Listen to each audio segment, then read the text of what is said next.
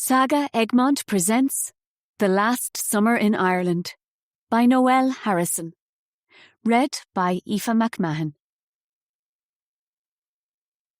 For Lizzie for shining so bright, and for Kate and Donna for sharing their light. Chapter 1. Iris. 5th of January 1992. Roscommon, Ireland. Iris sat in the Garda car in stunned silence. She stared at the back of Rory's head, noticing a whirl of dark hair which had escaped when he had taken off his hat to drive. He was no longer her friend, because Rory was one of the guards who had just arrested her. Next to him sat the other guard, Eamon. On Christmas Eve in the pub, Eamon had been jovial and laughing, not at all how the cops were back in New York. But what she had done had wiped the smile off Eamon's face.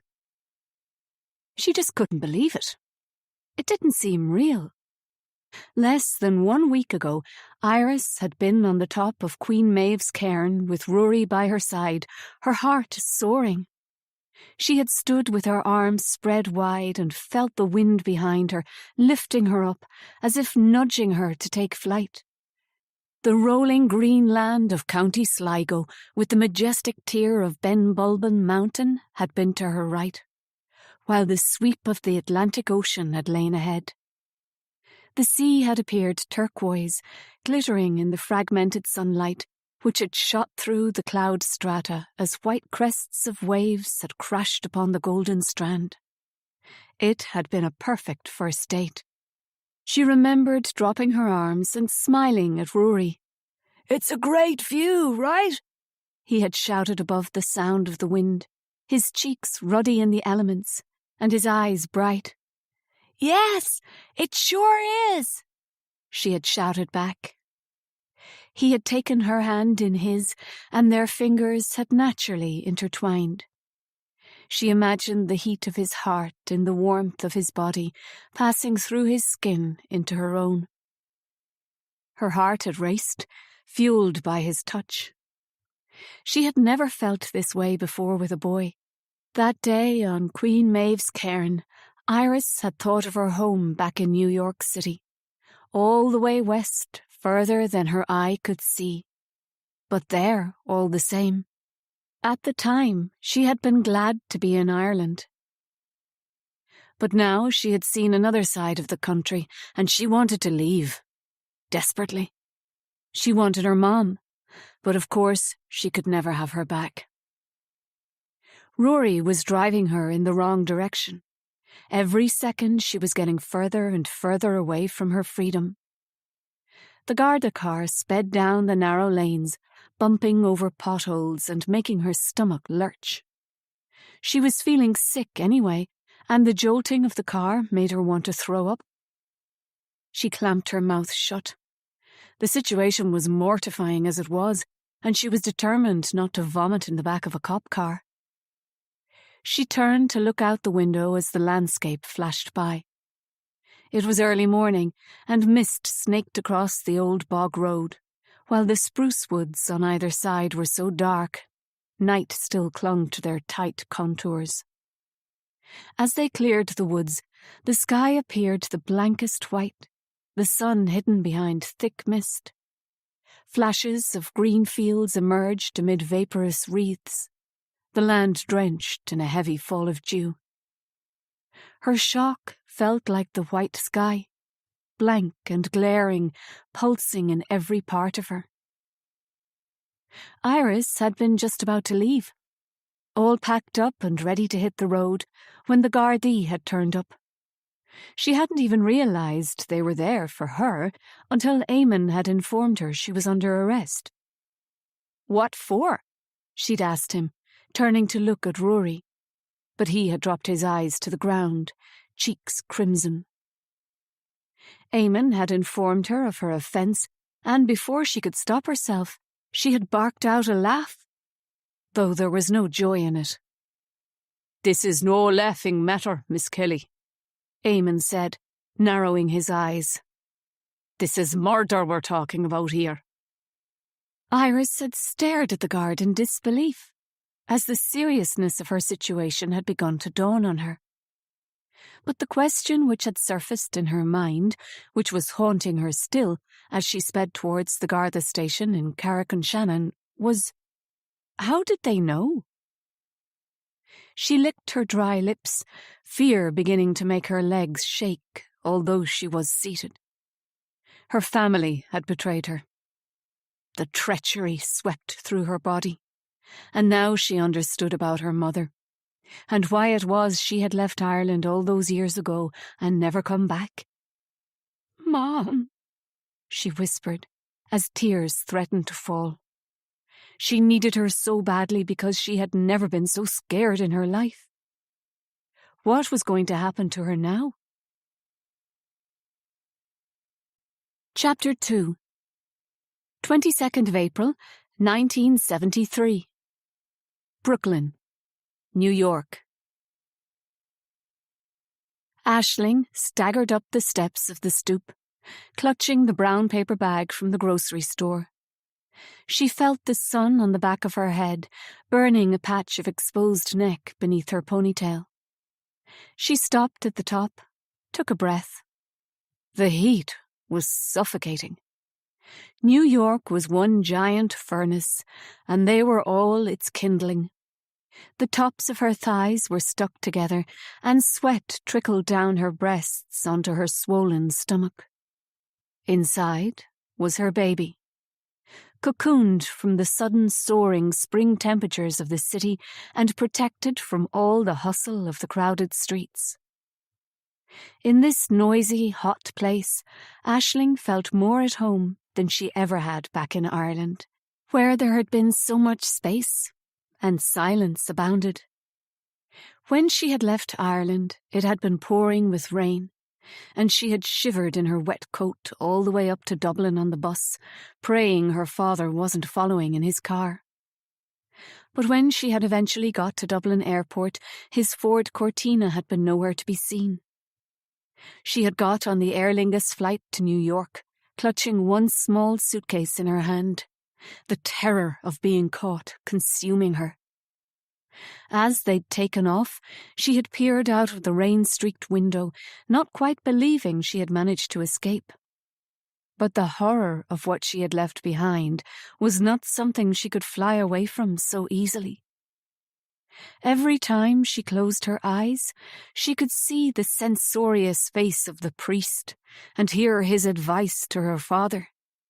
"Gabriel, if you don't wish to see the place, I will take Aisling myself to the home," Father Francis had said.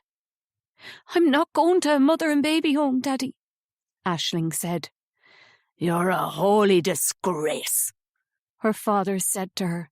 "After all we've been through, and then this." He shook his head. "Daddy, please," she begged him. But her father wouldn't look her in the face. His cheeks were flushed from the whiskey he had shared with Father Francis. The priest had spoken, and it was as good as if God himself had ordained her fate. "I am truly sorry, Gabriel. The tribulations you have endured with your daughters," Father Francis said. "I will think of you in my prayers." The priest rose from his seat and put a hand on Aisling's shoulder that made her skin crawl. Aisling thought of her sister with a lurch. If Maeve were there, she would be able to influence her father's thinking in a way Aisling never could. She was 3 years younger and their father's favourite. But Aisling never wanted to speak to Maeve again, not after what she had done. "I shall collect you at 8 in the morning, Aisling," Father Francis said to her. "Do not look so frightened, child. It is the best for you and your family, so there is no shame." He gave her a thin smile. And when it is all over and the baby is adopted, you can return here and carry on as before in your job. Nobody will be any the wiser." Aisling felt a wave of nausea assault her. Her cheeks burned with fury. How could this priest speak so blithely of giving away her child, whose life pulsed within her? But she said nothing because the outcome of the conversation had made her mind up. She was going to run away to America. Aisling pushed open the door of the apartment building in Brooklyn and began climbing up the stairs. Trina's apartment was on the top floor and there was no elevator. But it was a small complaint, because Trina had saved her. The summer before, Trina had left Ireland, the church state, as she called it. Already she was set up with a rent-controlled apartment in Brooklyn Heights and work in her brother's bar. Trina was younger than Aisling and had been several years behind her in school. Her mother had worked for Aisling's father sometimes, and Trina used to hang out with Aisling's sister. Aisling and Trina had not been close, but she was the only person Aisling knew from the locality who lived in America. Because Aisling had decided that if she was going to escape, London wasn't far enough away from Ireland. In her desperation, Aisling had written a letter to Trina not long after she had discovered she was pregnant. "Dear Trina, I got your address from your ma'am. I'm sure you must be surprised to hear from me, especially after what happened this summer. I can't even begin to put into words how I'm feeling about all of that, and how you must be feeling. I know we've never been close, and always you've been my sister's friend rather than mine, but Trina, I don't have anyone else to turn to. It's really hard for me to tell you this, but from what I know of you, I believe that you are not judgmental. I haven't told anyone, not even Maeve. The thing is, I am pregnant. If I stay in Ireland, I just know Daddy will send me off to a mother and baby home and force the baby to be adopted. But I have decided I want to keep her. I don't know why I feel so certain the baby is a her, but I do.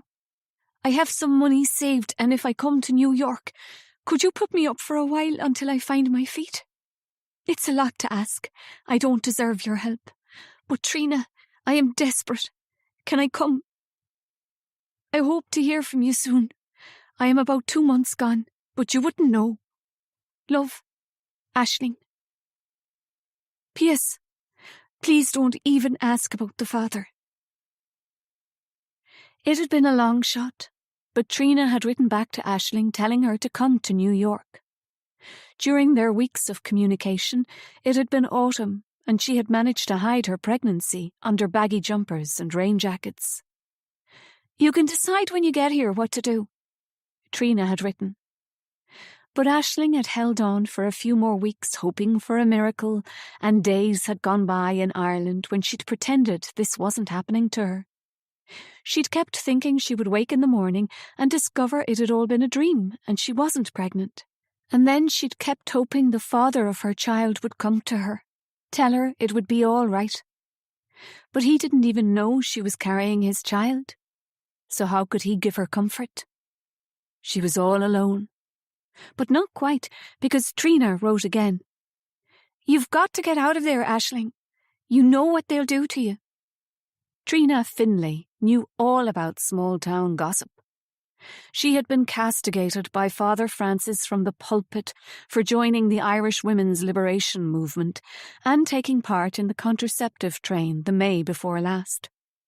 Trina's mam had been mortified by her having hurled a packet of pills at the priest in response to his sermonising in front of the shocked congregation. They had in fact been aspirin, but it was the point which had counted. Aisling had always viewed Trina as too confrontational and damning of the old traditions, but now she was glad she had an ally. Trina's letter felt like being plunged in cold water, and Aisling broke out of her stupor. She had the money saved up for the ticket hidden in her room, but she'd been frightened of leaving home and going so far away. There was a part of her that didn't want to abandon her sister Maeve, and a small hope the crisis of an unplanned pregnancy might bring the family back together again. in her heart, though Aisling knew her family was too broken to fix, and she did her best to avoid Maeve. But one morning, as she was on her way to work, Maeve accosted Aisling as she was getting into her car. "Why are you avoiding me?" she accused her. "I'm going to work." "You're always sneaking off, even when you don't have to work," Maeve said. "You don't care about anyone else but yourself." "I've been working, earning money." "Yeah, you've made it clear that money means more to you than family."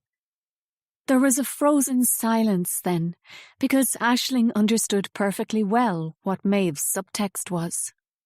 She bit her lip. She wasn't going to rise to it. At the end of the day, it was clear Maeve felt guilty about what had happened that summer. She was lashing out at Aisling to alleviate her own conscience. "That's not true. As well you know," Aisling said. "But why are you so secretive, always acting as if you're so much more important than us?" "I don't. It's hard, you know, working the farm, but someone has to help Daddy." Maeve stood with her hands on her hips. She was taller than Aisling, the musculature of her arms well defined, her skin golden from the summer outside. Freckles littered her cheeks and brought out the sea green of her eyes, while her chestnut hair had gleams of copper in it. Maeve always complained about the fact she was the sister with the boring brown hair, but Aisling thought Maeve's hair looked magnificent, streaked with pure red in the morning sun. She appeared as fearless and strong as her Celtic warrior queen namesake, Maeve of Connacht. "That's because it's your farm," Aisling countered. "Daddy's made it plain he's leaving it all to you." Maeve had the decency to blush. "You could try a bit harder with the mash. Underneath it all, he is a good man." "When he's not drinking," Aisling interjected. To her surprise, Maeve took a step forward and placed a hand awkwardly on her shoulder. It was hard to imagine that once they had been so close. As little girls, they had shared baths, combed and braided each other's wet hair. But now her sister's touch felt heavy and unwanted upon her. And yet Aisling ached to confide in Maeve. Was her only choice to run away to New York and land herself on Trina? Surely if anyone could help her, it would be her own sister. "What's wrong, Ash?" Maeve asked. Aisling looked into her sister's eyes. Could she trust her? Did she really know who Maeve was? They might be flesh and blood, yet Maeve had been someone else this summer. There had been times Aisling had not known what to make of her behaviour. "I can tell there's something up," Maeve pushed. Aisling was overwhelmed with the need to share her secret, and the words came tumbling out in a rush. "I'm pregnant." Maeve's eyes opened wide in shock. "Oh no!" Aisling felt a lump in her throat. She pushed back the tears. "Who's the father?" Maeve asked, her voice a panicked staccato. Aisling shook her head. She couldn't share that information, not yet. "You can't tell Daddy," she said, immediately regretting her confession. "But he'll find out soon enough," Maeve said, glancing down to Aisling's belly. "I'm going away," Aisling said in a shaky voice. No, you can't, Aisling. Don't do that, please." "I'm keeping the baby." "Oh, but that means I can't stay here. Maybe Daddy will be okay. Come on, Maeve." Maeve frowned, chewed her lip. "But where are you going?" "I don't know yet," Aisling said, thinking of Trina in New York and sensing she needed to keep it secret. "Promise you won't tell anyone." "Okay. But Aisling, you can't run away. Where will you live? How will you survive?" Her sister's questions made Aisling feel frightened and panicked.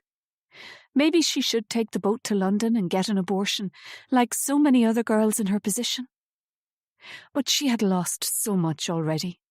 And somehow, despite the circumstances and the horror of that summer, there was a tiny part of her which felt this baby was a gift. It was stupid, impractical, but she felt so alone. She craved someone to love. "You can't leave me!" Maeve's plaintive whine broke through Aisling's thoughts. Typical of her sister to think of herself first. How did she always manage to say the one thing to ensure Aisling would get annoyed? "Maeve, this isn't about you." "Whose baby is it?"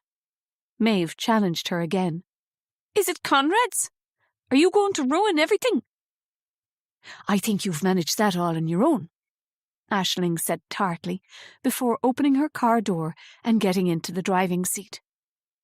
Maeve said no more, but she gave her such a look of resentment before turning on her heel and stomping away across the yard. Aisling started up her car and took off as fast as she could, bumping down the boreen as the tears she had been holding back trailed down her cheeks. She should never have confided in Maeve. Just 3 days later, she returned home to the fury of her father, and his demand she meet with Father Francis the next morning. She had no doubt how the encounter would go with the priest, the overlord of their village, who held sway over all their mortal souls. He would want to lock her up and take away her baby. Aisling wasn't sure what had hurt more, the slap across her face her father had given her, or the betrayal of her sister. "Get yourself out of Ireland.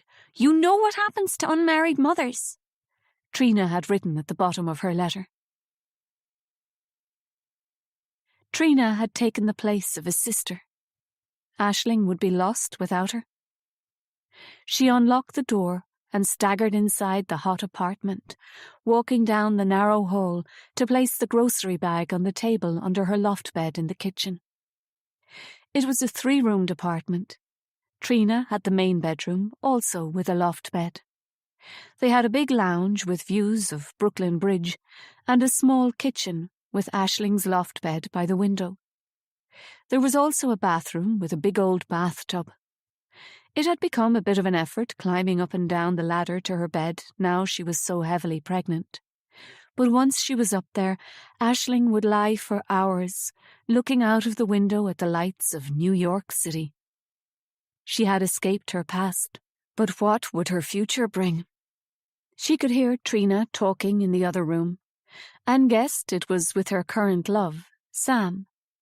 She could smell the pot emerging from under the door. She busied herself unpacking the groceries and filling a bowl with oranges. They were heavy to carry, but she had been craving them for the past 3 months. She took out a knife and cut one of the oranges in half, sucking on its juicy innards. She could hear Trina laughing, then Sam. They were both so good to her, but sometimes it hurt to be around them. She had no one who looked at her the way Sam looked at Trina. Trina emerged, a wide smile upon her face, clearly stoned. "Ash, guess what? I'm going to meet Sam's parents," she said, opening the fridge and pulling out a jug of iced tea. "But don't they live in Trinidad?" "They sure do," Trina said, grinning. "It's going to be wild." "But how are you going to afford the trip?" Aisling was fully aware that Trina's waitressing work was not the best paid. "It's Sam's treat. The family sent the tickets." "That's great," Aisling said, already feeling a little anxious about being in the apartment on her own. "When are you going?" "Don't worry, not until September and long after the baby's born. Sure, it's any day now. You're already a week late." Trina took a swig of her iced tea. Aisling bit her lip. "I'm so scared," she whispered.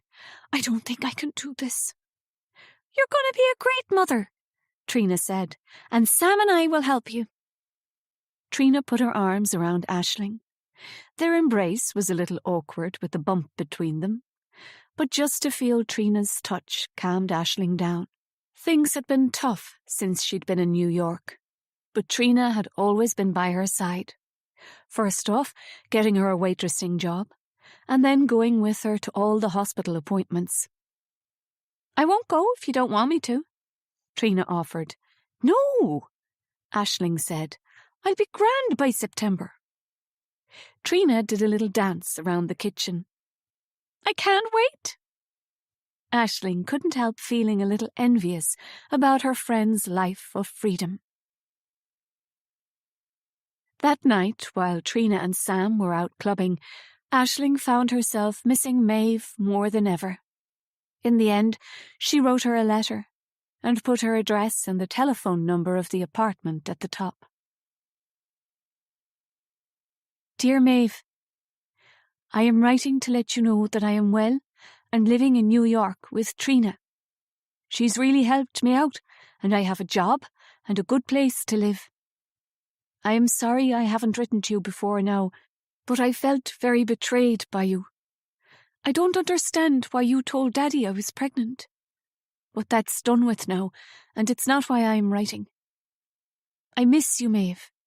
I wonder about you. How are things back home? Are you still working on the farm? Sometimes I dream about home, and when I wake up I can almost smell it, the rich scent of the earth in the woods, and feel the soft veil of drizzly rain upon my skin. This longing for home is one I will always have to live with, because I can never come back.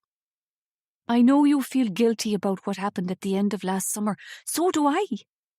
But you shouldn't have tried to blame me, Maeve. That wasn't fair. It wasn't my fault, and you know it. However, you are my sister, and I want you to know I forgive you for what happened at home last summer and for telling Daddy I was pregnant. The baby is due any day, and I would love for you to meet her. I am sure it's a girl. Please come any time you want to. Love, Aisling. 2 months after Iris was born, the reply came. 2 short sentences written in pencil on a piece of paper torn out of jotter. Written with such force that the words broke off as if the pencil had snapped, and Maeve had had to get another, blunter one.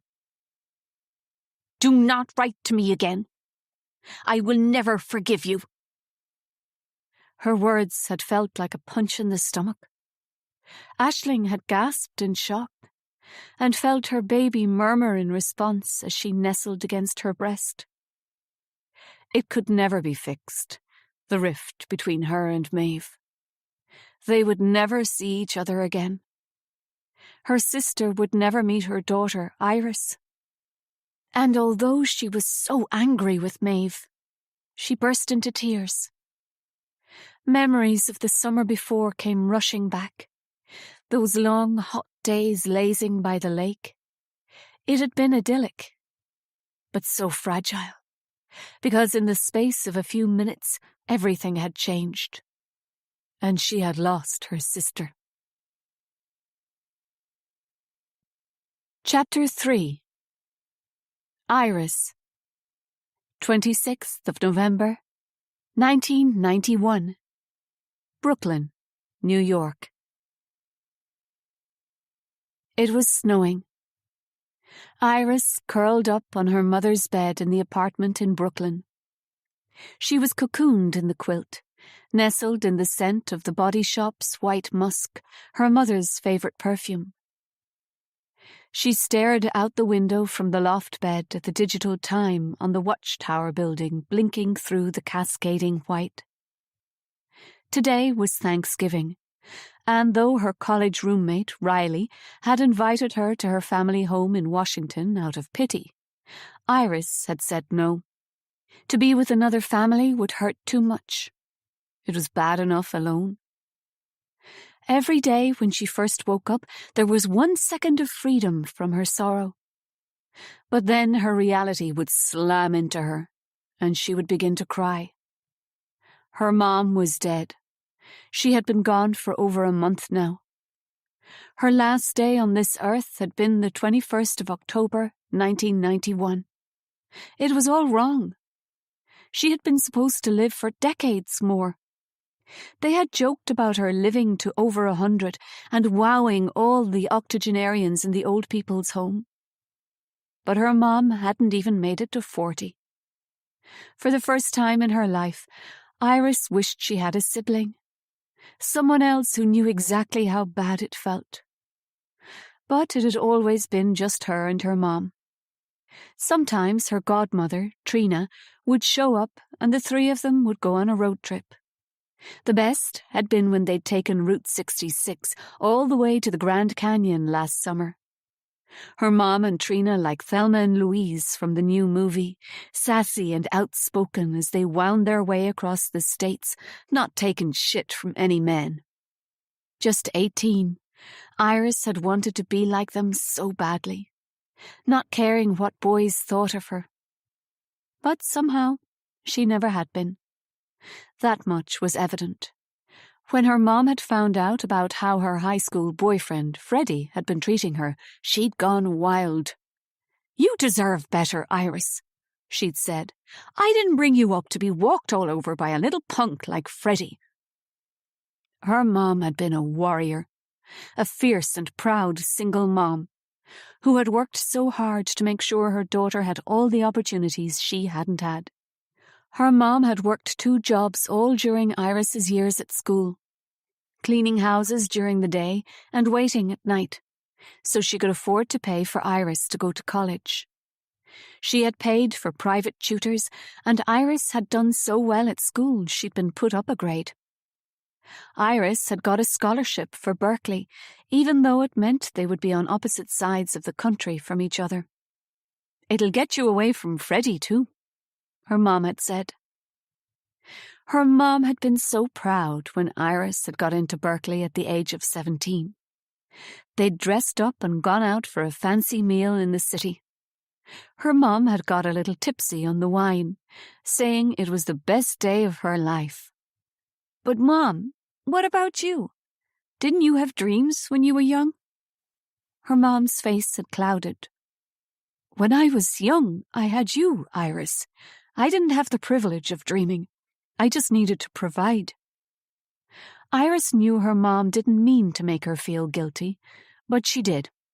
Her mom had high expectations of her. The whole of her first year at college, Iris felt the weight of them. She dutifully went to all the lectures, spent hours in the library, and yet, when it came down to writing her papers, she would stare at the blank sheets for hours, as if hypnotized by its white emptiness. Finally, in the small hours of the morning, she'd cobbled something together and scraped through the assessment. Whenever her mom asked, she said it was all going great, but she missed New York.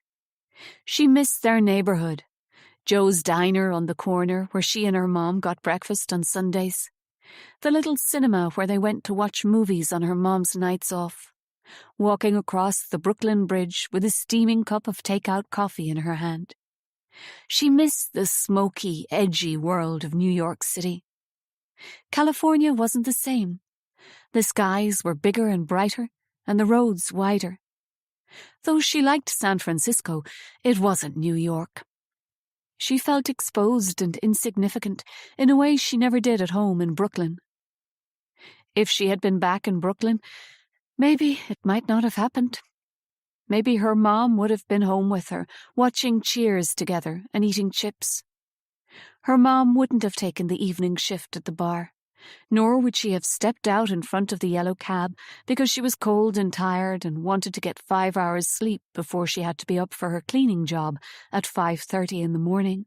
Her mom had been killed just round the corner, on Pierpont Street, and Iris hadn't been able to walk to their favourite deli since, because it was on the same street. The phone call had come from the hospital just as she and her roommate, Riley, had been planning to go to a classmate's party. Instead, Riley had driven her to the airport, Iris white-faced, unable to speak. Riley trying to tell her it would be okay. But it hadn't been. She had arrived too late. She had never got to say goodbye to her mom. Iris buried her head in her mom's pillow now and began to sob again. She would have to wash the sheets soon, but not yet. She needed to absorb every last part of her mom. Iris had had her mom cremated on her own because she hated the idea of everyone looking at her in the crematorium. She had been in shock and just wanted it done fast. The funeral had been a week later, the day before Halloween, in the apartment. It had been small, a few of her mom's workmates, a couple of Iris's old friends from high school, and Riley had come with her mom from Washington. She had hoped Freddie would turn up, or at least call her. But he was a no-show. And, of course, her godmother, Trina, had flown in from Mexico, a torrent of tears and emotion. Iris had made a big barmbrack, but it hadn't turned out like her mom's. Even so, the small gathering had politely eaten the dried-out fruit loaf and drunk tea and coffee, before making a hasty exit as fast as they could. Afterwards, Iris and Trina had collected her mom's ashes from the crematorium before bringing them to Central Park. It had been her mom's favourite place to sit on her rare days off. Iris had scattered half of the ashes onto the golden October leaves, which were spread thickly on the ground. Watched them wisp away on the breeze. Something had stopped her from scattering them all, and she'd carried the heavy box in a brown paper bag all the way with her back to the apartment. The sky was darkening by the time Trina and Iris had returned to the Brooklyn apartment. "Let's have a drink," Trina said. Iris shook her head. "I just want to go to bed," she said. "Come on," Trina said, scooping her arm under her goddaughter's elbow. "You need a strong drink. It's been a hell of a day." "I'm underage." "Screw that," Trina said. They walked in the opposite direction from the bar where her mom had worked, past houses decorated with giant jack-o'-lanterns on their stoops and windows filled with flying witches on broomsticks with black cats. Iris loved dressing up for Halloween, but this year she had no interest. The world of ghosts and dead spirits felt too real. The night was mild for late October, and the wind was gentle and warm upon Iris's cheeks. She felt as if she was barely walking, Trina almost lifting her off her feet as she whisked her into a bar. They took a table in the corner, by the jukebox, and Trina ordered them 2 scotches on the rocks. No one asked for Iris's ID, as if they sensed not to bother the 2 mourning women.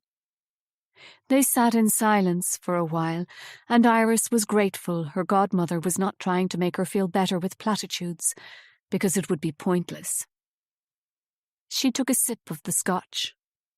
She had drunk it plenty of times at college parties, and with her mom at home. This one, she could tell, was expensive and strong. It burned her throat, curling down into her belly. She shivered, as if the scotch had made her more aware of how frozen she was inside. "Let's play some music," Trina said, getting up and perusing the jukebox. "Ah, here's one Aisling used to love playing for you." Trina put some coins in the jukebox, and Candy Staton singing "Young Hearts Run Free" came on. Iris was transported back to the living room in the Brooklyn apartment and dancing with her mom. She would have been about 5, but she still remembered her mom in a pair of white bell-bottoms and a crochet poncho, holding her hand and twirling her around. "I remember dancing to this with Mom," Iris said, tears welling in her eyes. Trina leaned forward and put her hand on Iris's. "It's important to remember these happy times," she said, "and it's important to let yourself grieve." Iris nodded, but her heart was so raw. It hurt too much. Trina handed her a tissue, and they held hands for the rest of the song. "When are you heading back to college, honey?" Trina asked her when the song ended. "Oh, I don't know. Go back as soon as you can," Trina said. "I can sort everything out for you here. I'll make sure you don't lose the apartment." Iris looked wildly at her godmother. "I hadn't even thought of that." "It's okay. The original lease is in my name. I'll get it put in yours." There was a pause as they both took another sip of their drinks. I'm not ready to go back to college, Iris said. I just want to stay home. Here. I need to be here. Okay, Trina said, nodding. I'll stick around for a couple of weeks. I can fly back to San Francisco with you too, if that helps. Trina sat back in her seat, looking at Iris as if she was going to say more. What is it? Have you been in contact with the family back in Ireland? Trina asked. Do you think your mother's sister Maeve should know? Oh, Iris said in surprise. I hadn't even thought of it. Mom never talked about her. I think your mom would want Maeve to know. I sensed she really missed her, especially when you were a baby. But why did they never see each other? What happened? Trina shook her head. I'm not completely sure, and I guess it would be better for you to hear it from Maeve. Iris had never seen her godmother look so uncomfortable. Why can't you tell me about them? Well, I just think it best you talk to Maeve first, because your mum promised me not to speak about any of them, and it would be better coming from your aunt. Iris was confused by Trina's obtuse manner. It was so unlike her godmother, who was normally so upfront about everything.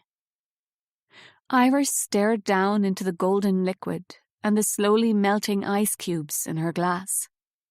And my father? She whispered. Do you know who he is? Did your mum never tell you about him? Trina turned to her in surprise. When I was younger, she said she didn't know where he was. She said we didn't need him. It was always about me and her. But when I started college, she came to visit me, and she was gonna tell me who he was. But I told her I didn't want to know. Iris raised her head and looked into Trina's brown eyes. Ah, Trina said. I'm sorry, honey. I really don't know anything about him. Your mum was very private. It's okay. He may as well be dead, as far as I'm concerned. Trina nodded in agreement.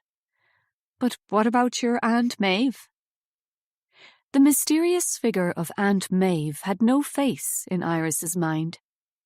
Her mom had sometimes spoken about the west of Ireland with nostalgia, but it was always about places, never people. She'd talked about the wild Atlantic Ocean, and the little windy roads, and the green fields and stone walls. She'd talked about a forest she'd like to walk in, and sometimes she'd mentioned a lake. Although when she did so, her voice shook, and she often changed the subject abruptly. Her mom had never talked about people from her home country, even when Iris had pushed. Why won't you tell me about your family? Iris would ask.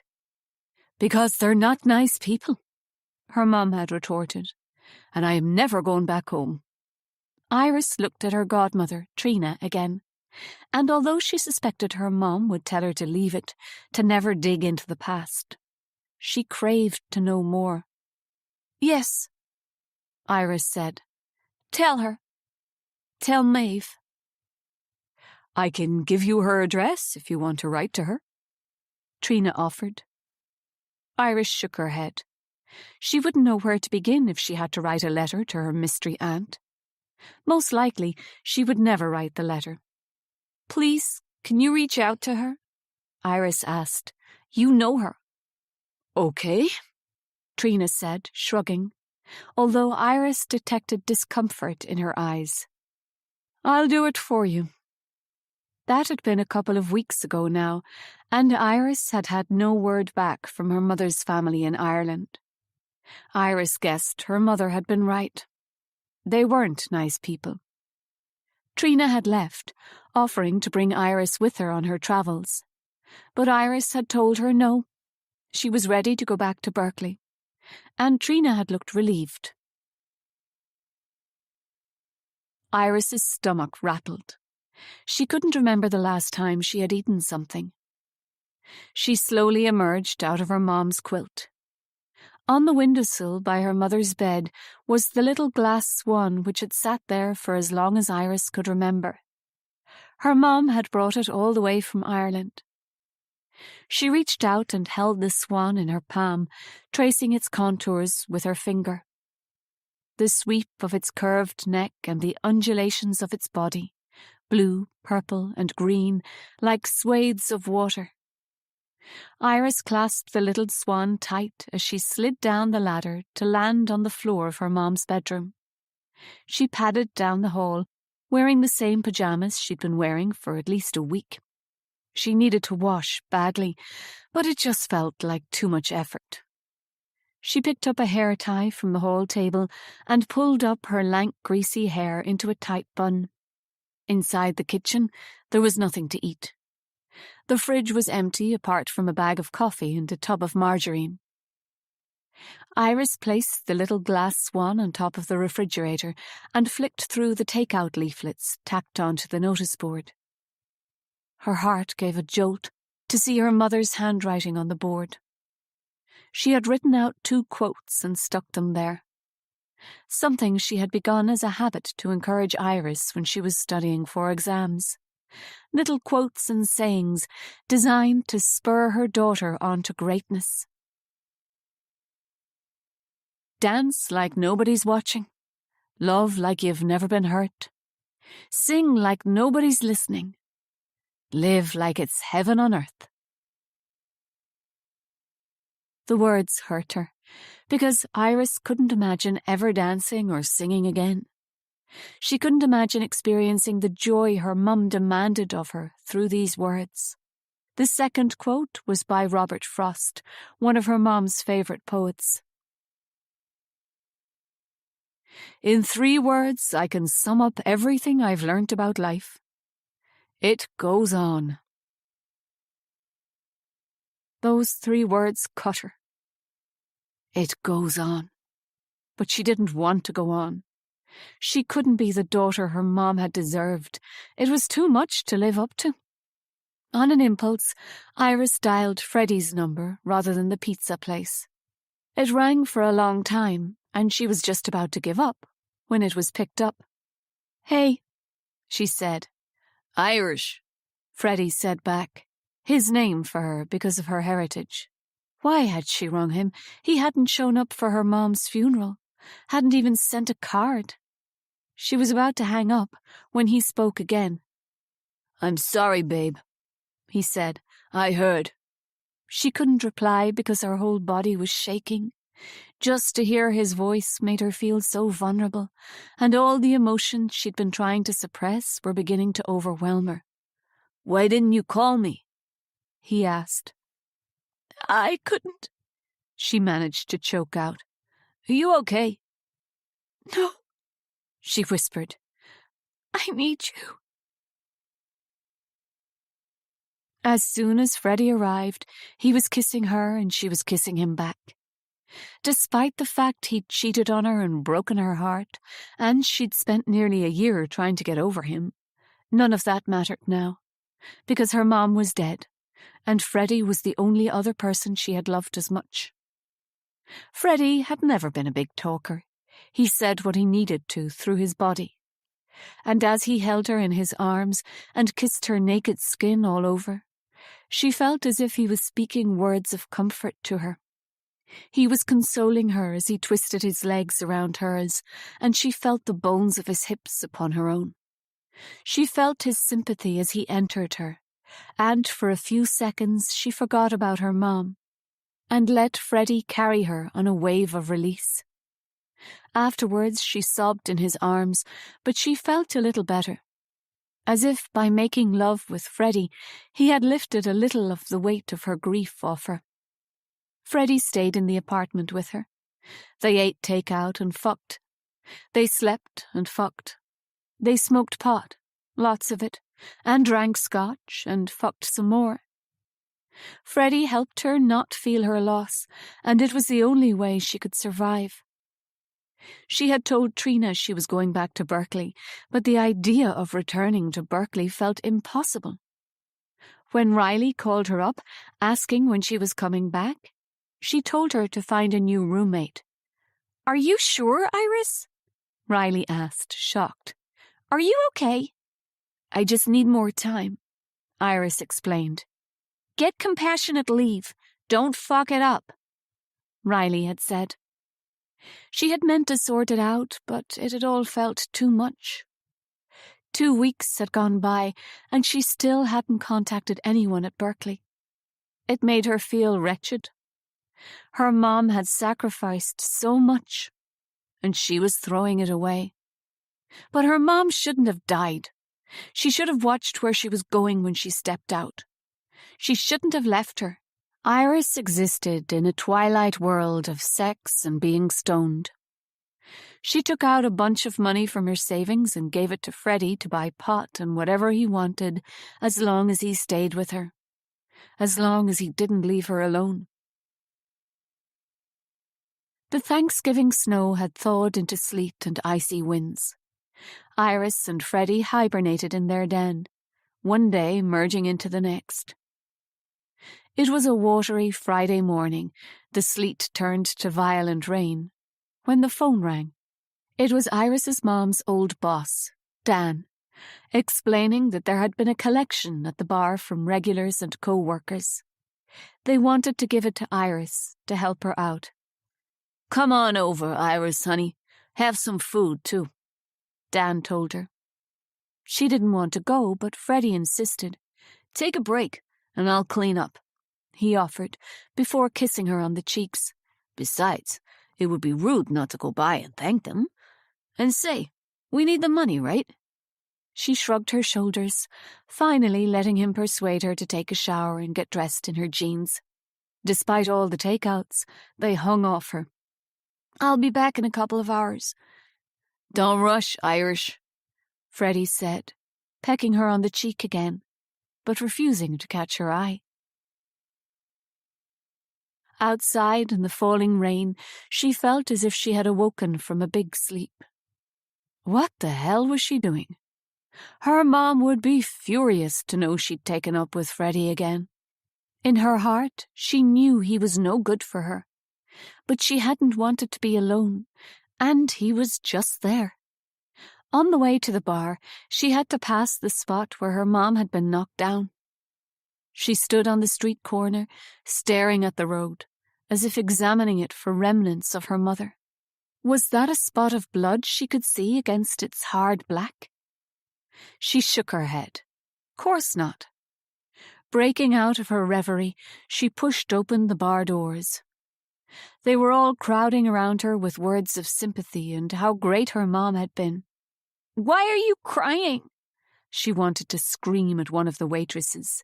"She's not your mom." Dan insisted she eat a pizza he'd made with all her favorite toppings. "I remember your mom bringing you in here when you were only little," he said, his eyes glistening with tears.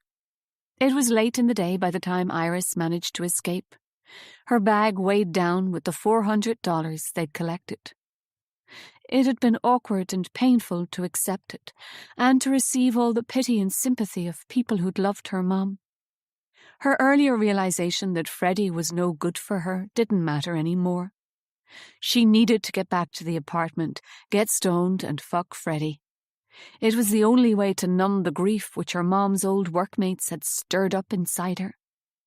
But when she pushed open the door and walked down the hall calling his name, Freddie didn't reply. She took a beer out of the fridge and popped off its cap. As she took a big slug, her eye caught the little glass swan on top of the fridge, where it had sat since the day she had grabbed the phone and called Freddie. She picked it up and put it in her jeans pocket before trailing down to the lounge and collapsing on the couch. She stared out of the window as the light seeped from the sky and rain battered the windows. She shivered and pulled one of the cushions onto her lap. As she did so, an earring clattered to the floor. She picked it up, frowning. It was a big gold hoop. Not her mom's kind of earring at all, and certainly not one of hers. Maybe her mom had changed her style while she'd been in college. But Iris knew instinctively the earring hadn't been there earlier today. She laid it on her palm in disbelief, stunned by Freddie's audacity to have another girl in her apartment when she was just round the corner. And where was he now? She closed her eyes and sighed. What did she expect? Freddie was a cheater, always would be. Surprisingly, she wasn't angry, nor did she cry, because the loss of her mom was far worse than anything Freddie could do to her now. Besides, he'd be back to spend the money her mom's co-workers had just given her. The phone rang for the second time that day. It wasn't Freddie, because he never called, he just showed up, sometimes staying for weeks, other times disappearing within the day. Maybe it was Riley or Trina checking in on her. She picked it up. "Hey," she said. "Who am I speaking to?" said an unfamiliar voice. "Who are you?" Iris whispered. There was something about the accent, a cadence to it, which reminded her of her mother's voice, though the Irish accent was stronger. "My name is Maeve Maguire, and I'm looking to talk to Iris Kelly." "That's me," Iris said in a small voice, shock washing through her. "I'm your mother's sister," the woman said. "I'm sorry," the woman stumbled. "I should have rung sooner, but it was difficult." She paused. "I'm sorry about Aisling." There was a long silence. What could Iris possibly say to her? She couldn't say thank you or it was okay, because it wasn't. "I can't come and see you because I don't fly," Maeve continued.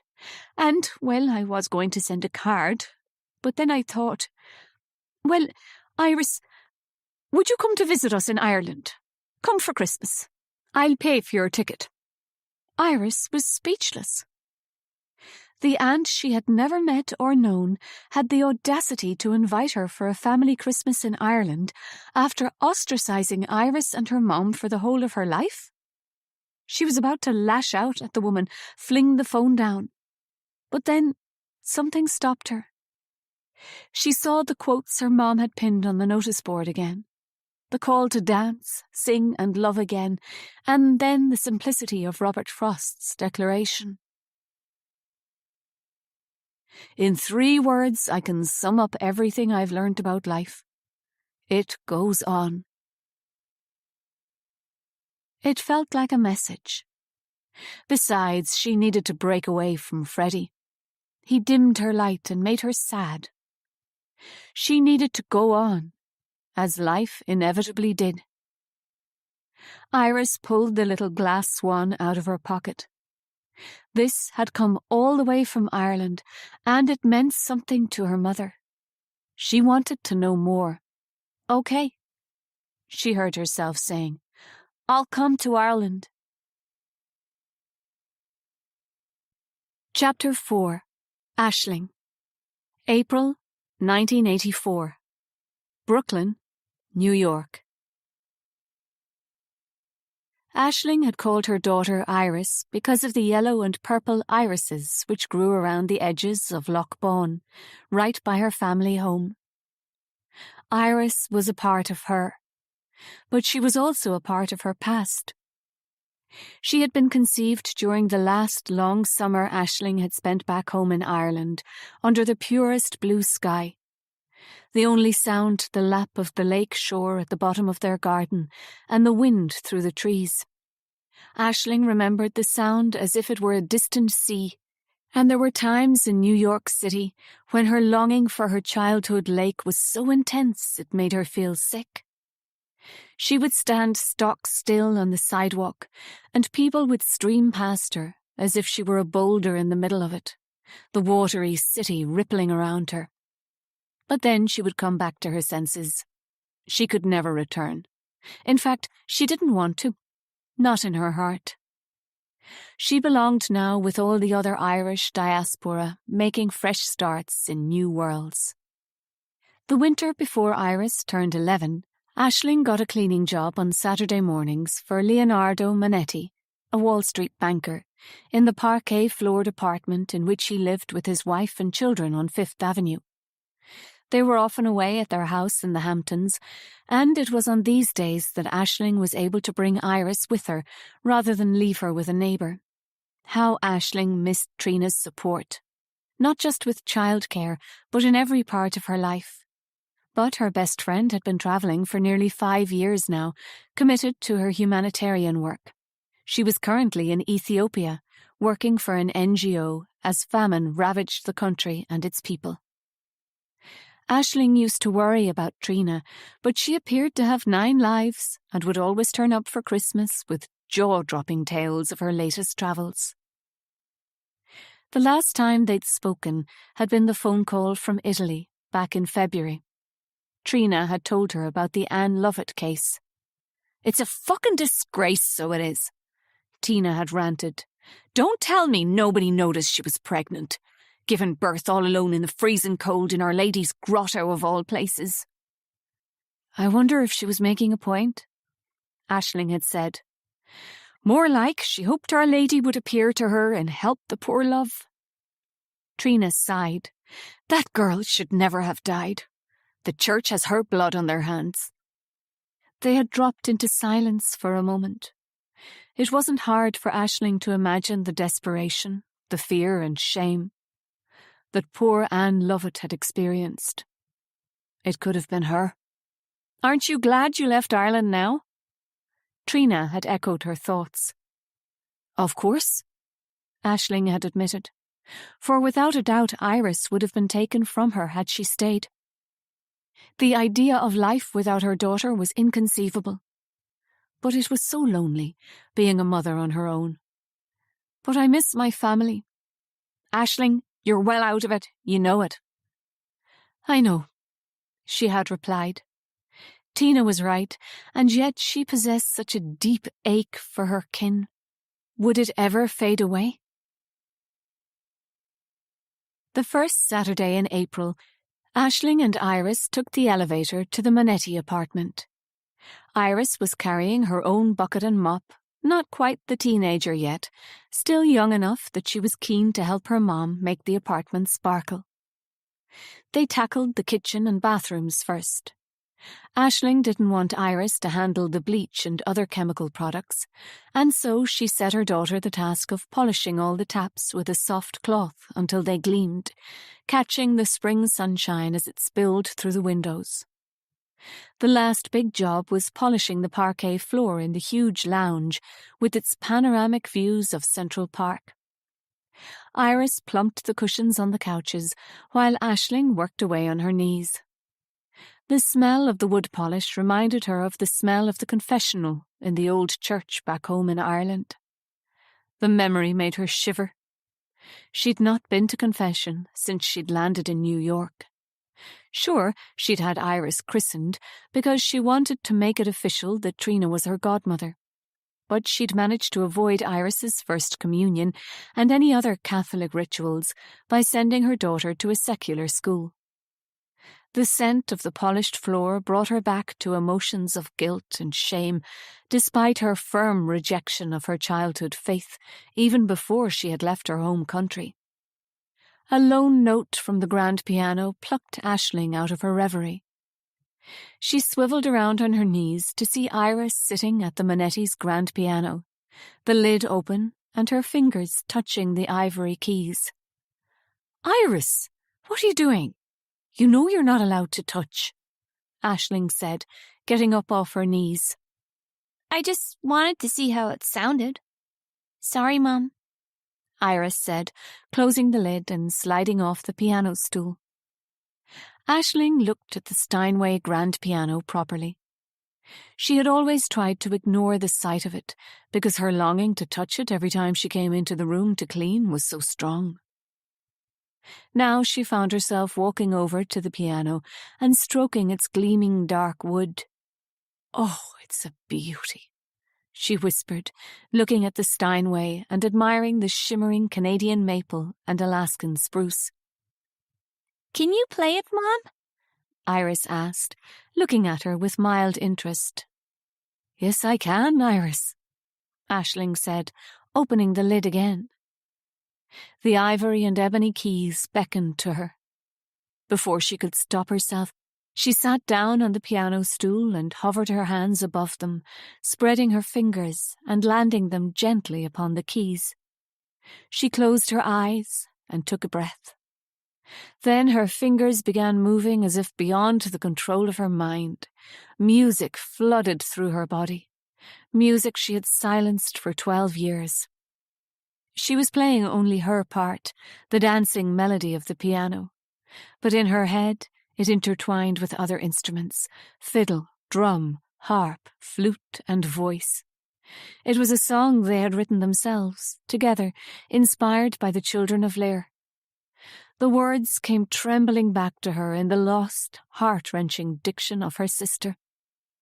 In her mind's eye she saw Loch Bawn, smooth and calm beneath a blooming full moon, and gliding upon its surface, 2 white swans, their necks arched in intimacy in the shape of a heart. Her sister was standing upon the shoreline, singing with her back to her as her younger self. So real, Aisling ached to reach out and touch her. The words floated from her as if mist rising off the lake, and became enchanted music which had the ability to comfort, to forget bad things that had happened. When Aisling opened her eyes again, Iris was dancing, her hair fallen out of its ponytail, her feet free of their socks. Her quiet, serious child had transformed as the music cast a spell on her. Aisling looked at Iris in wonder, for upon her daughter's face she saw the expression of another she had once loved. She jerked her hands off the piano keys, breathless, shocked. But Iris kept on dancing, spinning and wheeling her arms as if she were one of those folk-tale birds, soaring and sweeping, shedding feathers as if they were secrets. Chapter 5. Iris, 23rd of December, 1991. Roscommon, Ireland. Iris first saw the sign with her name on it as she walked through customs into the arrivals hall at Dublin Airport. Iris Kelly. It was being held by a man with a thick crown of red hair, his brown eyes searching the crowd. Iris approached him, blushing and self-conscious as she squashed the doubting voice in her head. Why is my Aunt Maeve not meeting me? Who is this man? What am I doing all on my own in Ireland? These people are strangers. As soon as the man caught sight of Iris, he went white in the face and recoiled, as if he'd been punched. Hi, I'm Iris Kelly. Iris introduced herself timidly, trying not to be put off by the man's reaction. Oh, he said, gathering himself up. Oh, hello there. Iris, isn't it? I'm your Uncle Conrad. The man was still staring at her. He had dropped his sign, and his hand hovered by his side as if he wished to touch Iris. Not knowing what else to do, Iris bent down and picked up the sign, handing it to Conrad. Thank you, yes, welcome. Welcome to Ireland, Conrad said. I was up in Dublin for the day, so I told Maeve I'd pick you up, drive you home. Okay, well, thanks, Iris said. She had been expecting to meet her Aunt Maeve at the airport, and it was an anticlimax to be met by her uncle. She felt self-conscious by the man's startled reaction to her appearance. Did she look that much like her mother? Let me help you with your bag. Conrad offered a shaking hand. I'm fine, thank you, Iris responded, picking up her suitcase. They walked out to the car park. Conrad appeared to have regained some of his composure, asking her whether she'd been to Ireland before and what she was studying at college. As they got into the car, he turned to her. I am sorry about your mother, he said gently. Thank you, Iris mumbled. Then, looking up at Conrad, did you know her? Yes, he nodded. We all hung out together as teenagers. He broke off then, cheeks reddening. It was a long time ago, he said, sounding sad. I can see a little of her in you, around the eyes. So I look like her, when she was my age? She asked. Granted, their eye shape was similar, but her mom's eyes had been blue. Iris's were green. They both had fair hair, too, but while her mom had been narrow-hipped and tall, Iris was shorter and more curvy. But she had never seen any photos of her mom in Ireland, simply because her mom had never possessed any. Nor had Trina. The past needs to remain right there in Ireland, Trina had told her firmly, as her mom had nodded in agreement. Thinking of her mom gave Iris a pain in her chest. All of a sudden, she wanted so badly to be curled up in her mom's bed back in the apartment in Brooklyn. She wanted to hide away from the world and burrow into her grief. But it was too late. Here she was, exposed and alone in Ireland, being driven to her mother's old family home by a stranger.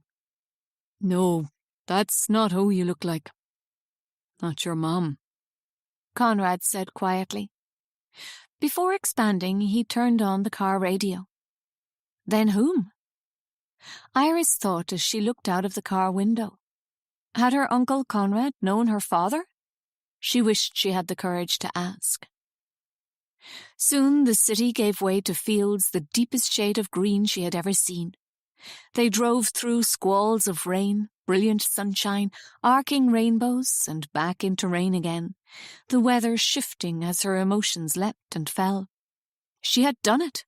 She was finally back in her mother's ancestral land, and she was going to meet her mom's sister. And yet would her mom have wanted her to be here? Why had she never brought Iris here before? Lulled by the radio and the sound of the windscreen wipers, Iris found her eyes dropping closed. She had missed a whole night's sleep, being so nervous she'd been unable to rest on the plane. Unable to prevent herself, she drifted into sleep. When she woke again, the sky was darkening. She glanced at her watch, but it was still on American time. "What time is it?" she said, shifting in her seat. "You're awake," Conrad said in a bright voice. "It's nearly 4 in the afternoon.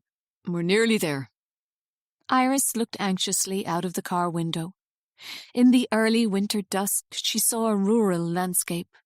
Lumpy fields with cattle grazing, framed by tight woods of spruce trees, interspersed by long, low bungalows or stone farmhouses. There was hardly any other traffic on the road, the odd car or tractor, which Conrad waved to as they drove past. Her uncle indicated to the right, and they drove between 2 stone pillars with sculptures of swans on them. The car bumped along a narrow laneway through a canopy of shadowy trees, and as the drive emerged from the trees, it swept in a circle in front of a big stone house with 3 stories of windows reflecting the cloud-filled sky. In the centre of the house was a big green door, with pillars on either side and a stone staircase leading down to the drive. Above it was a semicircular window which made Iris think of an eye looking at her. Despite its grandeur, there was something about the house which made Iris feel uneasy. It looked empty to her, although she could see a twist of smoke emerging from one of its big chimneys. Conrad drove past the front of the house and through a stone archway in a wall. The car bumped onto the uneven surface of a yard. Down one side of the yard were stables. On the other was the back of the house, even more austere than the front, the grey stone of its exterior punctuated with 3 stories of shuttered windows. But in front of Iris was a large garden, trailing all the way down to a lake, its smooth surface splashed by pink, orange and gold from the setting sun. The beauty of the spectacle almost took her breath away. Was she meeting her aunt in a hotel? Did she not want her in her house? She turned to Conrad in confusion. "Where are we?" "Why, we're home," Conrad said, unfastening his seatbelt. "Swan Hall." "Swan Hall?" Iris repeated, incredulous. "This is your family house," Conrad explained, noticing the look on Iris's face. "Did your mother never tell you about Swan Hall?" Iris shook her head. She never spoke about where she grew up. She said, I just thought it was a regular house, you know? Normal. But not this. The Kellys of Swan Hall are far from normal, Conrad said, eyebrows raised. This house has been in your family for generations. They were one of the few Catholic families to own land and property. Your great-great-great-great-grandfather was involved in the Land League with Parnell. Iris had no idea what Conrad was talking about. She knew next to nothing about Irish history. But this giant house belonged to her mom's family, and she had never told her? Iris thought of all the years they had scrimped and saved in their little apartment in Brooklyn. Night after night eating spaghetti because her mom couldn't afford groceries the week before rent was due. All this time, her mom had come from a posh family in a big house, and she'd never told her. Iris felt a surge of anger. Why had her mom hidden all this from her, made them suffer needlessly if she'd come from such wealth? It looks grand on the outside, but believe me, it's falling apart on the inside, Conrad told her, hoisting Iris's case out of the trunk. As they approached the back door, Iris could hear a cacophony of barking. Don't mind the dogs, Conrad said, turning to her. But the sound was so fierce, Iris couldn't help tensing. She had always been a little afraid of big dogs.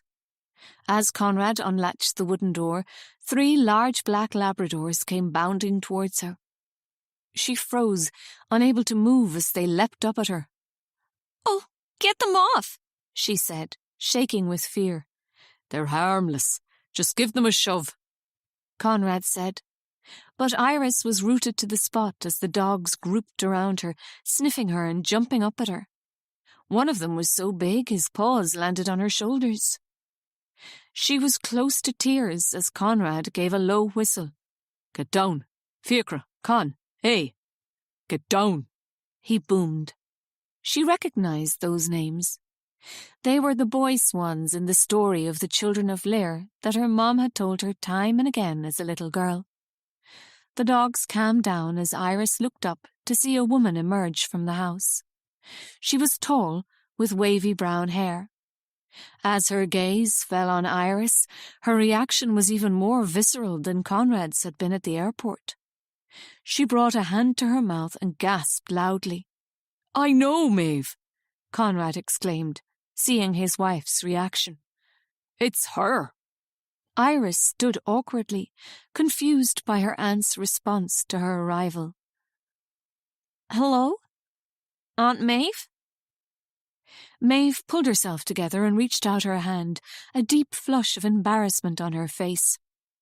Welcome to Swan Hall, Iris, she said.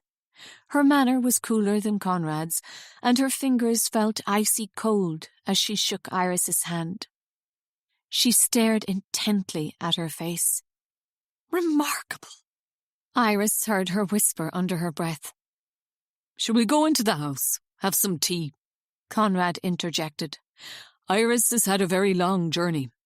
Yes, it's so good to meet you at long last, her Aunt Maeve said. Excuse my bad manners.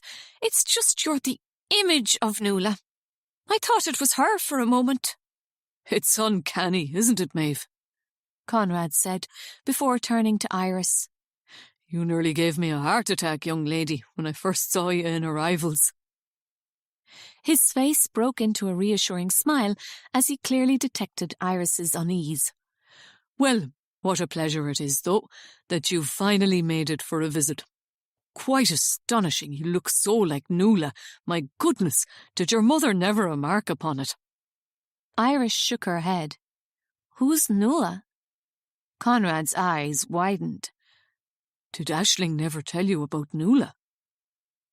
Iris shook her head as Conrad stared at her, lost for words. Well, before we talk about it, come in out of the cold. Have some tea, Maeve said, her manner brisk. Iris followed her Aunt Maeve into the house, aware of her uncle behind her and the 3 big black dogs padding beside them. They entered a large kitchen with a circular oak table in the centre, an old cooking range on one side of the room, and a white porcelain sink under the window. Iris looked out through the glass. Evening darkness was gathering in, and she could see the watery shadows of the lake. Conrad pulled out a chair for her before sitting himself down opposite, while Maeve put a big kettle onto the stove. Conrad took out a packet of cigarettes and lit one, observing Iris as he did so. Maeve handed her a mug of tea, and Iris wrapped her hands around the mug, letting the warmth of it comfort her palms. "You've her hands too," Conrad said in a soft voice. "Noëlle's hands," he clarified. "But who is Noëlle?" Iris demanded. Maeve pushed over a jug of milk and a bowl of sugar, while Conrad continued to observe her. "Your mother never sent us any pictures of you," her Aunt Maeve said, sitting down opposite her and nursing her own mug of tea. "We had no idea of the similarity." "How old are you now, Iris?" Conrad asked her. 18. Aunt Maeve sighed. "Noëlle never got to be 18, she said in a sad voice. "There were 3 Kelly sisters," Conrad explained. "Aisling, your mother, was the eldest, then Maeve in the middle, and Noëlle the baby. A beauty." He paused, glancing over at his wife, but Maeve was staring into her mug of tea. Iris sat back in her chair in astonishment, her eyes fixed on her aunt's face. "I have another aunt?" she whispered. "Not any more," Maeve said, her voice sharp. She got up from the table suddenly and stood at the kitchen window, looking out at the darkness, her back to Iris and Conrad. "We lost Noëlle the last summer your mother was in Ireland." Chapter 6. Noëlle. 17th of June, 1972. No more school. I am never going back. Daddy thinks I will, but no way. The day of our last exam, higher maths, the worst one of the lot. I decided, that's it. Dear diary, I am leaving and never coming back. I swear it. Me and Trina pulled our shirts out of our school skirts and graffitied them. Trina drew a picture of a swan on mine because of my home, and then I wrote a song on hers all about a girl with red hair, just like her. Then all the girls started writing on their shirts, and we sent each other good luck messages, like in a yearbook, but on our bodies. The nuns went mental, especially Sister Ignatius, but they couldn't stop us because it was the last day, and they couldn't put us in detention or throw blackboard rubbers at us anymore. We were free, free, free. Me and Trina just marched out of the front gates of that bloody convent and into town. We sat in the Golden Egg Cafe eating chips and drinking tea, not caring that we missed the school bus back home. Hitching was better fun anyway.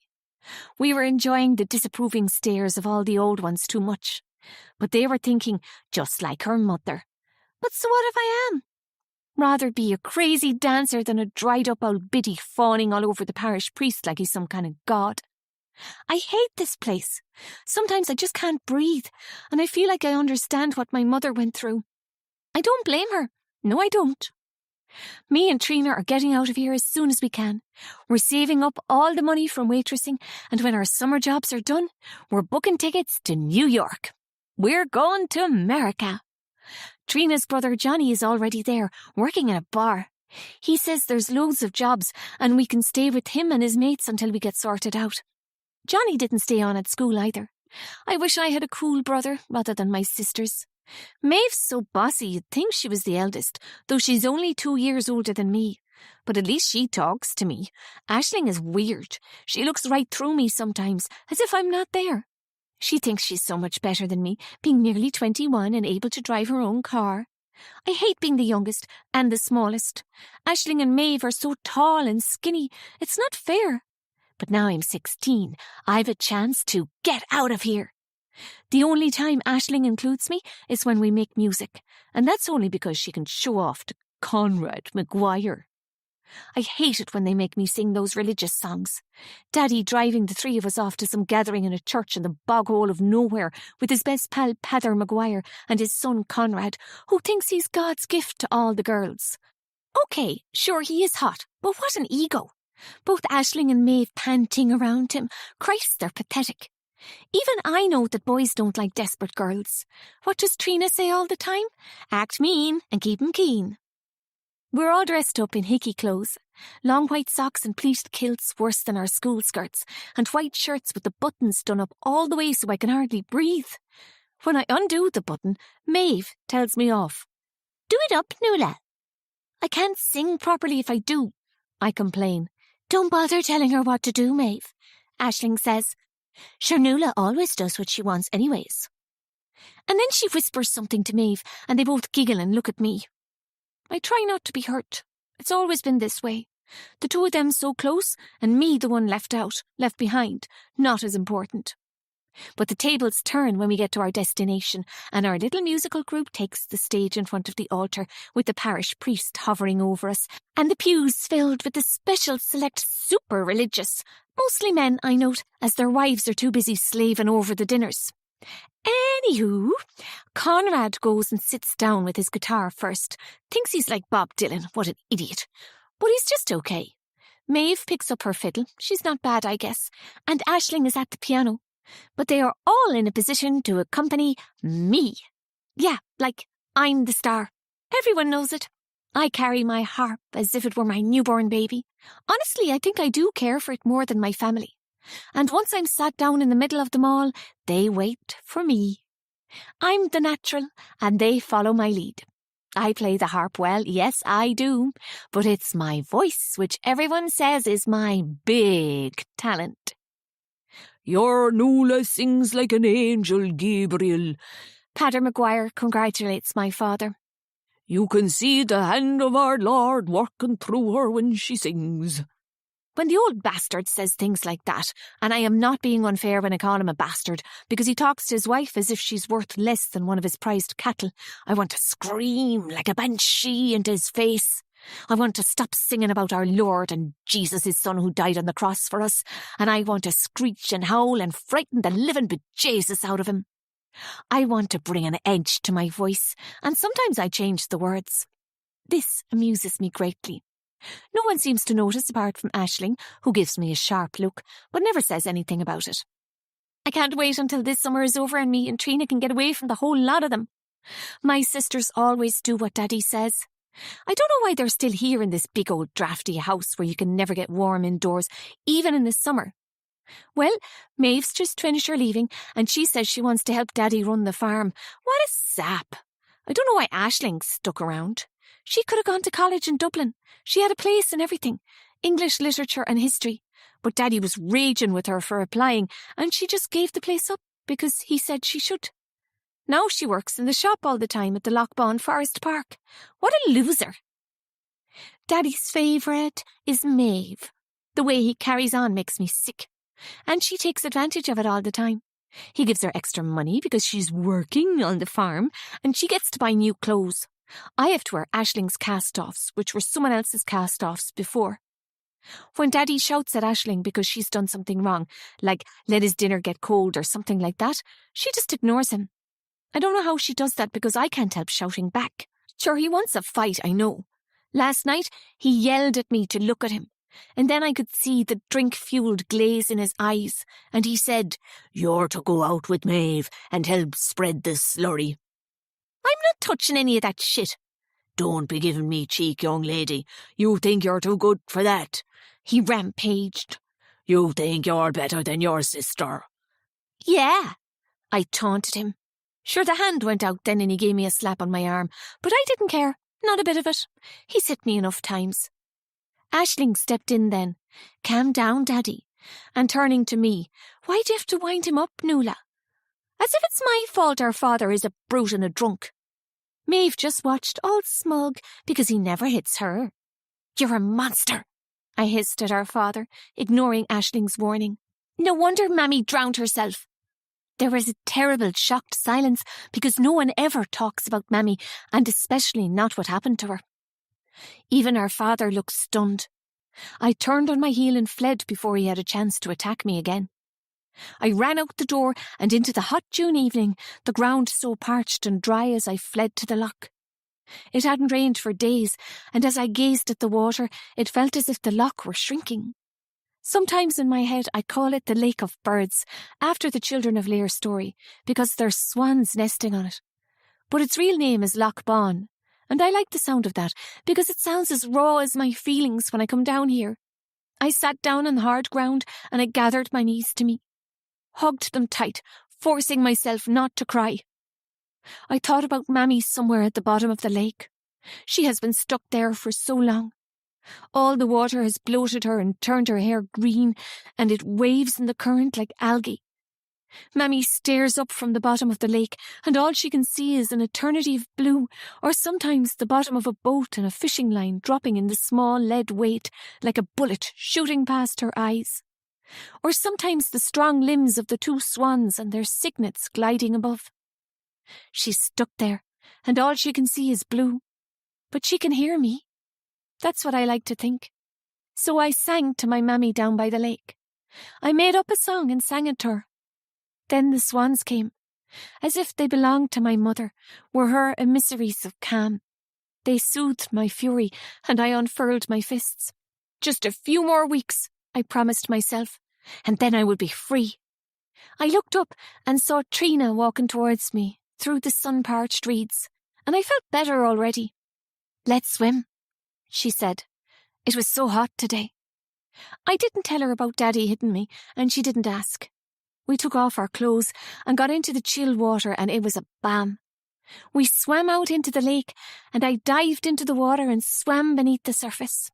I am the best swimmer of all of us, and I like to go down deep, holding my breath for as long as I can.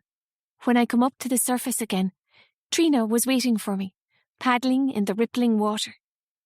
I thought of Mammy beneath me, watching us as we splashed about and laughed.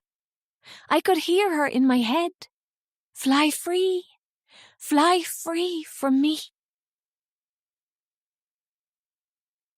Chapter 7. Iris, 23rd of December, 1991. It was dark outside.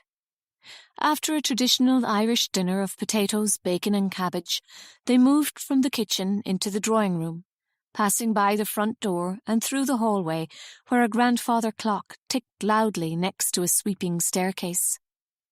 The drawing room appeared immense to Iris, as if their whole apartment in Brooklyn could fit within it. It was a long rectangular room with windows on either side, 2 facing onto the front drive and 2 onto the garden and lake.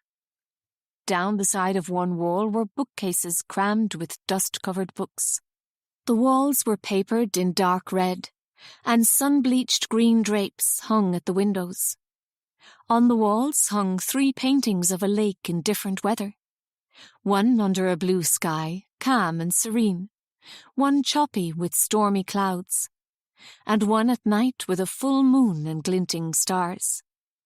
In all the pictures, 2 swans were on the water. The fading grandeur of the room reminded Iris of the house in Gone with the Wind, abandoned of family, empty, yet filled with sad memories. Iris shivered, although a fire blazed in the grate as the 3 black Labradors sprawled in front of it. Iris sat down on a big lumpy couch upholstered in the same velvet as the curtains, with her Aunt Maeve next to her. Conrad was in a leather armchair by the fire, staring into the flames. They moved on from drinking tea to tumblers of Irish whiskey. Clearly it hadn't occurred to her relatives that Iris was officially underage in the States. The burn of the bitter liquid gave her strength. She was weak with shock and emotion because her Aunt Maeve was showing her an old photograph album, and for the first time in her life, Iris was looking at pictures of her mom when she was a little girl. "So that's the 3 of us, the Kelly sisters," Maeve said, pointing at a black and white photograph, its edges curling slightly in the old album. "Daddy took that before one of our concerts." Iris stared at the photograph of her mom dressed in a pleated skirt and buttoned-up shirt, with long socks up to her knees. Her hair hung in 2 fair plaits, and she was wearing glasses. Tears welled in Iris's eyes to see the familiar look in her mother's eyes, which hadn't changed since she was a child. Aisling was about 15 in that picture. I would have been 13, and Noëlle was 11. As Maeve spoke, she pointed first to Iris's mom, then to herself, the tallest of the 3, with a violin case in her hand, and then to Noëlle, carrying a small Celtic harp. Iris couldn't speak. She hadn't prepared herself at all for this journey into her mother's past, and now she wished she hadn't come at all. Her Aunt Maeve and Uncle Conrad felt little more than acquaintances to her, and yet they were blood. Iris let her gaze fall on Noëlle. Yes, she could see that she looked a little like her, which felt very strange. Why had her mother never told her about Noëlle? From what her Aunt Maeve had said in the kitchen, it was clear Noëlle had died. But how? She was desperate to ask, but not sure whether she should. She turned the page in the album. On it were more pictures of her Aunt Maeve. 1 on a horse, and 2 more with a collie dog and a terrier. "Yes, I'm afraid there's a lot of pictures of me," Maeve said, hastily turning the page again. "Well, you were your father's favourite," Conrad interjected. "Not at all," Maeve argued. Conrad rolled his eyes at Iris, and she looked away, embarrassed by his familiarity. "Where's the pictures of Noëlle by the lake? Remember the ones we took that summer?" Conrad said. "Yes, here we are." Maeve turned the page. Iris looked down at the album on her aunt's lap, and the face looking back at her made her start in surprise. "Oh, wow!"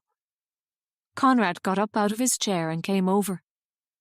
"See, you look just like Noëlle. It's uncanny," he said, looking down at the photograph. He was standing over her, and Iris could hear the heaviness of his breath behind her, making her shift forward on her seat.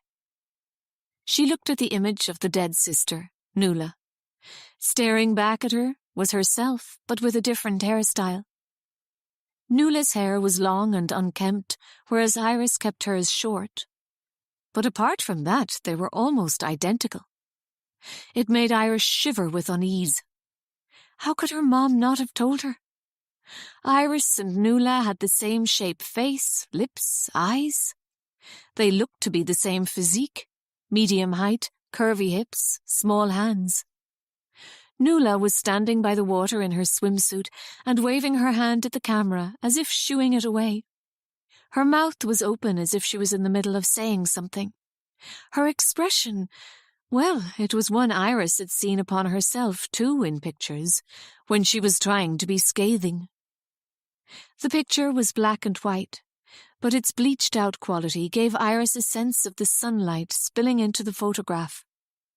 "We had some very hot days that summer. I'll never forget it," Maeve said in a soft voice. "How old was she when she died?" Iris ventured. Maeve slammed the photo album shut, making Iris jump, while Conrad stepped back. "That was the last photograph ever taken of her," Maeve gave her as an answer, sighing deeply. "Well now," Conrad said, walking over to the sideboard and helping himself to a large whisky. "The evening has taken a very macabre turn. Apologies, Iris. But we did assume Aisling would have told you about Noëlle." "It makes sense that she didn't, though," Maeve added mysteriously. Iris felt uneasy. She hadn't warmed to her aunt. It had been foolish to come all this way when she could hear the hostility in Maeve's voice when she spoke about her mother. Now she was stuck here for Christmas. "Do you really need another?" Maeve watched Conrad pouring more whisky into his glass. Her husband ignored her, and Iris could feel a tension in the room between the couple. "You must be tired, Iris." Maeve turned to her abruptly, putting down the photograph album. "Shall I show you to your room?" It was more like an order than a question, but Iris was happy to nod yes, because the whole situation felt overwhelming. She longed to hide in her bed and pulled the covers over her head. Iris collected her suitcase from the kitchen and followed Maeve back into the hall up the staircase.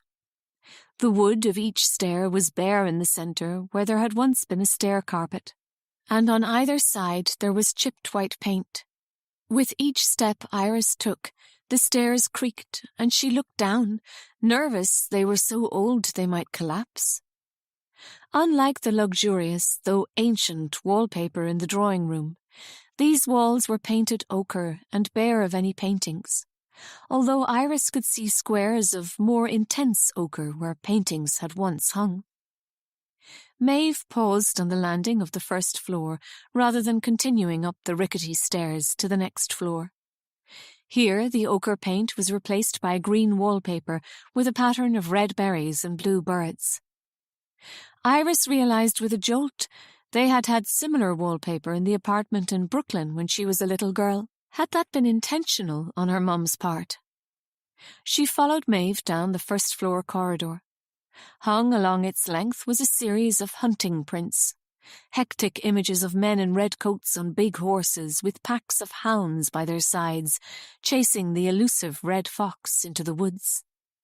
Iris hated any kind of hunting, and these pictures didn't make her feel good at all. They seemed in complete contrast to the serene paintings of swans in the drawing-room. They passed 2 doors with peeling white paint and big brass doorknobs, the second of which Maeve paused at, placing her hand upon it. "This is my bedroom, if you need anything," she said. "Please, don't hesitate to knock." Despite her offer, it was said with little warmth. The next door opened onto the bathroom. It was vast, with an iron claw bath, a toilet with a wooden seat and a cistern above it, a large wash basin, and a shower in the corner. The floor was tiled black and white, and there was a big window with tatty net curtains. Although it was now completely dark outside, Iris could hear the scratching of tree branches against the glass. "If you want a bath, you'll need to turn on the immersion heater, which is in the press just here."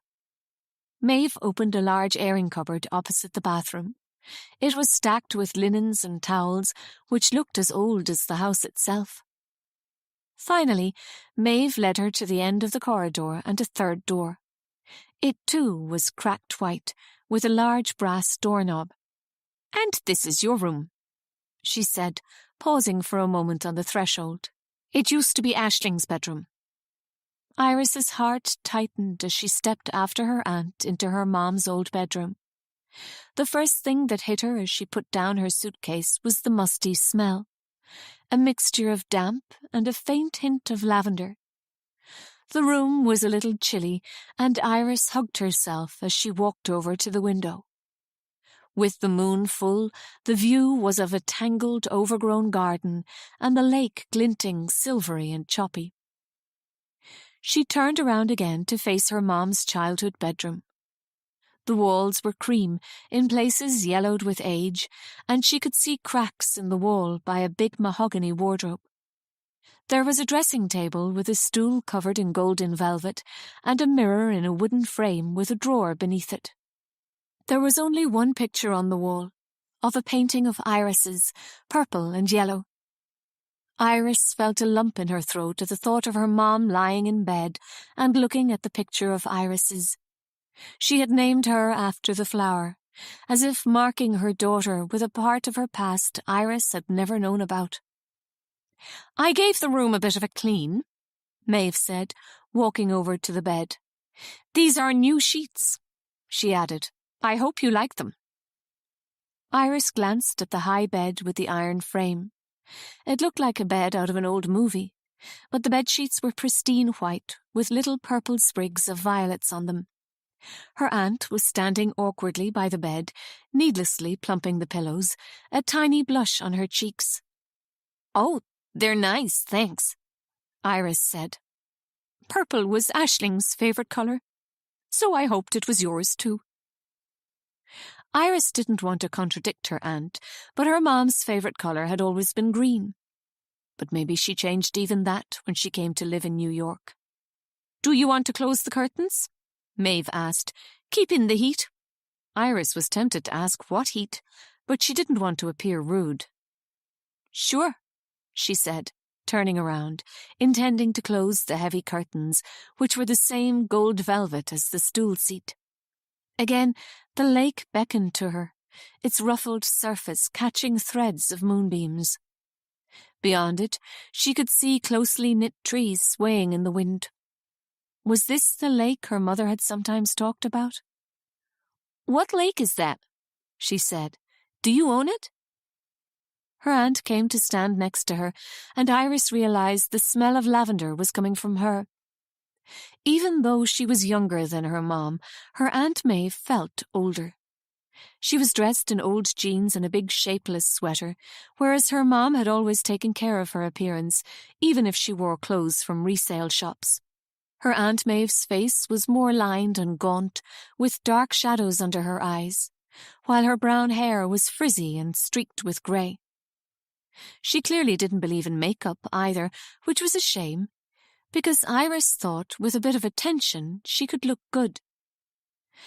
"Oh yes, well, we don't own the loch, but it's on our land," Maeve replied, which made little sense to Iris.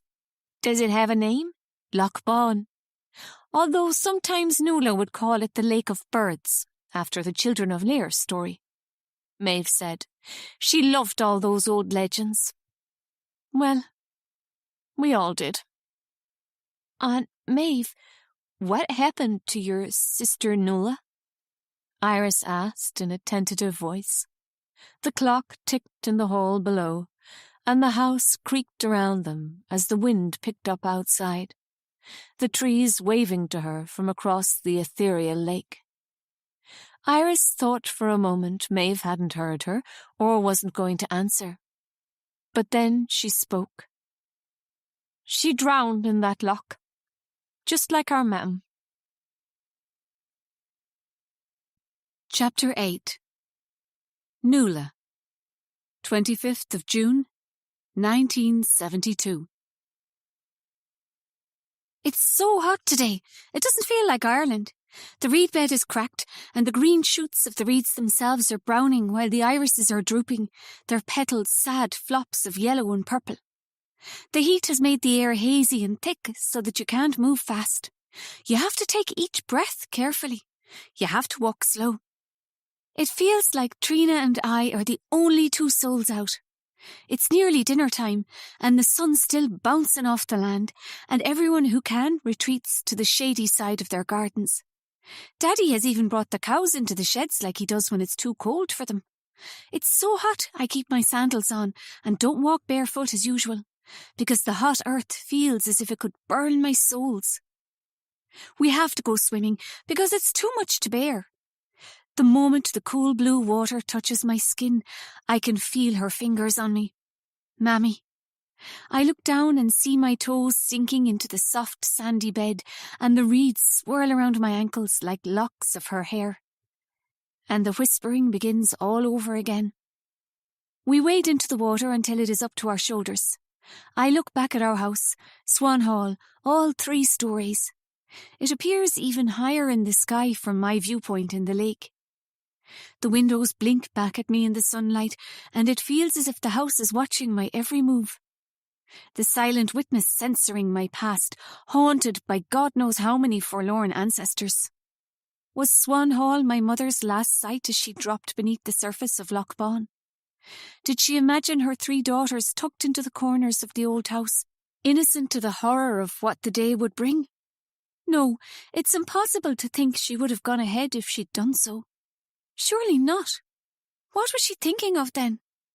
Or had her mind been so shattered from years of abuse she needed to put it out of its misery? All the little broken pieces of her are scattered upon the lake bed like treasure to be retrieved. Trina sees my suffering, but she doesn't understand because she still has a mother. She flicks some water at me to make me laugh, and I splash back. We submerge our bodies under the surface of the cool lake and we swim as far as we dare, going underwater while mindful of the warnings of riptides ingrained upon us since we were little. When we come up for air, the late afternoon sun still beats relentlessly down upon us, and I turn my face to it, feeling it evaporate the lake water upon my skin, drying my hair which tumbles over my face, the gold of it even brighter in the sunlight. I flip onto my back and I float, bobbing upon the smooth water. I surrender to the buoyancy of the water, to not knowing where I might drift. "Come back!" I hear Trina call. "You're too far out!" I open my eyes and flip onto my stomach again. She has swum back to the shore and is drying herself with a towel, her red hair springing in wet curls around her head like a wild halo. I push my hands through the silken water and look down, and I cannot see the bottom of the lake. I am out deep, but I am not afraid. I am not alone because I can see the two swans side by side gliding on the water. Have their cygnets already left the nest? I am on the cusp of another life just like those cygnets, and I wish I could tell my mother about it. I think she would be excited for me. Where would she tell me to go? Spain? Yes, not America, Noëlle. Head for Spain. My mother, Anya Kelly, née Lynch, was a dancer. She was as tall as Maeve and as fair as me, and she had Aisling's searing blue eyes. When I was little, sometimes Mammy would take me up with her on the train to Dublin. Just me and my own, and I loved those days. Maeve didn't want to come anyway because she wanted to stay with Daddy and help him on the farm. But Aisling would moan that she wanted to go with us. "Aisling, you're too big now," Mammy would tell her. Aisling's face crumpled, but she didn't cry. Instead, she gave me a look of resentment for usurping her place as favourite before stomping back upstairs to her bedroom. When would I be too big to go with Mammy? It seemed like I never was. We stayed with friends of my mam's, Kate and Donna, in a house in Dublin by the canal. There were lots and lots of swans there, and ducks too. We'd go out to feed them. Kate and Donna were married to Spanish men, and together with my mam, they all made a lot of noise, laughing and talking in a mixture of English, Irish and Spanish. But I loved being part of it. I remember seeing them all dance together, flamenco, whirring round and round, clickety-clackety, clickety-clackety, and my mother's yellow hair was piled on her head, her eyes flashing and her neck so long. She held her arms out wide, a violet shawl hanging from them, her chest forward. In hands were her castanets, her fingers pressed against them as she played them expertly. She looked like fire when she danced. All the women did, whirling their skirts and stamping their feet, while one of the husbands played the guitar and another sang in Spanish. When it was over, my mother would come and embrace me. The heat of her body merged with my cool skin, and I licked her damp cheek and felt myself part of the dance.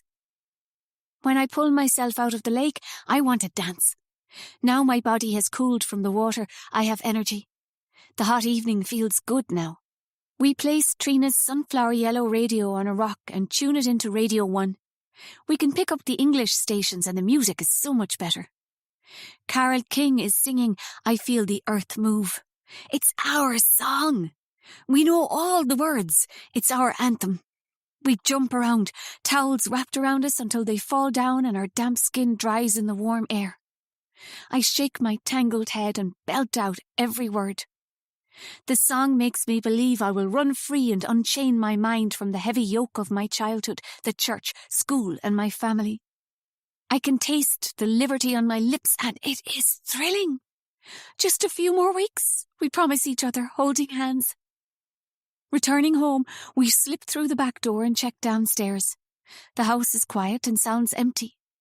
It's likely Trina's mam and Aisling are in the kitchen preparing dinner, while my father is having a beer in the garden, and Maeve is probably out grooming the horses. We creep up the stairs to my bedroom. I don't want to break the spell of dancing by the lake. I drag out the record case from under my bed and select one of Mammy's old records. Chants Flamencos. Angelilo de Valladolid Juan Soto. I pull on one of Mammy's old dresses, which hangs off me, but to feel it rustle against my skin makes me stand tall and erect. I take her castanets and slip them on. I am her now. Trina sits on the bed and watches me, her expression beaming with admiration. I place the needle carefully on the first track. The music is hurried like a prayer, rhythmed like a heartbeat, and my body is fiercely cold now like a stalagmite.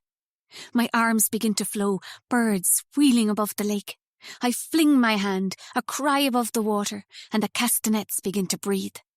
They are apart from the dance, an instrument as subtle as a voice. See how they are, evolving like words, like poetry with a power of their own. My feet become the blood beat, battering the ground, punishing it, and my body is now the throat of the song. My eyes, all is contained in my eyes as I look at Trina. If I were to close them, she would see nothing. The door of my bedroom is suddenly pushed open, but I don't stop because I can't. I just can't.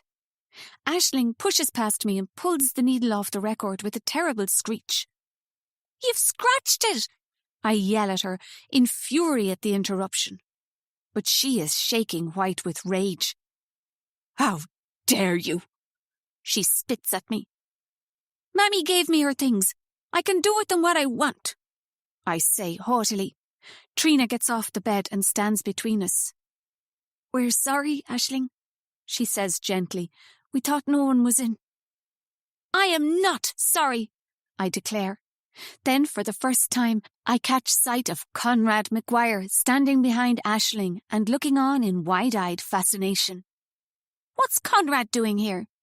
I ask Aisling. She blushes. "Oh, I see. My dancing was interrupting the two of you."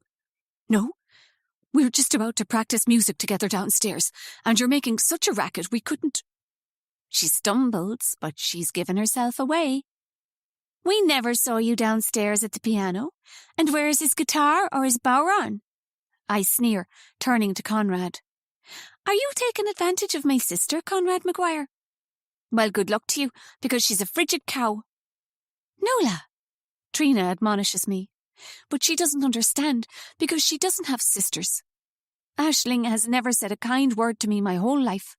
I tried for years to make her love me, but she's always resented me because Mammy loved me best.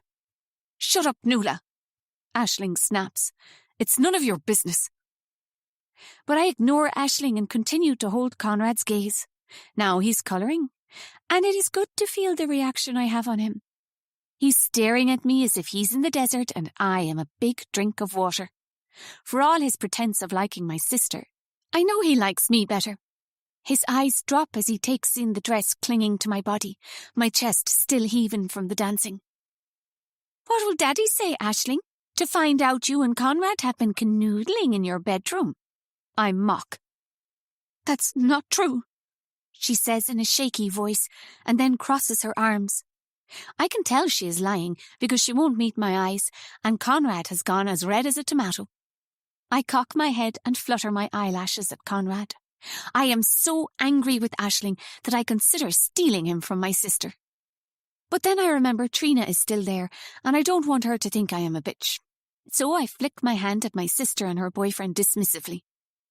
"Well, let's say I don't tell Daddy about you two, and you don't let on I've been dancing to Mammy's record." Aisling says nothing, but I can see she is furious. "So get out. To be clear," I say. "It's not fair," she hisses. "Why do you have all of her things?" "You know why, Aisling, because she loved me the best." I can't help the cruel words spilling from my mouth, and for a second I feel bad because Aisling flinches as if I'd hit her. "Oh, Nola," Trina says, and I can hear her disappointment. I bite my lip. It isn't a lie, because I loved Mammy best too. So it was worse for me, way worse for me, when she went and drowned herself. Why wasn't I enough for her? "Sorry," I turn to Trina, once Aisling and Conrad leave the bedroom. "It's not me you should apologise to," Trina says. I shake my head. "No, she's always been so mean to me, Trina." I defend myself. Now my anger has left me. I feel weak and very sad. I can sense tears welling up. I still miss my mam so much. Why did she do it, Trina? Why?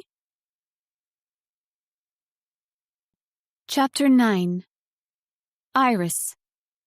23rd of December, 1991. Iris couldn't sleep. She lay in the bed which used to be her mother's, her heart racing. It was all too much to take in. Her mother had grown up in this grand house, and she had had 2 sisters, not one. The second sister, Noëlle, looked just like her, and she had drowned in the lake. Why had her mother never spoken about any of this to her before? Iris pressed her palms over her eyes and moaned. She missed her mom so much. Everything was confusing and unstable, and her mom had always made her feel so secure, even though she'd never had a father.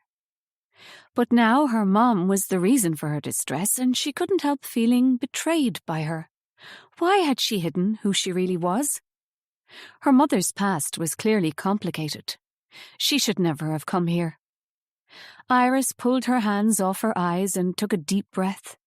She had to get herself together. Although her Aunt Maeve was a little aloof, Conrad seemed friendly and kind. All she had to do was get through the next week. Christmas in Brooklyn on her own would have been worse. At least all the mystery surrounding her dead Aunt Noëlle was distracting her from the gaping hole of loss in her life back home. She tried to slow and deepen her breathing, like they did in the yoga classes she sometimes went to with her mom. But her mind kept flying all over the place. It was so quiet. She wasn't used to it. Back home in Brooklyn, she slept to the sounds of people shouting on the streets and sirens blaring by. But in Swan Hall, the eerie silence was broken by strange, unidentifiable creaks. She shivered, pulling her duvet up to her chin and squeezing shut her eyes. The next moment it felt as if something passed before her in a rush of cool air. She opened her eyes and sat up with a jolt. "Who's there?" But the room was empty and dark. She switched on the bedside lamp and got out of bed.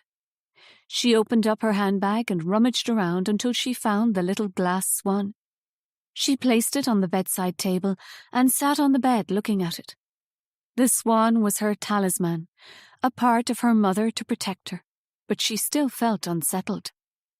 Hugging her sides, Iris got up again and walked around the room, pausing in front of the big mahogany wardrobe. She pulled open the door, which screeched on its stiff hinges. The part of her that had watched too many horror movies with Freddy was a little afraid someone might jump out, but that was stupid. However, she was surprised to find the wardrobe wasn't empty. Far from it. It was jammed with clothes. As she leafed through them, it was clear they were vintage, from the 70s. An apple-green flowery maxi dress, a suede miniskirt with a fringe, red bell-bottoms and frayed jeans. There was so much colour crowding inside the wardrobe. Pink, yellow, baby blue, peach and purple, so much purple, making her feel drab in her heather-grey sweatpants. She fingered a purple paisley blouse and then snatched back her hand in fright. This was the shirt her mom had been wearing in one of the photographs Maeve had shown her. These were her mother's clothes. Had no one else occupied this bedroom since her mother had left almost 20 years ago? She reached back into the wardrobe again and pulled out item after item, throwing them onto her bed. Purple leapt out at her among the rainbow colours, shirts, pants, sweaters. Iris had never seen her mom wear purple back home. In the corner of the wardrobe, on the floor, was a pair of vintage go-go boots. Iris couldn't help but give a squeak of excitement. She never dressed up. She lived in the college uniform of rolled-up jeans, turtlenecks and sweatshirts. But a part of her longed to wear something a little different. And she loved boots. They were too big, her mom's size, but that didn't put her off putting them on and clopping around the bedroom. Where had her mom gone in these boots? And why had she left them behind? As Iris put the boots back inside the wardrobe, she spied an old cassette player. She pulled it out and clicked it open. Inside was a tape. Diana Ross, Surrender. She swallowed hard. She remembered how much her mom had loved Diana Ross. They'd had that album back home, and her mom had played it to death. Iris placed the tape deck on the bed and then poked around in the bottom of the wardrobe again. Her fingers landed on a purple plastic square case. She pulled it out and opened it. Inside were neatly stacked tape cassettes. All the music was real old. She knew most of the bands, such as the Bee Gees and the Supremes, and singers like Carole King and Nina Simone. But some of the stuff she'd never heard of. There were other tapes, with her mother's handwriting on the spines of some of them. Christmas 70 mixtape. School is out mix. Summer 71 sounds. Christmas 71. Holidays 72. She read the list of the songs. Marvin Gaye, What's Going On. Aretha Franklin, Bridge Over Troubled Water. Diana Ross, Remember Me. The Temptations, Just My Imagination. Her mom's love for soul had clearly begun before she came to America, but there were lots of folk and rock music tapes too. Bob Dylan, the Rolling Stones, Janis Joplin and Led Zeppelin. Her mom had just loved music. At the bottom of the box, one tape was blank, and its case had no writing on it. Intrigued, Iris plugged the cassette recorder in by her bed, put the tape in, and pressed play. Testing, testing. Her mother's voice leapt out at her, and Iris pressed stop quickly. She wasn't ready to hear her speak. She placed her hand on her heart and walked towards the window, away from the bed piled with her mother's old clothes and the cassette recorder with all the tapes. The curtains weren't quite drawn, and moonlight spilled into the bedroom through the gap. She pulled them back a little and looked outside. Her mother's bedroom was at the back of the house. She could see the shadowy outline of the garden, a little unkempt and wild, and beyond that the glitter of the lake. The wind had dropped. It was a cold, stark night, and the still water mirrored the night sky, reflecting the moon and stars upon its surface. She saw movement in the garden beneath her, a fox flitting beneath her window. When she looked back at the lake again, there was a figure standing by it. Pressing her face to the window, Iris thought it might be her Aunt Maeve. The figure was as tall as her aunt, but wearing a big shapeless coat, their hands thrust in the pockets. As if they sensed they were being watched, the person turned and looked back up at the house. Instinctively, Iris stepped back from the window, but not before she had seen her aunt's expression lit up by the moon. It wasn't one of sorrow, as she had expected. No, her face was contorted by anger. Iris woke under a mound of her mother's old clothes. It felt as if she had just fallen asleep, and that it should be still the middle of the night. But weak light leaked into the room through the curtains. She gently pushed the clothes aside. The whole room smelt musty from age, and she went and opened the window. Damp air streamed into the room, and she shivered, grabbing her sweater and pulling it on over her sweatpants and t-shirt. She looked out at swathes of mist rising from the damp lawn. The lake was concealed by fog, but she could hear it lapping, and the sounds of birds calling. She had no idea which ones, because she'd never taken much notice of birds back home in Brooklyn. How lonely this place felt. No wonder her mom had run away. She remembered one of the few times her mom had spoken about Ireland. She'd come to see her at college, on her way to meet Trina for a holiday in Mexico. She had sat on Iris's bed in her dorm and asked her if she was being safe with boys. Iris had wanted to laugh out loud at her mom, because it had been a little late for that talk. She'd lost her virginity with Freddie back in high school when she was 15. Surely her mom had realized that. "Of course, Mom. I'm not going to get pregnant," she had said, irritated. "I'm not that dumb." Her mother had blushed, and Iris had felt bad immediately. How insensitive she had been. "I don't want you to be taken advantage of," her mum had said softly. "That's all." There had been an awkward pause. Her mom had been studying her with an almost haunted expression, and Iris wondered now if she had been thinking how much her daughter looked like her lost sister, Noëlle. "Would you like me to tell you about your father now?" her mother had asked, looking down at Iris's quilt. "No, Mom," Iris said, shocked by the mention of her father. Her mom never talked about him, but she wasn't ready. All she knew was he was some boy her mom had met in Ireland. The last thing she wanted was heavy stuff about who her father was. She had enough to deal with at college. "I don't want to know anything about him right now. I keep telling you, he means nothing to me." "But," her mother began. "Listen, we've managed just fine, me and you," Iris said. "I don't want to know, right?" Her mother sighed. "Okay," she said. "But you should know the truth one day, Iris." "But what about your family, Mom?" Iris had asked. "My mother was already dead when I got pregnant, and my father was a very strict Catholic," her mom had told her. "He made it clear my only option was to go into a mother and baby home. That's why I left Ireland. It was no place for a single mother." "And what about your sister?" Her mom had looked away, shaking her head, clearly getting upset. Iris had reached out and put her hand on her mom's arm. "I'm real glad you didn't give me up, Mom." Her mom had turned back to her, eyes swimming in tears.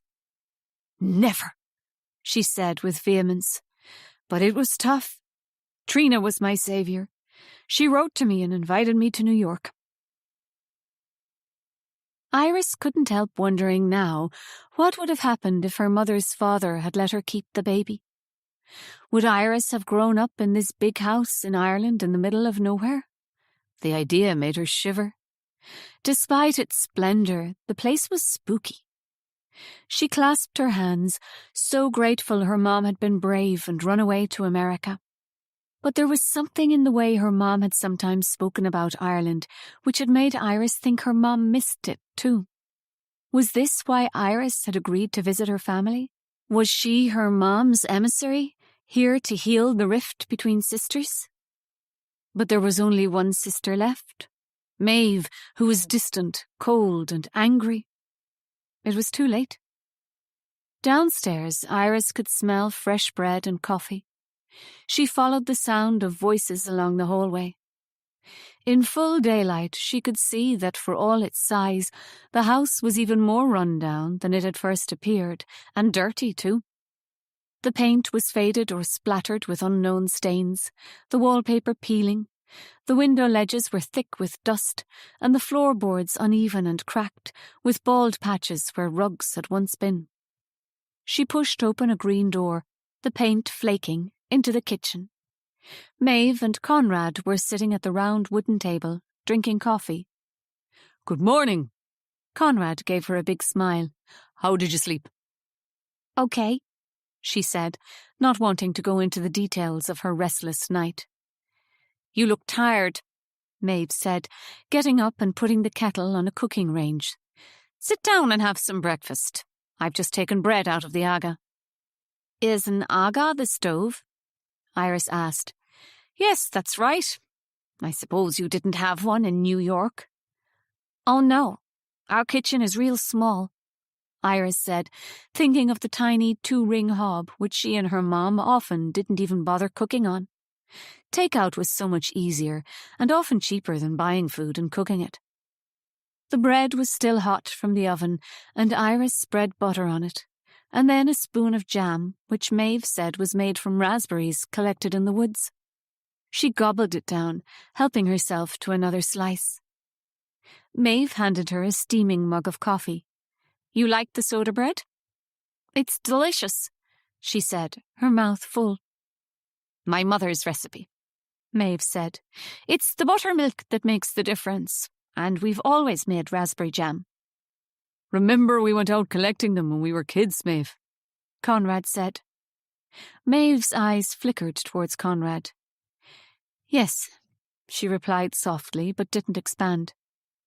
Aisling, your mam, always collected the most. She was so competitive, Conrad said to Iris. Then Maeve, but me and Noëlle were a disaster. Sure, we ate most of what we collected. Conrad chuckled, despite the unamused expression on his wife's face. Well, it's the wrong time of year for collecting raspberries, he said, finishing off his coffee as Iris heard a car pull up outside, beeping its horn. That'll be Donovan and the lads, he added. Where are you off to with that lot? Maeve asked her husband, a look of displeasure on her face. Never you mind, dear wife, Conrad said lightly, picking up his jacket. Conrad, please don't go with them, Maeve said tightly. Conrad paused on the threshold, looking past his wife to Iris as she wolfed down more bread and jam.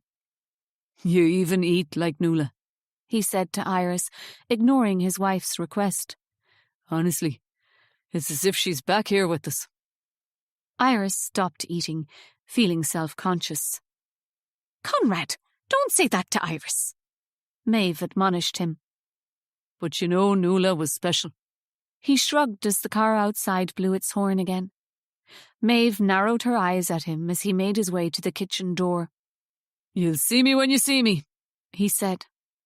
The 3 Labradors stirred from where they had been lying under the table, following him to the door. No, lads, stay here with the women. No room in the car for hounds today. Maeve got up as soon as he left the room and stood leaning on the sink and shaking her head as she watched her husband being driven off. Iris wondered who this Donovan and the lads were, because her aunt clearly disapproved of them. She helped herself to another slice of bread, since Conrad was no longer there to comment on it. Her aunt turned around from her position at the kitchen sink and forced a smile on her face. So, what would you like to do? We could go to Lochbawn Forest Park. There's a ruin of a castle, the loch, and walks in the forest, as well as a restaurant and shop. We could have lunch there. Iris looked out of the kitchen window as she munched on her bread. The mist had cleared, and the day was brightening up. It's not actually raining, so we should take advantage of it, Maeve said, her voice falsely cheerful. Lochbawn Forest Park was a 10-minute drive away. Maeve explained to Iris on the way that her mother had worked in the shop there the summer before she left Ireland. Noëlle waitressed in the restaurant at the park that summer too, Maeve said as she pulled into a parking spot, her voice shaking a little. I am so sorry she died, Iris said, not knowing how to fill the silence. Don't be, Maeve said, her tone brisk. It was a long time ago. What you've had to go through recently is far worse. Her Aunt Maeve's voice turned gentle as she looked at her niece. We lost our mother too when we were still young. I was 12, and I remember how tough it was. Mom never talked about her mom either, Iris said. Maeve nodded. It was devastating, she said. I think Aisling took the brunt of it. She had to take over running the house after Mammy died. She gripped the steering wheel with both hands and turned to look out of the windscreen at the bare branches of the trees surrounding the car park. I was very angry, she said. It felt as if our mother had betrayed us all. She turned to Iris again and said softly, Sometimes I wonder, is there a curse on our family? Because our mother drowned herself in the lake at the house, just like Noëlle. Iris felt a chill creeping down her spine. I don't believe in curses, she said stoutly, pulling open her door to get out, as the 3 black Labradors tumbled out around her. She needed to get away from the tension in the car. They followed a path leading into the forest. The low winter sun cast a pale, ethereal light as they walked through the tall trees, intertwined bare branches above them creating a lattice through which the sunlight filtered. The woods were strangely quiet, and Iris imagined all the little creatures hibernating in its depths. They passed into a darker part of the forest, with rows of tight spruce trees, the scent of pine in the chill air. So this was a place her mother would have gone walking as a girl? Maybe even now, Iris was stepping on the places her mother's feet had been. Maybe in this very wood she had secretly met Iris's father. Iris wanted to believe it had been romantic, and that she had been created through love. Aunt Maeve, do you have any idea who my father might be? Iris said, shoving her cold hands into her jacket pockets. She was comforted to feel her mom's little glass swan in one of them, where she'd put it earlier. Aunt Maeve hesitated. Did your mother never tell you? No, Iris said, curling her fingers around the familiar contours of the swan. Maybe you've been better off not knowing then, Maeve said, sidestepping the question. What do you mean? Not all fathers are the best, Maeve elaborated. I loved my father, of course, but he was a difficult man. He expected a lot of his girls, and it put us under pressure. Iris didn't want to know about her grandfather, because he had been mean not to help her mom when she was in trouble. She wanted answers about her own father, but Maeve continued to speak. Of course, Daddy only wanted what was best for us. Is that why he threw my mom out when she was pregnant? Iris couldn't help saying. She had no love for such a grandfather. Maeve stopped walking. He didn't throw Aisling out. She chose to leave, she said emphatically. Because he was going to shut her up in a mother and baby home. Well, I wouldn't have let him do that. No, Maeve said defensively. But Aisling just ran off and left me to deal with Daddy. How can you blame her? Iris felt heat rising in her chest. There's more to it than that, Maeve countered. You don't understand. Explain it to me then, Iris said, surprised by her own audacity. Maeve didn't speak for a moment, but kept on walking as the three dogs fanned out around them. They climbed up a small rise of land through the trees, and when they came to the top, there was a different view of Loch Bawn from the other side of Swan Hall. The lake appeared to have two parts, and this side was the larger half, with rippling deep blue water, and an island with a ruined castle on it. Iris waited for Maeve to speak. She felt anger burning at the back of her throat over the injustice of what had happened to her mother, and she didn't know how to express it.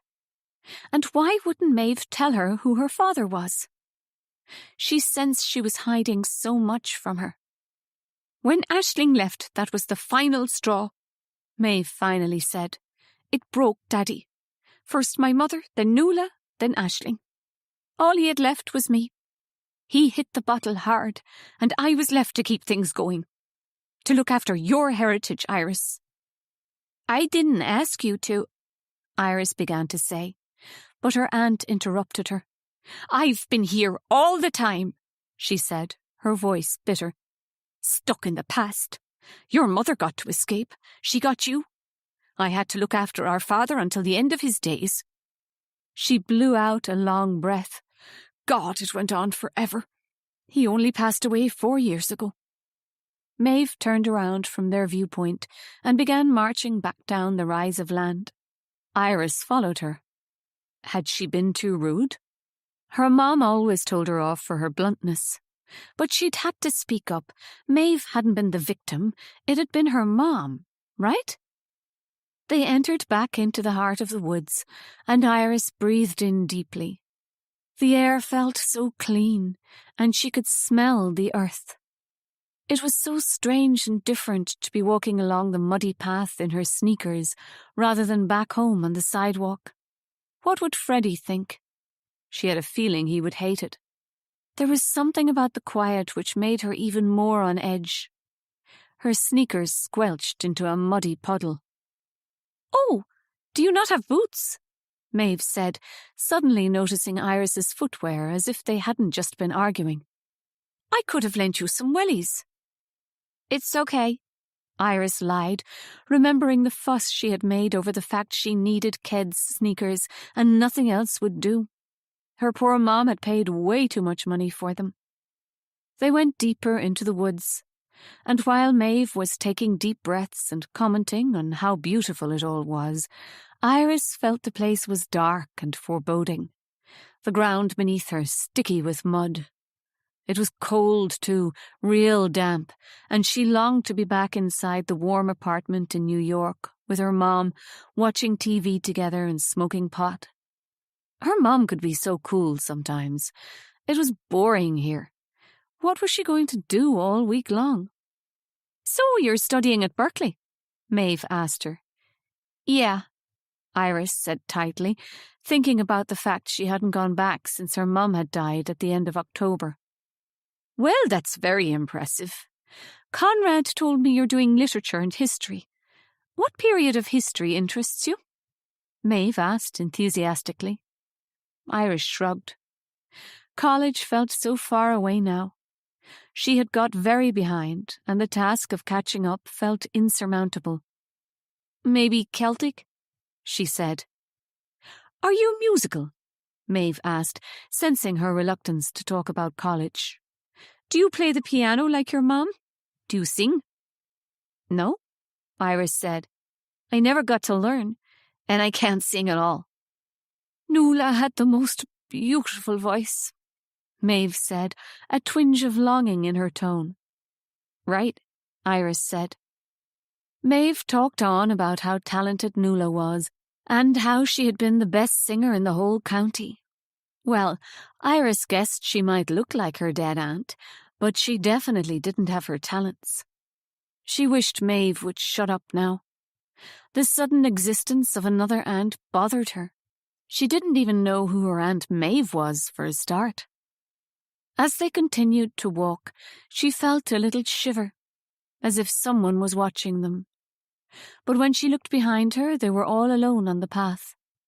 Even the dogs had run down to the loch to splash in the water and chase ducks. Again she heard a rustling. It was just some animal, probably, whatever kind of creature lived in these woods. Squirrels, but weren't they hibernating?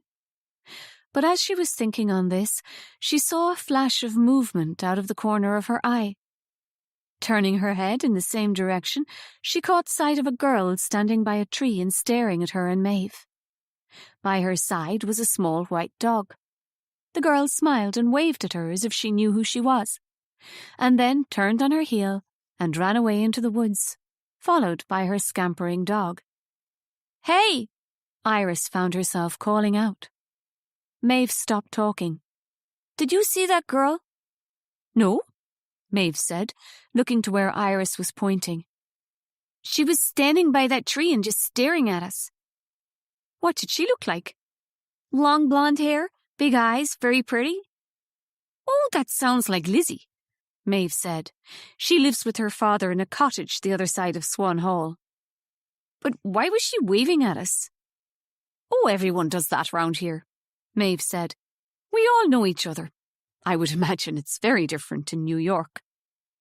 Iris thought of her neighbours in the apartment building in Brooklyn, and how they had clubbed together to get her flowers when her mom died. She thought about her mom's restaurant where she worked, the kindness of her boss, Dan, and the tears of the waitresses when Iris had called in. Memories came from her childhood. Mikey, the owner of Joe's Diner, who always gave her an extra pancake when she went there with her mom on Sundays. And Pashal, who ran the deli, telling her about his family in India. "We've community too," she said. "It's just weird she's on her own. Isn't it dangerous?" Iris would no sooner wander in these woods all by herself than go into Hell's Kitchen after midnight. Maeve stopped walking and looked at her in astonishment. "What do you mean, dangerous?" "To be in the woods on her own." Maeve gave a laugh. "This is rural Ireland, not the Bronx, Iris," she said, her tone slightly patronising. "Besides, Lizzie's always been a bit of a loner. Her dad is away a lot and her mam died when she was a toddler. She's used to her own company." So this girl, Lizzie, didn't have a mother either. Iris couldn't help finding her intriguing. Sometimes she helps me out with the milking, and I let her walk in the woods at Swan Hall by the lake, Maeve said, whistling for the dogs as they came panting, wet and unruly from their lakeside splashing. Lizzie likes to paint by the loch sometimes. I think she's hoping to go to art college. Lizzie had smiled at her and waved, as if she knew Iris. That was a bit freaky, despite the fact her aunt said it was normal. Iris pushed her hands in her pockets. Everything was so strange right now. She had travelled back not just to her mother's home, but to her past. She realised now she hadn't come to visit her family to be spared a lonely Christmas. She was here to get some answers. Who was her mother? And did she really want to find out? Chapter 10. Noëlle. 15th of July, 1972. We're practicing for the Fla at the end of August. It's in Listowel this year. I can't wait. Not just because of all the music, but because we're away from the farm and from Daddy. He can't leave his precious cows, thanks be to God. Last year the Fla wasn't on, but the year before, Trina's mam came along with us to make sure we behaved. We brought tents and camped in a big field with all the other musicians. It was great because she didn't care what we got up to, as long as she could be left in peace. Truth is, Trina's mam loves to sit on the beach, her toes pushed into the sand, and have a big sleep. She's no interest in all the musical shenanigans, though of course she came to our performances and Trina's dancing. Most of the time, though, she left us to wander while she drove off to Ballybunion Beach for the afternoon. We all split up. Me and Trina, Maeve, Aisling and Conrad. The best bit was listening to all the impromptu music on the streets. Way better than the official competition. Me and Trina buying ice cream cones and wandering around the town. Only turning up to see the others at the competition. We did well too. Me, Aisling and Maeve came fourth in the trio section with our rendition of Maeve's Reel. And I came second in the singing with Manon Heron, Women of Ireland. Honestly, I saw grown men crying.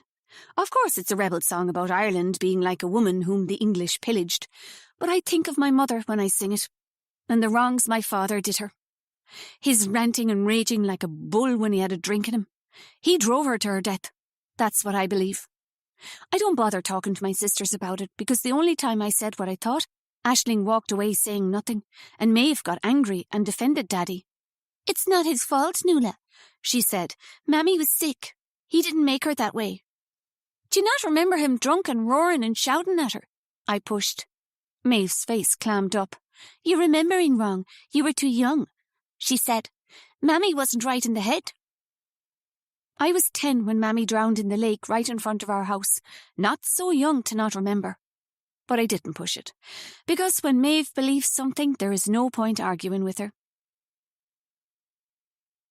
Today we played in the best room at Swan Hall for the priest, Father Francis, whom I like to call Father Fuck Off inside my head. Daddy fawning all over him as if he was God Almighty himself. Yes, Father, no, Father, 3 bags full, Father. How can Daddy have him in the house when he said my mam committed a mortal sin by drowning herself? I hate him. But still, there's no point making an enemy of the local priest, like Aisling does by refusing to go to Mass. I'm all for an easy life and getting out of here as soon as possible. So I just play along. Father Fuck Off was sitting in Daddy's armchair with his cup of tea, a splash of whiskey in it from Daddy, and listening to me, Maeve and Aisling playing a reel. I was on the flute today, Maeve on the fiddle, and Aisling on the box accordion. I think the only time we get on is when we play music together. We let our instruments join us together, and I feel part of something with my sisters, however fleeting. Ah, wonderful, Gabriel, Father Fuck Off said when we'd finished our rendition. I saw his eyes resting on Aisling, dropping to her chest, tight in her summer blouse. It was so hot, even inside the house, and the exertion of playing her box accordion had glazed the top of her breasts, just visible at the low collar of her blouse, with a light film of sweat. How blessed you are to have 3 fine girls with such talent, he continued, leering at Aisling.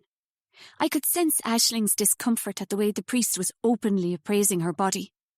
She's the womanliest of the 3 of us, a figure like her mam, with her eyes too.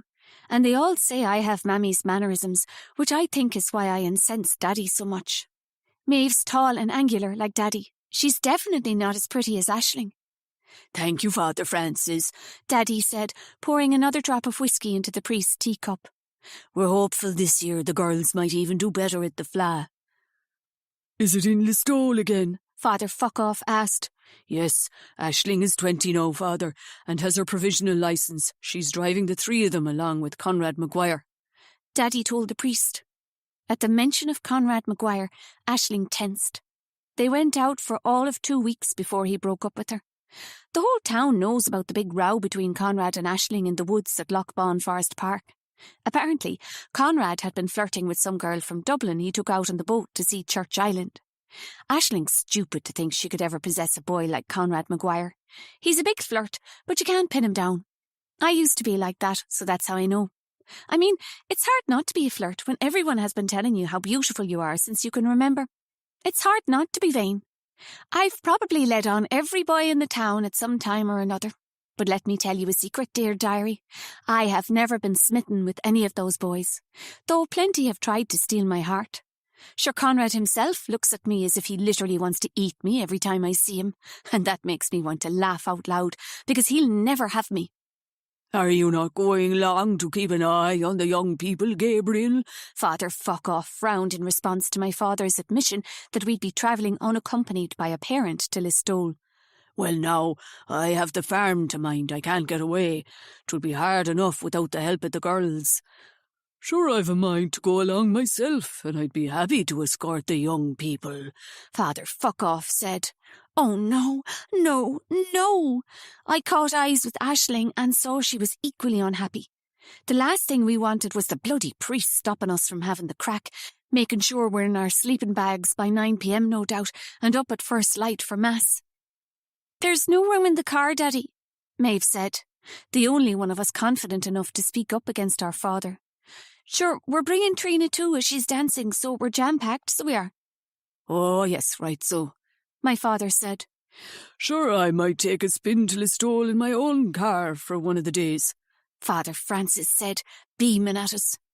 I shall make a point of going to see your girls play, Gabriel. Well, I'm very grateful to you, Father.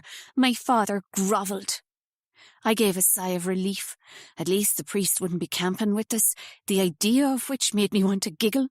Does he sleep in his big black cassock? Father Francis isn't old. In fact, he is probably younger than Daddy, but he dresses as if he lives in the previous century. For some reason, I started to think of his Mickey beneath his cassock, and that made me want to laugh out loud like a donkey. I am a true sinner with a filthy mind, but that's your and my secret, dear diary. As is the secret of the one I desire, who will remain nameless. Or maybe I can just give them a code name. C. When I write about my beloved in day-to-day life, well then, in the pages of this diary I will use their real name. But when they transform and become all mine, then they're C. And dear diary, seeing as you are my body, heart and soul, you'll know who C is. After being cooped up in the house with the priest and playing those tight reels, the rise and fall of our ancestral music guilting me, all I wanted was to put on some soul music so loud and sway my hips and see the look on Father Fuck-Off's face. But if I went upstairs and put on a record, I was sure to be told to take it off again. Instead, I legged it out the house before my sisters could tell me to help Trina's mam start on the dinner. Maeve had gone off to feed the horses, and Aisling God knows where. The sun was still blazing, and I ran through waves of heat, the air wobbling all around me, blasting my face as if it were a hot fan. After a week of unbroken sunshine, Ireland was unbearably hot. Gasping I was for some cool relief. I ran all the way to the lake, and I pulled off my blouse and skirt, unsnapped my bra and wriggled out of my knickers. Terrible girl. If someone saw me and told Daddy, I'd be locked up in my room, hit with the strap for sure. But I wanted to wash off the formality of our tea with Father Fuck-Off and forget the way he was looking at my sister. I wanted to put my head under the water and silence the echo of my father's fawning voice, pandering to the man who denied my mother eternal peace. I waded out into the lake and dipped under the water. Cool, blessed relief. I pushed out, swam underwater for a while, and then came up for air, my hair fanning upon the surface of the lake. I spun in the water as if I were a spinning top, around and around, water rippling around me, the air whizzing by, and the sound and splash of my speed filling me up. It was only when I stopped that I saw C standing on the shore, watching me. I beckoned as I did so, bobbing in the water as I waved my hands above me. C stripped off, just down to underwear, and walked into the rippling lake, before launching into the water all of a sudden like an ungainly duck. The awkwardness of it made it all the more sexy for me, for some reason. Ah, yes, C is my lover. My lover. Sounds so exotic. We are not going out because we can't. It's a big secret and no one must know. I have promised never to tell a living soul. It's a shame, because I want to shout it from the treetops. I am fucking... But C won't allow it. Think of the scandal, I'm warned. We shouldn't be doing this. But that's what makes it so irresistible. C reached me in the water, and I turned and began to swim to the other side. We swam together until we were hidden on the far side shore, where weeping willows trail into the lake, creating a hideaway. C held me by the waist as we bobbed in the water. We looked into each other's eyes, and then we kissed and curled around each other. Water lapped my naked body, and I was filled with longing for the taste of C, for C to be part of me in our rapture. I was in lust, brimming with it. I wondered, the thought idled through my mind, if my sisters are still virgins. Maeve, for sure, but Aisling? I thought of asking C, but I didn't want to break our moment. I came back to this precious, special time, just for us. It felt so right, even though Daddy and Father fuck off and every adult I know would have a conniption if they knew. But how can making love be bad? We sank under the surface of the lake and looked at each other underwater, and I could see every detail now of C's body, underwear clinging, and I wanted to lick every part of it. We are going to run away. Yes, we are, because I am special. That's what C has told me. We will be runaway lovers and will disappear forever and never come back. As we swam back towards Swan Hall, to my annoyance I saw Maeve standing on the shoreline, arms crossed, frowning. "Noëlle, don't go out too far," she called. Then she pulled off her summer dress to reveal a swimsuit, and I realised she was planning to join us. Maeve is so annoying, always getting in the way, or turning up when I really want to be left alone. Is she so thick she can't see what's going on? But apparently my virgin sister is an idiot and came paddling out to me and C. Our entwined legs unlinked, and I wondered how I was going to explain to Maeve that I was naked under the water. I'd just have to wait until she got out first. I pushed off away from C, away from my sister, and began to swim back again to the other side of the lake. I could hear Maeve's panicked splash and her call to be careful, but I just wanted to get away from her. My body hummed with frustration. Tonight, after I write my diary, I will lie on top of my single sheet, so hot I can't bear to wear my nightie, and I will touch myself, thinking of C. I will do all this, thinking of the next time we can be together, and of how to find a safe place no one will find us. I will stroke myself and imagine my finger belongs to C. My orgasm will bring me to the edge, over and away from this long hot summer of my life, before it begins for real. Chapter 11. Iris. 24th of December, 1991. The gears crunched uncomfortably as Iris used the shift stick to change into third, and then up into fourth gear. The laneway leading down to Swan Hall felt tiny compared to the streets she'd learned to drive on. But when her Aunt Maeve had asked her if she could drive on the way back from Lochbawn Forest Park, and did she want to borrow Conrad's VW Golf, which he hardly used, Iris had said yes without thinking. She'd only been in Swan Hall one night, and not even a whole day, and already she was feeling a little stir-crazy. It was also Christmas Eve, and her last chance to do some Christmas shopping. It hadn't occurred to her to bring a present for her family from New York, but of course she should have. Iris couldn't help thinking her mom would be pleased she was being thoughtful. She drove back down the long drive, the trees towering either side. The afternoon was gloomy, with a persistent light rain which had misted her hair before she'd got into the car. She turned on the windscreen wipers and the lights on the car as she drove out of the entrance gates of Swan Hall and onto the main road. If it could be called a main road, it was barely bigger than the drive she'd just exited. Black-faced sheep stared at her from viridian green fields behind grey stone walls. The dregs of last autumn were visible in the red russet of old land, and she could see a choppy loch ruffled with white, while undulating blue mountains appeared to fold in upon each other in the distance. She took a breath, feeling her body relax a little. It felt good to be moving along the road, exploring this place where her mom had grown up. She was driving down the same roads her mom had driven down, not much older than she was now. The land was hillocky and so very green, even though it was midwinter, that it didn't seem real. It stopped raining and the sun came out weakly. Then it began to rain again, and Iris saw a rainbow arching over the road in front of her. She was so impressed by the splendour that for a split second she took her eyes off the road. When she looked back down, she was horrified to see what looked like a cop car heading straight for her. It swerved to her left, flashing its lights and blaring its horn. Iris swerved across the left-hand side of the road, realising with horror she had been driving on the wrong side of the road for Ireland. She pulled in and turned off the engine. Oh, crap. If she got into trouble on her first day driving, she wouldn't blame her Aunt Maeve if she banned her from getting behind the wheel again. She looked in her rear-view mirror, watching as the cop car turned and pulled up behind her. She noted the word Garda on the side of the car, Irish for police, she guessed. The door of the cop car opened and a guard in uniform emerged. As he walked towards her, Iris couldn't help thinking he was very tall and quite good-looking in a rustic sort of way. He wasn't clean-shaven like Freddie, and his hair was long for a cop. She opened her window as he bent down, staring at her with a very serious expression on his face. Officer, I'm so sorry.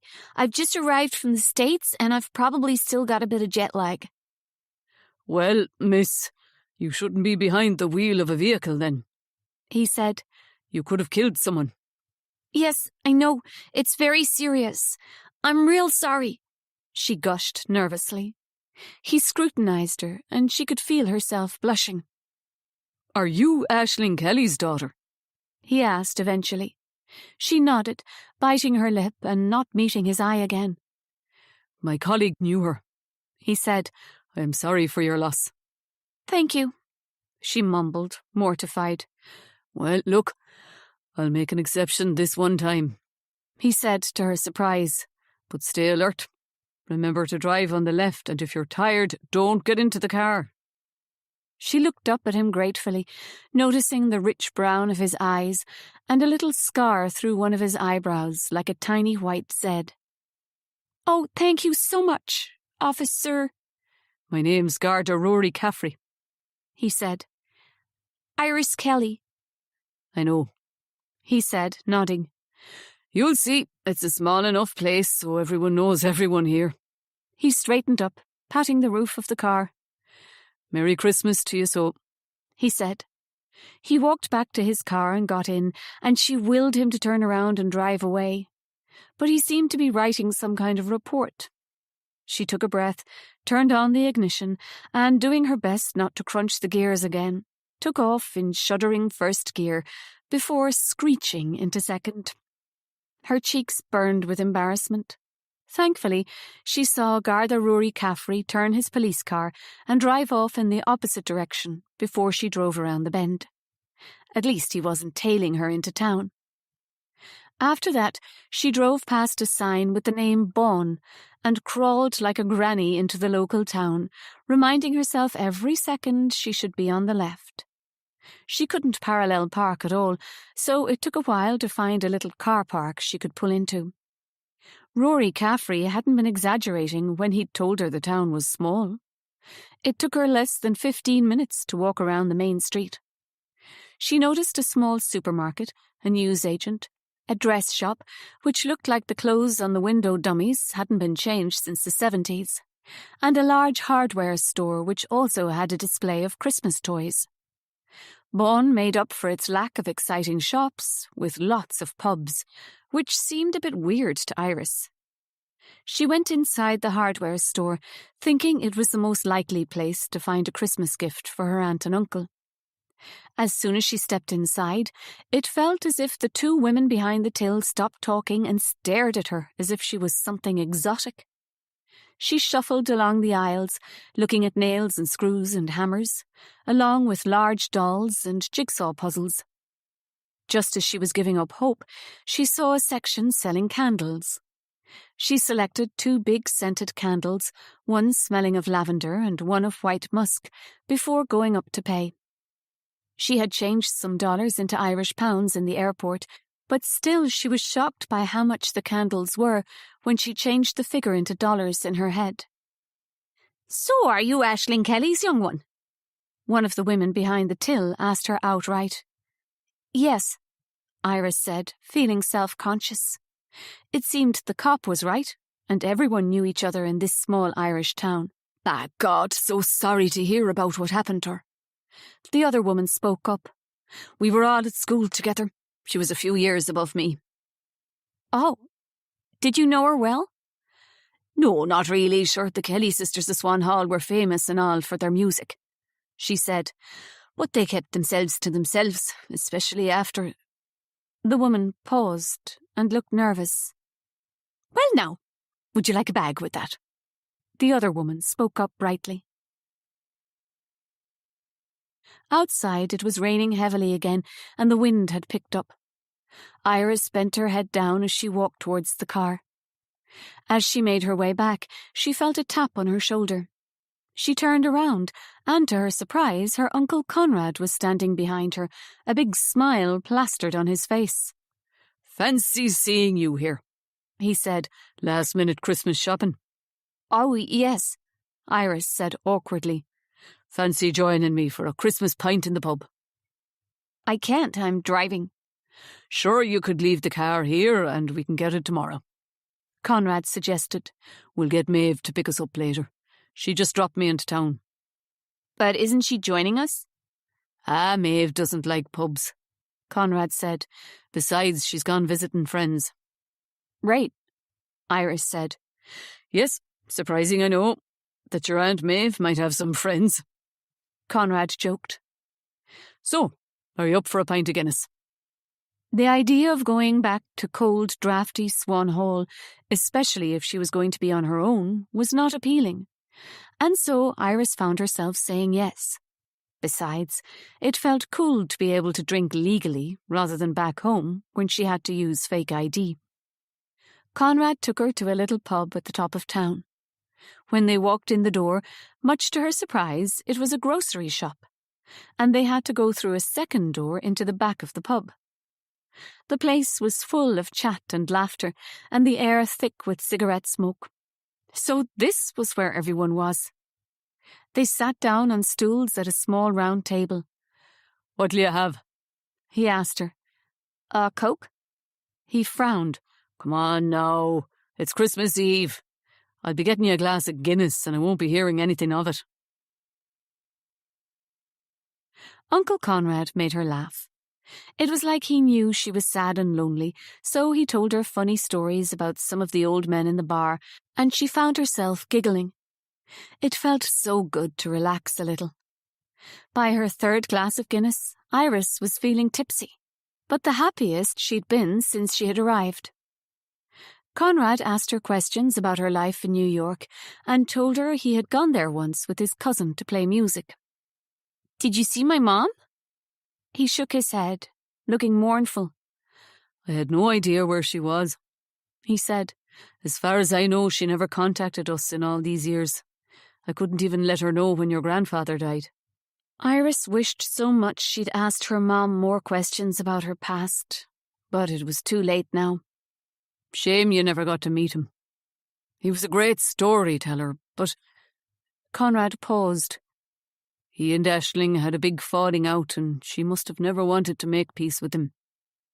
And did you know my granny? Iris ventured. I never knew her, or more correctly, I don't remember her too well. I mean, I saw her in church and everything, but, well, she was a little strange. She was from Dublin. Uncle Conrad took another swig of his pint of Guinness. Noëlle got her looks from her mother. And Iris, you're a dead cert for Noëlle. It's still confusing me a bit. He grinned. I keep thinking I've gone back in time, but no. I'm a middle-aged man getting all nostalgic for the past. I wish my mom had told me about my Aunt Noëlle, Iris said wistfully. She'd have had her reasons, Conrad said, turning away and waving to a group of men setting up a table on the other side of the bar. Iris could see one of them had a fiddle and another a tin whistle. Well now, what you say to a bit of music? Sure, I thought Seamus and the lads might show up. It's just as well I left my bowron behind the bar. What's a bowron? Conrad looked at her in surprise. Did your mam turn away from Irish culture altogether then? Oh, I can't believe she never told you about our music. Iris shook her head. Sure, your mam was an expert on the box accordion. The 3 girls won loads of competitions. I knew she played the piano, but no, she never spoke about it. Conrad sighed. Ah, God. Well, I guess she wanted to forget all about what happened. Let's get a little bit of a session going, so. He got up and went over to the other men. Iris took a sip of her pint of Guinness. It was a little bitter for her taste, but it also felt fortifying. The alcohol was making her want to ring up Freddie and tell him what a bastard he was. She had let him use her twice now, and she wished she'd freaked out at him. But of course she never had, just took it like the pathetic idiot she was. Well, she was the other side of the world now, so she had no way of telling him what she thought of him. She looked across the small bar, waiting for her uncle to return. But Conrad had abandoned her. He was sitting now with the other men and had what she guessed was the bowron, a small round drum with a stick, on his lap. Without any kind of announcement, the men all started playing at the same time. It was a jaunty tune, a jig. More and more folk came through from the grocery store out the front, and the bar filled up, everyone attentive and tapping their feet in time with the music. Iris felt as if she were part of something special. Maybe it was in her head, but it felt as if she was connected to all these strangers, she guessed by her Irish heritage. The music lifted her spirits, and she found herself tapping her feet too. After 3 tunes, the men took a pause, and people started chatting again. But her Uncle Conrad didn't return to the table. She watched him as he got up and walked over to the other side of the pub, where 3 men sat around a table in a nook under the TV. One of them had put a fresh pint down, and her Uncle Conrad took a seat. Iris frowned. Had he forgotten about her already? She got up from her stool and weaved through the crowd towards him. He was deep in conversation as the men had their heads bent down, plumes of cigarette smoke wafting above as they spoke in fast whispers. She couldn't make out any of what they were saying. Make yourself scarce, girl. One of the men had noticed her. He looked at her with piercing blue eyes. Uncle Conrad twisted on his stool. Sure, that's my niece, Iris, over from the States. An American, eh? One of the other men said. Off you go now, Iris. I'll be back shortly. Her Uncle Conrad looked a little flustered as he pulled a £5 note out of his pocket. Get yourself another drink. But... Do as your uncle tells you, girl, and keep your nose out of our business here. The cold, blue-eyed man snapped at her. Iris stepped back in surprise, looking to her uncle for support. But he merely turned his back on her. She left his £5 on the table and stalked back to where she had been sitting, feeling confused and hurt. Who were those horrible men? Not sure what to do, she sat back down at her table when she heard a voice at her shoulder. Hello there again. Iris, is it? She looked up to see a familiar face. The brown eyes of Garda Rory Caffrey were gazing down at her. "Hi," she said. He was no longer in uniform and looked the better for it, in blue jeans and a deep green sweater. He was holding a pint in his hand and appeared to be alone. Would you like a drink? He asked, indicating her empty pint glass. "Sure," Iris said, spirits immediately lifting. Now it didn't matter that her uncle had abandoned her, because Rory joining her for a Christmas drink presented a more attractive turn of events. While Rory went up to the bar, Iris watched the men in the corner with her uncle. They seemed very out of place, with their grim expressions and heads bent in conference, and yet also invisible, because no one in the pub went near them. Quite suddenly, they all got up, including her uncle, who shook hands with the blue-eyed man before he headed back to the small troupe of musicians as they started up again.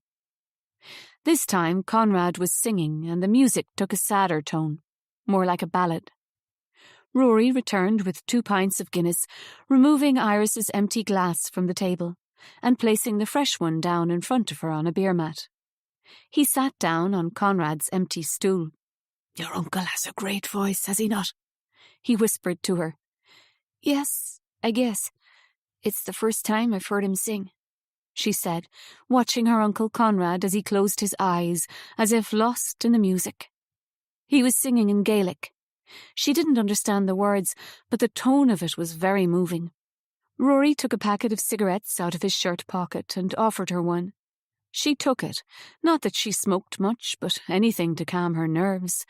Talking with Rory made her nervous, and not just because he was police. The song finished, and everyone cheered before Conrad took up his bodhrán again, and the group broke into a reel. "Are you off duty now?" Iris asked Rory. "Course," Rory said, smiling. "How's the driving going?" He winked at her. "I'm leaving the car in town tonight," she said, flustered. "I mean, I'm not driving." "Glad to hear it," he said. "You might need to be fully present every time you get behind the wheel until you get used to our roads." "Yes, sure, sorry, and, well, thank you." "I reckoned you needed a break," he said gently. "I lost my mam a year ago, so I feel for you." "Oh," Iris said, turning to him in astonishment. She didn't know anyone else young who had lost a parent, apart from the girl Lizzie, whom Maeve had told her about, and she was a stranger. It felt like a sort of connection between her and Rory. "I'm sorry. What happened?" "Cancer's what happened," Rory said, sighing, before taking another drag on his cigarette. "Anyhow, I had days when I just blanked out after the funeral. It felt like it happened so fast, even though we knew she was dying. But it must have been worse for you. I heard what happened." Iris felt a lump rising in her throat. "It must have been so sudden for you, with an accident like that," he continued. "It was shocking," she said in a hoarse voice. She could tell he was being kind, inviting her to open up and talk about what had happened to her mom. But she could barely speak about it because it still didn't feel real.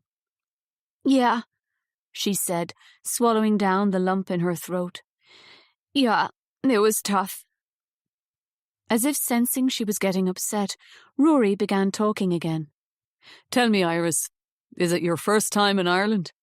"Yes, first time, though it feels kind of familiar. Maybe because my mom talked about the countryside a lot." "You can take the Irishman out of Ireland, but not Ireland out of the Irishman," Rory said. "I went travelling to Australia after I finished school. Loved it, but I always wanted to come home, so—" "Why did you become a policeman?" "A Garda," Rory corrected her. "My dad's one, and it's always been in our family. Just felt like the way my life was supposed to go." Iris took another sip of her Guinness and felt herself relaxing. She was enjoying Rory's company. He was easy to talk to, and she found him very attractive. She wondered what he thought of her. God, what did she even look like? She'd been rained on walking through town and must looked bedraggled. She excused herself, going to the restrooms, and did her best to fix her unruly hair and replenish her lip gloss. When she came back to her seat, there was an older man chatting with Rory. "This is my colleague and fellow guard, Eamon." Rory introduced Iris. "Iris Kelly." Eamon looked at her, and his eyes widened. "My goodness, you're a dead ringer for Noëlle, Kelly," he blurted out. "Astonishing." Iris blushed, feeling deeply uncomfortable. "Well, I wouldn't know, Eamon," Rory said, picking up on Iris's discomfort. "Go on now and join your cronies. Leave us young ones alone." He shooed Eamon away to join the older men on high stools at the bar. "Sorry about that," he said. "Eamon can be very insensitive." "It's okay," Iris said. "Just a bit weird, because I never knew her. Noëlle, that is."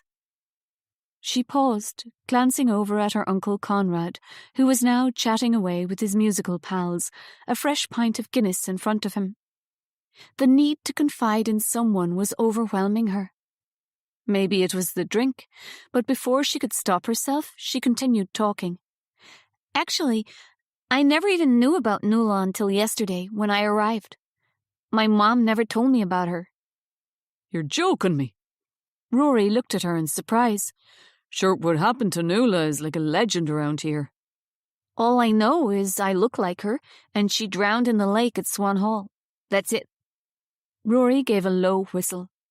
The music began again, so it was harder to talk, and Iris's heart was racing in time with the beat of it. But she was desperate to find out more. She leaned over and whispered into Rory's ear. "What happened? Was it an accident?" Rory looked at her carefully, through narrowed eyes. "That's what some say, but others think she drowned herself like her mam." "Oh, like suicide?" Iris whispered in shock. Rory nodded. "Her mother was unstable, that's what I heard. Took her own life when the older girls were in their teens. Some think Noëlle never got over it, being the youngest, and that it touched her in the head, you know. But..." He paused. "But what?" Iris pushed. "Well, Eamon doesn't agree. He says Noëlle was a joyful sort of girl. She wasn't like her mam nor the other sisters. He said that out of the three of them, it was hard to imagine her doing such a thing." "Sometimes the people who look the happiest are in fact the saddest," Iris said, thinking of her godmother, Trina, for some reason. Intuitively, she had always known that Trina's big personality, all the jokes and laughter, hid a deep sadness. "True," agreed Rory. "But Eamon was adamant she wasn't the type." "So he thinks it was an accident?" Rory offered her another cigarette. "Noëlle was a strong swimmer. She was always in the lakes. She knew where the strong underwater currents could pull you down. That's what Eamon said. So it made no sense. Besides, she wasn't alone." Iris looked at Rory in astonishment. "The story goes that all three sisters were together at the Loch Bawn that morning. It had been a particularly hot summer. That's what Eamon told me. He was a young guard at the time, and it was up to him to take everyone's statements." Rory paused to light her cigarette. "According to Eamon, Aisling and Maeve had been with Noëlle at the lake. But Noëlle had swum off from them. Your mam, Aisling, said she did it a lot to annoy them because it would freak them out because of what happened to their mother. Maeve said she called to her and warned Noëlle it was dangerous to go too far, but she ignored them. Apparently Noëlle was a good swimmer and often went off for a few hours on her own, swimming across the lake to the woods on the other side. Your mam, Aisling, had to go to work and so she left. But Maeve said she stayed and looked for her sister. She raised the alarm a few hours later when Noëlle didn't return." "You know a lot of the details about all of this," Iris commented. Rory blushed. "Yes, well, I always thought it a bit odd, and so did Eamon." Iris felt her whole body going still. The music was leaping around the room, but it felt as if she was in the eye of the storm, as if her whole world had narrowed down to this conversation between her and Rory. Why? Why did he think it odd? Rory sighed. I don't know what's got into me. This is your mam and her sisters we're talking about here. It's not my place to gossip. Please, Iris begged. My aunt and uncle won't talk to me about it, and my mom is dead. So you know it doesn't hurt her if you tell me what you think. Sure, but it might hurt you, Iris. I'm hurt already. My mom kept so much from me as it is. You've got to tell me what you think, she demanded. Rory took a gulp of his Guinness. Okay, so, he said. Well, Eamon told me the Kelly sisters of Swan Hall weren't just famous for playing music together. No, it was said when they performed their music, it was the only time the three girls could abide each other. The rest of the time they fought like wildcats. Got worse and worse as they got older. Rory glanced at Conrad playing his bodhrán. And Conrad Maguire hanging around with them didn't help matters. Not a bit. Eamon said he was a bit of a lad, and one week you'd see him in town with your mam, the next with Noëlle, and then sure he ends up with Maeve. Iris's mouth hung open. My mam went out with Uncle Conrad? I believe so, Rory said. I think I've said too much. No, Iris said, gathering up all the information. It's okay. All the mystery surrounding her mother's sisters was helping her. It was as if the heavy weight of her loss was shifting slightly by the distraction of the intrigue. The question Eamon always asked was, why would these three sisters, who acted as if they hated being in the same room with each other, go swimming together? Just them, on their own, and first thing in the morning. It didn't make sense. And there's something else. Rory continued, looking into Iris's eyes. She felt herself pulled into their rich, warm hues, gripped by his words. Noëlle's body was never found, just like her mam. Chapter 12. Noëlle, 30th of July, 1972. I don't believe in the Catholic God. I really don't. I know some of the girls at school pretend they don't believe in God to be cool and to piss off the nuns. But in my heart, I absolutely know God does not exist for me. That's not to say God's not real for others, like Maeve, though I think she prays more to the Virgin Mary than the man himself. Another reason why she's Daddy's favourite, because she's always helping out at the church and licking up to Father fuck off. But right from when I was little, I didn't like God. Oh, here, I thought, another big man telling us all what to do. I think or I feel Mammy believed the same as me. Sure, she followed the rules like we all do, went to Mass and all that, did her confession, but her eyes had a mocking look to them when she came out of the priest's confessional. God didn't help her, that's for sure. I believe in the magic in the land. I think Mammy did too. I can feel the spirits of the trees when I walk through the woods, and the divinity of water when I float upon it. Think about it. Doesn't it make more sense that what is holy is in the nature all around us? If we're going to worship anything, then it should be the earth we walk on, and the sky we look up at, the rain which nourishes the land, and the sun which nurtures abundance. Aisling is an atheist, which is better than being all holier than thou like Maeve, but I can't help thinking it's a bit sad too. Because when Aisling looks at a flower, she sees it biologically. She believes it has one brief life, one summer bloom, and then it's gone. And then I suppose its progeny continues its line. So, like, we are the seeds and our daughters or sons will be our seeds and on we go. Aisling says we live one life and when we die, that's the end of it all. We're just flesh, blood and bone. Oh, Maeve can't bear it when Aisling says that and she goes mad, saying she is wrong. There's heaven and hell and we have to make our confessions so we get through those pearly gates. But here's the thing. If she's right, Mammy won't be there anyway. She's stuck somewhere in purgatory because when she drowned herself it was a sin. I can't believe it. I won't. I walk down to the lake and feel Mammy's presence there. I think she's living in the land all around me. Her spirit has become part of the landscape. I wonder if the Fae people took her and that's where she's hiding out. When we were little, Mammy would read the old Irish stories to us. We loved the story of the children of Lear because of the swans on our lake and the name of our house, of course.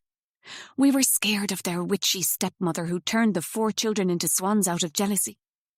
My favourite part of the story was how the children of Lyris soothed their broken-hearted father and his people with the comfort of their singing. Mammy said I was named Noëlle after Fionnuala, the only sister. I'd love 3 brothers like Fionnuala had. 'Twould be great to look after them like she did. But I've 2 big sisters and they're always treating me like a baby. Well, they'll get a right shock when I head off to New York at the end of the summer. I've nearly enough saved for the flight ticket.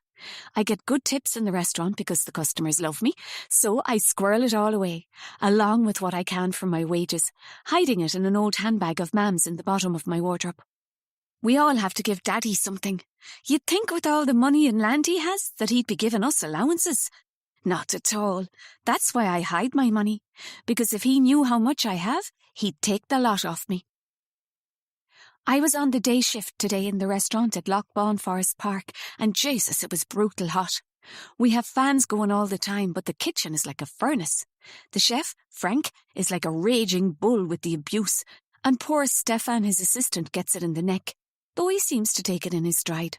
Maybe because he's German, but he doesn't shout back, just nods and says, Yeah, I hear you, Frank. I was trying not to drop the plates. My hands were so sweaty and slippery. I can't imagine why anyone would want a full Irish breakfast during a heatwave, but there's always plenty. Then it was straight into lunches, chips and burgers being the biggest sellers. And me and Trina were the only ones on. Rushed off our feet we were, though we always had time to leave each other big glasses of Coke filled with ice. Sugar, caffeine and ice kept us going. Finally, we got our break, and we went to sit by the loch and watch the boat boys taking out all the tourists onto the water. The sun beating down on us, we tried to get some shade under a tree. I could see Aisling on her own in the shop and a big queue of kids lining up for their ice creams. Poor old Stefan on his break trying to buy a packet of cigarettes ended up helping her out.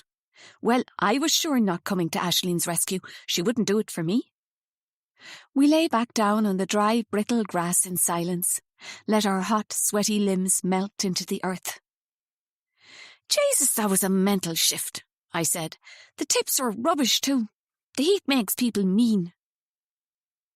It'll be hot like this in the summer in New York all the time, Trina said.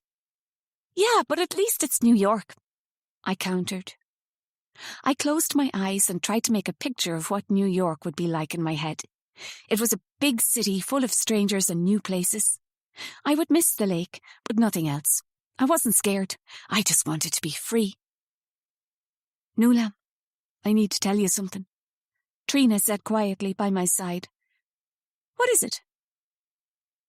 You know Johnny's in New York, right? Well, yes, because that's who we're staying with when we get there, right? He's had a bit of a windfall and, well, he's sent me the money for a ticket. That's amazing, I said, although I felt a twinge of jealousy. My father could easily pay for my ticket, but I can't ask him, of course, because he wants me to stay on at school and then probably stay for the rest of my life on our farm. And he's also got me a job at the bar where he works, Trina said. He's got fake ID for me and all. Oh, wow! I sat up and looked down at Trina. She was shielding her eyes from the sun with her hand, and it was hard to see her expression. Can he get me a job too? He'll try, but the thing is... Trina broke off. The thing is, I have to start on the 13th of August. But that's in 2 weeks' time. I stared at her in astonishment. I don't have enough money yet for the flight, but I'm still to go up to Dublin for my passport. Can you not get them to wait? I can't, Noëlle. I'll lose the job. He's going out on a limb for me. My heart sank. I should have been happy for Trina, but all I felt was let down. She sat up now and took hold of my hands. Our fingers were hot and sticky as they touched. I can be your scout. It's only a few weeks. And if you're struggling to get the money for the ticket, I'll help you out. You can make great money on tips in New York.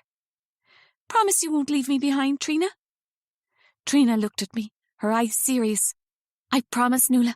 You'll be right behind me. It's only a month. But what about the fleadh and Listowel? You'll miss the dance competition. Ah, God, this is more important than winning an Irish dancing contest. It's my future. Right. I nodded, disappointed. But I have to go to the Fla. I want to win.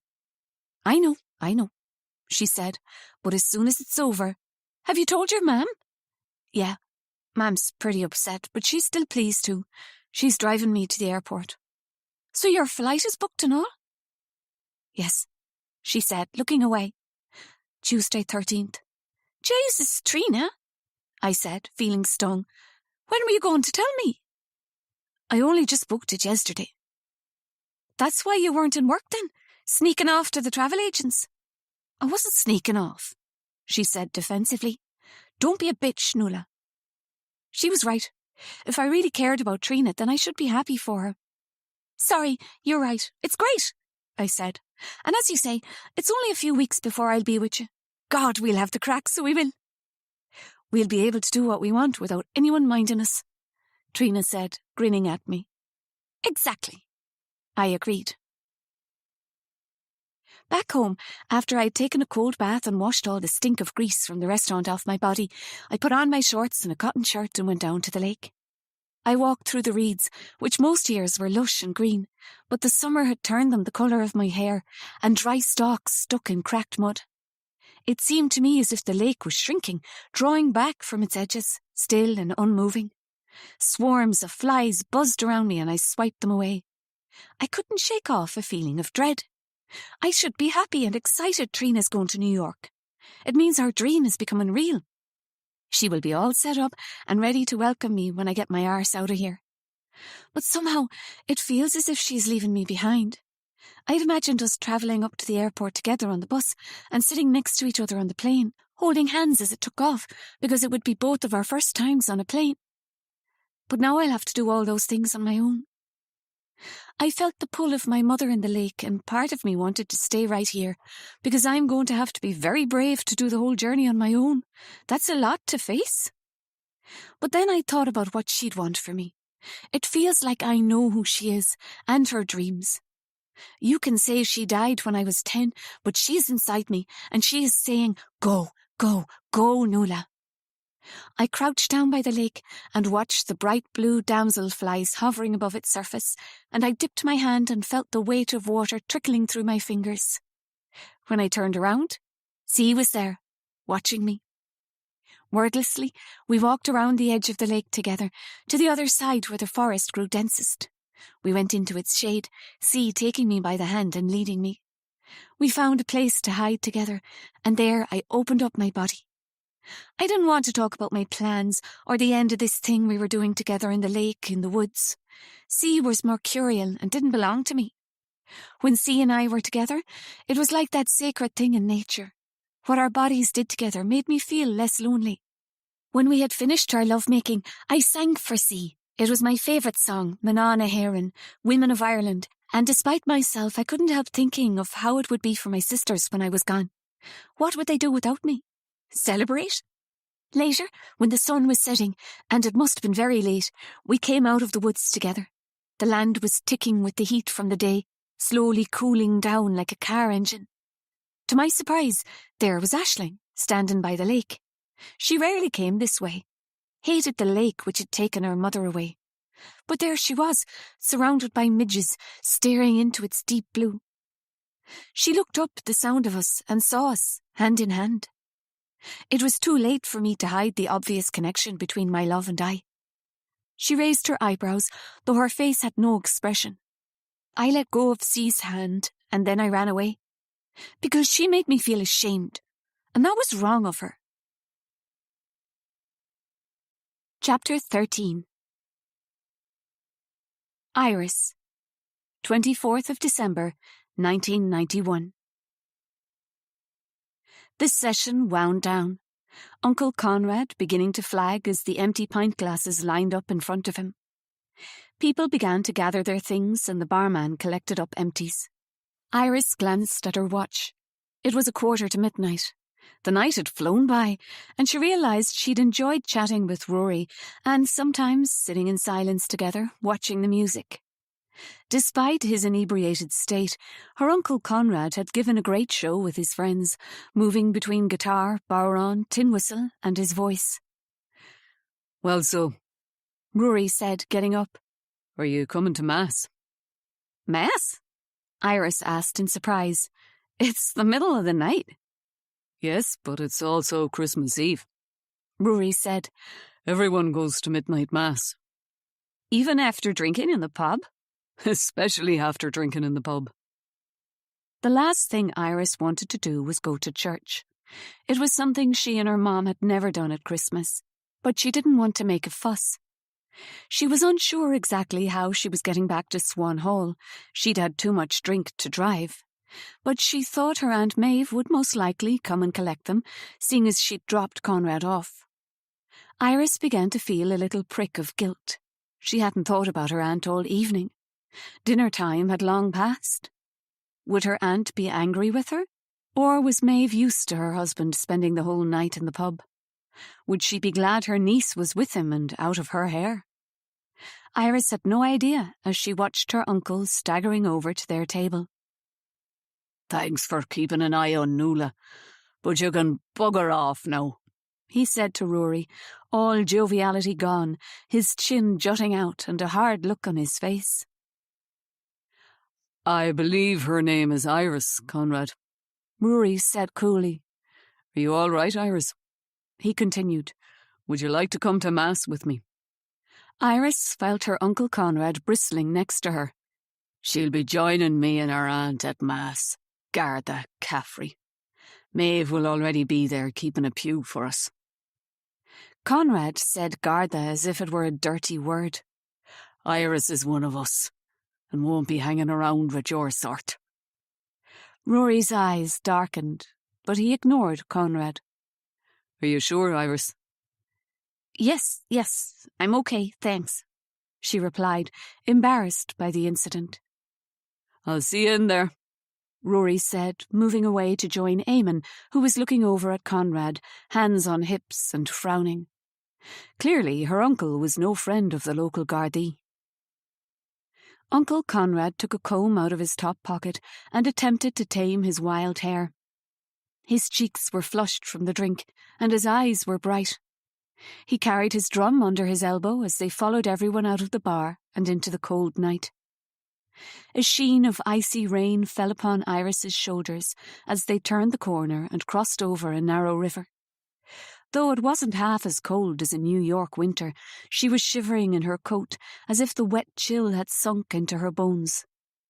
Uncle Conrad took her elbow, and already he appeared to have sobered up as they walked down the main street of the town. Iris saw the silhouette of a church tower, but as they approached, she realised it had no roof. Despite its beautiful empty arcades of stone glimmering in the streetlights. Bon Abbey, our 12th century treasure. Conrad waved towards the stone ruin. And not where we're heading. As they continued down the road, along with all the others from the pub, a bell was pealing. Iris stared ahead and caught sight of a modern circular stone building, very low to the ground, with a domed roof. It was not the kind of church she had been expecting, and despite the fact it was Christmas, something to be celebrated, Iris felt a sense of doom as she walked inside it. After their dark walk, the interior of the church was glaringly bright. Candles blazed in standing candelabra, while moonlight streamed down from glass windows around the whole circumference of the dome. Iris felt as if she had entered a spaceship rather than the house of God. She followed Conrad up the aisle to a front pew, where she could see her Aunt Maeve sitting straight-backed and evidently waiting for them to arrive. "Where have you been?" Maeve hissed at Iris as soon as she caught sight of her. "I went to the pub with Uncle Conrad." "We had a grand old session, Maeve," Conrad said, his words slurring a little. Maeve tisked and shook her head at them both. Iris wanted to tell her aunt that she wasn't her mom and had no right to act so disapproving. But they were in church and everyone was falling silent, waiting for the priest to begin. After Mass, Maeve drove them back to Swan Hall. By the time they sat down in the kitchen for a cup of tea before bed, it was almost 2. "You must be tired," Maeve said to Iris, her earlier annoyance appearing to have passed. Although the Mass had been boring, Iris hadn't felt sleepy. She'd watched the stony-faced priest as he'd intoned the Mass. All the noisy, jolly people from the pub had been on their knees silently praying, or demurely singing Away in a Manger. The whole experience had been alien to her. Even when she had looked over at Rory, he'd appeared completely different from in the pub, distant from her as he knelt down, closed his eyes and prayed. Now, back at Swan Hall, the whole experience had left Iris feeling more awake than she had all day. "No, not at all," she said. "Probably jet lag," Conrad said, pulling a bottle of whiskey out of the cupboard and unscrewing the lid. "Want a nightcap, ladies?" "No, Conrad," Maeve said, tight-lipped. "You know I don't drink. Not since Daddy." "His deathbed promise. Jesus, that was cruel of the old man making you swear never to drink again. Thank God he didn't ask me." Conrad sighed. "I wonder if it wasn't a joke of some sort. For some of the best nights I've had in this house was sharing a drop or two of whiskey with our fathers." Maeve huffed but didn't reply. "How about it, Noëlle? Want a drop?" "Her name is Iris, Conrad," Maeve said in a cold voice. "But she's the image of Noëlle," Conrad said. "It's totally inappropriate." Maeve looked at her husband with cold eyes. Iris shifted uncomfortably on her chair. The hostility between her aunt and her uncle was palpable. She had never been around couples that much. Both her mom and Trina had been mostly single. Now she thought how lucky she'd been. "Come on, Maeve. You can't blame me for getting mixed up. Just look at the girl," Conrad said. "That's enough, Conrad," Maeve said icily. "We've a guest." "Oh, yes. Ashling's girl, Iris, the spit of your other sister, Noëlle. It must have seemed like a nightmare when she turned up." He laughed cruelly. "I invited her," Maeve said, as if Iris wasn't there. "Only because you felt guilty. But too late to be forgiven now, right?" Iris stood up. "I think I'll go to bed." Maeve had gone white in the face, apart from 2 bright spots of colour on her cheeks. Conrad was rocking back on his chair and grinning broadly. Iris sidled out of the room, but not before she heard Maeve hiss, "Shut up, Conrad." "You'll never get over it, will you, Maeve? That your sister was the love of my life." Iris dashed up the stairs before she could hear any more. She ran down the corridor and into her mother's old bedroom before shutting the door behind her. The curtains hadn't been drawn, and the moon was reflecting silver upon the still lake.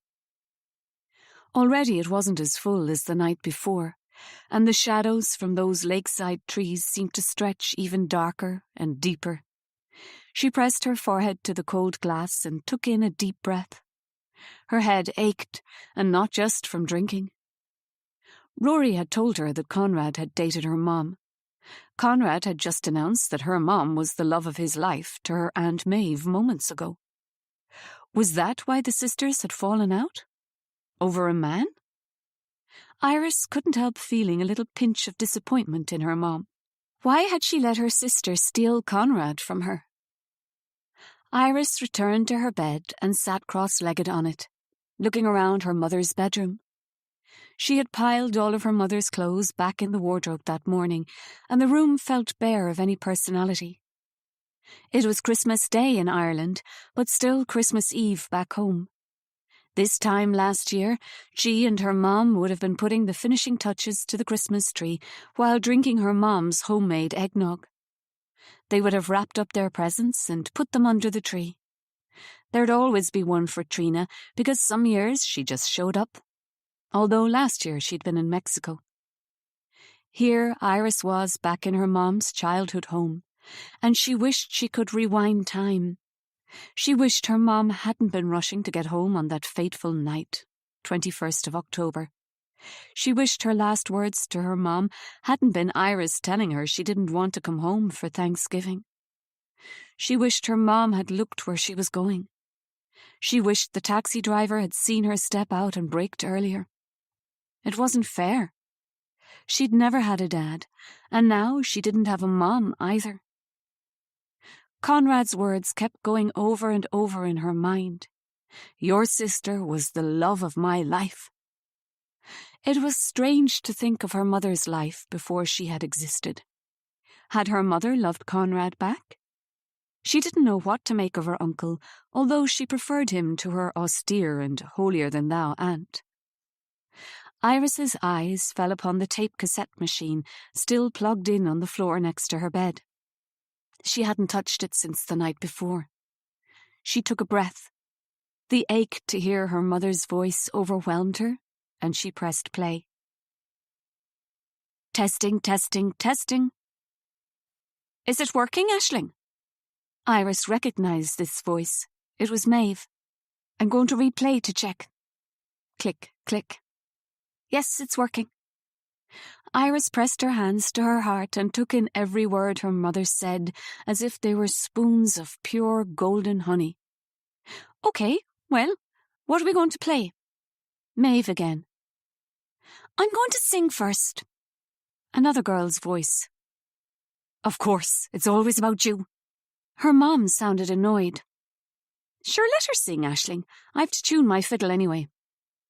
There was a pause. Go on then, Noëlle. My name is Noëlle Kelly.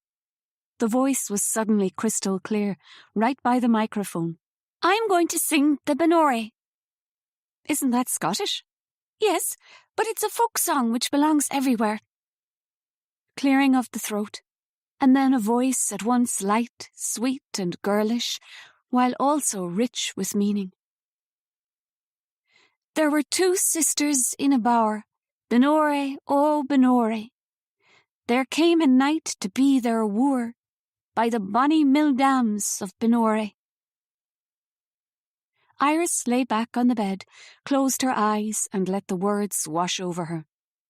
He courted the eldest with glove and ring, but loved the youngest above all things. The eldest was vexed so sore, and much she envied her sister fair. In Iris's mind's eye she imagined her mother, Aisling, with blonde hair, and her Aunt Maeve with her dark brown hair. So was her mom the fair sister and Maeve the dark? But then her mom was the eldest, so who was who? Had they both wanted her Uncle Conrad? And then what about Noëlle? She was fair too, and the youngest. Iris couldn't sing, but as the voice of her lost aunt swirled around her, she imagined the words came from her. There was something about the ghostly voice of her Aunt Noëlle which merged with her own whispering voice. She took her sister by the hand and led her down to the wide sea strand. The youngest stood upon a stone, and the eldest came and pushed her in. Oh, sister, sister, take my hand. Iris felt a cool breeze upon her face and sat up suddenly, opening her eyes. The door of her bedroom was open, and her Uncle Conrad stood in the doorway. His eyes were shining with tears. Where did you find that? He croaked, coming towards the bed and pointing towards the old tape machine. It was in the bottom of the wardrobe. Please turn it off. Iris clicked stop, cutting Noëlle's voice off midstream. Oh, God. Uncle Conrad sat down heavily on the end of Iris's bed. It hurts so much to hear Noëlle's singing. He sighed. Suddenly it dawned on Iris. When her Uncle Conrad had said to her Aunt Maeve, "Your sister was the love of my life," he hadn't meant her mother. He had been talking about Noëlle. I've never gotten over it, Uncle Conrad said in a shaky voice. His confessional tone made it clear he was still really drunk. He was so close to her she could smell the whiskey on his breath. She felt a little uncomfortable that he was sitting on her bed too, but she didn't know what to say. Conrad reached his hand out and stroked the side of her face. Iris flinched in shock. Every time I look at you, he said, all I see is Noëlle. Tears trailed down his cheeks, and Iris was frozen, unable to know what to do or say. "You're so beautiful, just like Noëlle." He withdrew his hand and clasped the cross hanging around his neck, shaking his head. "No, no," he said. "But you're not, Noëlle. You're not." "Conrad!" And Maeve came barging into Iris's room, taking in the scene of Iris seated on the bed so close to her uncle. Iris sprang up as if she were the guilty party, but nothing had happened, and she'd done nothing wrong. In fact, her flesh was crawling from where her uncle had stroked her face. The look in his eyes when he had done it had made her feel a mixture of revulsion and pity. "What are you doing in here?" Conrad didn't answer, but buried his face in his hands. "What's going on?" She turned to Iris. "Nothing," Iris said, indignant. "He came in because—" "She was playing a tape of Noëlle singing," Conrad said, looking up, his face wet with tears. Maeve stared at Iris, her eyes widening, and it felt to Iris as if her aunt were looking through her, as if she were gazing off into a vast distance, back into the past, maybe. "I was overwhelmed. I had to come in and listen." Maeve appeared to almost shake herself awake. "Get up, for God's sake," she said. "Leave the poor girl alone." Conrad got up shakily to his feet. "You were always jealous of Noëlle," he hissed before stomping out.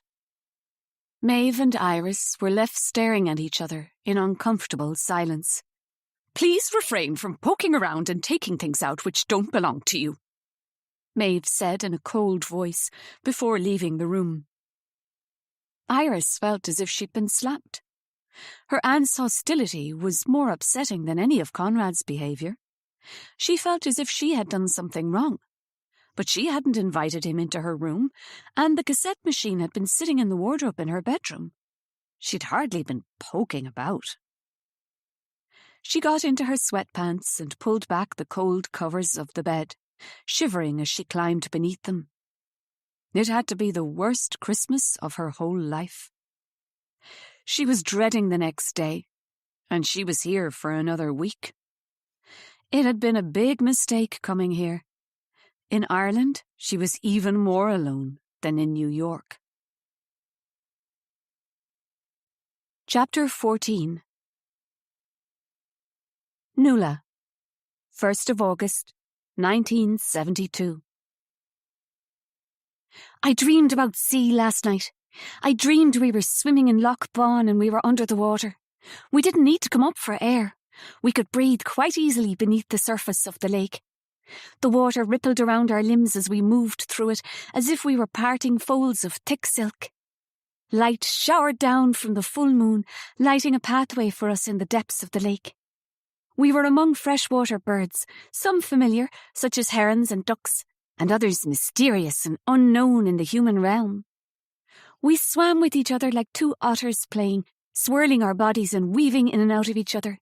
And when we were tired, we rested upon the bottom of the loch, gazing up through the deep blue.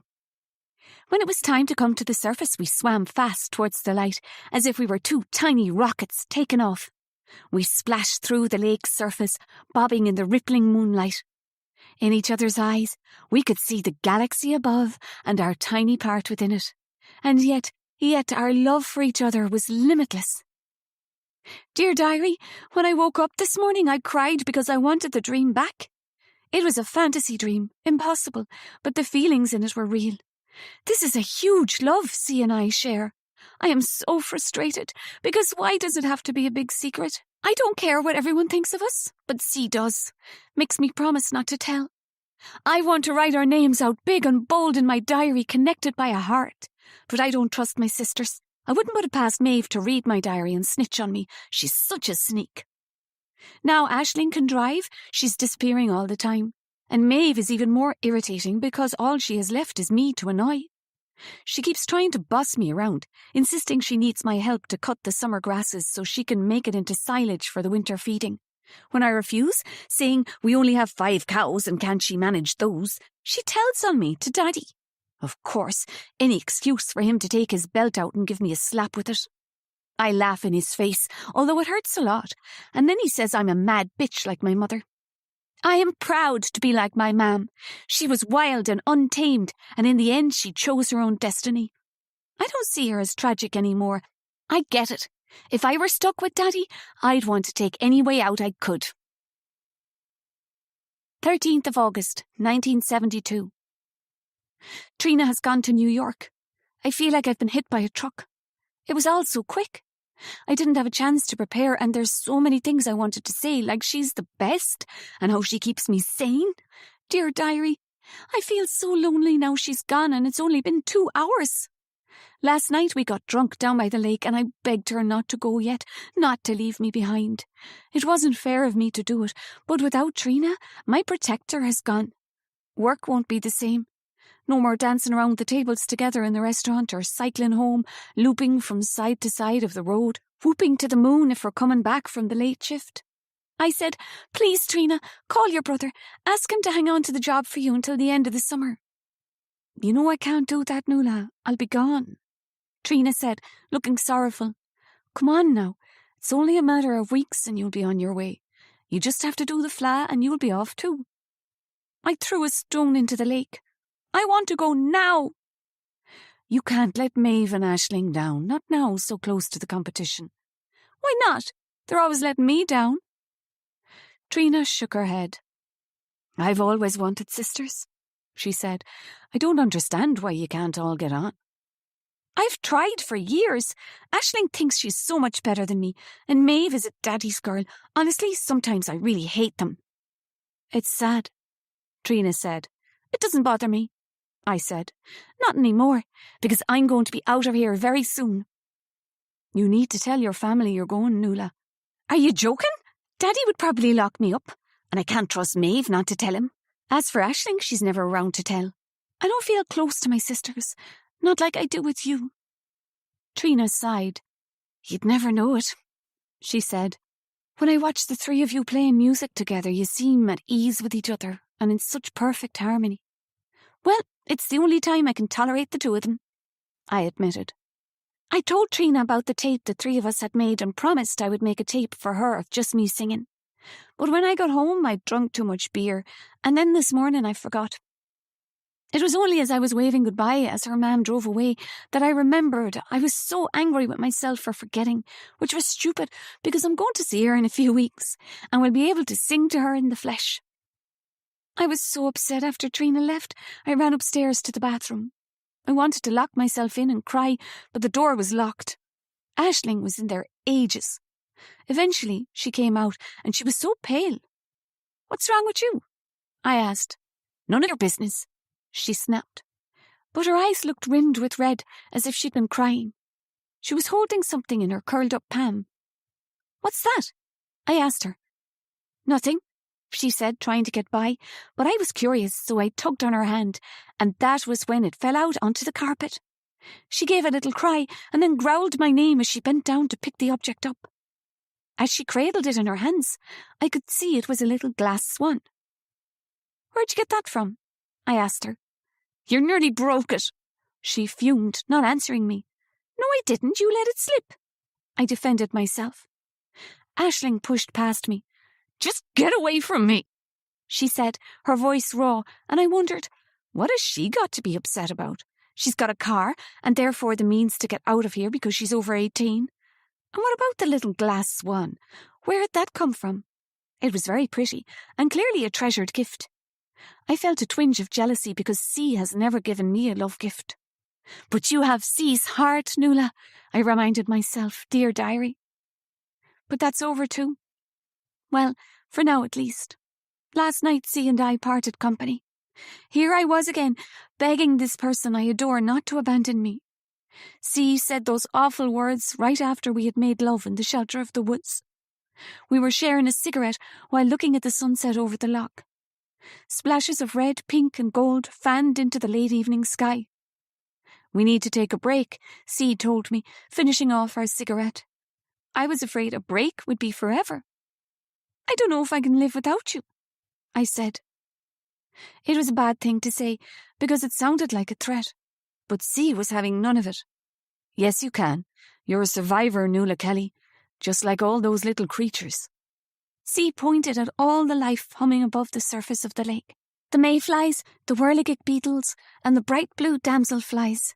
You know who you are and exactly what you want, and, my darling, that is the dream.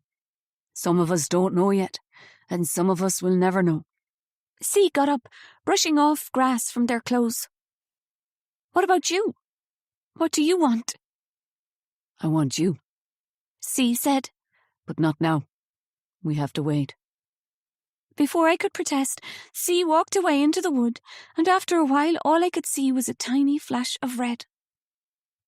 I stared into the dense foliage of the trees, imagining C swallowed up within them.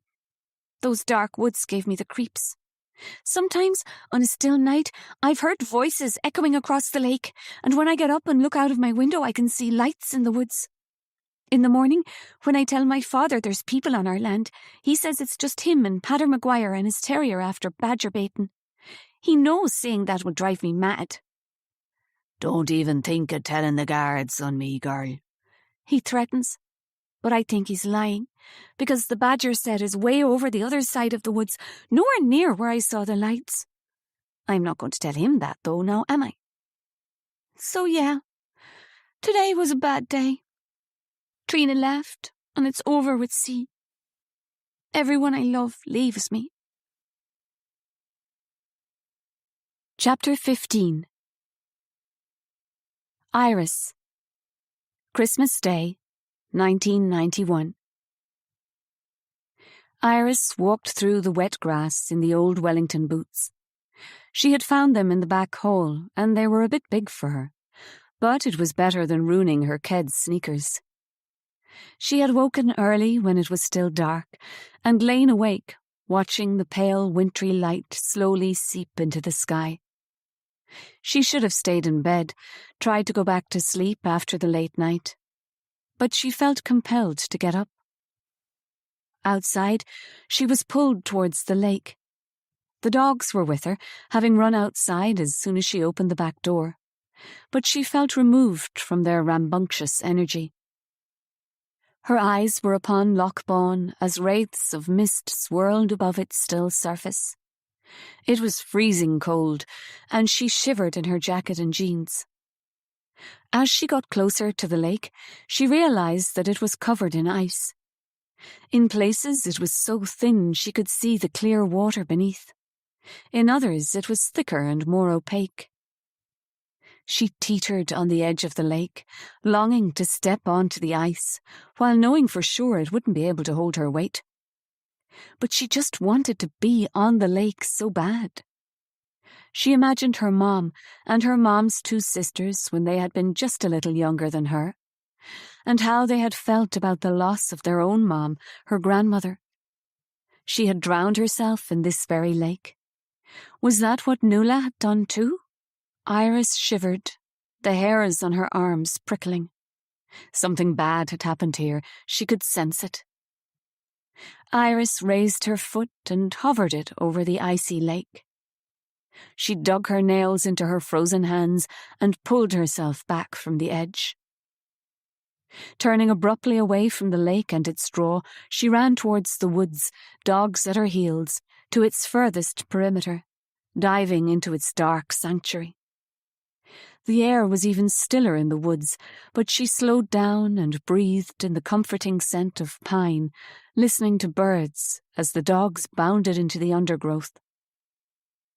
She followed a narrow pathway, winding through the trees until she came to a small clearing.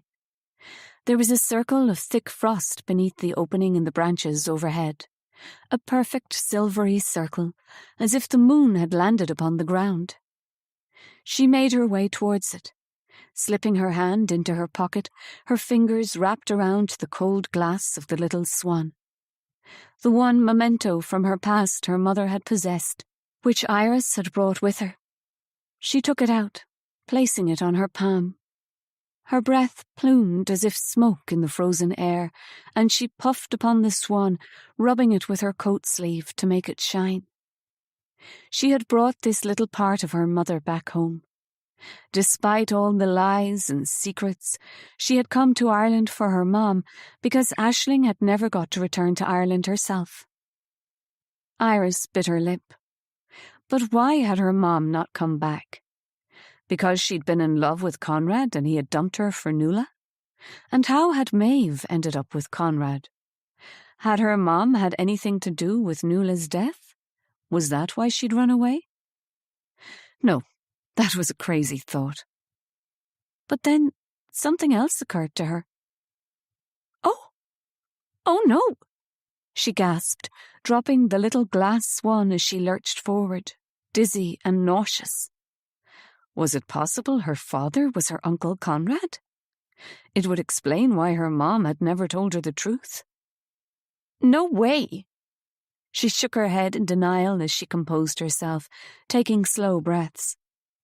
She bent down to pick up the glass swan, which glinted at her feet like a piece of polished ice. Oh, crap! She swore as she picked it up. She could see a crack in one of the polished curves of its body. Her mom had kept that little glass swan safe for nearly 20 years, and Iris had only had it a matter of weeks and she'd nearly broken it. Without warning, she burst out crying as grief swept through her. She squatted in the cold woods and bawled for her mom. The little swan pressed tight into her palm so that the sharpness of the crack scratched her skin. Eventually, her sobs began to subside and she wiped her wet face with her scarf. It felt shiny and tight with cold. Straightening up again, she heard the snap of a twig behind her. Turning around her, there was the same girl, Lizzie, that she'd seen in Lochbawn Forest Park with her Aunt Maeve the other day. This time, Lizzie was so close Iris could see the hue of her big eyes, forest green and earthy brown. They stared at each other, and Iris thought she must look a state with her tear-stained cheeks and red-rimmed eyes. But Lizzie didn't seem to notice. She was staring at her with big eyes, and a broad smile spread across her face, revealing a tiny overbite. "Happy Christmas," she said, as a white terrier went bounding past her. Con and Fiachra, the 3 black Labradors, ran over to the little white dog, and they all intermingled. "Merry Christmas," Iris said, eyeing Lizzie curiously. "It's okay. I'm allowed to be here. Maeve said I could walk Rascal in the woods," Lizzie said in response to Iris's cautiousness. "That's cool." Iris wished Lizzie would go away. She was mortified by her outburst. Surely Lizzie had heard her crying. "You're Iris, aren't you? Maeve Kelly's niece? I've heard about you," Lizzie said, looking a little excited. "I'm Lizzie. I live the other side of the woods in Bramble Cottage with my dad, though he's away. I'm on my own for Christmas." "Oh, that sucks," Iris said, thinking of the story Maeve had told her about Lizzie's mother. Lizzie shrugged. "I have Rascal. I don't mind that much. Better than being in the middle of a feuding family." Lizzie's gaze dropped to the glass swan in Iris's hands. "Where did you get that?" "It was my mom's. I don't know where she got it." Lizzie gazed at the glass swan. "Your mum just died, didn't she?" Iris nodded, a lump rising in her throat again. Lizzie raised her eyes to Iris's. Her gaze was searching, and Iris felt herself blushing a little with discomfort. "I'm really sorry," Lizzie said, still staring at Iris. Iris waited for Lizzie to say goodbye and walk away, but she didn't. She had a sense Lizzie wanted to say something else to her. The girl took a step towards her. "Want to see something?" Lizzie asked, her tone light, changing the mood of their meeting instantly. "We'll have to tie the dogs up for a few minutes for their own protection, but it's worth it." "I don't think I can get them to come to me," Iris said, producing a tangle of leads from her other coat pocket. "No worries. I'm good with dogs." Lizzie gave her a cheeky smile before producing a packet of doggy treats from her pocket and calling out to the dogs. Getting a whiff of their rewards, all 4 dogs ran directly towards her. "Magic," she said, winking at Iris as they gathered up the dogs. Lizzie took her to the lakeside edge of the woods, following the shoreline of the water away from Swan Hall. With the interlacing of branches overhead sheltering the ground from rain and ice, it became softer and springy under Iris's feet. Closer and closer to the water Lizzie brought her, so soon Iris was wading into shallow pools in her wellies. They entered an area filled with tall stalks of wintering reeds, like golden rods emerging from the glittering lake.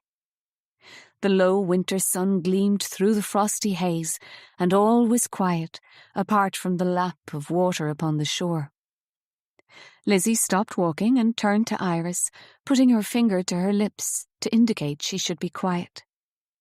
Then, squatting, she pointed ahead. Iris crouched down as well and peered through the legions of reeds towards a mound of old grasses, round and dry. "That's the swan's nest," Lizzie said. "They come back every year and rebuild it." "They use the same nest?" Iris asked her. "Yes, our swans do," Lizzie said. "You know swans mate for life, right?" "No, I didn't," Iris said in surprise. She remembered the summer her mom had rented a house on Long Island and how she'd seen so many mute swans. The big birds had frightened her a little, especially when they'd hissed at her when she came too close to the water. Lizzie straightened up. "Want to visit the swans?" "Oh, aren't they dangerous?" Iris said hesitantly, remembering her mom telling her about a man who'd had his arm broken by a swan. "Only if you frighten them," Lizzie said. "That's why we can't bring the dogs." Before she could protest further, Lizzie took off, wading through the reeds. They passed the big swan's nest and round a corner to discover a tiny cove. When she looked back, Iris could no longer see Swan Hall. They were hidden from view. As she moved forward, there, floating serenely on the water, were 3 swans.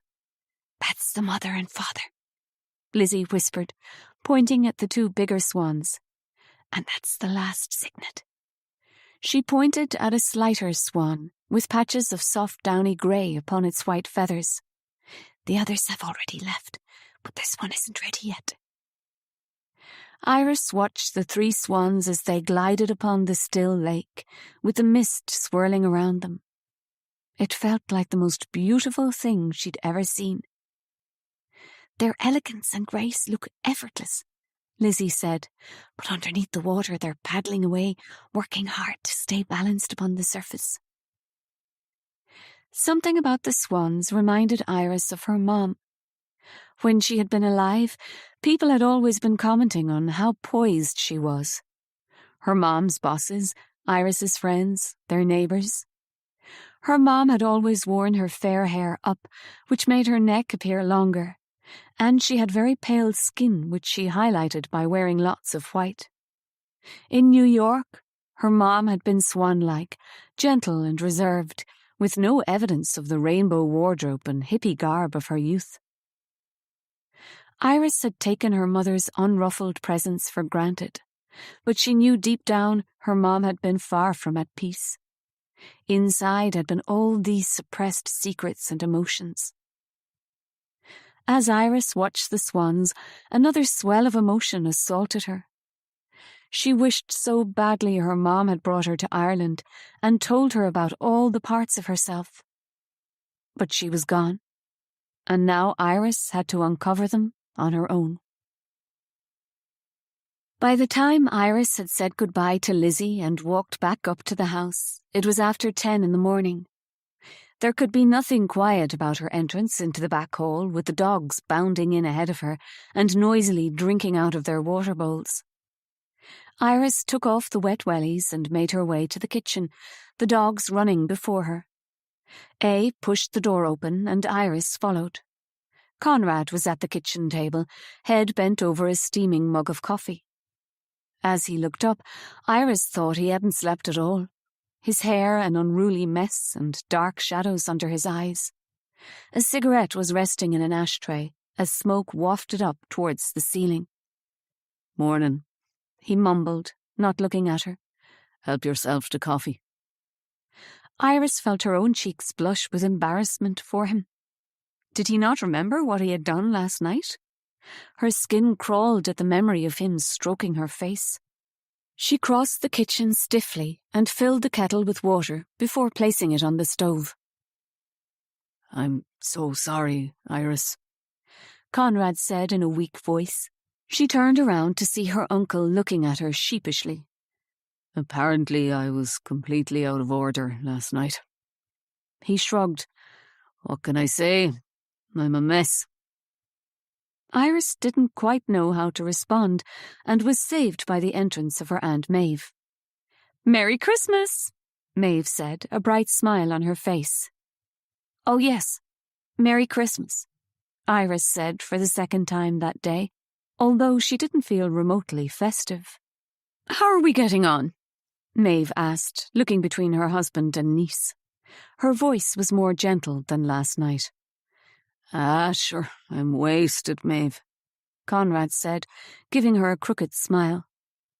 Iris scrutinized his face. Was this man her father? And if he was, did he even know? Did her Aunt Maeve know? "Well, I'm going to have a few hours' sleep," he said, getting up. "I'll see you both at dinner time."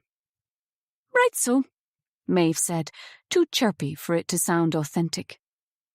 Her aunt was clearly embarrassed Iris had witnessed such hostility between herself and her husband the night before. After Conrad had left, Maeve insisted that she was going to make Iris a full Irish breakfast, as the turkey was going to take hours to cook. As her aunt bustled around the kitchen, Iris noticed the room had been decorated. There was holly on the window ledges, and tinsel trailed along the dresser shelves.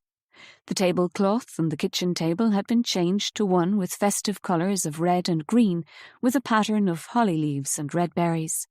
Now her uncle had left the room, the atmosphere was warm and surprisingly comforting.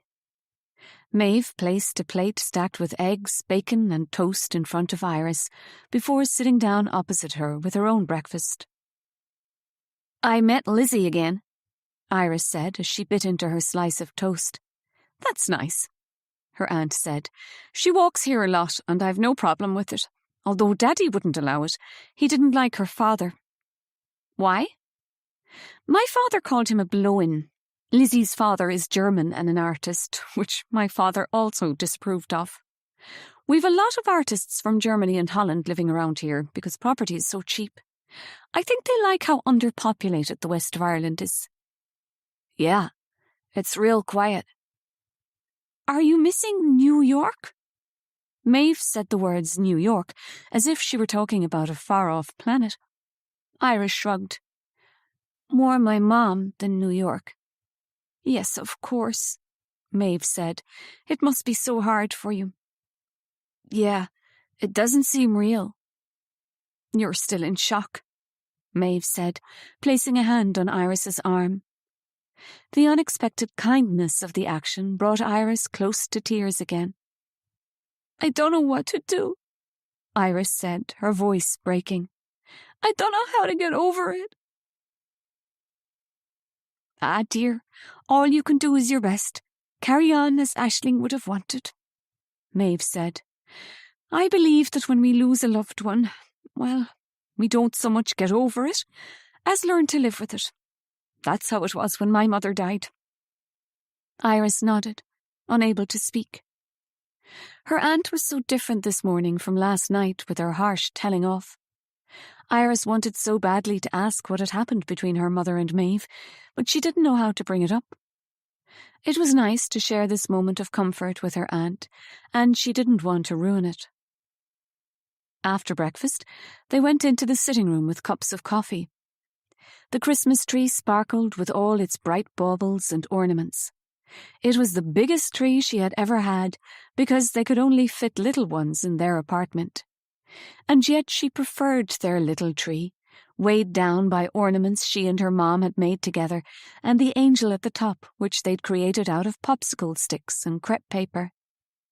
This Christmas tree appeared staged, every bauble evenly spaced, with a pristine star at the top. Iris eyed the small pile of gifts underneath the tree. She'd forgotten the candles she'd bought Maeve and Conrad. They were upstairs, jammed into her bag on her bedroom floor. "Oh, I forgot to wrap my gift up," she said. "I'll go get it." "You bought me a present?" Maeve asked, flushed with pleasure. "Sure," Iris said. When she returned to the sitting room, Maeve was sitting in the armchair expectantly. She got up as soon as Iris entered. "Well, shall we exchange presents?" she asked, a sparkle coming into her eyes. "What about Uncle Conrad?" "He won't be up for hours," her aunt said.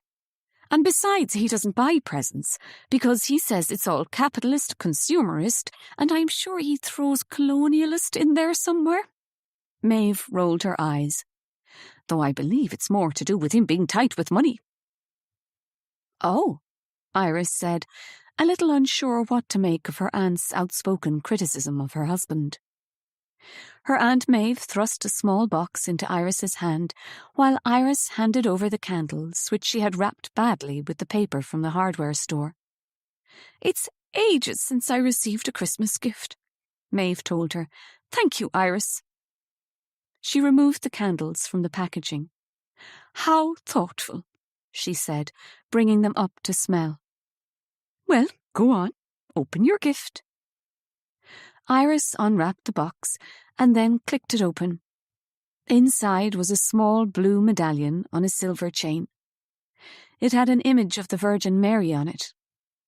She took it out and held it between her fingers, not knowing what to think.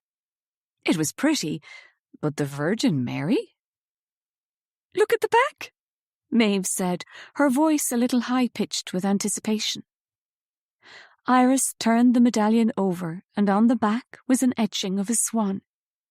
She knew immediately this would be the side she'd wear. This she loved. "It's beautiful," she said, feeling touched by how personal the gift clearly was. The medallion felt like a symbol of acceptance by her mother's family. "We all got one when we did our first communion," Maeve said. "Did you never see your mother's?" "No, I don't think she ever wore it." "Ah." Maeve sighed, a sad look on her face. Maeve brought her hand up to her neck and placed it on a small blue medallion of a Virgin Mary, just like the one she had given Iris. "I never did my first communion," Iris explained. "We didn't go to church." "Never?" Maeve asked, looking a little shocked. "No, apart from weddings and funerals." "I suppose I remember Aisling not wanting to take part in the church, even before she left," Maeve said with a heavy voice.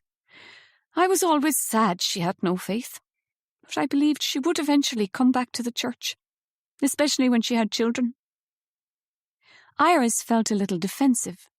Just because her mother hadn't believed in God, it didn't mean she hadn't been spiritual.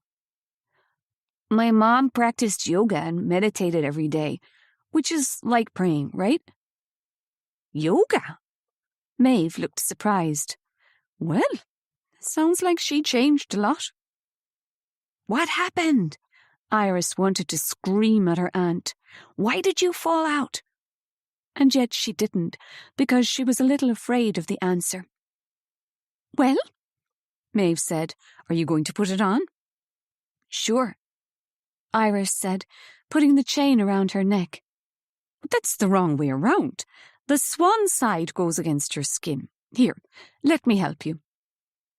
Her Aunt Maeve took over fastening the necklace so that the blue medallion of the Virgin Mary faced outwards. Iris clasped the necklace awkwardly. "Our faith can help us through times of loss, Iris," her Aunt Maeve said gently.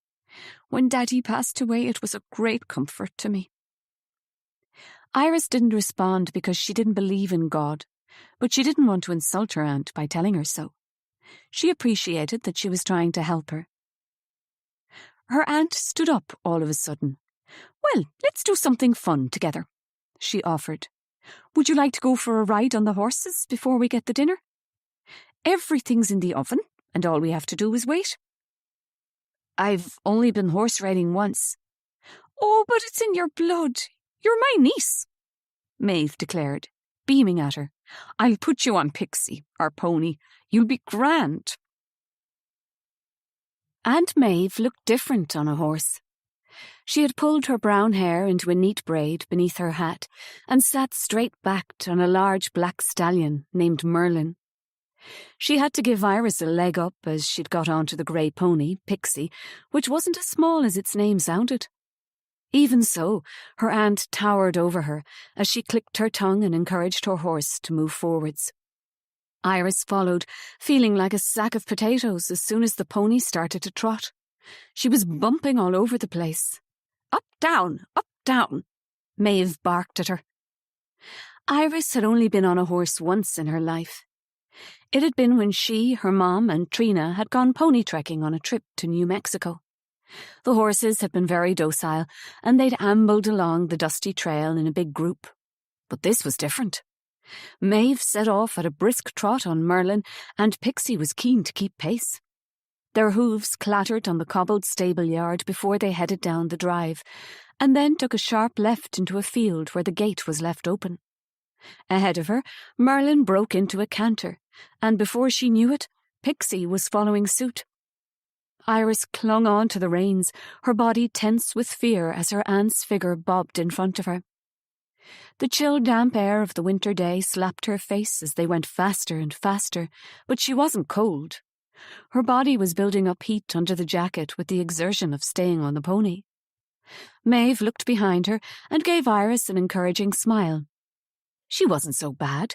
This morning had shown her that. Her aunt had seemed genuinely thrilled with her Christmas gift from Iris. On the other side of the field was a trail, and Maeve pulled on her reins to slow down to a trot. Iris followed suit, and to her relief, Pixie slowed down too. "How did you find that?" Maeve asked Iris as Pixie came to trot beside Merlin. "Great," Iris lied, not wanting to disappoint her aunt, but still shaking a little from the fear she had felt when the horse had been cantering. Maeve laughed, clearly seeing through her lie. "Your mam didn't like riding either," she said. "She turned out more of a city girl, I guess." "And what about Noëlle?" Iris asked, curious to learn more of the youngest sister. "Yes, she'd come out sometimes, but she had no control over the horses." Maeve paused. "Or maybe she liked to let them run a bit wild. Though after she was responsible for Duke getting hurt and going lame, Daddy banned her from riding. Not that that stopped her." There was an edge to Maeve's voice, but at least she was forthcoming about Noëlle. "What was Noëlle like?" Maeve sighed. "She had a very strong personality. You couldn't help but notice her. But she could be selfish too, and she was always aggravating Daddy." "Oh," Iris said, a little shocked by Maeve's honesty. "My little sister was a very talented singer. I mean, you heard the tape. Her voice is beautiful, right? But she was also a precocious show-off." Maeve's voice was tinged with sadness. "It made it hard to love her sometimes. But I did love her, of course." "And my mom?" asked Iris tentatively. "What happened? Why did you fall out?" Iris's heart was beating fast with anticipation, because what would Maeve tell her about her mother now? "We fell out," Maeve said in such a quiet voice Iris could barely hear her. "Oh, over many things. But mostly over what happened to Noëlle." Iris said nothing, not knowing what to say in response, waiting for more information. "It's hard to explain," Maeve continued, her voice hardening. Aisling was the eldest, and she should have been in charge the day Noëlle disappeared. I blamed her for what happened. But Iris waited for Maeve to expand, but instead her aunt clicked her tongue and gave her horse a little tap with her ankles to move on. Frustration swept through Iris. Why couldn't her aunt be straight with her and just tell her the whole story? Wasn't it her right as her mom's daughter to know? Now they were moving off again, but Iris wanted to get off the pony. She'd only gone along with her aunt to please her, but she was nervous of horses, and she was sure Pixie could sense her fear as he gathered speed, following the cantering Merlin down the narrow trail. This was even more frightening than cantering across the field, because she kept having to look out for low-lying branches and duck beneath them. Sleet began falling on them, and she looked up at the sky to see it tumbling down from above. 1 second later, a branch slammed into her stomach and she was pushed out of the saddle. She tried to hang on, but she'd lost her balance and landed with a thud on the hard ground, calling out as she did so. She sat on the muddy path, feeling as if the carpet had been swept out from under her feet. Tears began to trail down her face, and then she heard a sound, a deep, guttural moan. It was coming from her. She was making this noise herself. The sleet was drenching her, mixing with her tears, and she wailed with longing and loss. "Are you hurt?" Maeve was crouching down. Her eyes were full of concern. No. Iris wiped the tears away, trying to get herself together. Her aunt paused and appeared to take a breath in relief. "Well, get up, Iris," Maeve said brusquely, standing up again. "You'll catch your death." Her aunt's harsh tone set Iris off again. She didn't like this cold woman. She was nothing like her warm, caring mother. "Iris, stop it," Maeve said, her voice rising. Iris couldn't see her face clearly through her tears, but she could sense her irritation. "Just leave me alone," she sobbed. "Go away." There was a long pause, but Maeve didn't leave. Instead, she knelt down next to Iris. "I'm sorry," she said, her tone different. "When I'm frightened, I can sound angry, but I was scared you'd been hurt."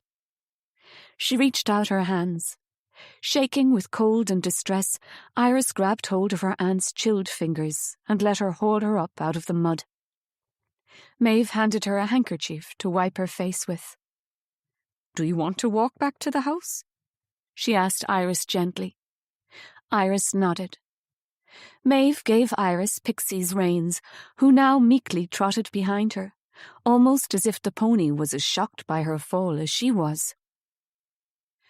"You know, the feelings between 3 sisters can be very complicated," Maeve said in a quiet voice as they made their way back towards Swan Hall. Iris didn't understand. She was an only child, but she'd always dreamed of having a sister. Someone to share confidences with, to look out for her. She thought it was very sad that her mom and her sisters hadn't got on. "Maybe it began when we were young, because I will admit it, I was a bit of a tomboy and Daddy's favourite," Maeve said. "But we did get on when we were children. I remember Daddy used to take the 3 of us fishing. We loved being on the lake in his boat, and we played hide-and-seek in the woods with our mam.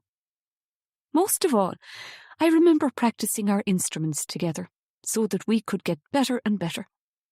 Music always united us." Maeve paused before continuing. "But after my mother drowned in the lake, everything changed," she said.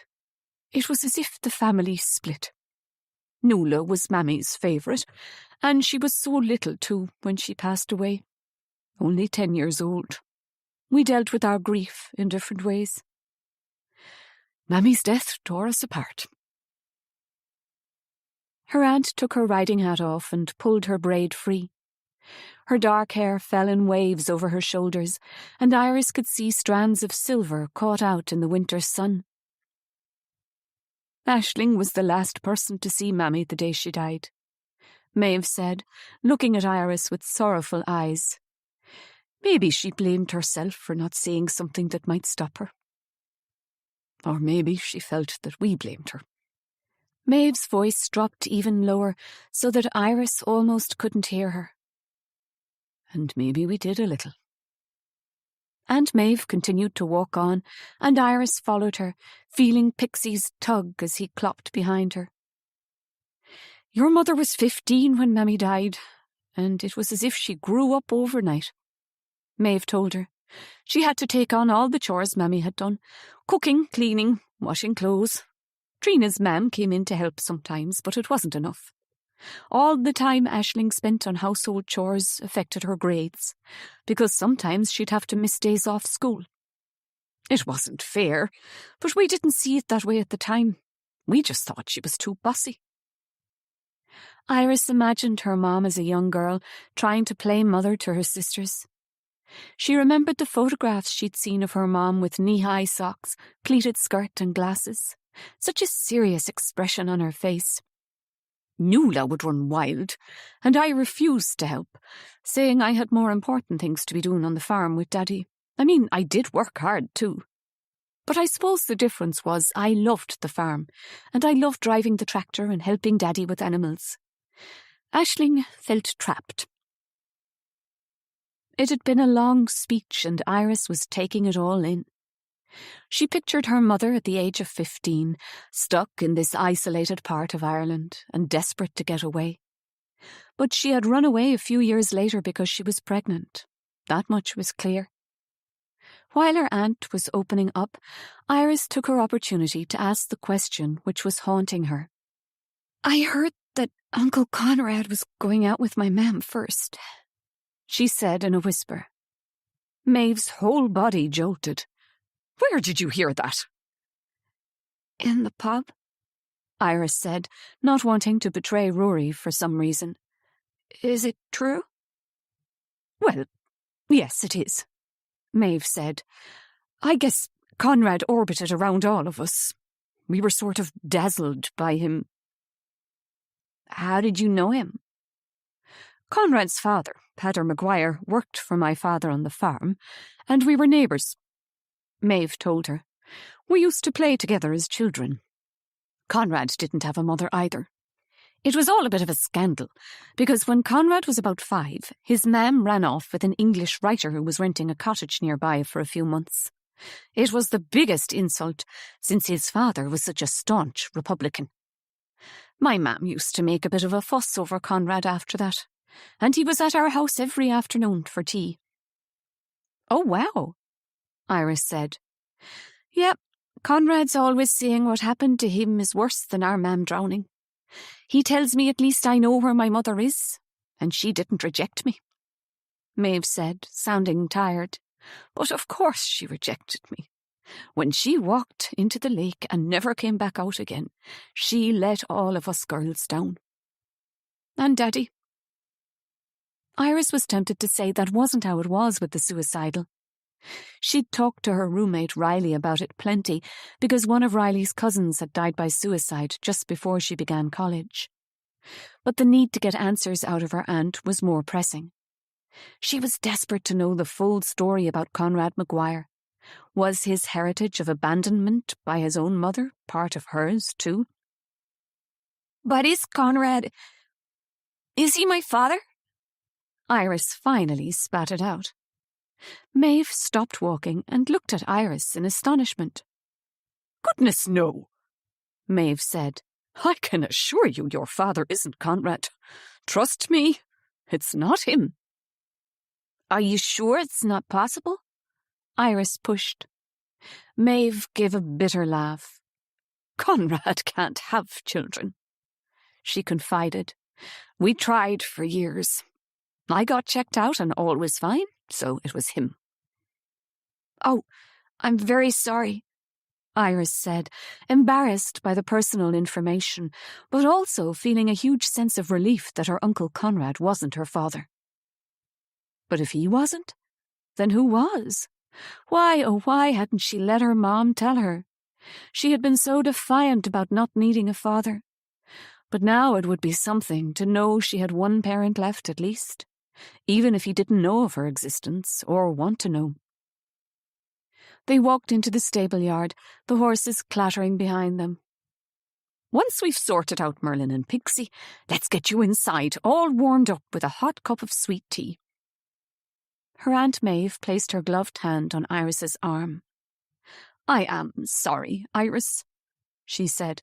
"Truly, I wish I had reached out to your mother years ago." Iris looked into her Aunt Maeve's eyes, and she believed her. "But you see, I was angry she left me all alone here with our father. It felt like a betrayal. And besides, people were talking about us, saying things about what happened to Noëlle." She turned away quickly, leaving Iris with a deep sense of unease. Had Rory been right?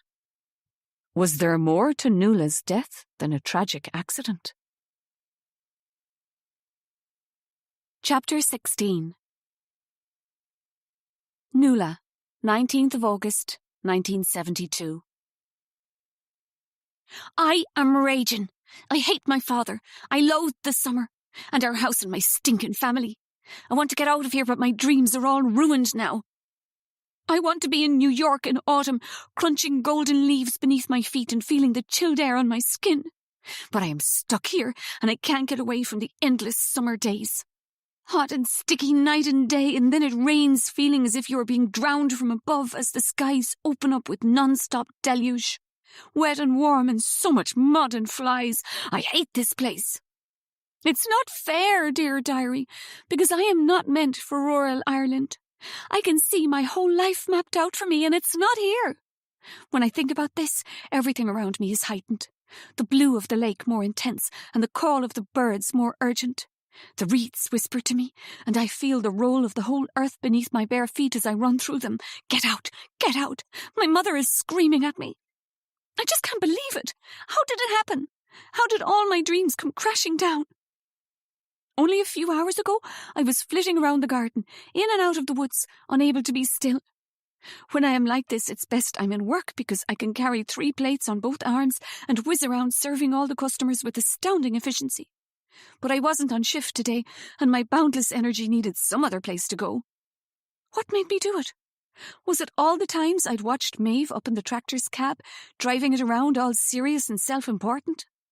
There it was, parked in the yard, with the key still in the ignition, and I just didn't think. I climbed up into the cab, sat myself in the driver's seat, and switched it on.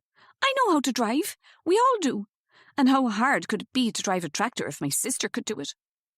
I put my hands on the gear stick and pushed it into first and then pressed my foot down on the accelerator. The tractor took off faster than I expected, and it made me laugh as I bumped through the yard towards the gate. It wasn't my fault what happened next.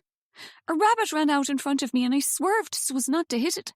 One of the tractor's wheels bounced onto the edge of the drive, and then before I knew it, I was heading towards the new fencing Daddy and Maeve had just put up.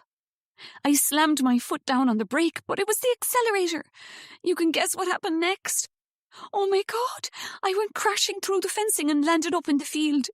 Lucky it's been so dry I could have got stuck in the mud. It was all so funny that I burst out laughing. Big mistake. Next thing I knew, Daddy was hauling me out of the tractor cab, yelling at me, while Maeve stood behind him, arms crossed, looking on in silent disapproval. "What the hell have you done, you stupid little cow?" "Ah, Jesus, calm down, Daddy. It's just a bit of fencing. Sure, I could have been hurt." "Just a bit of fencing, is it? Well, if that's the case, then you can pay for it to be fixed, my girl." That wiped the smile off my face. "I don't have any money," I lied. "Don't be telling me your lies, child. Where'd you be putting your wages from the restaurant, eh?" "It's gone. I gave it to Trina," I said, the first thing I could think. "Now why would you do that when she's not even family?" My father fumed, taking me by the shoulders. "That Trina has turned you into an insolent girl too big for your boots. Tell her you want the money back." "I can't. She's in America," I said smugly, not caring that my father's hands were hurting my arms as his fingers dug into the flesh. "Good riddance to the cute whore," he said. "She's turned you into a sly one, that's for sure." I made to get away, but my father pulled me back, hitting me across the cheek. I bit my lip, determined not to cry out, although it hurt, and my face was stinging where he had touched my skin. Daddy, she's lying. Maeve's voice came out high-pitched and strained. My father let me go and I stepped back shakily. Shut up, Maeve! I growled, but Maeve, the snitch, betrayed me. Noëlle's got savings. She's hiding it in one of Mammy's old handbags. My father stormed into the house and went rampaging in my room, pulling everything out of my wardrobe, opening up all the bags he could find. It felt as if he were assaulting me. In fact, I think I would have rather he beat me than go through my things. He found the bag, of course, and took out every single penny I had saved for America. Just enough to fix the fence, he said with satisfaction. But who was he kidding? Half of it was going to be drunk. Half of it would fuel his rage further. Give it back, I screamed, catching hold of his arm and trying to reach the hand filled with pound notes. That's my money, mine! Nothing in this house is yours, child, he bellowed, pushing me backwards so that I fell onto my knees. I hate you! I hate you! I screeched. No wonder Mammy killed herself to get away from you. I heard Maeve gasp. As she watched on, white-faced, Daddy turned on me, his face almost purple with fury. Your mother killed herself because she didn't love you, Noëlle. You've always been too much for us all, and it was you that drove her over the edge. I bounded forward and tried to hit my father, but he caught my hand, twisting my arm. I yelped in pain. Daddy, stop! Aisling appeared in the doorway to my bedroom, and pushing past Maeve, she pulled on our father's arm. Keep out of this, girl, he snarled at Aisling, but she wouldn't let go until he turned on her. My father was a monster, one none of us could defeat. Leave Noëlle be, Aisling said. The girl is a menace and needs to be taught a lesson. You're a bully and a brute, Aisling began bravely, but was unable to continue as my father hit her in the face. She staggered backwards, blood streaking from her nose. Maeve began to cry, but I was looking for something to hit him with. I wanted to kill him. Daddy, Daddy, Maeve sobbed. Please, Daddy, don't. My father heard his middle daughter's pleas, and the rage within him began to calm. Still clasping my money, he stormed down the stairs and then out the house. We all knew where he was going, to Flanagan's pub where he'd meet up with Padder Maguire and they'd give out about how bad women were. He'd be gone a good long while, maybe even to the next day, to drown his guilt in pints. The three of us were left in the wake of his rage, my bedroom torn apart as if a hurricane had passed through it. How could you? I turned on Maeve. That was all my savings. I thought it would make him stop hitting you. Maeve tried to explain.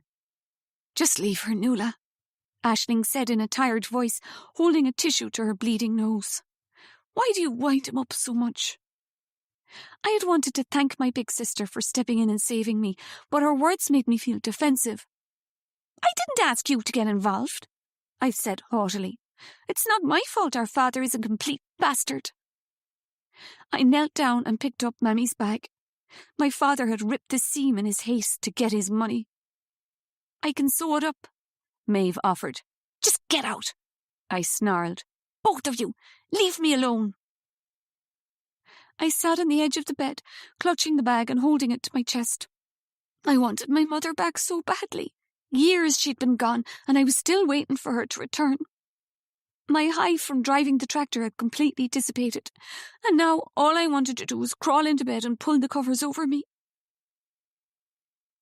I must have fallen asleep because I woke in darkness, still in my shorts and t-shirt, the damp sheets sticking to me with sweat. I felt a sense of utter hopelessness. No one loved me. No one cared about me. Okay, yes, Trina, but she'd left and now I had no money to go and join her. I was going to be stuck in Swan Hall with my violent father and mean sisters for the rest of my life. No, I would rather die. I got out of bed and opened the door, crept down the stairs, trying to be as quiet as possible. The last thing I wanted was to come across Daddy after he'd had a belly full of Guinness. Loch Bawn was calling to me. I ran across the lawn, the air still humid from the hot day, and the ground warm beneath my bare feet. When I got to the lake, the water was softly lapping against its shore. It invited me in, and tonight I wanted to go right to its centre. the place we were told never to swim. I took off my shorts and my t-shirt and waded in. The cold water was bliss against my hot limbs, and I dipped my head underwater, soothing my face where it still burnt from my father's slap. Let go. Let everything go. Come with me. It could have been so easy to have just done that, and I let my limbs relax. For the moment I was floating, but if I began to drop beneath the surface of the water, I wasn't going to fight it. Noëlle! A voice called from the shore, a figure waving to me. Noëlle! Come back! It was Conrad. What was he doing here so late at night? He began to wade into the water and then launched himself in, swimming towards me. I couldn't be responsible for his end too. I knew he wasn't a strong swimmer, so I began to swim back. We met a short distance from the shore. Are you all right? He asked, knee-deep in water. It was hard to make out his expression in the darkness, but I could hear the concern in his voice.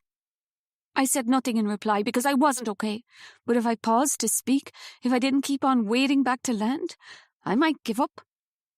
He followed, making a lot of splashing but not moving very fast. I climbed out, water dripping off me, not caring how I looked. I heard Conrad get out, coughing and spluttering. I collapsed on the bank and lay back, arms across my eyes. Noëlle, what's wrong? Conrad sat down next to me. I'm okay, I murmured. It's fine. You don't look fine, he commented. His words annoyed me. I hadn't asked for his opinion or his interference. What are you doing out here in the middle of the night? I turned on him. Are you some sad loser, stalking me and my sisters? Course not, Conrad said, licking his lips. Can you keep a secret? I shrugged. Depends what it is. I was meeting Patrick Donovan and his cousin Jimmy, he said. The Rawheads? I looked at him in surprise. On our land? Conrad nodded. Yeah, sure our fathers know all about it, he said. But I can't tell you any more. I'm sworn to secrecy. I didn't believe him for a minute. I could see the measure of Conrad Maguire. He was all full of it. But when it came to it, he didn't have convictions like Trina did. I sighed, because if it was true, he was a big Egypt for sure. Be careful, Conrad, I warned him. Those fellas don't joke around. I know what I'm doing. He coughed nervously. I stayed where I was, listening to the night sounds, the lapping of the lake, the hoot of an owl, the creaking wood, and the humming land cooling down from the hot day.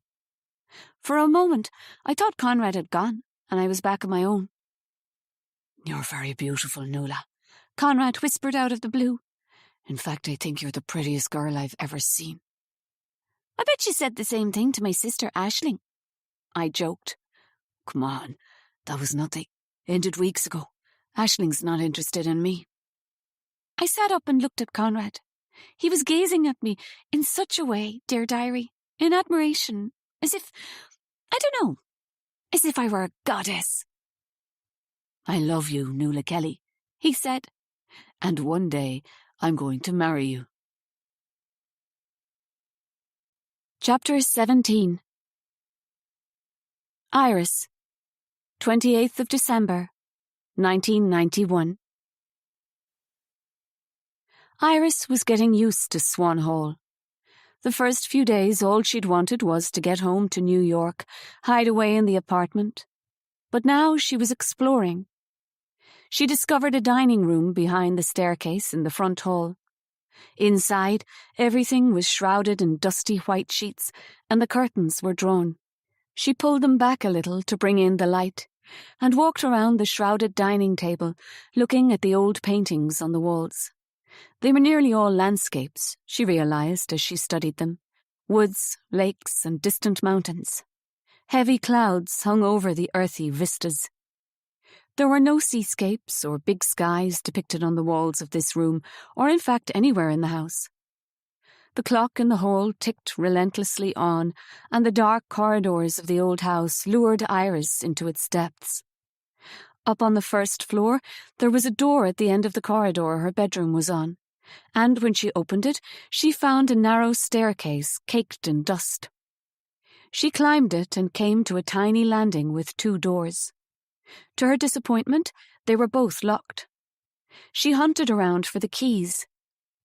Remembering her mom used to sometimes leave their key on the ledge above the door, she stood on her tippy toes, reaching up and trailing her fingers along the dusty lintel above one of the doors. To her delight, her fingers touched something metal. She grabbed it, feeling the contours of a key against her palm. The key fit into the first door she tried. She turned it slowly, taking a breath before opening up the door. The interior reminded her of the wardrobe in her mother's room, stepping back in time. But this was a whole bedroom in the past. She gasped in shock and horror to see the bed still made up, a dressing table littered with objects covered in thick dust, and old posters curling off the walls. One was a Diana Ross album cover, Surrender, with a headshot of the singer's face. Was that the song her mom used to sing to her? Of course. Remember Me. She swallowed a lump in her throat, pushing away the memory. There was another big poster which was just like the pictures her mom had of Celtic goddesses and legends on the walls in their apartment. It was by the same artist, Jim Fitzpatrick. She could see his name written on the bottom of the picture. The image was silvery black and white of a beautiful young woman, staring with confidence at the viewer, her long hair and dress mirroring the intricacy of Celtic patterning. At the bottom was written the name Macha, and text beneath informed the viewer that she was the Queen of Ireland, from whom the mystical Tuatha Dé Danann were descended. Iris remembered her mom talking about the gods and goddesses of ancient Ireland, and naming them the Tuatha Dé Danann. The picture was so beautiful, it took her breath away. She knelt on the lumpy bed, the blanket full of holes and coarse beneath her jeans, and touched the old print with her fingertips, trailing away the cobwebs. She traced the outline of Queen Macha's face. Her head was cocked on one side, and she seemed to be asking Iris a question. She didn't look like a queen, but more like a girl of the 70s. Iris wanted the picture more than anything, and before she could think about it, she began to peel it off the wall very carefully, so it wouldn't tear. Placing the rolled-up poster on the bed, Iris looked around the room. She didn't need to be told. This must have been Nuala's room. It was tucked under the eaves of the old house, and she could hear birds scratching around in the roof above her. There was one window, with a narrow window seat. She walked over and knelt on the seat, looking out at the view. Below was the unkempt garden, and then beyond was the lake. It was the same view as her mother's old bedroom, but higher up, so that she could see further. She could see a tiny part of the cove where Lizzie had shown her the swan's nest. Beyond the lake was the woods, a jumble of old trees, gradually dominated by more regular rows of tight dark spruce. In the far distance she could see low mountains, blue against the pale winter sky. She imagined herself as Nuala at the age of 16, the last Christmas she had spent in this house, staring out of the window and dreaming of... what? The lake would have always been there before her, reminding her that her own mother had drowned in it, as if it were a cut which never healed, itching to be picked. Iris faced the interior of the room again. Dust motes spun in the weak wintry sunlight, and the room smelled musty, reeking of abandonment. She walked over to the dressing table and sat down on the old stool. She couldn't believe that no one had even cleared away any of the things on the dressing table. She picked up an old bottle of dark blue nail varnish, exactly the sort of colour she would go for, and tried to unscrew the lid, but it was stuck fast. There were bits and bobs of ancient makeup, and an old stinky bottle of violet eau de toilette. There was also a bowl full of trinkets, chains, bracelets, rings. Iris picked up a big ring with a moonstone in it and put it on her finger. It was the perfect size. There was one necklace which appealed to her, a silver necklace with Celtic spirals. The silver was a little tarnished, and she gave it a good rub before putting it on. The silver glimmered, and it looked good against her skin, and its chain twisted around the Virgin Mary medallion Maeve had given her. She got up and wandered around the room, opening the wardrobe up just as she had in her mom's old room. Her eyes were drawn to a long green dress with billowing sleeves, as if it had stepped out of a medieval romance. She kicked off her sneakers before pulling it off its hanger and taking off her turtleneck sweater and jeans. Iris wriggled into the dress, the fabric soft with age, with a faint musty smell wafting from it. There was a mirror in the door of the wardrobe, and Iris started at her reflection. If her hair had been longer, the dress would have looked better, but even so it fit her perfectly. She glanced down at the bottom of the wardrobe and saw a pair of suede platform boots in dark brown. She grabbed them and pushed her feet into them. Of course, Noëlle's boots were the perfect fit. Now, when she looked back at herself in the mirror, she did see a different kind of girl than she was used to being. She strutted around Noëlle's bedroom, humming to herself, the long skirts of the green dress swishing around her. Her eyes caught sight of a suitcase under the bed. She knelt down to pull it out and opened it up. Inside were neatly packed clothes, and on top of them, a hardback notebook with the word "Diary" written on the outside and "Private, no prying" in big letters. "Oh, man," she whispered to herself. She opened it, and the pages were crammed with writing, a wild, slanted script, all the way to the 2nd of September, when the entries stopped abruptly. That must have been because she had drowned.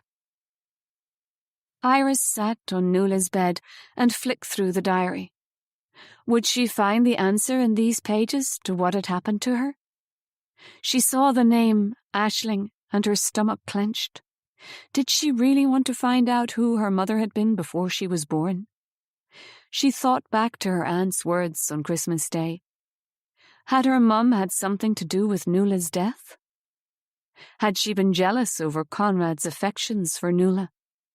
She shook her head. How could she think such a thing about her mom? But then, one thing she had learned since she had arrived at Swan Hall was that her mom had not been who Iris had thought she was. Aisling had been filled with secrets, none of which she had shared with Iris. It hurt a lot. Because if she didn't know who her mom was, who was she? It was nearly dark by the time Iris was forced to put the diary down. The bulb had gone in the overhead light and she couldn't see to read. She closed the case and slid it under the bed, but kept hold of the diary for 1972. She was hooked and needed to get as far as September.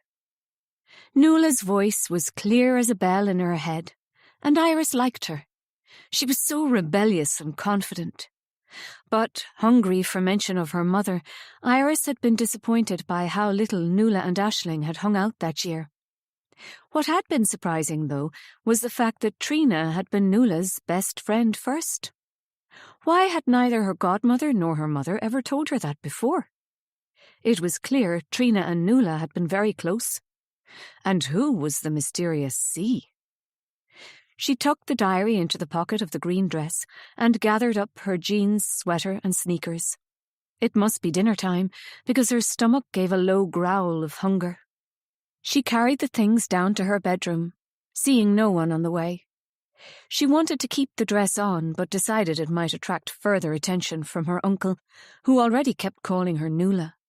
Also, her Aunt Maeve would ask how she'd found it, which would mean she'd have to admit she'd been snooping around the house. Reluctantly, she pulled it off and put on her regular clothes again. Her uncle was in the sitting room watching the TV and lolling on the sofa, drinking a whiskey. She glanced at the screen. It looked like he was watching a documentary about something that had happened in the past. "Murdering bastards," her uncle hissed, before looking over at her and continuing to rant. 20 years ago, 3 bombs went off in the Republic, planted by the loyalist paramilitaries and killing innocent civilians, he said, but all we hear about is the IRA on the British news. Right, Iris responded. She knew next to nothing about the Troubles. Her mom never talked about what was happening in Ireland, apart from to say it had had nothing to do with her own life. "Do you think there'll be a united Ireland one day?" Iris asked Uncle Conrad. "Of course," he said fiercely. "You've got to believe it. He took a sip of his whiskey. But we can't let Sinn Féin and the IRA sell out. Irish nationalism is about tradition, that's what. It's about being a great Catholic country with strong morals." "OK," Iris said uneasily, seeing a new side to her uncle. What was it her godmother, Trina, had once commented on about women's rights and nationalist Ireland? That was it. She'd once said that one of the downsides of independence for Ireland was that the Catholic Church wanted control over women's lives. Her mother had loved Ireland, missed it with all her heart, and yet she'd known as a single mother she couldn't stay. What a strange split place this country is, Iris thought, as she left Conrad to his documentary. In the kitchen, Maeve was finishing the preparations for dinner. Iris could smell some kind of roasting meat in the oven. "Ah, there you are, Iris," she said. "Do you want to lay the table?" The radio was on in the kitchen, blaring out traditional Irish music. Iris found herself humming again as she laid the table. She thought about her mother and Noëlle sitting at this same table, bickering like most teenage girls, and the longing to go back in time to see them together was almost overwhelming. "Are you all right?" Maeve asked her. "Where were you all afternoon? I went to look for you in your bedroom, but you weren't there." "I went for a walk," Iris lied. Maeve looked at her sideways. "I never heard you go out," she commented, but left it there. Iris wasn't sure why she didn't just tell Maeve that she'd found Noëlle's bedroom. She wanted to ask why it appeared exactly as it would have been left 20 years ago. But she didn't, because she needed to finish reading Noëlle's diary first. Then she would ask her questions. "So would you like to come to Mass with me and Conrad in the morning?" Maeve asked. "Oh, OK," Iris said unenthusiastically. "I was going to ask Father Francis if he'd hold a remembrance service for your mother on the 31st. "Right." Iris swallowed tightly, not wanting anything of the sort. Maeve turned to face Iris, dusting flour off her hands. "I am sorry I didn't come to see you after the funeral in New York. I was shocked, and I've never been on a plane." "Never?" Iris asked, incredulous. "No," Maeve said. "I mean, I've been to England and France on the boat, but I've always been afraid of flying." She turned back to the apple pie she was making, lifting up the lid of pastry and placing it on top of the apples before trimming the edges with a knife. "But I will come, Iris, I promise. I'll come and visit the grave." Iris didn't know what to say. She stared at her aunt as she brushed egg yolk on the top of the pie. Aunt Maeve?" "Yes?" Maeve said, turning to her, hands on hips. "There is no grave." "What?" Her aunt looked at her, aghast. "We had a service and spread ashes, but there's no grave." "But I don't understand. Are you telling me that my sister was cremated?" Iris nodded. "But she didn't like fire. She should have been buried. How can she not have a gravestone?" "I couldn't afford a burial," Iris snapped, "and I couldn't pay for a gravestone. I didn't have the money." "Oh," Maeve said, looking chastised. "Besides, what's the point? My mom is gone. Her gravestone makes no difference." "Oh, but it does," Maeve said softly. "It helps. I visit Noëlle's, my mother's and my father's all the time in the graveyard in Bonn. And I mean, we never found Noëlle's body nor my mother's, but we still had funerals and gravestones, so to speak. I spread some of my mom's ashes off the Brooklyn Bridge, and in Central Park," Iris shared. "She loved walking across it, and I brought some with me too. I thought I should bring some to Ireland. Where do you think she'd like me to spread them?" "In the lake," Maeve said without hesitation. That way, a part of her is with Mammy and Noëlle always. Iris wasn't so sure Maeve was right. The lake was deep and dark, and not a place she wished to surrender her mother to. It was barely light when Maeve came into Iris's bedroom the next morning to wake her for Mass. Iris was exhausted, having read Noëlle's diary until she'd fallen asleep. It was still tucked beside her under the covers, but luckily Maeve didn't see it. The bathroom was freezing.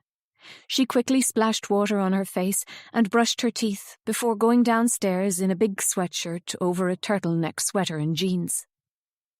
The whole house felt like a refrigerator, and she was shaking with the cold.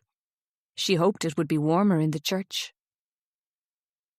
She was surprised to see her Uncle Conrad waiting in the passenger seat of the car. He was dressed in a suit, and his wild hair had been greased down into submission. Maeve drove them in silence into the town, but for once the atmosphere between the couples seemed benign. Iris yawned. Why had she agreed to this church charade? She was an adult. She could have said no. But she felt she had to be polite. Being a modern building, the church was well heated, and Iris began to thaw as they sat down in the pew. The place was packed, too, and she could feel eyes upon her. The older generation staring openly, no doubt because she looked just like Noëlle. She had an urge to run away, but she stayed put. In a few days she'd be gone. Both her Aunt Maeve and Uncle Conrad had taken rosaries out and were twirling them between their fingers, muttering to themselves as they waited for Mass to begin. Iris clasped her own hands in her lap, not knowing how to behave. Should she kneel and pretend to pray like they were? She felt a tap on her shoulder and turned to see Rory sitting behind her. He gave her a warm smile, and she instantly felt better. The Mass was longer than on Christmas Eve, and Iris didn't know any of the ceremony. She knew none of the things to say when the congregation was supposed to respond. Maeve was sharing her missal with her, but Iris's eyes kept wandering off the page because the words meant very little to her. Maybe it was because when the congregation spoke it was leaden and flat, as if they weren't thinking about what they were saying. Iris felt Rory's presence behind her and was a little self-conscious that he could be looking at her without her knowing. She let her gaze sweep around the church at the people from her mother's hometown. Families together, whole tribes of children in a row with the same rosy cheeks as their parents. There was the odd elderly man or woman alone, but in the main everybody was in a family of some sort. She didn't belong in this place of family and religion. The priest's sermon was so boring, Iris let her mind wander. She was nearly at the end of Noëlle's diary.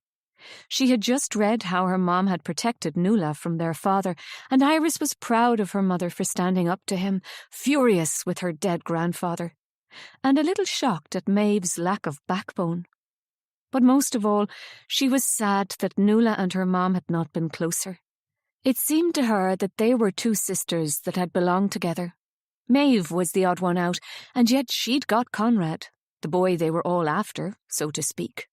She'd got the farm. In fact, she'd got to live.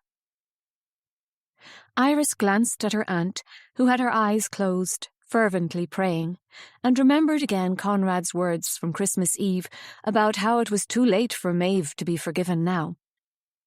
Maybe she'd been thinking about things the wrong way round. Maybe it wasn't her mom who had done something terrible, but Maeve.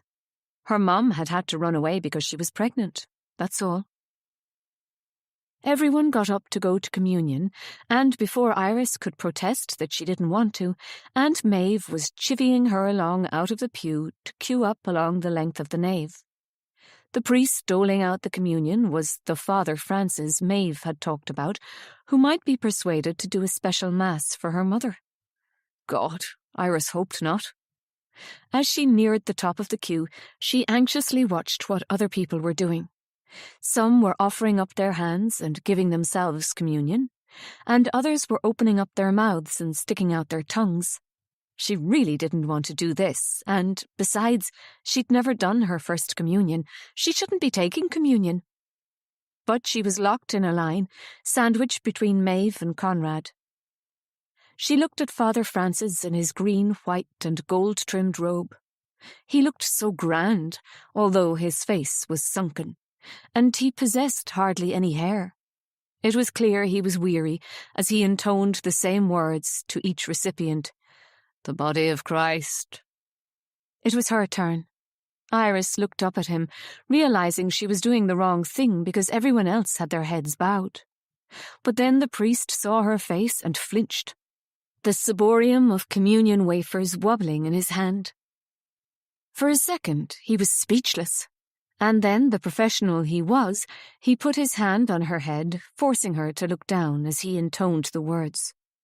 She offered up her cupped palms, and he put the communion wafer upon them. She put it in her mouth as she'd seen the others do. Chew? Swallow? Suck? She let the wafer dissolve on her tongue as she walked back down to her pew. Everyone was on their knees, heads in their hands, praying, and she tried to do the same. Think about her mom. But it wasn't the right place for her mom. She had read in Noëlle's diary that her mom didn't believe in God. All of a sudden, she wished she'd spat out the communion wafer. That would have pleased her mom and Trina. She raised her head and found herself looking up at the wooden dome of the church ceiling and the light gleaming through the circular glass windows which ringed its base. She caught the sight of the pale wintry blue sky and tufts of clouds, and more than anything she wished to be outside in nature and away from the stultifying atmosphere inside the church. At last, Mass was over, and they were released outside. By now the sun was pushing through the clouds and spilling light over the sodden graveyard. While Maeve and Conrad chatted to neighbours, Iris ambled over to the gravestones, glancing at the names and dates. "There you are, so." Rory was standing beside her.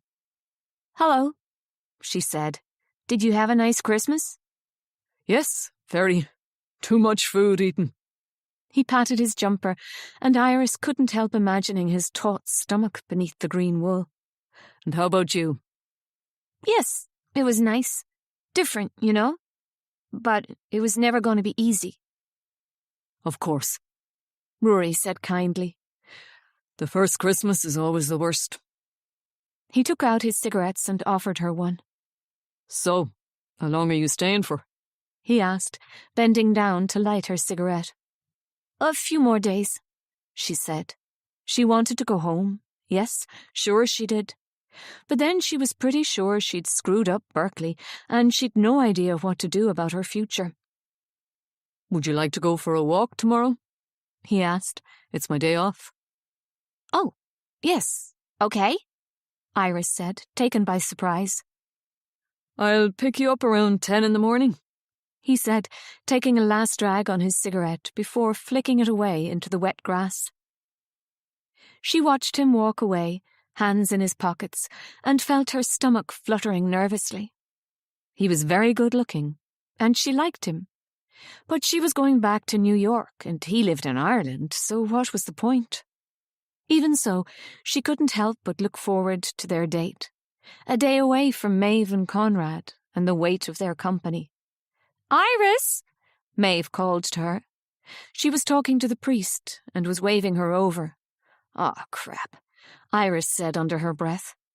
She had hoped her aunt had forgotten about her promise to organise the memorial for her mom. "Father, this is Iris, Ashling's daughter." Maeve introduced them. The priest clasped his hands and shifted from foot to foot uneasily. "Blessings, child," he said in a quavering voice. "Hello," Iris said, refusing to say father like her aunt had. He wasn't her father, just a man who pretended he was better than everyone else. Maeve coughed uneasily, finally noticing Iris's reticence. "The likeness is uncanny, is it not, Maeve?" Father Francis spoke up. "She is the absolute image of poor Noëlle, God rest her soul." "Yes, she is indeed, Father," Maeve said. "And so sad about your poor, wretched mother." Father Francis carried on to Iris. Your aunt has asked me to say a special mass for her on Tuesday. Are there any particular readings you think your mother might have liked? Iris stared back at the priest. She shook her head. Say something, Iris, a voice in her head screamed at her. Say your mom would not want a special mass. Tell him she was not a poor wretched woman, but a survivor, a fierce single mother warrior. But Iris didn't want to hurt Maeve's feelings, and she guessed this would allow her aunt to grieve her sister. How about Matthew 11, verses 28 to 29 in particular? Maeve suggested. Come to me, all you who are weary and burdened, and I will give you rest.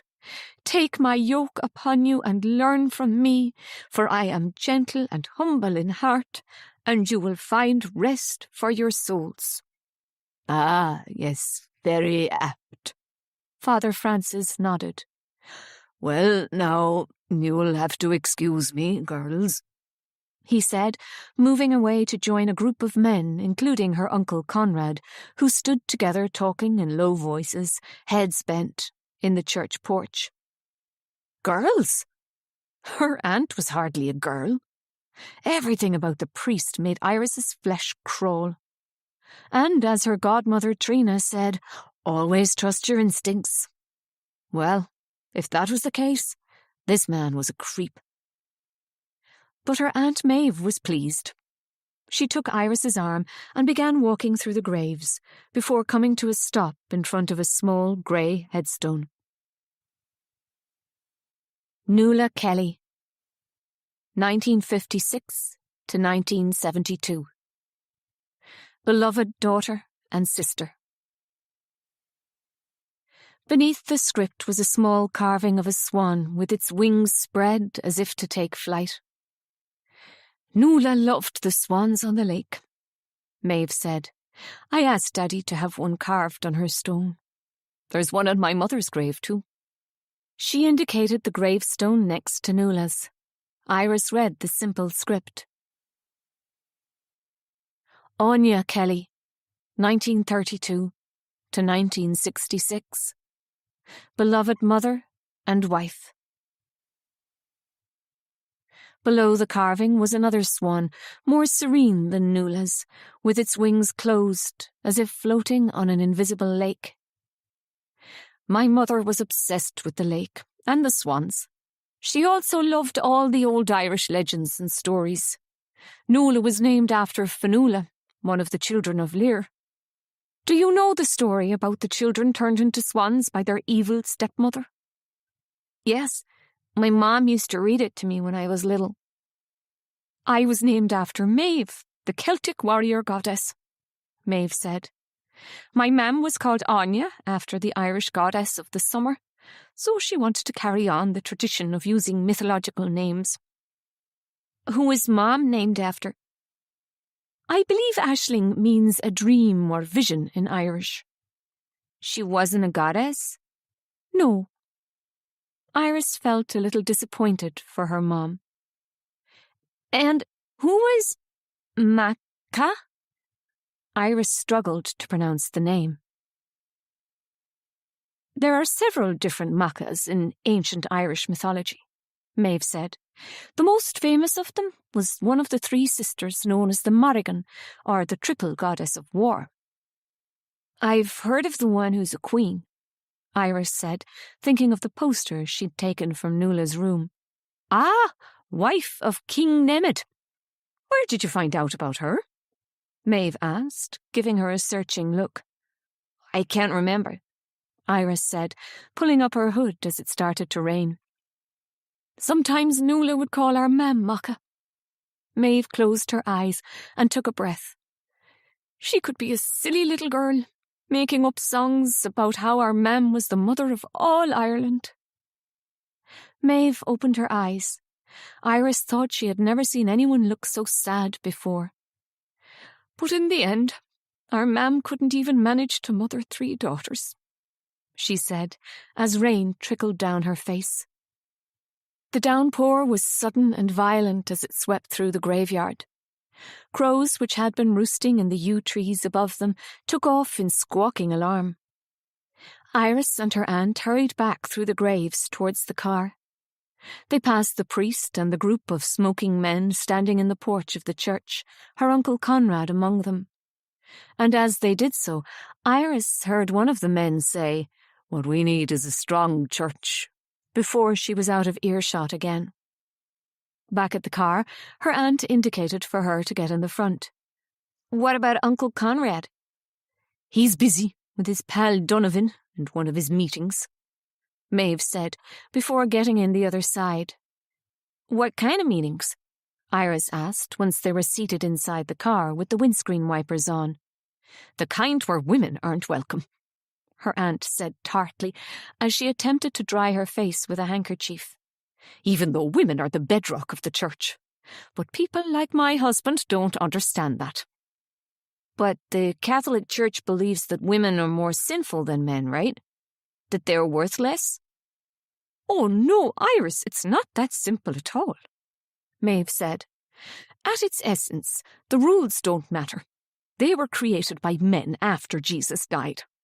What matters is the true message of Christ, one of love and the mystic nature of the divine." Iris had no idea how to respond because she didn't understand the mystic divine that her aunt was talking about. The yoga practices she had shared with her mom back home in New York made more sense to her than the Irish Catholicism of her aunt, which to Iris seemed to be clearly about the submission of women. But she didn't want to get into an argument about it. How she wished she'd given her mom a big hug the last time they'd gone to yoga together. She longed to feel her arms around her, to smell her scent and feel her protection. But her mom was gone, just like her grandmother Anya, just like her Aunt Noëlle. None of them were ever coming back. She owed it to her mom to protect her memory now and to find out the truth of why she became an exile from her own family. Could she be her mother's champion, as her mom had been for her all her life? Chapter 18. Noëlle, 24th of August, 1972. We're here in Listowel and the crack is mighty. It feels so good to be away from home, and for once we're all getting on. Probably because Conrad is with us, so my sisters are on their best behaviour. It was a bit of a job cramming all our stuff into the car, our instruments and the tents and all the food Trina's mam had made for us. She looked a bit teary, and I felt it too, remembering the year before last when Trina had been with us. It's hard to think about Trina over in America, and how it's going to take me even longer to get there now.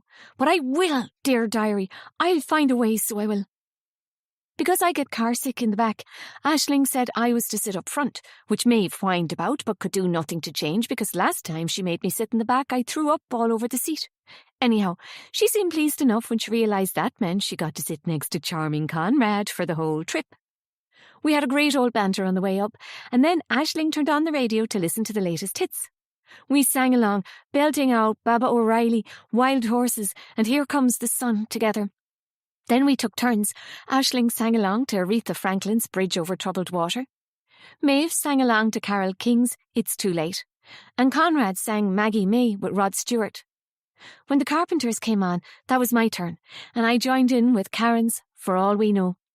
All me and my sisters wanted was to have fun, so every time the news came on telling us about some more bombings and killings up north or in the border counties, Aisling changed channel, despite Conrad telling her not to.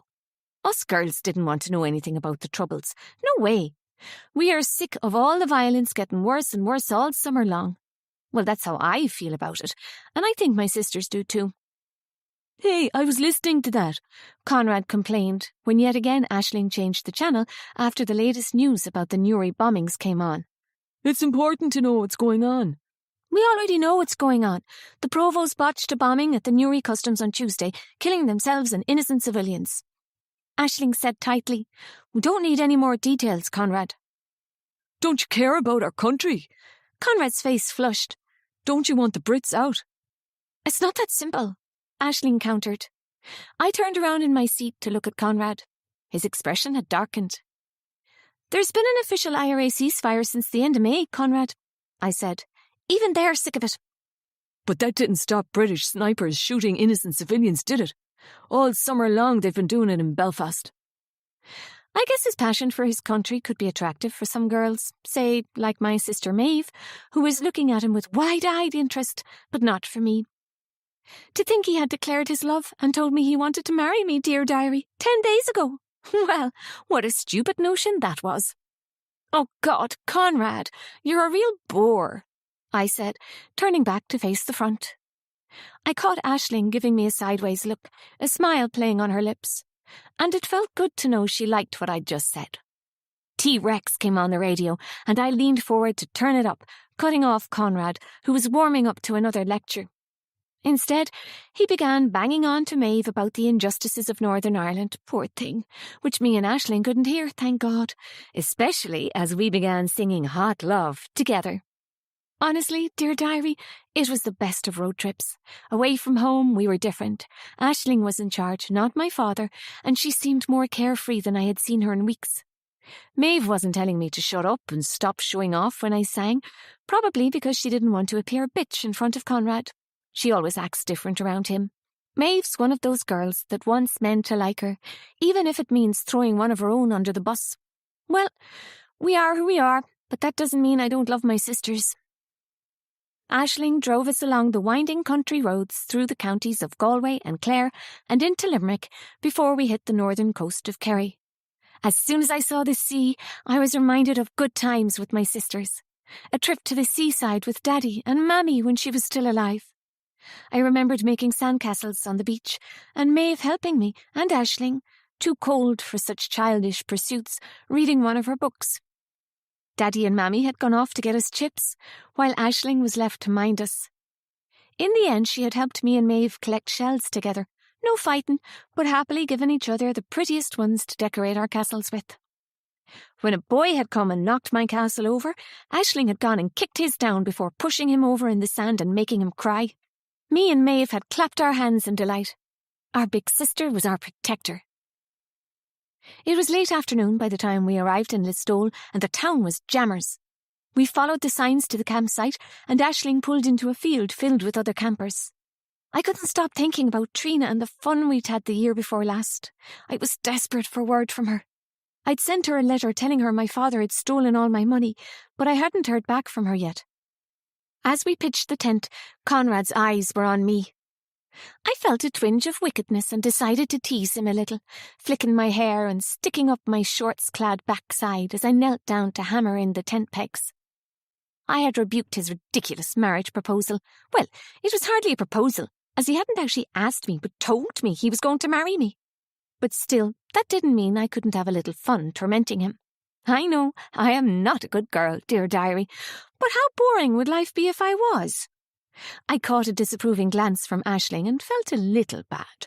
Surely she doesn't have feelings for Conrad anymore. The way she spoke to him in the car was evidence of that. And he had said it was all over and done with weeks ago. Besides, Aisling is always off somewhere in the evenings. I am sure she has another boyfriend by now. But then, who knew she was so secretive? We got the tent up, and then we went into the town to find something to eat. Locals had put up signs and had stacks of pies and sandwiches on their windowsills, but we wanted chips, so we joined the big queue outside the chipper. "We've to be at the town hall at 9 a.m. sharp," Aisling warned us. "Will we run through Maeve's reel again?" "Ah, God, please, no! We've done it so many times. Sure, I can practically do it in my sleep," I groaned. "And what about your singing? Are you ready, Noëlle?" Aisling persevered. Yes, I sighed. "I thought you wanted to win," Aisling said, looking surprised at my lack of enthusiasm. She was right. I had been so passionate about winning, but the last few weeks, hurt over the end of my affair with C, well, I've lost my hunger to win a bit. It feels as if I am going through the motions, because my heart and soul are no longer in Ireland. They're already across the sea in America, and only my body is left behind now. I just have to physically remove myself. Easier said than done when I am penniless. Maeve cut in. "I want to make Daddy proud of us," I snorted in derision. "I don't care one fuck about Daddy," I said. "Don't swear, Noëlle," Aisling said, softly though, as I saw a little twist of a smile at the corner of her mouth. I fucking will if I want, I gave out. Anyway, I bet you feel the same way after the battering he gave you. Aisling's smile fell away, and she folded her arms across her chest with an expression on her face as if she wished to murder me. Conrad looked at me questioningly. Does your father hate you girls? He asked. Only me and Aisling. Sure, he wouldn't touch Maeve because he loves her so. I could hear the nasty tone to my voice and I wished I could stop. Why did I want to hurt my sisters so much? Stop it, Noëlle, Maeve said, blushing crimson. My dad has a belt. Conrad grimaced. Then he pulled up the back of his shirt to show us a welt on his back. Jesus! I exclaimed, feeling a little sorry for Conrad now. What brought that on? Giving him cheek, he said, like my mam used to. He said. I don't want to talk about all this stuff now, Aisling said. We have the whole weekend to do what we want. No fathers watching over us, so let's make the most of it. We had reached the top of the queue and Aisling ordered our chips. She knows exactly how me and Maeve like them. No vinegar on mine, just salt, whereas Maeve likes hers slathered in vinegar. For the first time, I noticed how Aisling likes her chips with equal portions of salt and vinegar.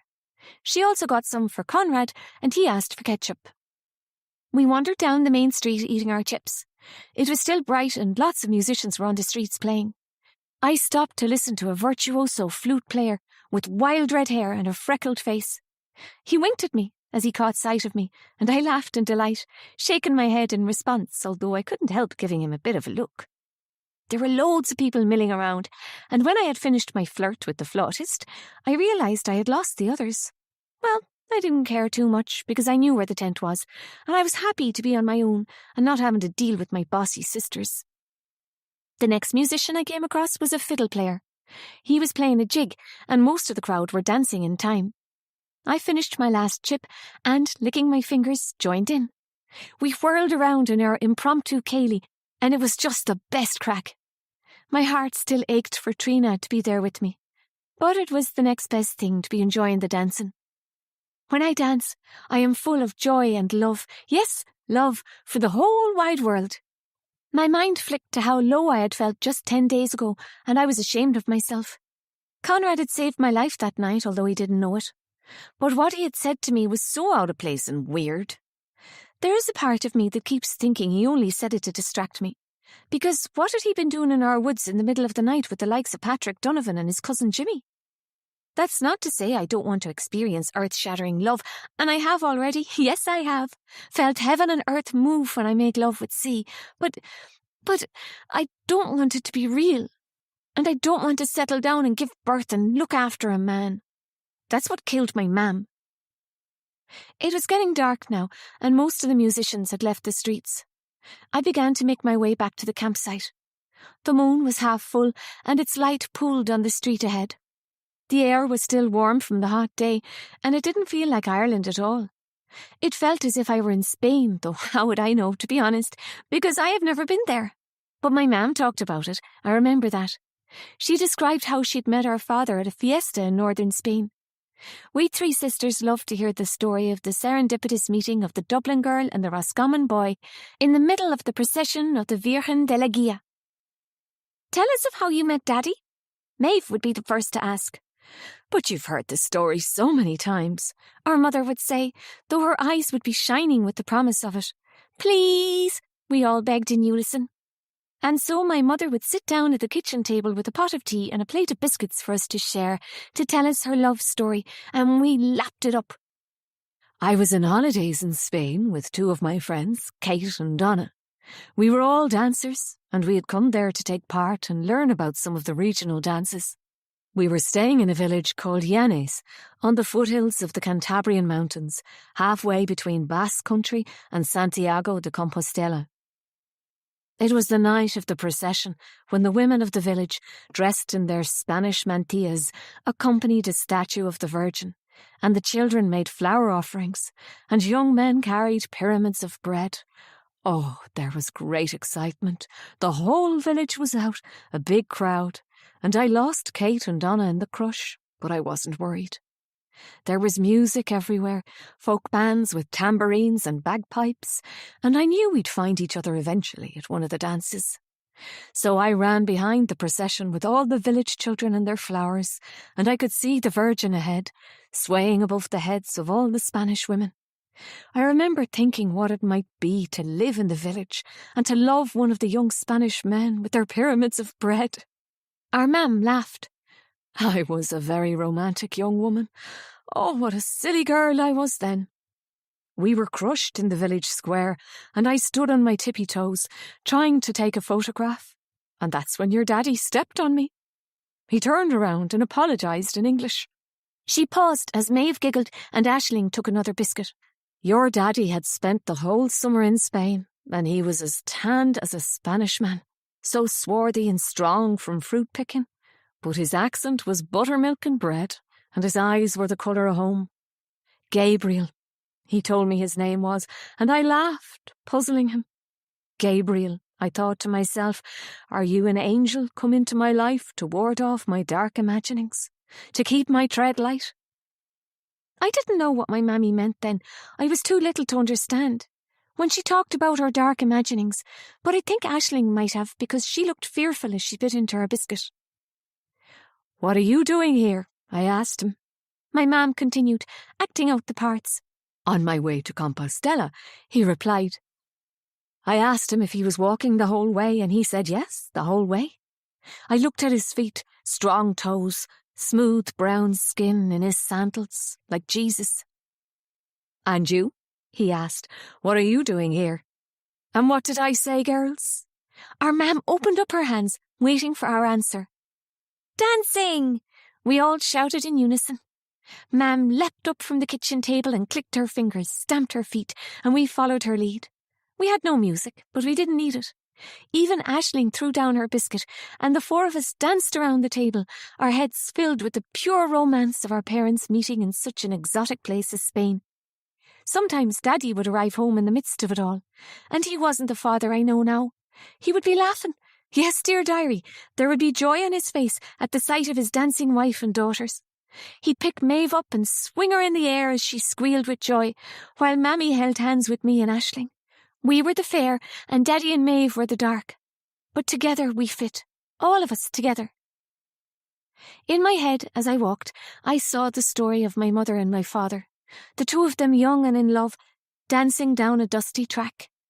They were framed by orange groves in the lap of the hills, with the golden magical light of Spain filling their hearts. Ah, I was walking down the main street in Listowel, but I was lost in my Spanish dream. I was there at the nighttime fiesta of dance and music, fire and passion sparking young love. I imagined I was walking through a Spanish village by the sea, wearing one of my mother's Spanish dresses rather than my shorts. And I had big gold hoops in my ears and silver rings on my fingers. It wasn't English I was hearing being shouted out from the jammed pubs, nor Irish music, but Spanish, and the sounds were those of flamenco guitarists and dancers, the clickety-clack of the castanets, and the stamp of their feet. I stopped in the street and raised my arms, taking the stance I had seen my mother take in the room with her dancing friends Kate and Donna when I was a little girl. The second of stillness before they broke into the dance, the edge of tension in the body before it flowed. Maybe I could go to Spain.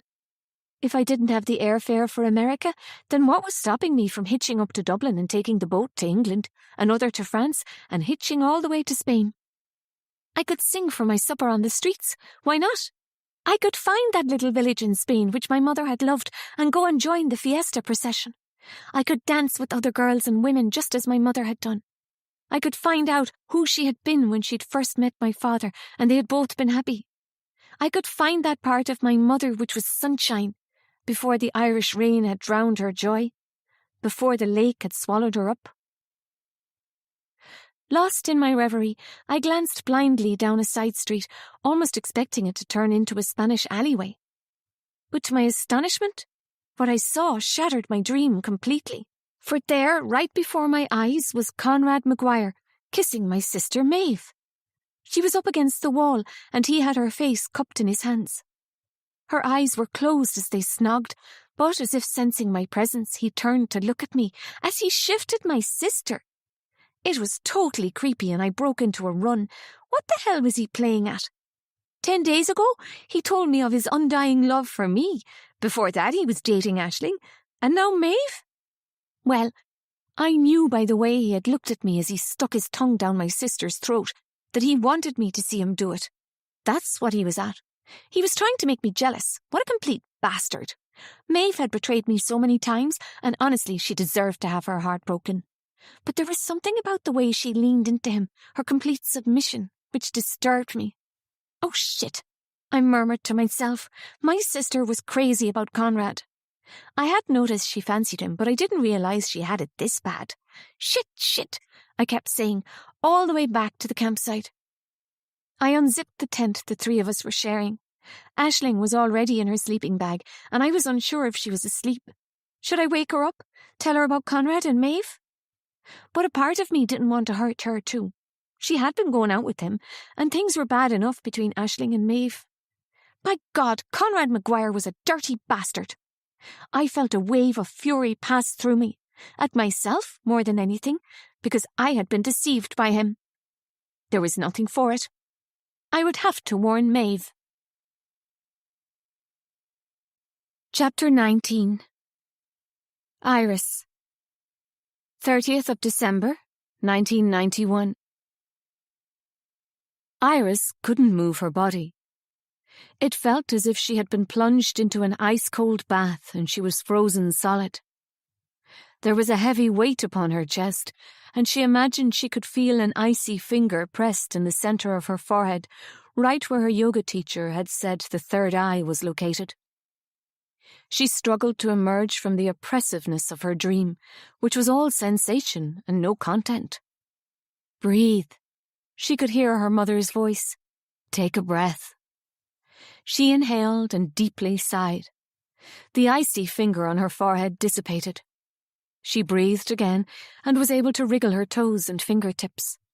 She took another inhalation, followed by a long exhale.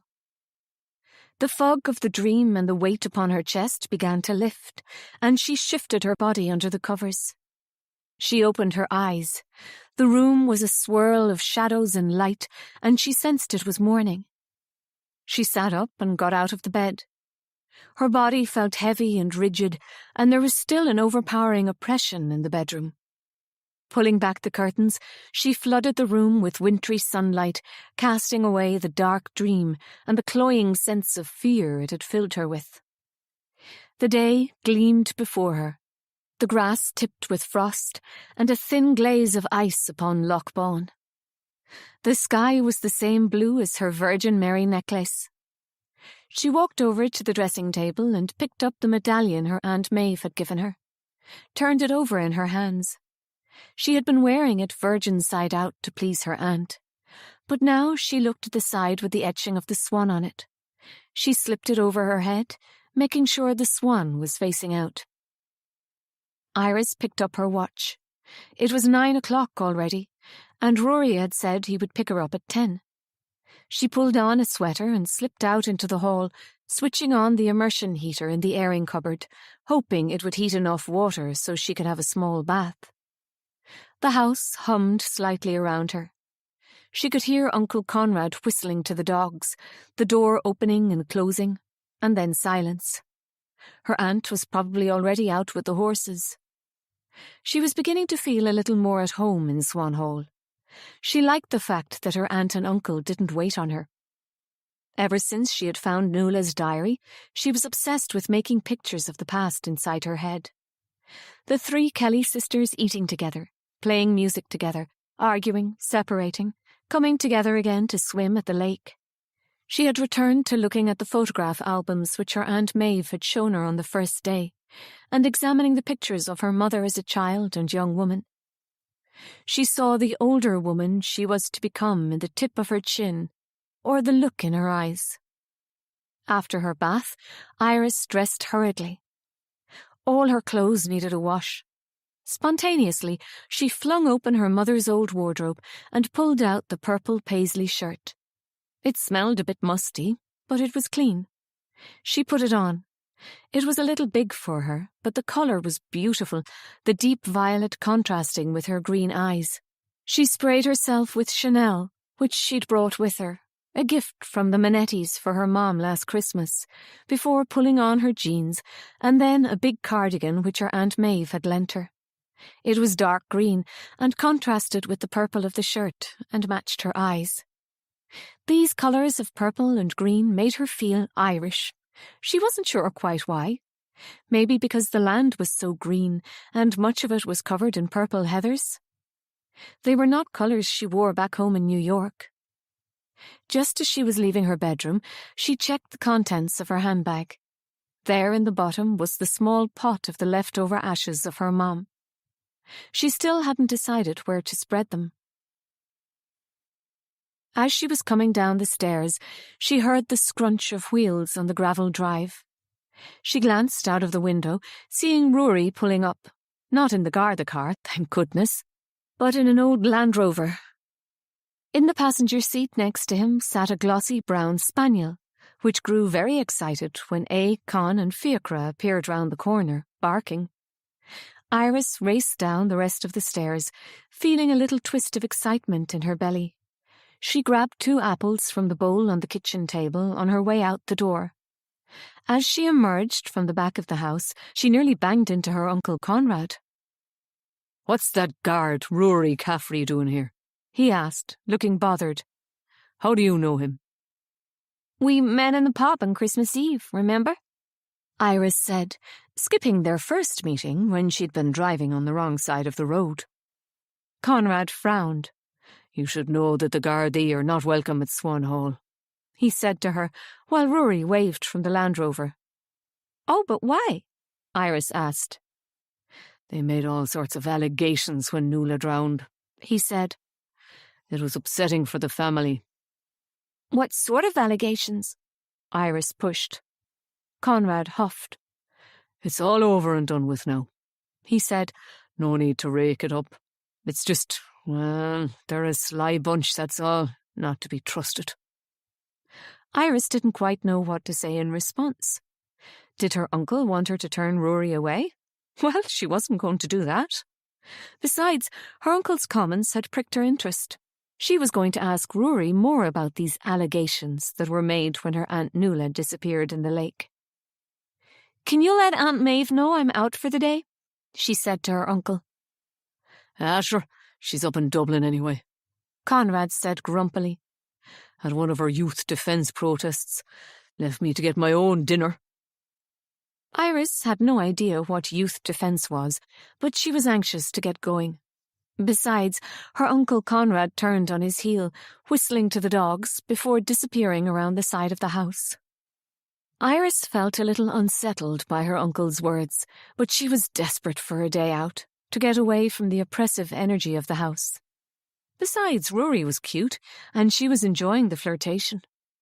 Apart from Freddie, who had used her, she hadn't been on a proper date since Berkeley. "I see Conrad Maguire's in his morning mood," Rory said, grinning at her as she got in the Land Rover, the spaniel jumping into the back as she did so. "Yes, sorry," Iris said, not knowing how else to explain her uncle's rudeness. It was best to change the subject. "What's your dog called?" "Maisie," he said. "And she's a right terror, aren't you, Maisie?" The spaniel, excited by the sound of her name, jumped back into the front of the Land Rover, her muddy paws landing on Iris's lap as she licked her face.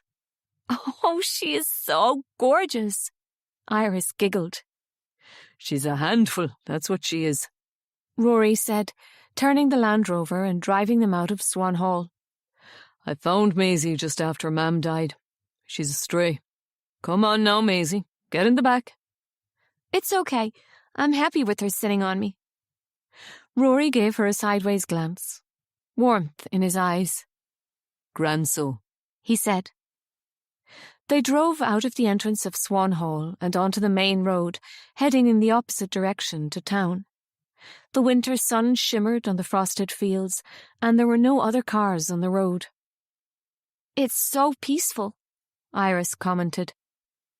"A bit different from New York, then?" "Oh, yes," Iris said. But sometimes we took a bus upstate to visit friends of my mom near Poughkeepsie. It's very quiet up there, with lots of nature. Sometimes I saw deer. We'll mostly see cows and sheep on the way west. But you might catch sight of a fox or a hare, although they're usually burrowed away at this time of year. We also have a lot of badgers, but they're very shy. Oh, wow! I'd love to see a real badger, Iris said. It must be so great to live somewhere with so much space and nature. Yeah, most of the time. Rory paused. But it can get lonely. I'd love to go travelling, especially experience cities like Paris or New York sometime. It can be lonely in a city too. I'm sure it can. Neither of them spoke for a while, but it was an easy silence. Rory turned on the radio and the news came on. One of the items was about protest marches in Dublin to do with abortion. Two sides were clashing, pro-choice and those against. Iris picked up the name Youth Defence, which she remembered her uncle mentioning earlier. What's Youth Defence? Iris asked Rory, thinking of her Aunt Maeve up in Dublin, although after the news report she now had a suspicion. They're a pro-life movement, Rory said. Anti-abortion? Is it a big deal here? You could say that. Rory whistled. A very political hot potato. Abortion is a big deal in the US too, she said. I just thought it was like the UK here. An abortion is a private matter for a woman. Not in Ireland, Rory said. The right to life of the unborn child is written as equal to the right to life of the mother in the Constitution. So does that mean abortion is illegal in Ireland? Iris asked. Yes, it is, Rory said. People get very emotional about the whole thing. Iris thought about her Aunt Maeve on the pro-life protest up in Dublin. She guessed it wasn't that much of a surprise because she was very religious. But how different she was from Iris's mom and her godmother, Trina, campaigning for women's rights all over the world. Rory said no more on the matter, and she sensed he didn't want to. It was, after all, a heavy topic to begin their date with. As they drove towards the coast, Iris saw the silhouette of a distinctive hill in the distance. It had a dramatic cliff edge with a flat top. That's Ben Bulben, Rory explained. Are we going to climb it? Iris said a little nervously, glancing down at her Ked sneakers. No, don't worry, Rory assured her. I thought you might like to see the Atlantic Ocean and walk up to Maeve's Cairn. That's a very easy climb. Maeve's Cairn? As in my Aunt Maeve? Yes, Maeve was the Queen of Connacht in the old legends of Ireland. I remember now. My mom would read me some of the stories, Iris said. Didn't she start the cattle raid of Cooley? That's right. She was the enemy of the King of Ulster and decided to steal his prize bull to show off to her husband. Iris remembered her mom telling her the story about Maeve having 3 husbands, that she was as fierce and proud a queen as any male king. It started a whole war. She was a very unpopular queen because of the suffering people endured under her reign, Rory told her. The Land Rover spun along the windy coast road. Iris pushed her fingers into Maisie's soft fur as she lay on her lap. If you climb to the top of her cairn, there's great views, Rory continued, and it's said that she was buried standing up and facing her enemies. Rory turned off the main road and drove through a small town. Iris saw the name Strand Hill on the sign. He rounded a corner, and there was the sea. Waves crashed upon the beach as he manoeuvred the Land Rover and parked facing the sea. The sky was filled with furious grey clouds as the ocean rolled upon the shore. It's a little windy, Rory commented, but I think it's fine to go up to the cairn. They got out of the Land Rover and Maisie ran ahead in excitement. She's been before. I go here quite often, he said. We have to walk for a while through the sand dunes to get to the walk up to the cairn. Is that okay? Oh yeah, sure. It's great to see some of Ireland. Have your aunt and uncle not been showing you around? Not really. Aunt Maeve is so busy with milking the cows and then looking after the horses, and I'm not sure what my uncle does. I guess help my aunt? Iris said vaguely, remembering her uncle's warning. But she didn't think Rory was sly at all. He offered her his hand as they climbed up the cairn, and she couldn't imagine Freddie doing such a thoughtful thing. No, he would run up ahead of her and then shout down that she was a slowpoke when she couldn't keep up with him. But Rory matched her pace, and they clambered up the stony cairn together. At the top, Rory kept a hold of her hand. They turned to face the sea. Iris could see the curvature of the ocean against the leaden sky, a white line of light between the dark sky and the stormy sea. As the clouds shifted, sunlight shot out, illuminating patches of the sea. The wind made it too hard to speak, so they stood together in silence, and for a moment all the questions in Iris's head were silent too. She took in the wild western edge of Ireland and felt a deep sense of belonging. "This is where I am from," a voice said to her. "Here are my roots." Her mother had never got to go home, nor see the place she loved ever again. Iris felt so sad for her mom and regretted not having asked her to bring her to Ireland. She regretted not having asked her more about what had happened that had made her run away. And more than anything, she regretted not having let her mother tell her who her father was. "Are you okay?" Rory asked. Mortified, Iris realized she was crying. Tears trailed down her cheeks and dripped off her chin. "Sorry, I was thinking about my mom." "Hey, don't be sorry," Rory said. "I come here to think about my mam too." He put his arm around her, and before she could stop herself, Iris sobbed into his chest. She felt his other hand upon her head, stroking her hair. He didn't say anything to try to make her feel better, because he knew how empty the words would feel. After a while, she managed to regain control and pulled back. She took a tissue from her pocket and wiped her eyes. "I just wish she was here," she said in a shaky voice. "It's tough when we feel like our mams went before their time." "I feel so guilty all the time," Iris said. "About what?" "I should have listened. Let her talk to me about her past in Ireland. I think she wanted to share it with me, especially about my dad. But I told her I wasn't interested. And now I really, really wish we'd had those conversations." Rory took her hand in his. "It's so normal to feel guilty when our loved one dies. I feel guilty about my mam." He paused. "She always wanted to go to Paris, and my dad hates travelling. I promised I would bring her, but I never got around to it." His voice cracked with emotion, and Iris turned to look at him, saw his eyes glazed with tears. "Then it was too late." She squeezed his hand. "Well now," Rory said, shaking himself. "our walk has taken a rather maudlin turn, so it has. Come on, let's change it up." With Rory still holding her hand, they began to run down the shaly hill. She was a little afraid of slipping in her sneakers, but Rory held her steady. Maisie ran on ahead, and as they gathered speed, Iris felt a sense of relief, as if crying out her grief had lifted a weight. They tumbled down the hill together, and she found herself laughing, especially at the antics of Maisie running in circles. They walked along by the sea, and Rory shared his love of surfing and told her that the beach in Strand Hill was one of the best in Europe for surfers. "Although at this time of year the waves are so huge, it can be very dangerous."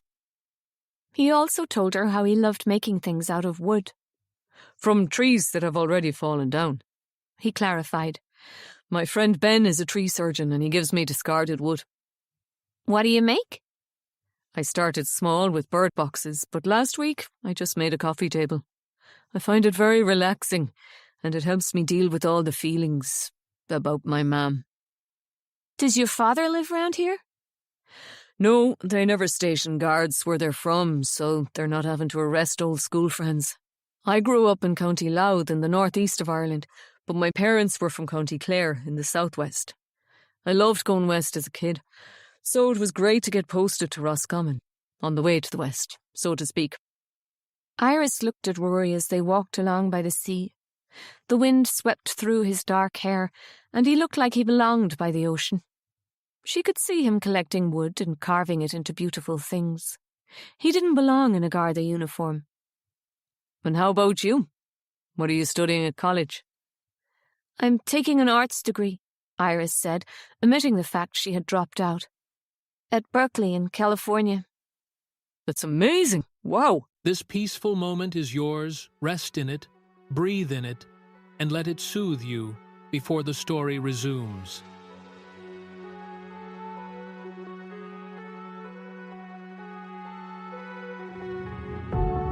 Heart racing, we're on the prowl. In the dark, we're not backing down. In the dark, we're not backing down. Whispers in my ear, you're taking control. I can't resist, you got me in a hole. I can't resist, you got me in a hole. Fingers tracing, you're leading the way. I love this feeling, I can't help but stay. Love this feeling, I'll just stay. Fingers tracing, lead the way.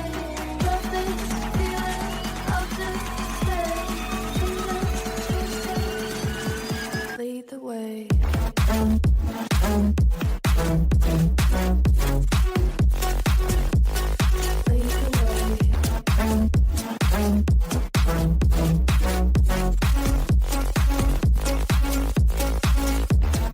After you, lead the way.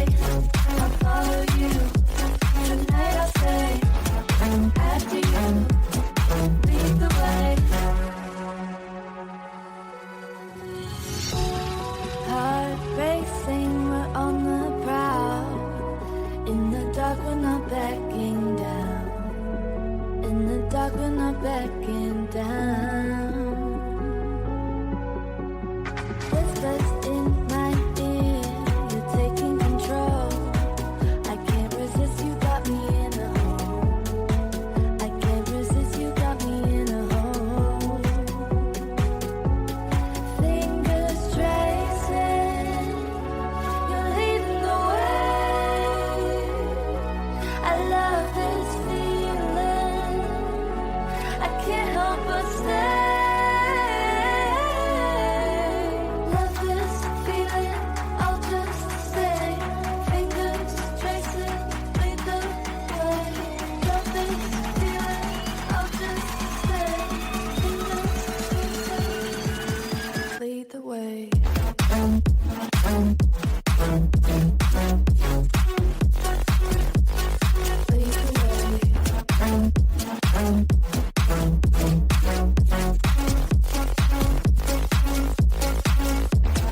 After you, lead the way. I'll follow you. Tonight I'll stay. After you, lead the way.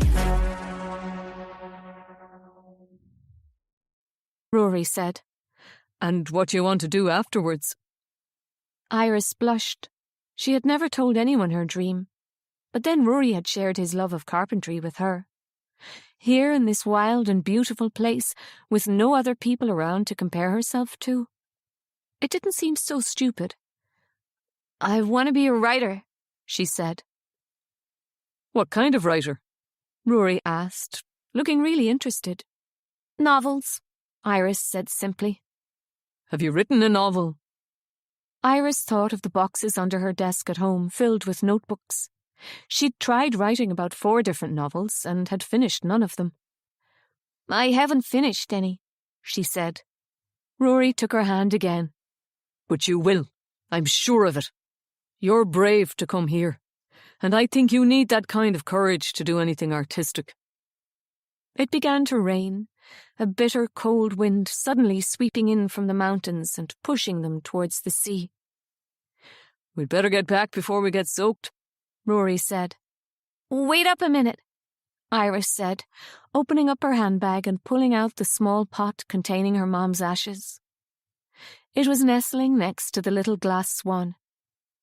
She took out the pot and made sure she was standing in the right place. She could feel the wind behind her, urging her. She knew instinctively this was the moment to release her mom. She took the lid off the pot and shook it, and watched as a stream of ashes, like a small swarm of grey flecks, flew up into the air and dissipated within seconds. Rory looked at her, his eyes filled with compassion. He didn't need to say anything. He took her hand and they ran back to the Land Rover, Maisie bounding ahead of them. They clambered inside the vehicle, soaked through. Iris was shivering with the cold. Rory rubbed her hands between his, and before she could think about it, he leaned down and kissed her gently on the lips.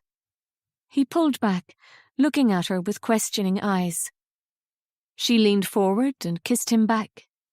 He wrapped his arms around her and they kissed again. Iris felt like she was dropping into a deep well of comfort. Rory's kiss was so soft and tender and so different from Freddie, who would always immediately thrust his tongue in her mouth. Maisie began to bark at them, and she squirmed her way between them, making them fall apart laughing. Well, Maisie is having none of it, Rory said, smiling. His cheeks were flushed, and the way he was looking into Iris's eyes made her want to throw all her inhibitions away. But clearly Rory was a gentleman, because he put the key in the ignition. Come on, let's find a cosy pub and have a bowl of soup. I'm starving, he said. Do you want an apple? She offered, handing him one of the apples she had picked up in the kitchen at Swan Hall.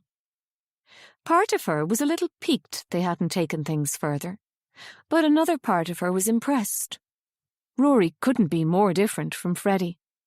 Sure, thanks, he said, taking the offering of an apple and biting into it before resting it on the dashboard so he could reverse out of the space. Iris bit into her own apple, and sweet juice filled her mouth. She stared at the lashing rain driving in across the ocean, but in the distance she could see a streak of golden light as the sun strove to reclaim the winter sky. It was the best she had felt for a long time.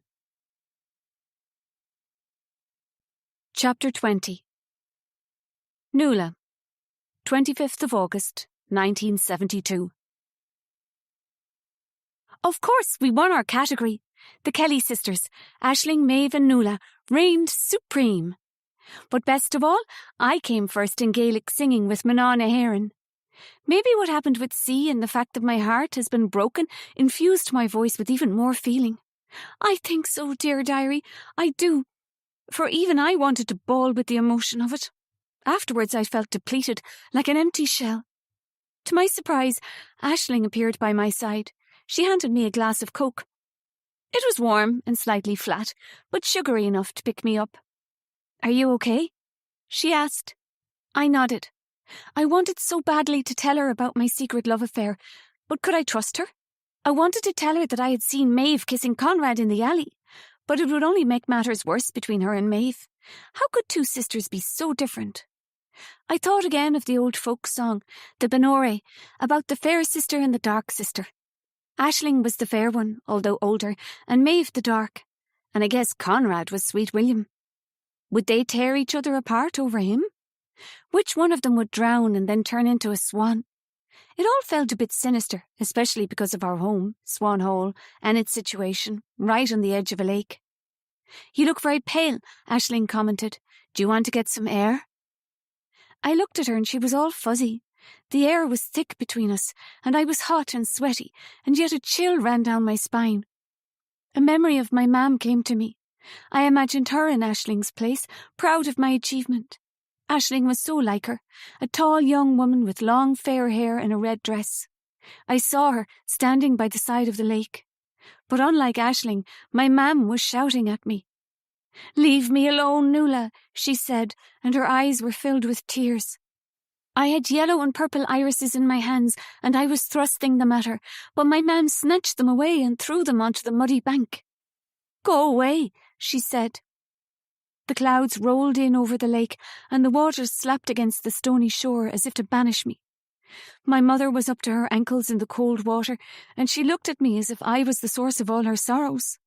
And so I did go away. My 10-year-old self ran all the way back to Swan Hall, angry and hurt. "What is it, Noëlle?"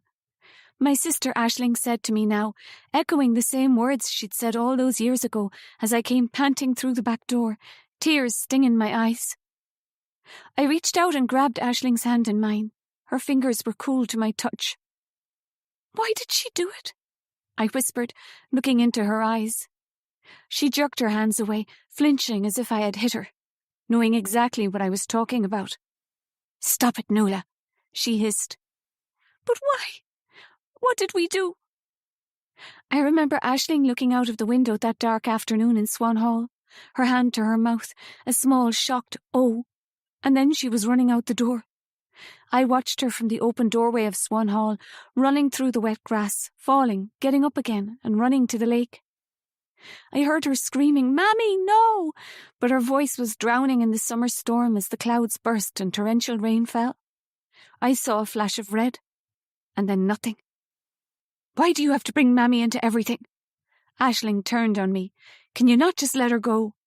"Of course not. She was our mother, Aisling. Don't you miss her?" Aisling looked at me, incredulous. "We can't talk about this here, Noëlle." "But don't you?" I pushed. "How can you say a thing like that to me?" she said. "You don't remember what it was like. You were too young." "But why? What do you mean?" She cut over me. "We were too much for her, Noëlle." Her eyes hardened. "You were too much for her." She swung around, leaving me gasping, the warm glass of Coke shaking in my hand. "I don't understand, Aisling. One moment kindness, the next cruelty. At least Maeve is consistently mean." She stalked off and I drank down the glass of Coke as deep-seated rage at my eldest sister took root within me. I wished Trina was there.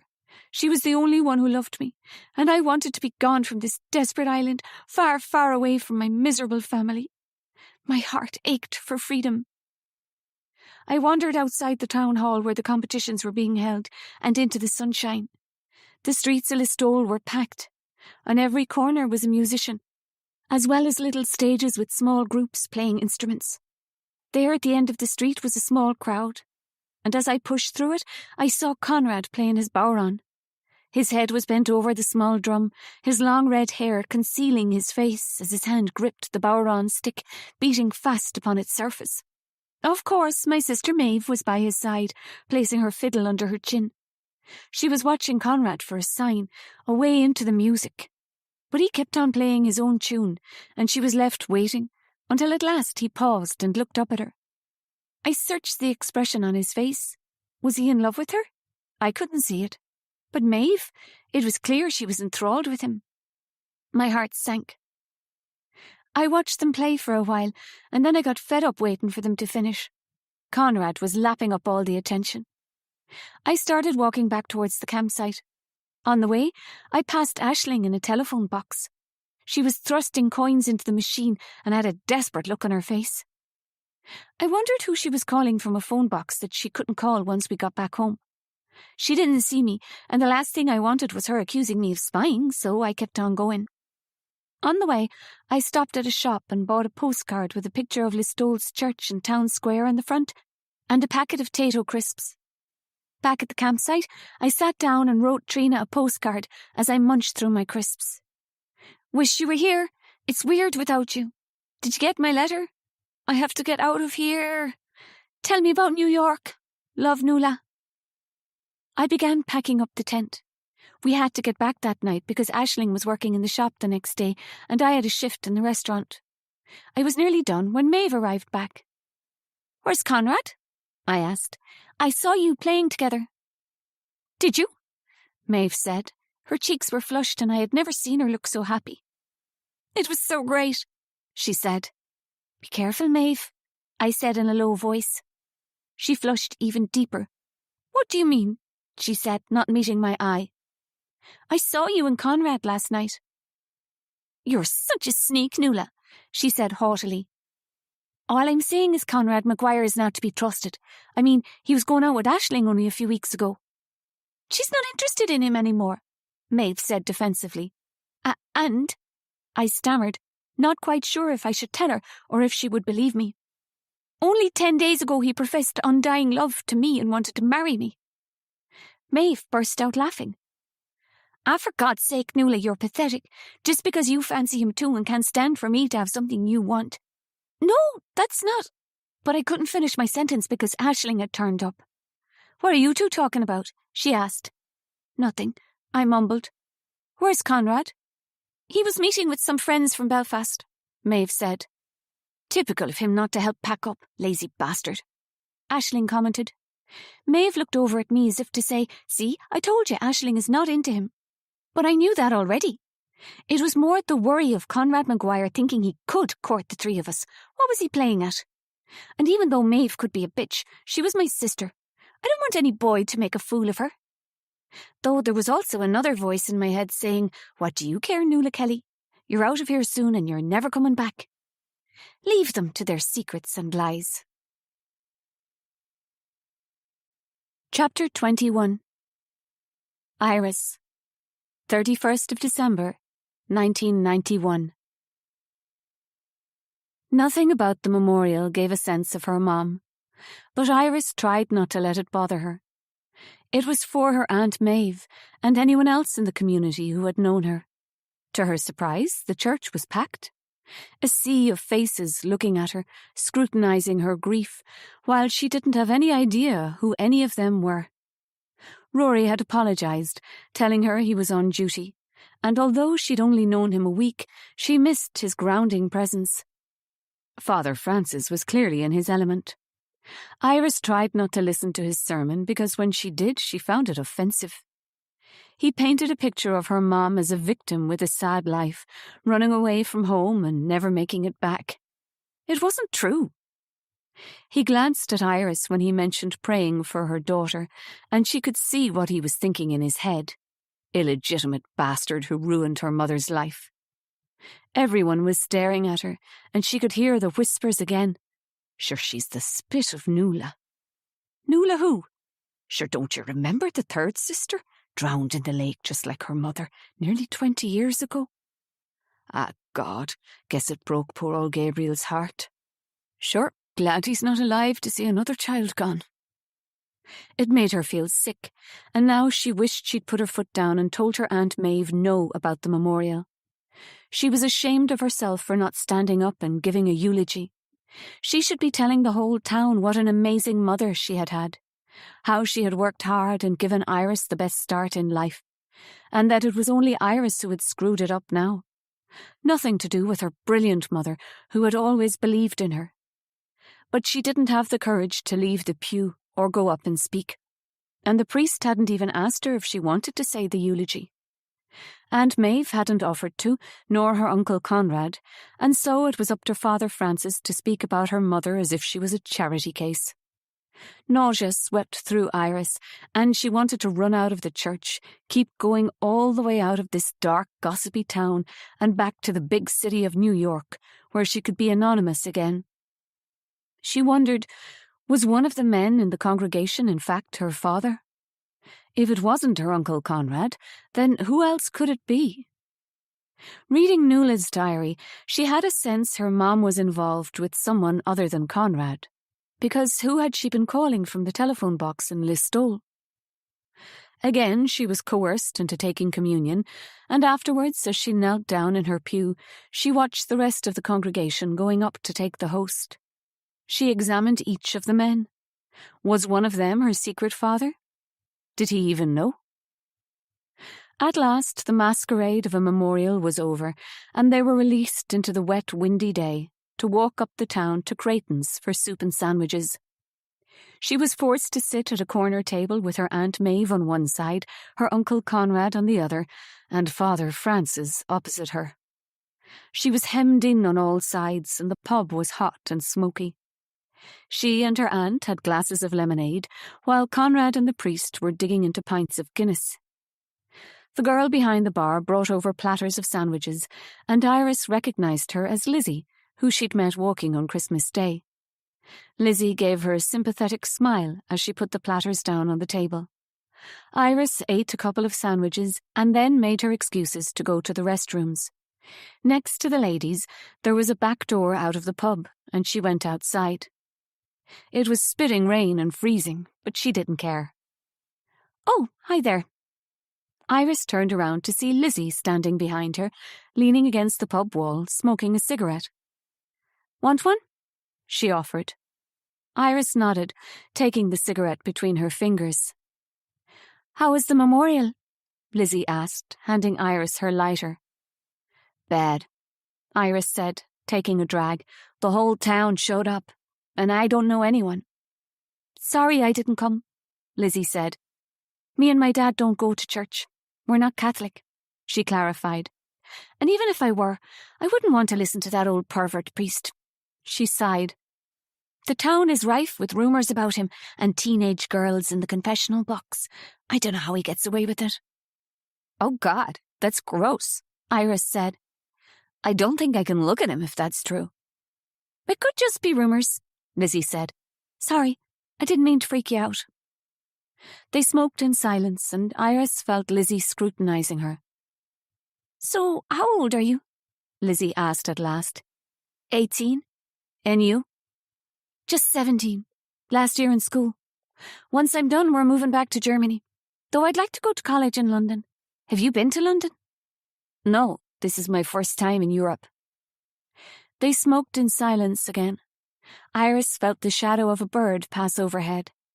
She looked up at the rain-speckled sky and saw a large black crow swooping above. Looking for scraps, Lizzie said. She put out her cigarette. I'd better go back in. She turned and then paused on the threshold. Wait here a second, she said, rushing in the door. Iris stood uncertainly, smoking the rest of her cigarette. Lizzie re-emerged with a napkin and handed it to Iris. On it was her name and number, written in biro. That's the number in our cottage. We live on the other side of the woods where we met. My dad's still away, so, if you want to come over any time, you're welcome, she offered. Oh, that's real nice, Iris said, but I'm leaving in a couple of days. Yeah, no problem, Lizzie said, blushing, and Iris felt a little bad. It had been so generous of her to offer. But, I'm sure I have time to visit before I leave, she added. Lizzie smiled at her. Iris felt a genuine connection with this girl, and she wondered if they might become friends. She'd always found it hard to make friends. Riley, back at Berkeley, had always been more of a roommate. They'd had fun together for sure, and they'd had some heart-to-hearts. But Iris hadn't heard from Riley since she'd told her to get a new roommate.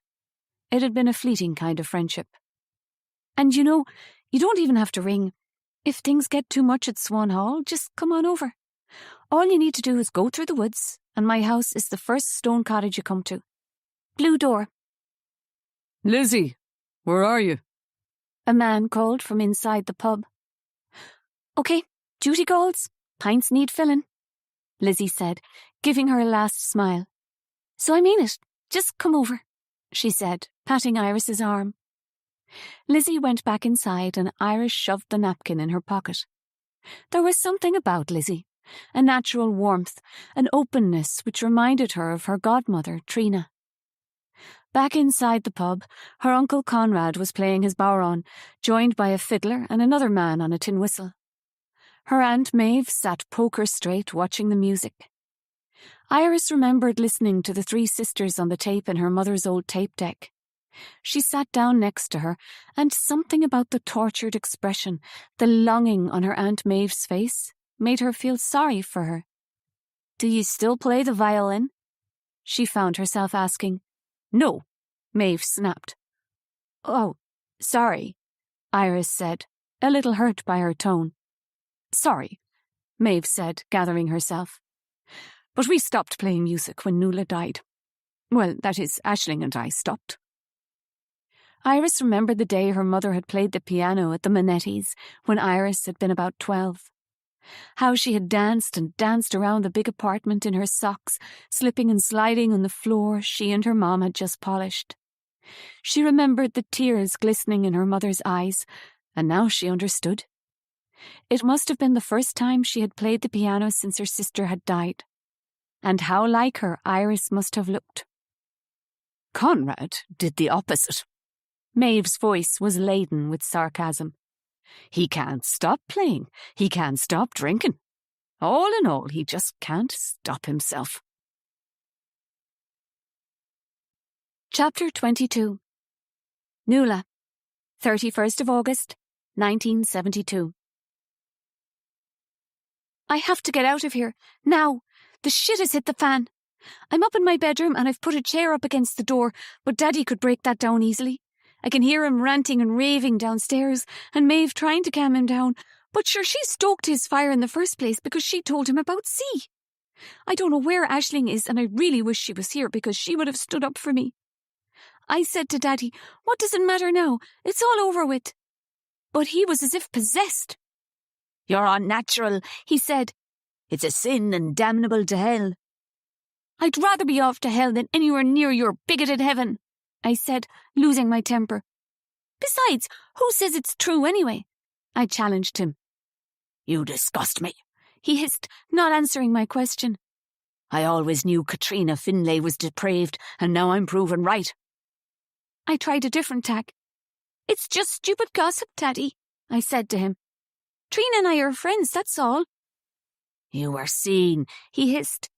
The two of you cavorting together, naked, doing things to each other. He roared. For a moment his outrage made me want to laugh, but I kept silent, looking down at the ground. I felt Maeve's judgmental gaze upon me. Had she told Daddy in revenge for my warning against Conrad? My father towered over me. Father Francis has promised to take you under his wing. You're to visit him in the morning, make your confession and ask for penance. I couldn't help but snort. No way, I protested, because everyone knew about Father Fuck-Off in his confessional box groping. He liked to sit face to face, no antiquated talking through the grill, but a nice cosy spilling of all the beans between priest and penitent. When you did something especially sinful, he always put his hand on your knee to console you. You will do as you're told, my father bellowed. Moreover, I am sending you to Sacred Heart Convent boarding school next year. Well, Daddy, if you want to fuel my lesbian tendencies, that's one surefire way to do it. I gave back cheek. My father swung his arm and slapped me hard across the face. He wasn't even drunk, but God, he was in a foul humour. I staggered back, my ears ringing. Daddy! Maeve gasped. I'm sure Noëlle was led astray by Katrina and will never do it again. Promise, Noëlle? I didn't want her trying to help because I despised Maeve for pandering to my father and telling on me in the first place. I will promise no such thing. I have every intention of fulfilling my destiny as a dyke. Maeve winced. Noëlle, please. My father came and shook my shoulders. You're corrupt through and through, just like your whore of a mother. His words ignited me, and I wriggled free before punching him in the belly. My father doubled over in shock. Maeve came between us. Noëlle, dear God, stop it now, she said. You've done enough. Apologise to Daddy. I will not, I seethed.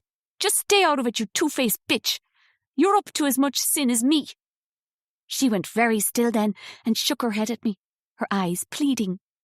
But I was on fire and I wanted to destroy everything around me. Your darling Maeve is at it too, Daddy.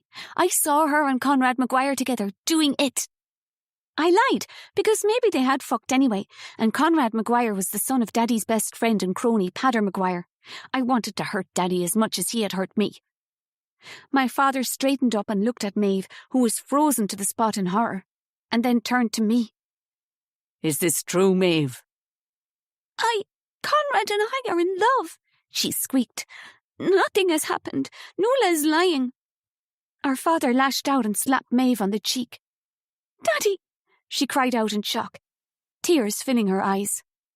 I thought it would make me feel better to see my father hit Maeve for once, but it didn't, nor did it deflect his rage from me. The shame, he roared. The two of you are sinful girls." But it's Aisling who's staying out all night. It's not me, Daddy. No, I promise. Conrad and I are chaste. Maeve sobbed through her tears. I shook my head at my sister in disgust. Why did she have to say stupid lies about Aisling? Daddy was hard enough on her. You're such a rat, Maeve, I hissed at her. At least your sister shows some repentance, but you, girl, you're an evil, twisted thing expelled from your witch of a mother. My father rounded on me. I wish you'd never been born. So do I yelled back, and I meant it. I walked, head held high, out of the room, not caring if he hit Maeve again. Let her take it, because she deserved it after betraying Aisling. But now, an hour later, I am sitting on my bed and I feel bad. I shouldn't have landed Maeve in the same trouble as me. She would never have told Daddy about Aisling if I hadn't said about her and Conrad. What will happen to Aisling when she gets back? What will Daddy do to her? It's unlikely he won't believe Maeve because Daddy hates women and always thinks the worst of us. The man is cursed with 3 daughters, and though he tries to make Maeve as much like a son as he can, our gender taunts him. We exist to hurt him. That's what my Daddy thinks. He can never forgive our mother for leaving him. He takes it as a betrayal. She was supposed to stand by his side through thick and thin, give him sons, cook for him, clean for him, and be his loyal, submissive wife. A good Irish Catholic woman covering her golden tresses with a black lace headscarf for Mass. But Mammy wasn't like that. She needed to dance. He knew that when he married her, so why did he try to cage her in Swan Hall? I took out my tape deck and put on Tammy Lynn singing "I'm Gonna Run Away From You," which usually makes me feel better. I sat on my bed and I drew up my knees. Tammy Lynn was not making me feel better at all, and in fact I began to shake after the shock of the argument and my father's rage. Then I let myself cry where no one could see me. I cried for my lost mother. How lonely she must have been. I cried for my poor sisters. And I even cried for my father, because he hasn't always been this way. Not when we were little. We were the apples of his eye. It wasn't a dream. It was real that the furious bull of a man downstairs was once a gentle giant, letting us clamber all over him, and giving our mam a rest while he took all 3 of us fishing on the lake. What happened to him? The tears have soaked my shirt, and I can't stop shaking. And I can't stop crying because most of all I am crying for myself, dear diary. I know the time has come. I have to leave before my tears drown me and I will be lost just like my mother before me. Chapter 23. Iris. 31st of December, 1991. Last New Year's Eve, Iris and her mom had celebrated with takeout, Chinese noodles and fortune cookies, and bottles of beer. They had clinked bottles at the stroke of midnight, watching the Times Square buzz on the TV. By 12:30, they had both gone to bed. Her mom was always so tired. But Iris's New Year's Eve hadn't ended then. As soon as she'd sensed her mom had dropped off to sleep, she'd slipped out of the apartment.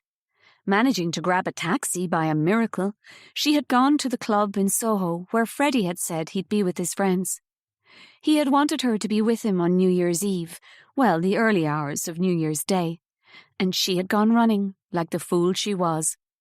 But it had been a good night.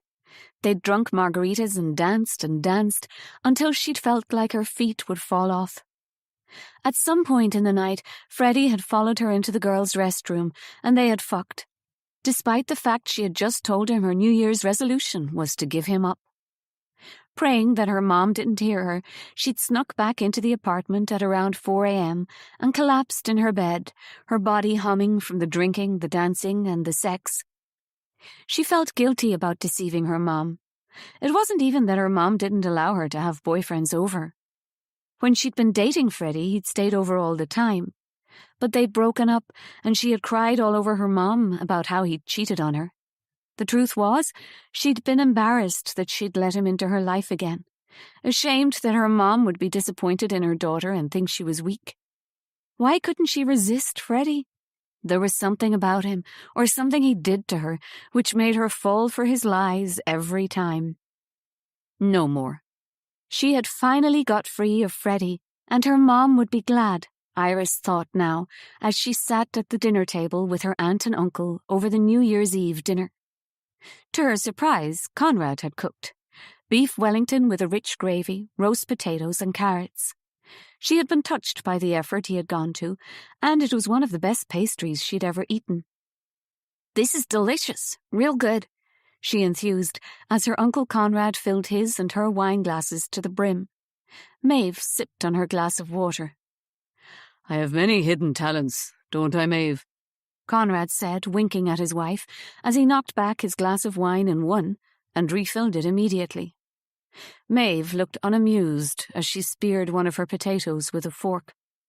"It's been so wonderful getting to know you, Iris," Conrad enthused. "About time, eh?" Maeve looked pained because he didn't have to say the words. It had taken the death of Iris's mother for her relatives to reach out to her. They were such a strange couple, Maeve and Conrad. Her aunt was so reserved and seemingly moral, with her church-going and anti-abortion marches, whereas her uncle appeared to be rather a free spirit, playing impromptu sessions in the pub and drinking too much. There was also the mystery of those shifty-looking men he had been talking with in the pub on Christmas Eve and after Mass on Sunday. "When did you want to head home, Iris?" Maeve asked her. "We only booked the ticket over because we want to offer you the opportunity to stay with us as long as you like. We don't want you to feel forced to leave. That's why we haven't booked the return ticket yet." "Oh, you haven't?" Iris asked, confused. She had assumed she was going home in a couple of days. She thought that was what she'd told her aunt when she'd arranged the plane ticket. "She'll have to go when the next semester starts up at Berkeley," Conrad said. "When's that now, Iris?" "I can't remember exactly," she said vaguely. "How do you feel about staying a little longer, until the semester starts?" Maeve asked her. "Yes, it's great to have some young energy about the place," Conrad said, winking at her again. Iris took a sip of her wine. She wasn't sure if she wanted to stay, but then the idea of seeing Rory again flickered in her mind. She really liked him, and she thought he liked her too, although she wasn't sure because he hadn't come on too strong. Was that good? If she played hard to get, would he like her more? "Maybe," Iris said, a little uncertainly. "I could show you a little more of the farm, explain what I do." Maeve paused. "Because of course after me and Conrad are gone, this place will be yours." "Mine?" Iris exclaimed in astonishment. It hadn't even occurred to her. "Well now, don't be getting any ideas and knocking us off," Conrad joked, pouring more wine into their glasses and then filling one for his wife. It splashed over the edge of the glass, staining the linen tablecloth. "I don't want any Conrad," Maeve said in an acid voice. "Of course you don't, darling," he said evenly, raising his glass to Iris. "To the heiress of Swan Hall." It sounded so far-fetched, as if she were a character in an Irish version of The Great Gatsby, that Iris found herself giggling as she joined him in the toast, lifting her glass and taking a big gulp of wine. Her Aunt Maeve frowned. "Be careful you don't drink too much, Iris." Her aunt's words annoyed her, and her giggles dissipated. She wasn't a child anymore. Besides, Maeve wasn't her mom. She was also annoyed Maeve hadn't booked her flight home. Plus, she was thrown by the knowledge that one day this big spooky house would be hers. All the land, and the woods the other side of the lake. She didn't want it, not any of it. She would exchange all of it for 5 more minutes with her mom. What she wanted was for her aunt to talk to her, and let her in. But the woman was so buttoned up, it was impossible to break through. She had seen glimmers the day they had gone horse-riding, but since her mom's memorial, her aunt had been even more distant and preoccupied. Aunt Maeve got up, screeching back her chair. "I'm going to bed. I have to get up early to do the milking. I could do with some help. Conrad?" "I think you're quite capable on your own, darling. I mean, it's New Year's Eve after all," Conrad said, rolling his eyes at Iris. "It's not even midnight yet. Are you not going to see the new year in with your husband and your niece?" Maeve glanced at Iris. Do you mind if I go to bed, Iris? No, Iris said, although she was a little disappointed. She wanted just one night with her aunt when she might let her hair down, tell her more about her mom when she was younger. But it seemed the only person who wanted to hang out with her was her drunk uncle. She wished that Rory wasn't on duty and she might have an excuse to go into town to the pub. But her Uncle Conrad didn't want to go out, and besides, they had both drunk too much to drive. Iris and Conrad moved into the sitting room, where the dogs were lying in front of the fire. Conrad threw on more wood, giving it a poke, before ambling over to the drinks cabinet and drawing out a bottle of whiskey. Seeing as it's New Year's Eve, we should see you in the new year in style. I've been saving this bottle of malt for a special occasion. Got it in Scotland when I was over visiting friends for a Celtic match a few years back. He brought the bottle over to the coffee table and then gathered a couple of tumblers from the cabinet. Are you happy to drink it neat? I've no mixer. Yes, sure, Iris said. She had never had much tolerance for hard liquor. But it was New Year's Eve, and the next year, 1992, would be the first she had to face without her mom. She wanted to dull the edge of the grief inside her, even if it was just for one night. They drank the whole bottle between them. Conrad turned on the radio and they danced around the sitting room to old rock music from the 70s, the Rolling Stones, T-Rex and Led Zeppelin. Her uncle was fun and he didn't care what she thought of him, so she didn't care what he thought of her either. They jumped around making silly faces and she found herself laughing. It was as if he understood how it felt to lose someone you really loved. Of course he did, because she was reading Noëlle's diary, and Conrad had told Noëlle he was in love with her. The grandfather clock in the hall struck midnight at the same time as the DJ on the radio called it. Uncle Conrad and Iris crossed arms and held hands, singing along to Auld Lang Syne.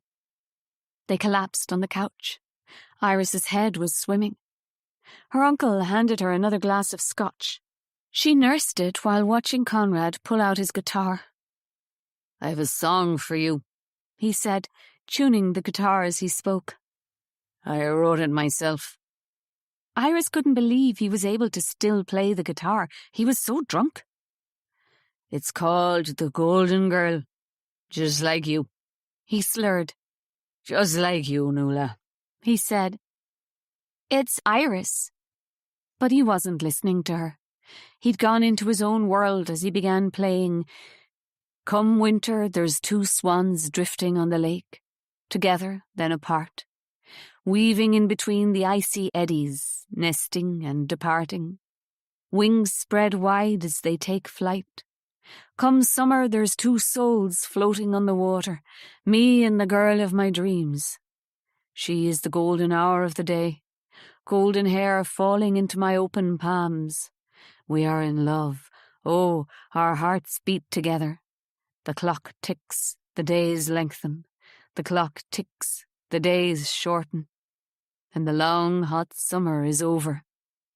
He continued to sing. It was a sad ballad, a doomed love story about a fairy girl with golden hair and a boy from the real world who could only be together one summer on the lake, and in the winter they turned into swans. Conrad sang with such feeling, and Iris felt tears fill her eyes. She could feel how deeply he must have loved Noëlle, but she hadn't loved him back, that much was clear from her diary, and that was sad. Why was it he'd married her sister? Finally, the song came to an end, and Conrad sat back, with the guitar resting on his lap, his eyes closed. Iris wasn't sure if he'd fallen asleep. She should get up, go to bed, but she feared she wasn't able to stand up or walk straight. She hauled herself up from the couch, lurching forwards before righting herself. Everything was spinning, but she managed to stagger towards the door. All she wanted to do now was collapse on her bed. As she passed Conrad, his arm shot out and he grabbed her hand. She gave a little scream of surprise. She had thought he'd passed out. But when she looked at him, his eyes were open, and he was gazing at her with a begging expression. Please, Noëlle, please. He whimpered. It's me, Uncle Conrad. I'm Iris, not Noëlle, she said shakily. He tugged on her, and she lost her balance, falling backwards, knocking his guitar to the floor and landing on the couch on top of him. Before she knew it, her uncle's hands were on her, touching her breasts as he moaned. Noëlle. No! She pushed him away and tumbled off the couch. Her situation making her suddenly sober, she ran out of the room, stumbling down the hall and up the stairs to her mom's bedroom. Once inside, she pulled a chair in front of the door, knowing in her heart that her uncle didn't have the capability to get up the stairs, let alone accost her in her bedroom. But she was freaked out. He had been touching her up, thinking she was Noëlle. She opened the door to the wardrobe and looked in the mirror. She stared at her reflection, and everything seemed hazy. She did look different, not herself. The air felt thick all around her, and she shivered, feeling that oppressive weight upon her shoulders she'd felt the other day. She fell into bed, dragging the covers over her head, and closed her eyes. But she couldn't sleep. Her head was a mess, and she could hear Noëlle's voice from her diary, clear as a bell. She was singing, and it wasn't a lullaby. It was a call for help. Chapter 24. Noëlle, 31st of August, 1972. Once I heard Daddy drive off to meet up with Pater Maguire and his cronies in Flanagan's pub, I escaped down to the lake, weaving through the long coarse grasses as they scratched my skin. The sunset was a ball of fire in the seamless blue sky. The moorhens and coots paddled in the brackish water. Insects buzzed and whirred around me, and I felt such a deep longing for rain. When will this long summer end? But then, do I really want it to be over? Because all my money is gone, and it looks like I'm going to be sent to a convent boarding school to turn me straight. I have to get to America, because now it's all out in the open. I want to be with C, with Trina, with Katrina. I love her. I do. So think, Noëlle, think. How can you get the money together for the ticket? I was sitting in the cracked reed beds, hiding among the stalks of reeds, when I saw Conrad strolling along the edge of the shore, guitar slung over his shoulder. He is good-looking, granted, the way his long red hair falls just below his shoulders, his brown eyes, big puppy-dog pools of "save me." Well, he's pulled on the heartstrings of both my sisters so effectively with his tortured soul routine. It doesn't fool me. As you know, dear diary, Conrad is not my type. He sat down on a rock by the lake and began to play the guitar, his hair cascading over his face. I watched his fingers moving along the fretboard with agility. It was a beautiful ballad that he'd clearly written himself, about two swans taking flight from the lake, and summertime, and being in love with a girl with golden hair. It was a love song, of course, and as he sang, it really did sound as if he was completely in love with the girl in the song. But who was she, this girl with golden hair? Maeve had brown hair. Was he singing about Aisling? Or worse, was it me? I emerged from my hiding place, and Conrad started in surprise, immediately stopping playing. He stared at me as I walked over towards him.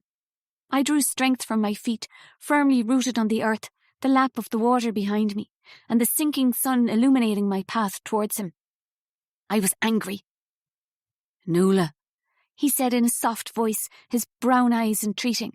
But they didn't work on me as they did on my sisters. I stood over him, hands on hips. Did you write that song, Conrad Maguire? He nodded, looking at me as if in awe. What a loser. Who is the song about? I demanded, because the last thing I knew, you were going out with Maeve and she has brown hair. At least he blushed. At least he looked a little chastised. Ah, no, that was just a kiss at the fla. I'm not into Maeve. But she is crazy about you, Conrad Maguire. So what are you going to do about that? Oh, he said, looking nervous. Is the song about Aisling? I continued. Because you've screwed her around enough. Course not. Sure, everyone knows Aisling's seeing Stefan. That is apart from you and Maeve. Stefan? I repeated, feeling a blush creeping across my face and remembering Maeve had told our father Aisling was out every night. Stefan, who works in Lochbawn Forest Park restaurant with me. That's the one, Conrad said, looking a little pleased with himself, as it was obvious I had no idea. Now it made total sense. I had seen Stefan enough times going into Aisling's shop and chatting with her. I had just been too wrapped up in my own world to notice their friendship was more than platonic. The song is about you, Noëlle, Conrad said in a quiet voice. I shook my head. Why would you write a song about me? I blurted out. Because you're so beautiful, Noëlle. I told you before. I'm mad about you. He stood up, placing his guitar to one side. Stop it now, Conrad. Just stop it. I sighed in frustration. I've no interest in you, and even if I had, I'd never do that to Maeve. She doesn't own me, he said crossly. She keeps following me about. I didn't ask her to. And she made you kiss her, right? I said in a sarcastic voice. Well, kind of, you know. I closed my eyes and thought of you. That's disgusting, I said, furious. Conrad, will you not get it into your thick skull that I'm in love with someone else? Conrad bristled. Who? He snapped. Sure, you'll hear about it soon enough when my dad confides in your father. I told him. It's Trina. I'm in love with her. Conrad looked confused. But she's a girl. Yes, that's right. 10 out of 10 for observation. He took a step towards me, shaking his head. But you can't be into Trina. You're making it up. I've seen the way you look at me sometimes, Noëlle. Don't deny you were flirting with me a Listowel. I only got off with Maeve to make you jealous. Christ, Conrad, you're unbelievable, I said, exasperated. I can't stop thinking about how it would feel to kiss you, he said, and then, taking me off guard, he pulled me towards him and kissed me on the lips.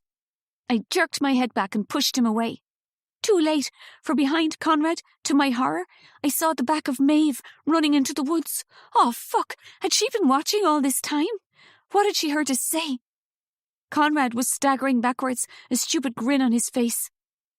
Go after her, I told him, pointing at Maeve as she disappeared into the trees. You felt something, didn't you? He asked, triumphant. No, Conrad, no I didn't. I don't fancy you, right? Now go after my sister. She clearly saw you kissing me and has the wrong idea. I turned on my heel and ran back to the house, wiping the taste of Conrad Maguire from my lips with the back of my hand. The air feels heavy and loaded, and my skin is itchy, which always happens when a storm is on the way. I long for release from the pressure building up in the land around us. It is so humid and oppressive. I crave to be able to stand in the downpour of rain and wash away all the secrets and lies in my family. I long to be borne away by the storm. I have to get away. But how? Chapter 25. Iris. 2nd of January, 1992. Iris just made it in time to the bathroom before she emptied the contents of her stomach into the toilet. There wasn't much left at this stage.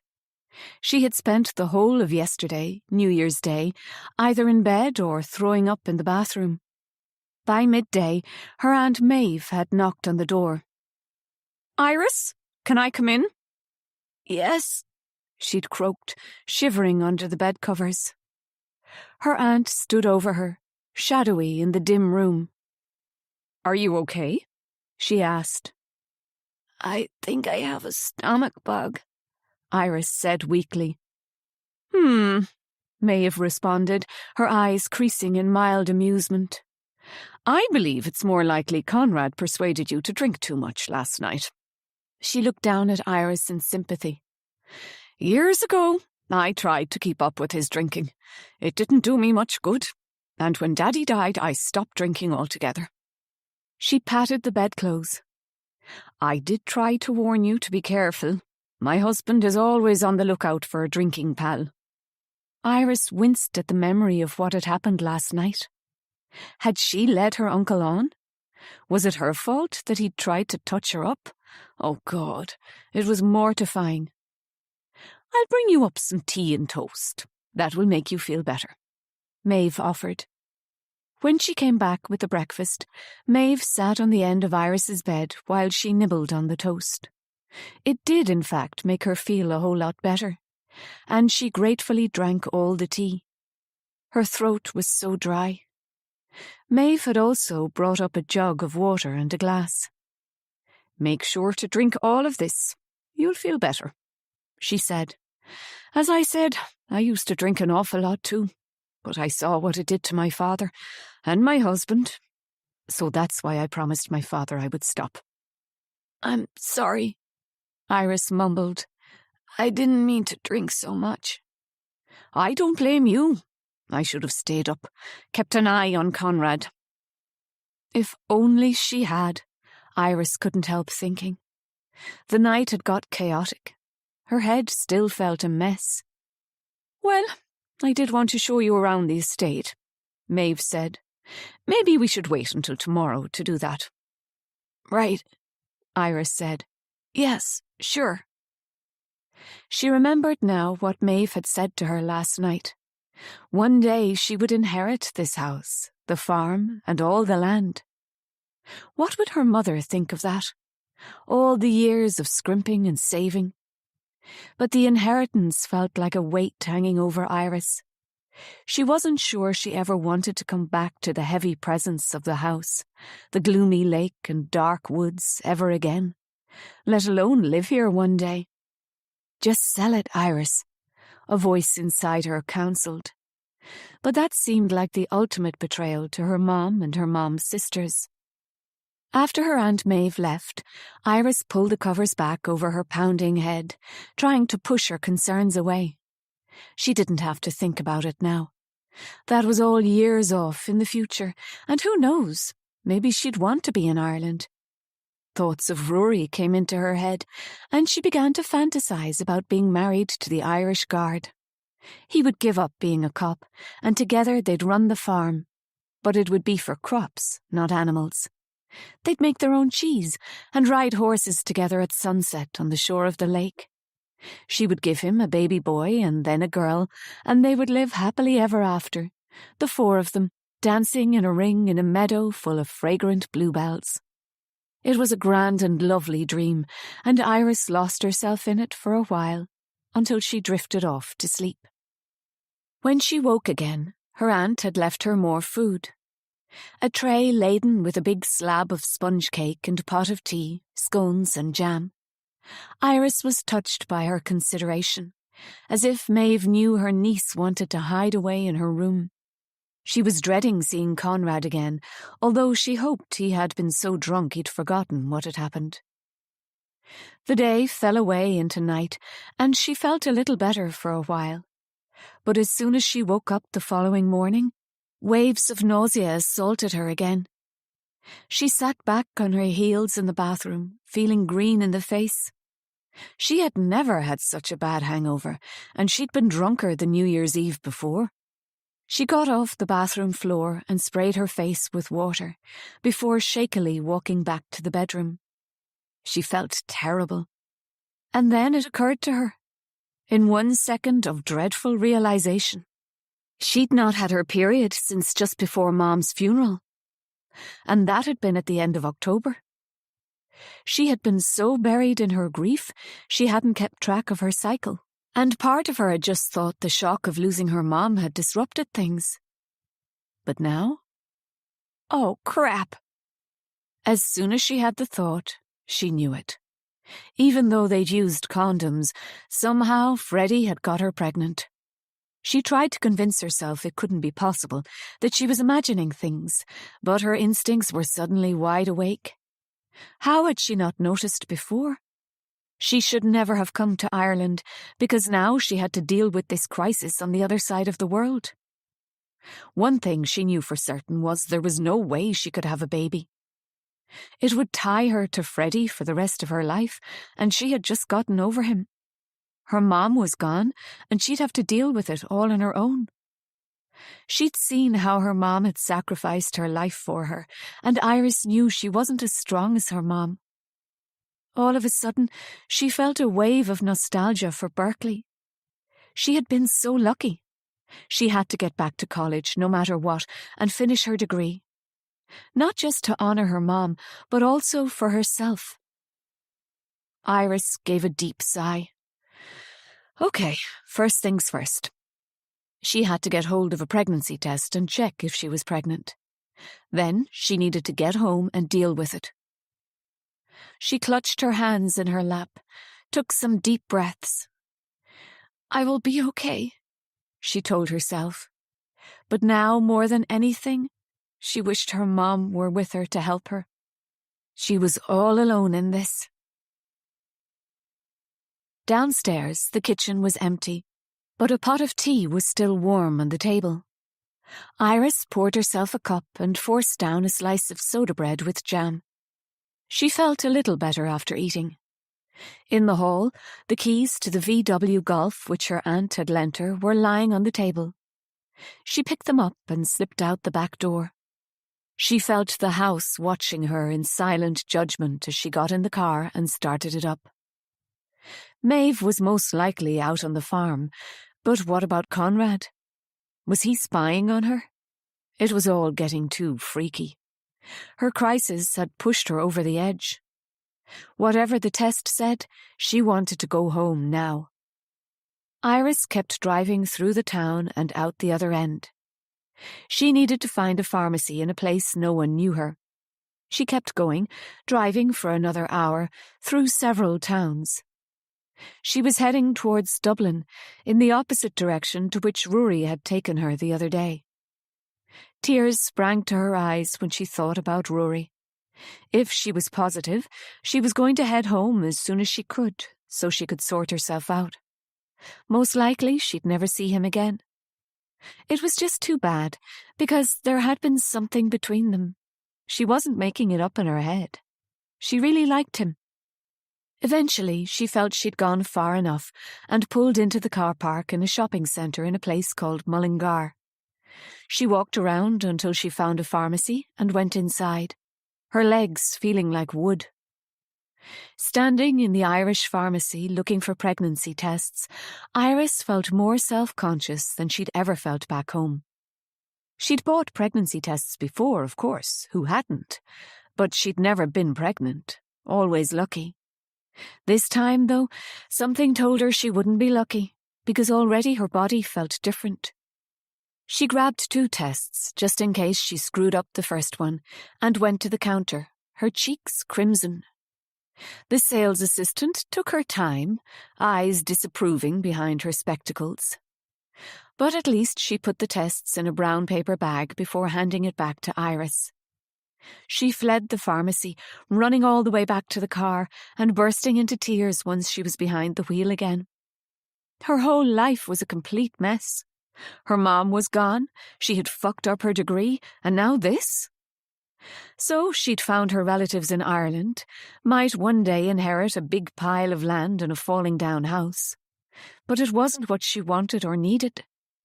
No, what she craved right now was to be on the beach with her college roommate, Riley, with not a care in the world, watching some hot guys as they played volleyball and sharing secrets. She missed her roommate and wished so much she'd been more open with her, gone to hers for Thanksgiving when she'd offered, and God, how she wished she'd gone to hers for Christmas. But she'd never let herself get close to Riley. She'd always wanted a sister, but now she realised friends were just as important, more so sometimes. Look at her godmother, Trina, and her mother, who had fallen out with her own sister Maeve for years. And now here was Iris, trying to make up with her. But did Maeve deserve it? Iris had come all this way to discover her mother's family was even more dysfunctional than she could ever have imagined. No wonder her mom had never talked about them. All she'd found out by reading Noëlle's diary was that her mom was miserable, and now possibly her father was some random boy called Stefan, whose second name she didn't know. She couldn't ask Maeve or Conrad about him, because she didn't want them to know she'd found and read Noëlle's diary.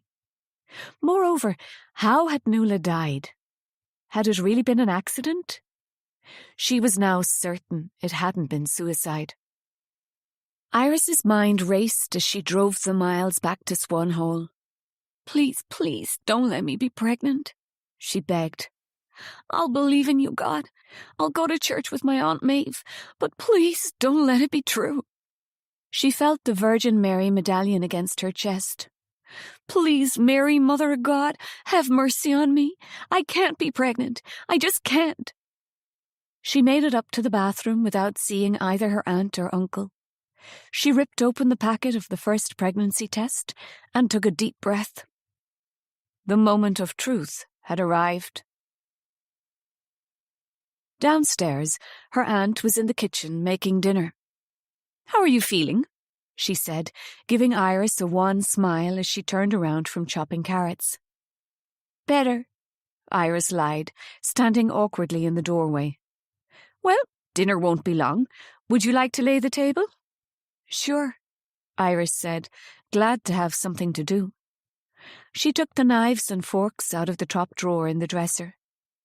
Iris cleared her throat nervously as she placed the cutlery on the table.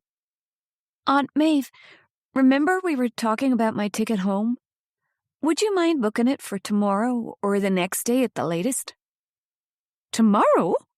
her aunt said, knife aloft and staring at her in astonishment. "But that's so soon." "Yes, but I need to get back to college, see?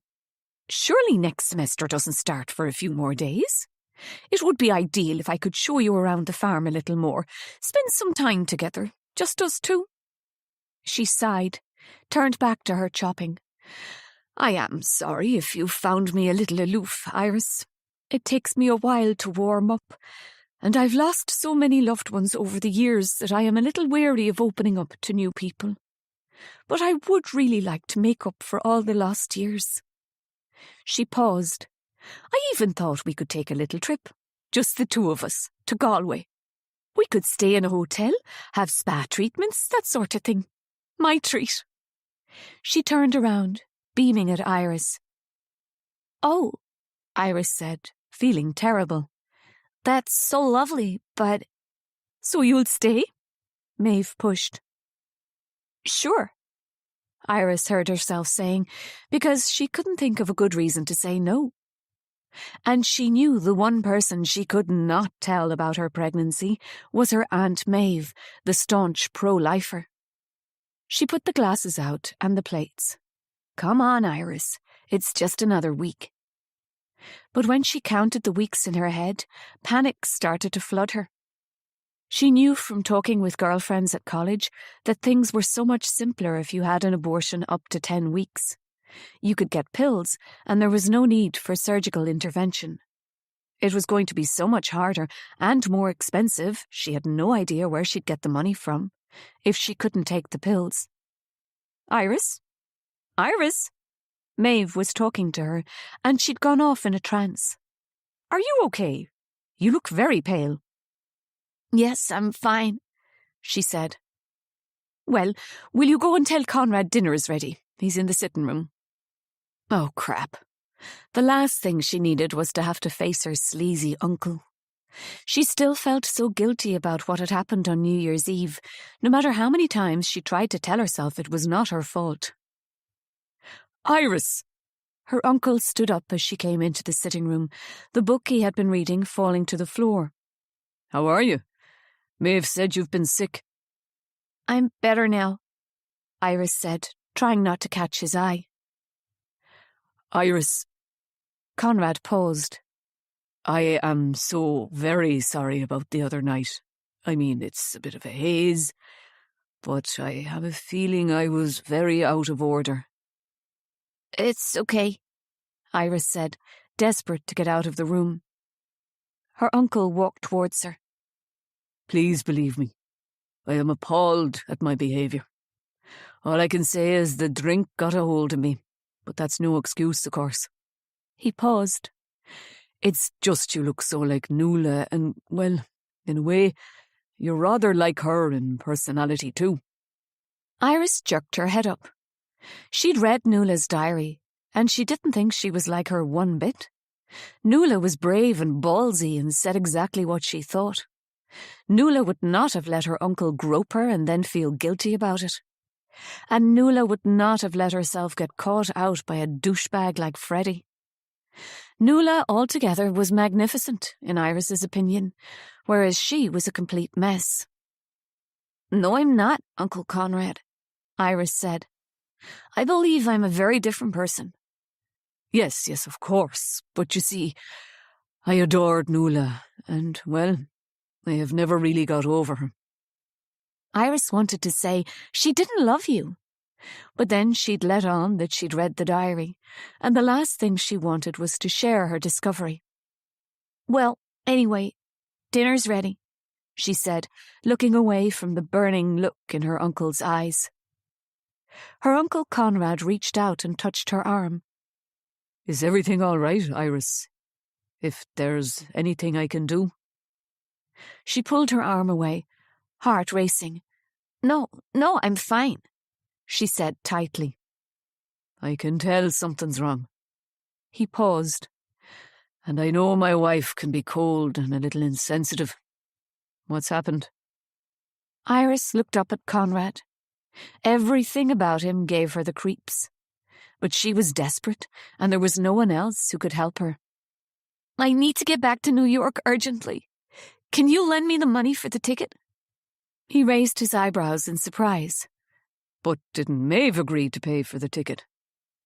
"She wants me to stay another week, but you see, I can't." "All our money is tied up in the farm. Most of our income is from selling cream and milk, and Maeve is in charge of our bank account. It would be hard for me to buy you a ticket without her noticing." Iris shook her head, her heart plunging with despair. "It's okay. Don't worry." "But what is so urgent that you need to go tomorrow?" This man was the last person she wanted to confide in. Iris was unnerved by her Uncle Conrad's obsession with her likeness to Noëlle and his seedy behaviour. But she was so desperately lonely, it was all beginning to feel too much. She needed to confide in someone, she needed help, and Conrad was her only option. "I'm pregnant," she whispered, eyes on the floor. "Oh!" Uncle Conrad took a step back. "Goodness! Have you told your aunt?" No, because I need to get home. I need to get an abortion." "I see," Conrad said. Iris looked up, and her Uncle Conrad was staring at her. She wasn't sure what at all he was thinking. She'd made a terrible mistake. She should never have told him. But then he reached out his hand and took hers in it. "It will be all right," he said kindly. "I will help you." Chapter 26. Noëlle, September 1972. The animals were restless as I walked past the fields. The cows were lying down, a sure sign of rain, and the sheep were jittery, staring at me with crazy devil eyes. I could see Daddy driving the tractor into the barn, and I crept around the back of the house, careful to make sure he couldn't see me. Aisling didn't come home last night. Had she got wind of the fury she would face once she walked in the door because Maeve had told Daddy she stayed out all night? I was a little worried about her. I couldn't help it, although she clearly didn't care too much about me if she hadn't come home. Maybe she'd finally done a runner with Stefan and was never coming back. I climbed the stairs to the first floor and walked along the corridor, knocking on Aisling's door. No answer. I opened it and peered into the room. There was a pile of clothes on the bed, and all her things on the dressing table. I felt a little stab of relief, and then guilt, because the truthful reason I was glad she hadn't gone was because Aisling is the buffer between me and Daddy. I went in and sat down on the bed, chewing my nails. I was still thinking about how I could get the money to buy a flight to America. We have nothing of value in the house. It is a big empty pile of a house, like a shipwreck which has lost its treasure.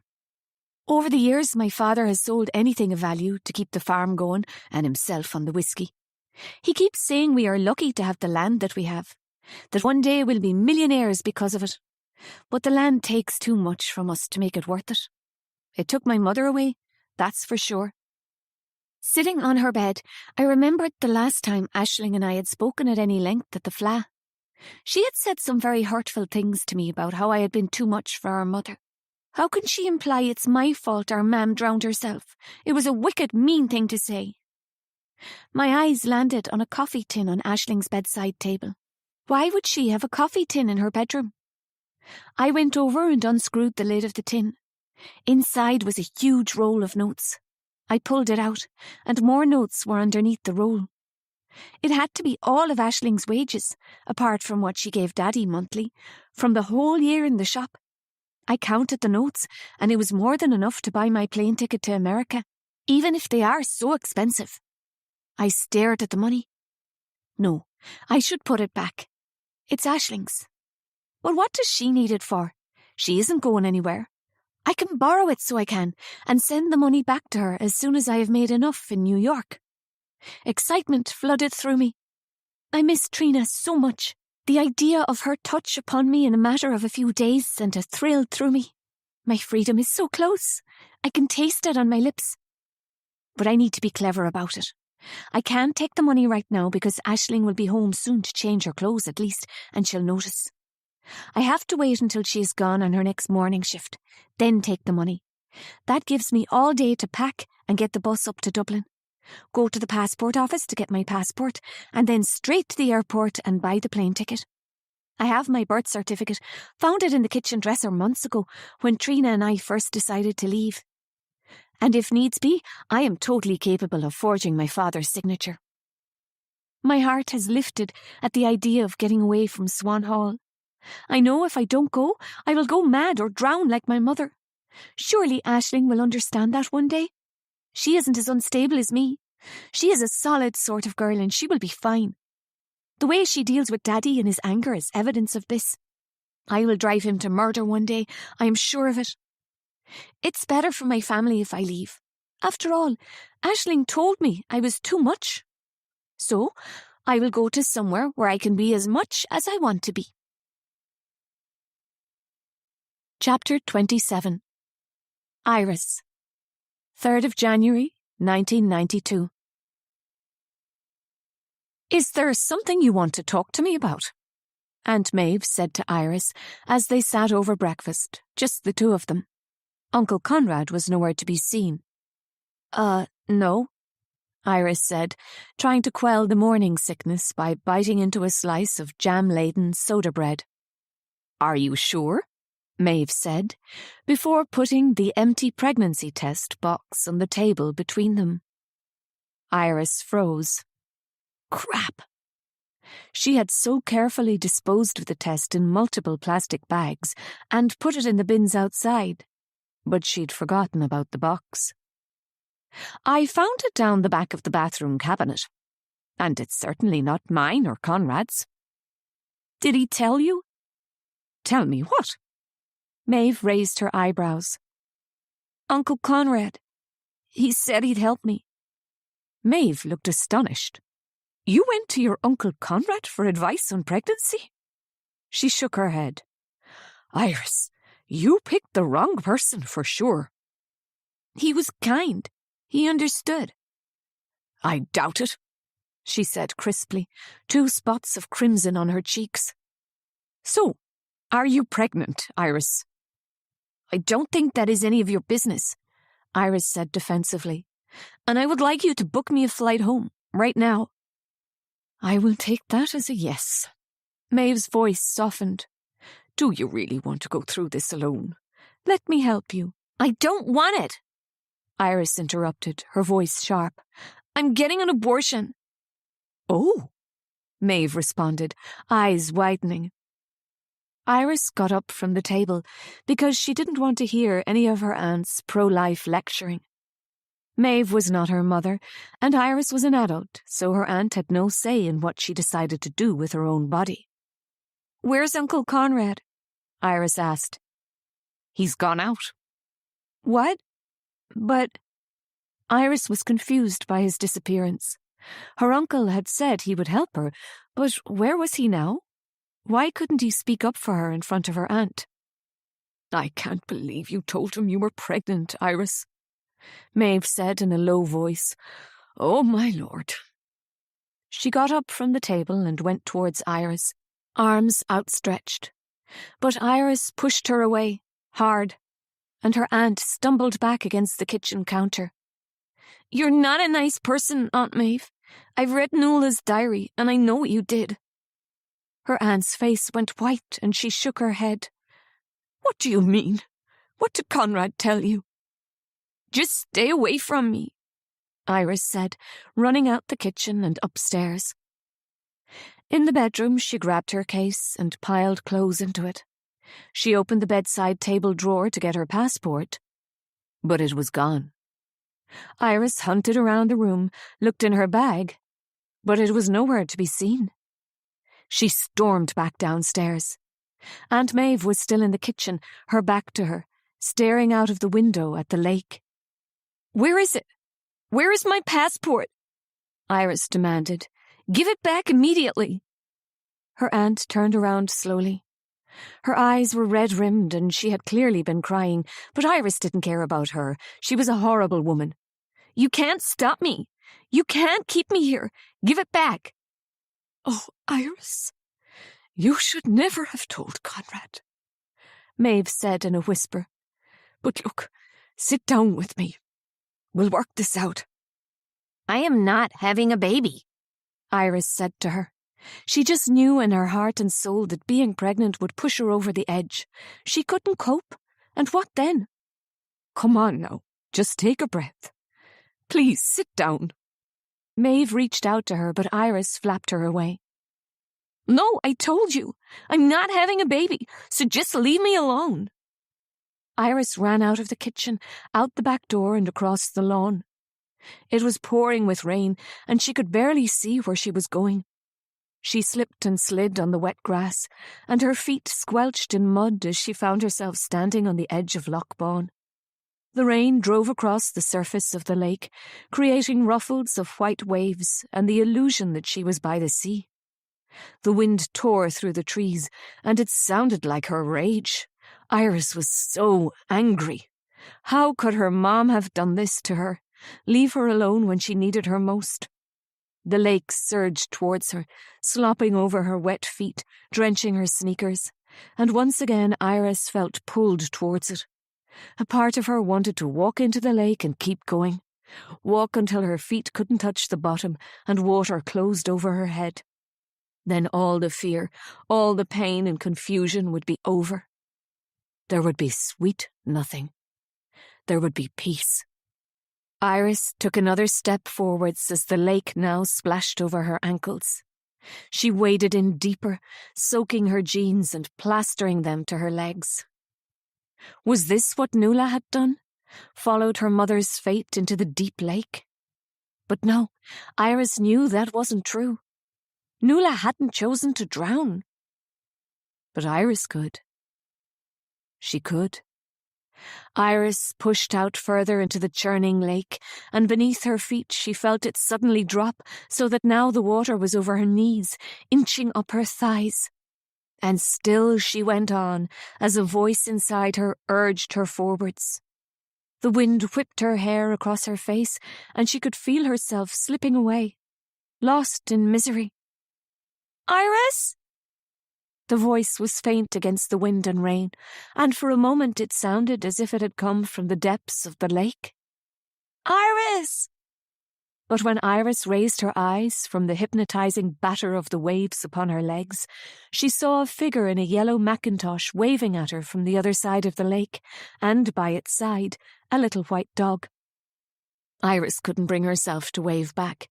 She willed Lizzie to go away, leave her alone in her desolation. She moved forward in the water, and it slapped against the tops of her thighs. "Iris!" The water was at her waist now, but before she could go further in, she could hear barking. Lizzie's voice was closer, urgent.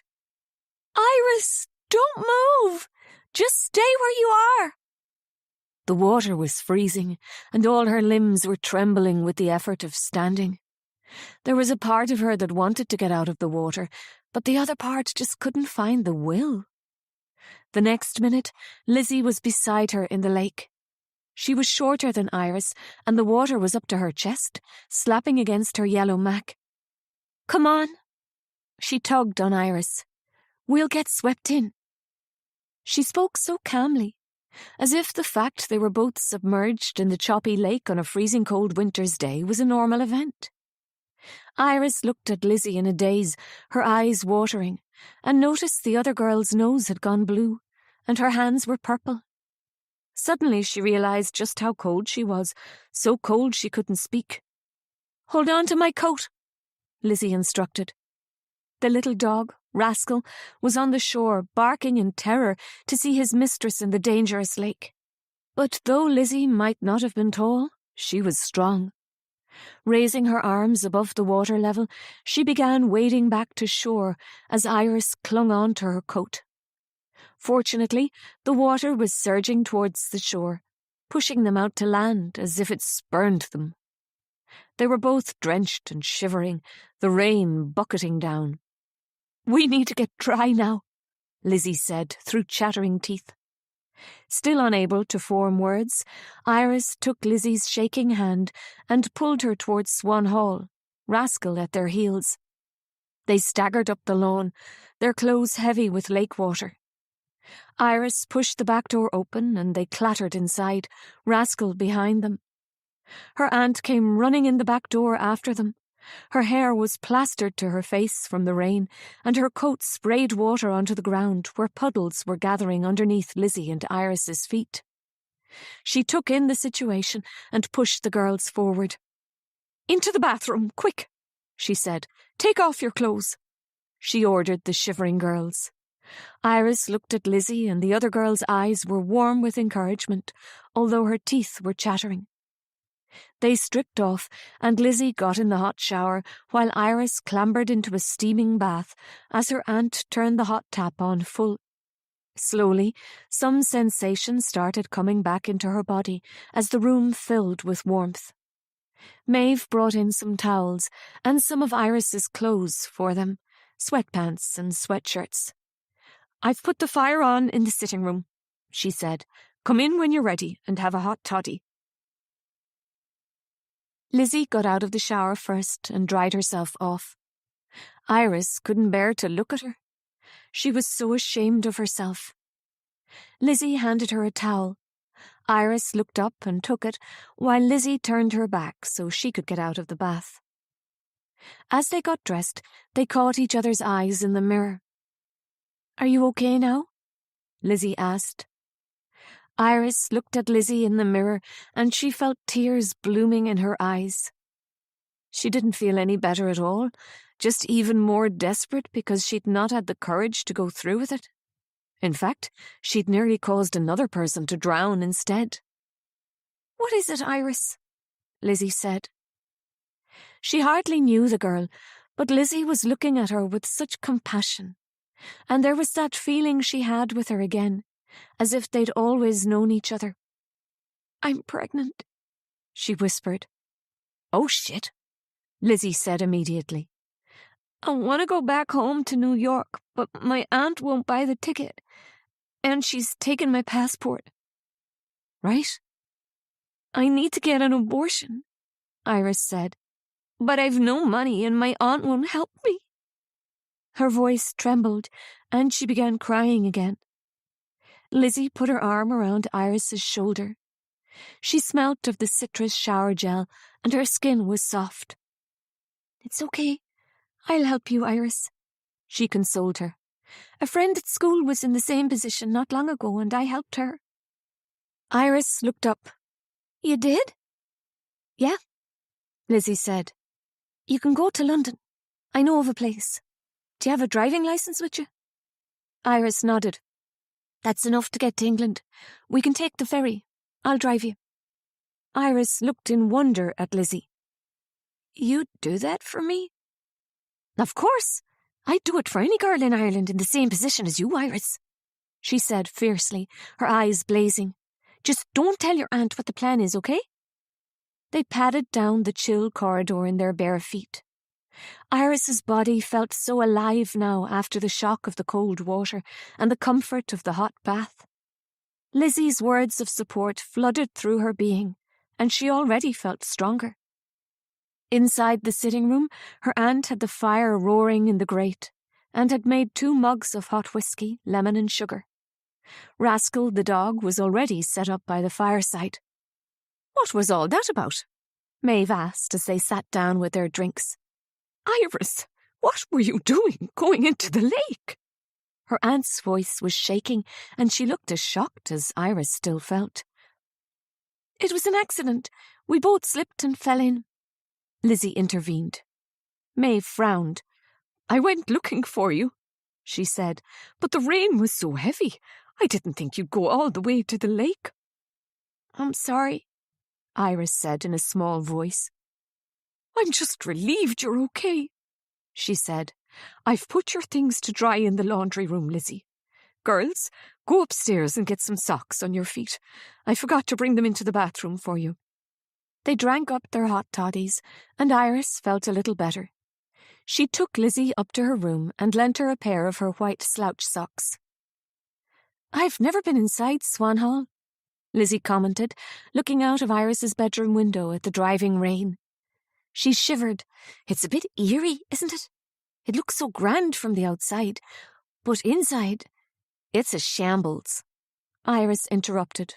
"Well, yes," she laughed. "Sorry, I didn't mean to be rude." As they finished speaking, a car pulled up outside, and Iris heard the noise of A, Con and Fiacre barking as they came in. Rascal lifted up his ears and stood to attention. "It's okay, Rascal," Lizzie said, picking up her little white dog. "That's probably Uncle Conrad. I'll tell him my aunt has hidden my passport, and he'll get her to give it to me." Lizzie was looking at her in a queer way, her head on one side. "I think the best thing is if we just go now to avoid a confrontation. But my Uncle Conrad said he'd help me. He might have money for me too." Iris wasn't so sure how reliable her uncle would be, but at least he wasn't a fanatical religious freak like her aunt. He was inappropriate, weird, and drank too much, but he had also said he would help her. Surely he would back her up when she demanded her aunt give her back her passport. Outside the sitting room door, Lizzie put her hand on Iris's elbow. "Are you sure about this? Don't you think we should just go?"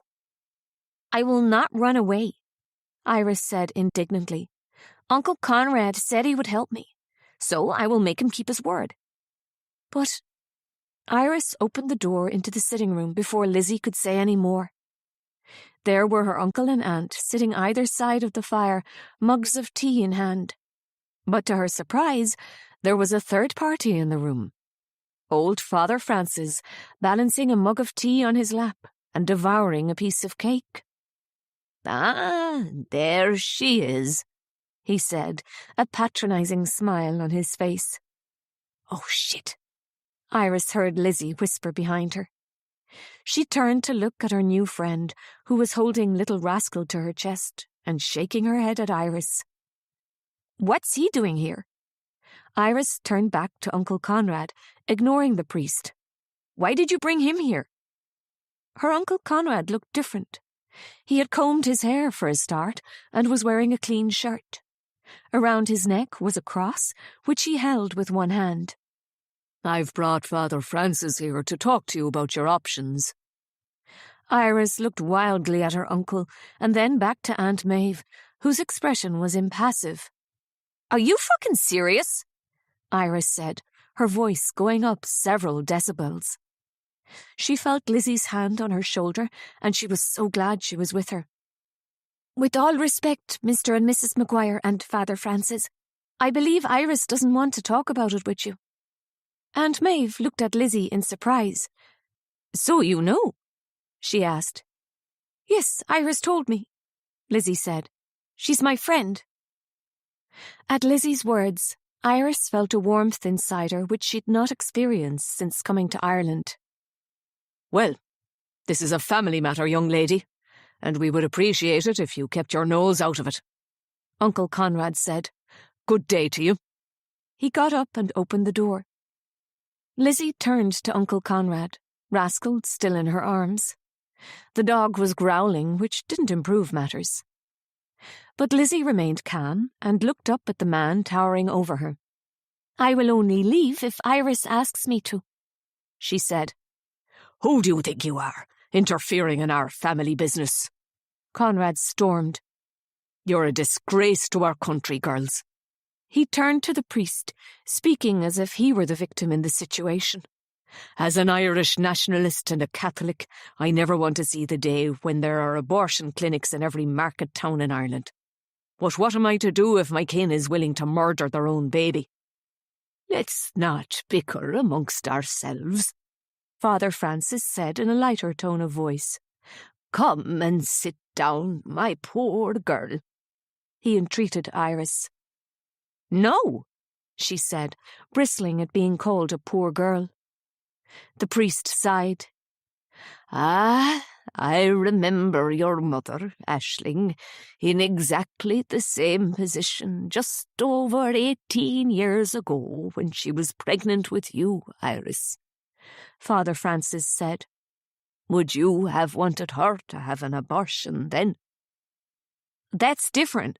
She had no options," Iris said, anger beginning to inch through her numbed, shocked body.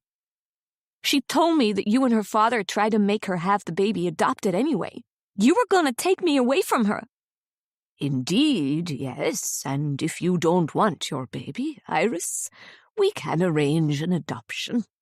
Because there's plenty of Catholic couples with good homes who are desperate to provide a loving and secure upbringing for an unwanted baby." Father Francis said. "But, child, don't think you will ever get over having an abortion. It will be hard to live with yourself, knowing you took the life of an innocent unborn."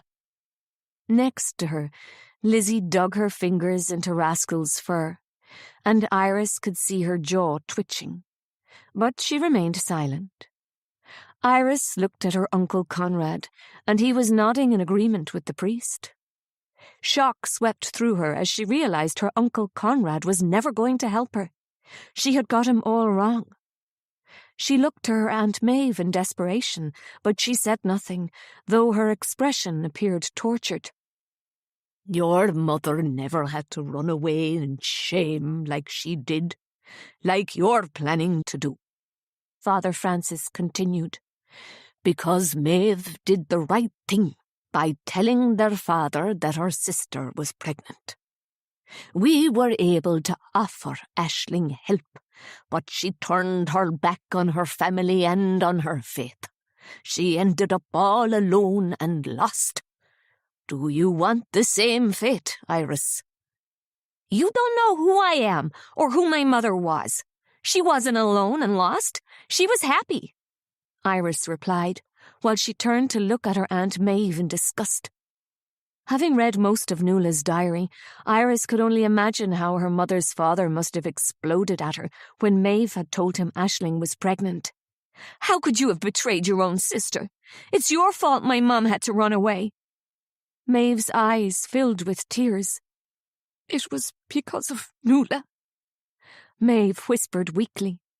But what had her mother being pregnant got to do with Noëlle? Iris had had enough. Her family were despicable, and she never wanted to see them again. She turned to Lizzie. "Shall we go?" "Definitely," Lizzie said, looking relieved. They walked out of the sitting room, heads held high, although Iris heard her uncle calling after her. "You can't go anywhere, girl. I've your passport. You've no money." "Come on," Lizzie said. "Let's go before they try to barricade you in. I need to get my things first." They went back up the creaking stairs of Swan Hall. The walls of the house felt as if they were closing in on them, and Iris thought of Noëlle and her desperation to get away from its oppressiveness. In Iris's mother's old bedroom, Lizzie helped her finish off the packing she had started earlier in the day. "Take a look in there." Iris pointed at the wardrobe. "Oh, wow," Lizzie said as she opened the door and saw the colourful array of Iris's mother's clothes from the past. "This stuff is amazing. I want to bring it with me. Here, You can use this old rucksack, Lizzie said, reaching into the wardrobe. They pulled all her mom's old clothes off the hangers and pushed them into the musty rucksack. Every single thing, including the go-go boots and the cassette player with the box of tapes. You know what? I'm going to change my clothes, Iris declared, pulling off her sweatpants and sweatshirt and retrieving Noëlle's apple green maxi dress, which she had put on the other day. She felt instantly better, especially when she put on the platform suede boots as well. I think we should get going, Lizzie said, an anxious tone to her voice. Iris made sure to put Noëlle's diary in her handbag, as well as picking her mom's little glass swan off the bedside table to put it in her bag as well. Come on, let's go, Lizzie said. As she spoke, the bedroom door opened and Aunt Maeve burst into the room. As soon as she saw Iris in Noëlle's dress and boots, she gave a little cry, bringing her hand to her mouth in shock. Oh my God, she breathed out. Noëlle! Tears filled her Aunt Maeve's eyes, but they just made Iris feel even colder towards her. Get out of my way, Maeve, she said. Iris, please, don't leave, Maeve begged her. I'm so sorry about Conrad and the priest. I didn't know he'd gone to him. Then why didn't you speak up for me? Iris raged at her. You betrayed my mom, and you're an awful person for doing that. And now you've betrayed me. Who knows what you did to Noëlle? Maeve visibly blanched. How can you say such a thing? She said in a hoarse whisper. It's not that simple. I don't care anymore, Iris said. You can't keep me prisoner here. I'm leaving. Iris lifted her case and Lizzie took the rucksack. They walked across the room, but Maeve reached out and grabbed Iris's arm. Please, Iris, please don't leave me. Get out of our way, Iris said, shaking Maeve off her. Lizzie, Maeve turned in desperation. Please make her listen to me. I'm sorry, Mrs. McGuire, Lizzie said. I'm here to support Iris. Iris, you must listen to me. I need to explain, her aunt begged. But Iris didn't want to hear any more. She followed Lizzie and Rascal out the bedroom door and down the stairs. She walked past the closed door of the sitting room, where she could hear the low murmur of the men's voices. She raised a finger to the closed door. Fuck them. They had no right to have an opinion on, let alone decide the fate of her life and her body. Her Irish family were not good people. The ones left alive, anyway. Iris planned never to return to Swan Hall. As they stepped outside, it had stopped raining, and the wind had dropped. The sky was stretched palest grey over the soaked landscape. Lizzie took her hand, and for the first time since her mother died, Iris didn't feel so alone. Lizzie was a stranger, and yet she had done more for Iris than any of her family. Chapter 28. Noëlle, 2nd of September, 1972. That's it. I'm ready. Up at first light and all packed. I'm only taking my harp, my flute and a small suitcase with me and leaving most of my stuff because I'll get new clothes in New York. I've written 2 letters, one for Aisling and one for Maeve. Daddy doesn't deserve one. This morning I felt very sad about how it is to have a monster for a father. It's easier when I am angry with him. But there had to be something in him which made my mam love him. I can see a shadow of the young man in Spain who met my dancing mother at the fiesta by the sea. I think the monster, in all honesty, is the drink. My father has long gone, his heart and soul drowned in whiskey and beer, just like my mam drowned at the bottom of the lake. And that makes me very sad, dear diary, because I am grieving for both my parents. But still, I remind myself, he's a grown man and he should have some control. He deserved what we did to him last night because of the beatings. Well, when the devil possesses him, so to speak. He is responsible for that. We got him back for the bruises on my arm and the cut lip he gave Aisling last night. He was waiting for her, hours it must have been, because me and Maeve had long gone to bed. I wanted a good night's sleep before my early start today, but I was woken up by the storm, or maybe it was my father's roaring. I caught the odd word rising up the stairs. Whore, dirty, shame. then a crack of lightning and a low roll of thunder as I got out of bed. I opened my door, listening down the little stairwell. The other door opened and Maeve stood on its threshold. I hadn't seen her since the incident with Conrad the day before. She stared at me coldly and my heart sank. Conrad had clearly not explained things properly. Should I even bother trying to talk to her, because she seemed set against me, although she had seen me with Trina too, and told Daddy about us in the first place? A streak of lightning lit up the contempt upon her face, and another clap of thunder as we stared at each other across the tiny landing. She cocked her head on one side. "So, are you bisexual now, Noëlle?" she asked me in an icy tone. I could have tried to explain how, if most of us were truly honest with ourselves, we would accept that our sexualities don't need to be narrowed down to being either straight or gay. There are so many nuances in between. I guess, strictly speaking, you could say I am bisexual, which is even more unheard of than being a lesbian in Ireland in 1972. But I have always been attracted to a person, irrespective of gender. It used to confuse me at first. In 5th class at national school, I had a big crush on Dolores O'Connell. But by 6th class, I was mad about Martin Malloy. Once I was in post-primary school, I focused more on boys, of course, because that's what I was expected to do. I dated 4 boys in a row. I always had plenty to choose from, but I always lost interest. And yes, I shifted those boys too, and unlike Maeve, who I am pretty sure is still a virgin, I had sex last summer with a boy from Dublin called Gerald, who was visiting one of my friends from school, Alison. A big gang of us met up on the shores of Lough Bawn in the Forest Park for a bonfire and to drink cans, and me and Gerald snuck off into the woods for a short while. It was okay. I was glad to get it over with, as well as impressed he had a condom. But I quickly lost interest and never answered the postcard he sent me when he got back to Dublin. When I got together with Katrina, it was the first time I had felt anything like that. We had been friends for years, but when we first kissed one afternoon as we were listening to music together, sitting on my bed, well, it was like peeling off another layer of our relationship. We went in deep, so fast, and it felt so very right in a way that it never had with boys. Well, all of these things I could have explained to my sister Maeve, but it would have been wasted on her because she is insensitive to real feelings and stuck in traditional concepts of what she should be. Honestly, I feel sad for her. So, what I said to her was, "None of your business." "Well, it is my business, if I catch you shifting my boyfriend." Another flash of lightning, and then a crack of thunder fast upon its tail, which meant the eye of the storm must be very close. And yet it wasn't raining. Not yet. The landing felt charged with electricity, hot and oppressive. "Conrad's not your boyfriend," I said to Maeve. Why was I being so mean? What did it matter if Maeve thought Conrad Maguire was her boyfriend? Because I didn't want him, that was for sure. But there's something in me which can't lie.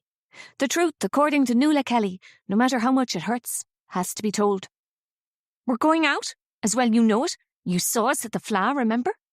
Maeve continued. "It's real, unlike you and Trina, which is, well, wrong and unnatural. What you do with her is a sin, Noëlle." "Conrad told me he's not interested in you, Maeve," I snapped back, flaring up. "Tell me, has he ever written a song about you? Because he wrote one about me. It's quite beautiful." She couldn't help but take a little gasp of shock, as if I had poured cold water over her head. Before she could hit back, though, we heard a loud bang downstairs and Daddy roaring more. Unlike me, Aisling never shouted back.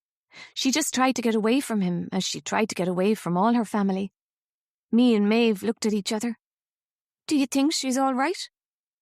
"Why would you care, Maeve? It's all your fault because you told Daddy about Aisling sneaking out at night." "I was upset," she whimpered.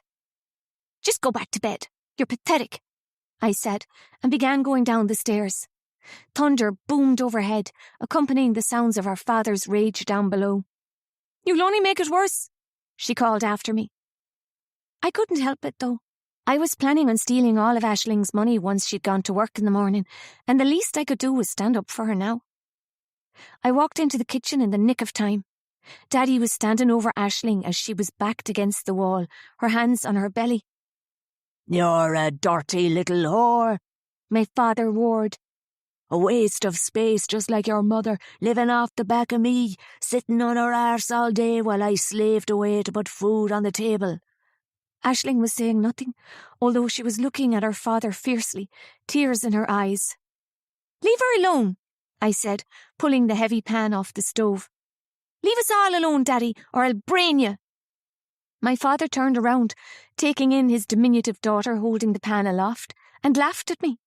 It made me furious, so I went for him with the pan, but he caught my wrist, twisting it, so the pan dropped onto the floor.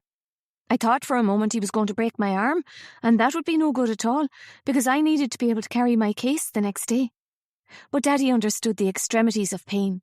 He was expert at taking us to the edge and then letting us go before a bone would snap or the skin would break. I fell to the floor off balance, and then I felt his boot kicking me in the back. It hurt like hell. Lightning lit up the room as I tried to get back up off my knees. "Leave her be!"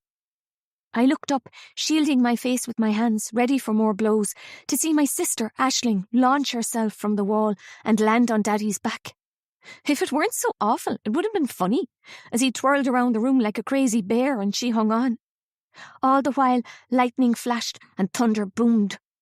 Of course, he was too strong for her and prized her off, and she landed hard on the floor next to me, making a squeaky sound. We looked at each other, my sister and I, and we understood, with no need for words. We wanted to end it tonight, for good. Out of the corner of my eye, I saw Maeve watching from the hall doorway in horror. But she wasn't a part of the bond I now shared with Aisling. The tables had turned, and Maeve was the outsider, not me. Aisling and I both shot up from the floor at the same time. I grabbed the kitchen knife, and Aisling sprang up and pushed our Daddy back into his chair. He was so surprised he fell into it. You'd think we'd rehearsed it. We were so synchronized. Aisling took the scarf from her neck and pulled it around our Daddy's throat, and I brandished the knife at him. Dear God, I could have plunged it into his lily-white neck, as easy as if I were cutting up chicken for the dinner. "You are never going to touch Noëlle again," Aisling said to Daddy as the lights flashed on and off in the storm. "Nor me, nor even think about Maeve. Because if you do, you'll never have a good night's rest again. Because one night when you've passed out like a pig from the drink, we'll slit your throat." I looked at Aisling in stunned awe as she spoke. I had never heard her retaliate or speak back to her father before. She had always taken silent beatings and then run away.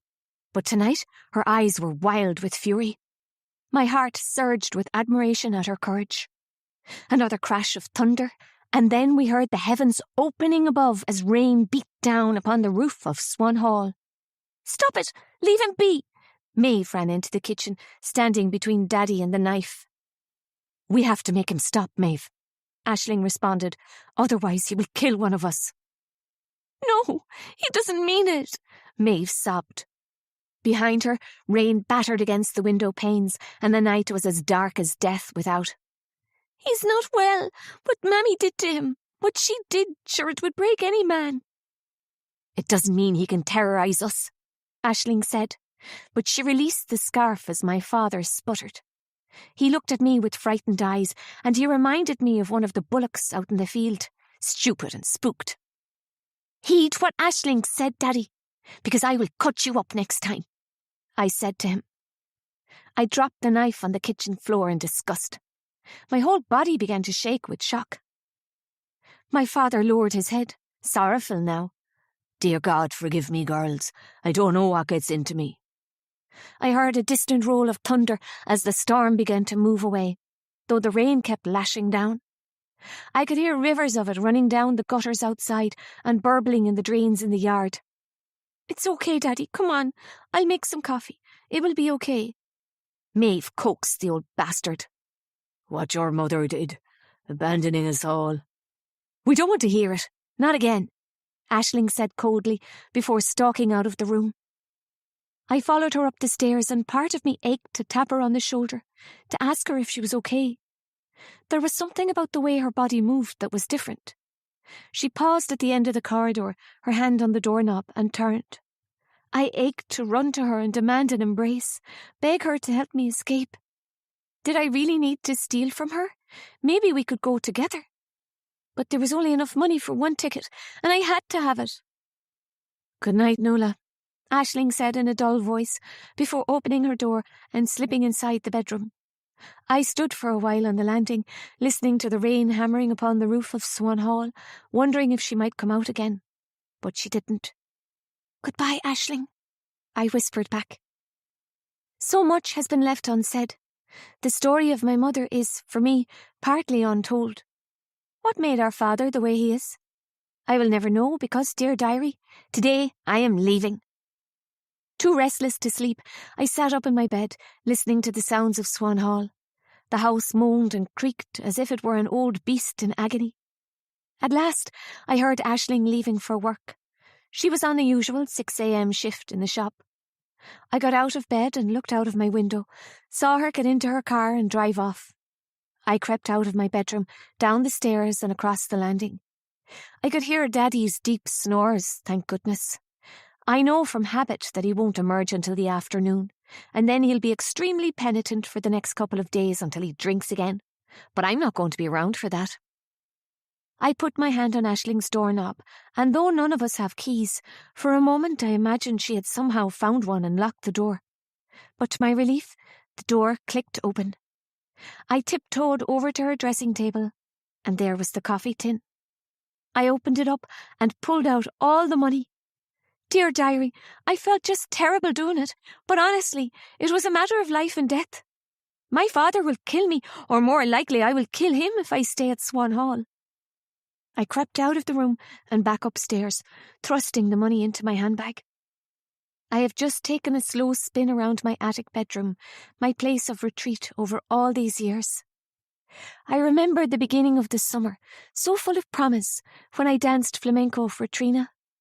Soon we will be together again, and my heart races at the thought of it. I write these last lines gazing out the window in my attic bedroom, taking one last look at the lake. This scene is so heavenly. There's no trace of last night's storm, and the world appears rosy and gentle again. Soft orange light emanates from the risen sun and reflects upon the pale blue lake water. How can such a place look so divine and feel like hell on earth? Already I can feel the heat of the day rising, despite the storm clearing the air. The bus up to Dublin doesn't leave town until 10, and I've plenty of time to walk to the stop. I am staring at Loch Bawn, drinking in the last sight of it, as if it were the well of my mother's love, the source of all my suffering, and yet the place of my ease and joy, the place where me and Trina first made love. Dear diary, I feel an overwhelming urge to touch the lake's cool water right now and submerge beneath it, as if to bless me for my hot journey today, as if I am baptizing myself into my new life. I ache to take another memory with me all the way to America. The lake is shimmering Madonna blue, with the white swans upon it gliding serenely. Its sanctuary calls to me one last time. Chapter 29. Iris. 3rd of January, 1992. Lizzie's cottage couldn't have been more different from Swan Hall. They reached it by walking through the woods and out the other side. Clambering over a stone wall, which was a bit of an effort in Iris's case, though Lizzie managed the rucksack easily. They then walked through a field and gate into the back garden. They passed some outhouses which looked renovated, with big double doors, and round to the front of a grey stone cottage with latticed windows. It used to be one of the houses that the estate workers lived in, Lizzie explained as she opened the door. Inside it was as warm and snug as Swan Hall had been cold and unwelcoming. Lizzie took Iris into the kitchen where there was a large range. She opened its door and threw in some peat. The walls of the kitchen were painted warm terracotta, and there was a big table in the middle of the room. Upon it was an open sketchpad, beside which were watercolours and a bottle of ink. Lizzie went to close the sketchpad, but not before Iris caught sight of the beginnings of a drawing. It reminded her a little of the Jim Fitzpatrick picture she'd taken from her Aunt Nuala's room, with a border of Celtic design. But the image was a landscape rather than a figure such as the goddess Macha. She also caught sight of what looked like an ancient stone edifice, a little like the stones at Stonehenge she'd seen pictures of in history books at college. "Are you an artist?" Iris asked. "Studying," Lizzie explained. "I'm planning on going to art college in London next year." "Right," Iris said. Lizzie took a breath. "I'm going to put the kettle on, and then we'll get everything organised." "Thanks," Iris said, sitting down at the table. She appreciated Lizzie's complete support. She seemed so grown up, but she was younger than Iris, only 17. Not once had Lizzie questioned Iris's decision or asked her to think about it. Iris had doubts, of course. In another fantasy universe, there she was, married to Freddie, faithful now, and living in a house with a white picket fence and a chubby baby on her hip. But it was not her reality. In her heart, she knew that would be a miserable life path. She was 18, and this crisis had made her realize how much she wanted to get back to college, not waste all the sacrifices her mom had made for her. It took just over 24 hours and several phone calls for Lizzie to organise their trip to the abortion clinic in London. They were due to leave early the next morning. Lizzie was going with Iris. She had insisted. "You're not doing that trip alone," she said, making them both a cup of herbal tea. "We'll go in my car, take the ferry." "But don't I need my passport?" "No, a driving licence is fine for the ferry," Lizzie assured her. Iris was overwhelmed by her kindness and generosity. She didn't know quite what to say. It was as if this girl was an angel her mom had sent to help her. The whole day, Iris had waited for her Aunt Maeve or Uncle Conrad to call her or even to turn up at Lizzie's place. But there wasn't a peep from either of them. Iris was relieved, although a little surprised. "I can't believe they got a priest to try and stop me having an abortion," Iris said to Lizzie as she curled up on the couch with her cup of peppermint tea. "I mean, how dare they? As far as they're concerned, they view abortion as a criminal act, akin to murder. But that's just crazy. It's an extremely divisive issue in this country," Lizzie said. Iris remembered talking to Rory about it the day they'd gone to Queen Maeve's cairn, and how he'd told her that in the Irish constitution, the mother's life was of equal value to the life of the unborn. She wondered what he would think about her decision. He had seemed so liberal and open-minded. But Lizzie assured her you just never knew. "So, say you knew your baby wasn't going to live, and it put your life at risk to carry it, you still can't have an abortion?" Iris asked Lizzie now. "That's right. If the baby has a heartbeat, then they won't abort it." "But it's crazy. The mother could die." Lizzie looked down at her hands. "I know. My mum died of sepsis because of a fatal abnormality with the fetus." "Oh my God, I'm so sorry," Iris said in horror. "It was over 15 years ago, but it's still happening now," Lizzie said in a bitter voice. "Hundreds of Irish women and girls are forced into unwanted pregnancies, or the ones that can afford them end up having to travel to England for an abortion, frightened and traumatised. It's so wrong. Ireland might look modern, and don't get me wrong, I do love Ireland, it's my home," Lizzie said. "But it's still run by men like your Uncle Conrad, religious, nationalist, pro-lifers." It dawned on Iris just how nasty her Uncle Conrad was. "I thought he was shady, but not that dangerous," she said. "He's involved in all sorts, Iris," Lizzie said. "There's been rumours he's linked somehow with the IRA, just like your grandfather was. Did you not know you're from a big Republican family?" Iris looked at Lizzie in shock. "No, it's never been mentioned." "There's been a few run-ins with the local Gardaí over the years," Lizzie told her. Iris remembered her Uncle Conrad's hostility towards Rory because he was a Garda. Now she understood why. "Your uncle is associated with a dangerous bunch of men, Iris," Lizzie said. "These men are extremely pro-life too. View themselves as devout Catholics." Iris felt sick. Not only was her Uncle Conrad a creep, harassing her because she looked like Nuala, but he was also involved in some really dark stuff. She had been so stupid to ask for his help. "And what about my Aunt Maeve?" Who knows? Lizzie said, although she must be aware of Conrad's goings-on. They finished off their tea, and Lizzie showed Iris into the guest bedroom. Iris didn't sleep for a long time, imagining any moment her relatives would come banging on the door to drag her away, lock her up in Swan Hall, and force her to have the baby. The next morning, they were up while it was still dark. Lizzie brought in a cup of tea and a couple of cookies. Iris had nodded off at some point, but she'd woken up feeling sicker than ever. "Eat the biscuits.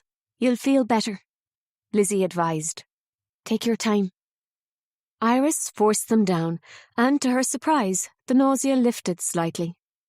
She hoped the crossing on the ferry would be smooth, because any hint of a roll would flip her stomach over again. She felt hot and sweaty with nerves, and she was angry too, mainly with Freddie. He had no idea of what she was going through, and it was partly his fault she was in this predicament. She picked up Noëlle's diary where she had left it on her bed last night. She had now finished all of Noëlle's entries. After Noëlle had described her plans to go for one last swim in the lake, there was just blank page after blank page. Iris had turned them over, hoping for some kind of clue as to what had happened to her. That last swim must have been when Noëlle drowned. Had it been an accident? It was clear Noëlle hadn't been suicidal. But both her sisters had had reason to be angry with her, hadn't they? Maeve over Conrad, and Iris's mom over the money Noëlle had stolen from her. She remembered Rory telling her that he'd been told all three sisters had been at the lake together that morning. That didn't make sense, because Noëlle wrote about Iris's mom driving off to work at 6 a.m. She could have come back though, right? Anyway, Iris knew with all her heart and soul her mom would never have done anything bad. So then, was it Maeve? Iris sighed, taking another biscuit to quell the morning sickness. She was desperate to find out what had happened to Noëlle, but she also needed to let it go for now. She had enough to contend with her unplanned pregnancy. When she got back from London with Lizzie, she would give Rory a call, see if he wanted to meet up again, and she could question him further on the mystery surrounding Noëlle's drowning. In any case, she would ask him in his capacity as a guard for help in getting her passport back from her relatives. It would be the perfect excuse to see him again, too, before she headed home to the States. The sun was beginning to rise as they packed Lizzie's car with their bags. "I've booked you into a good clinic in Hammersmith. But the money, it's okay. My dad is paying." "Your dad?" "He took my friend when she needed help, although her parents turned their backs on her. My dad's special. He's on our side." Lizzie cocked her head and smiled at her. "He's offered, so don't turn it down." Iris shook her head, mortified that Lizzie's father, a man she'd never met, knew her personal circumstances. But what could she do otherwise? "Please tell him thank you." "Of course. Right, we'd better get going," Lizzie said, getting into the driver's seat. Iris strapped herself in and took a deep breath. In a few days, this part of the nightmare would be over. Then she just had to get her passport back and get home. They were just pulling out the drive when Iris heard a siren, the sound incongruous in the rural setting, and saw the flashing lights of a Garda car. It came whizzing down the lane and blocked their exit. "Fuck," Lizzie said under her breath, turning off the car engine. 2 guards got out of the vehicle, and to Iris's dismay, one of them was Rory. They walked over to their car, and as Iris stared at Rory, he looked directly away from her, at Lizzie. The other guard was Eamon, whom Iris had met at the pub on Christmas Eve. "Under Article 40.3.3 of the Constitution of Ireland, we're here to take Miss Iris Kelly into custody to prevent her from having the illegal procedure of an abortion." "Are you kidding me, Eamon?" Lizzie exploded. "We're leaving the Irish state, so we're not doing anything illegal in Ireland." "But it's breaking Irish law to have an abortion, and since we know this is your intention, we can stop you from travelling." Eamon came back. "I don't believe it." "Let me say it again," Eamon said icily. Abortion is illegal in this country and we can't knowingly let you travel to England for an abortion. But we all know that women travel to England for abortions. It goes on all the time, Lizzie exclaimed, exasperated. Iris watched in horror as the altercation between Lizzie and the guard Eamon continued, while Rory looked at his feet. Why wasn't he intervening? The whole situation was unreal. They were treating them as if they were criminals, and more than that, it was humiliating. She didn't want these men to know about her private life, especially Rory. Get out of the car, Miss Kelly, Eamon ordered her. Don't, Lizzie said, putting her hand on Iris's knee. If you don't get out of the car, we'll have to arrest and charge both you and Miss Webber. Eamon continued. With what? Lizzie exclaimed, raising her arms to heaven. I am sure this is in contravention of our human rights in Europe. Ireland is a member of the European community, despite people like you wanting to drag us back into the Dark Ages.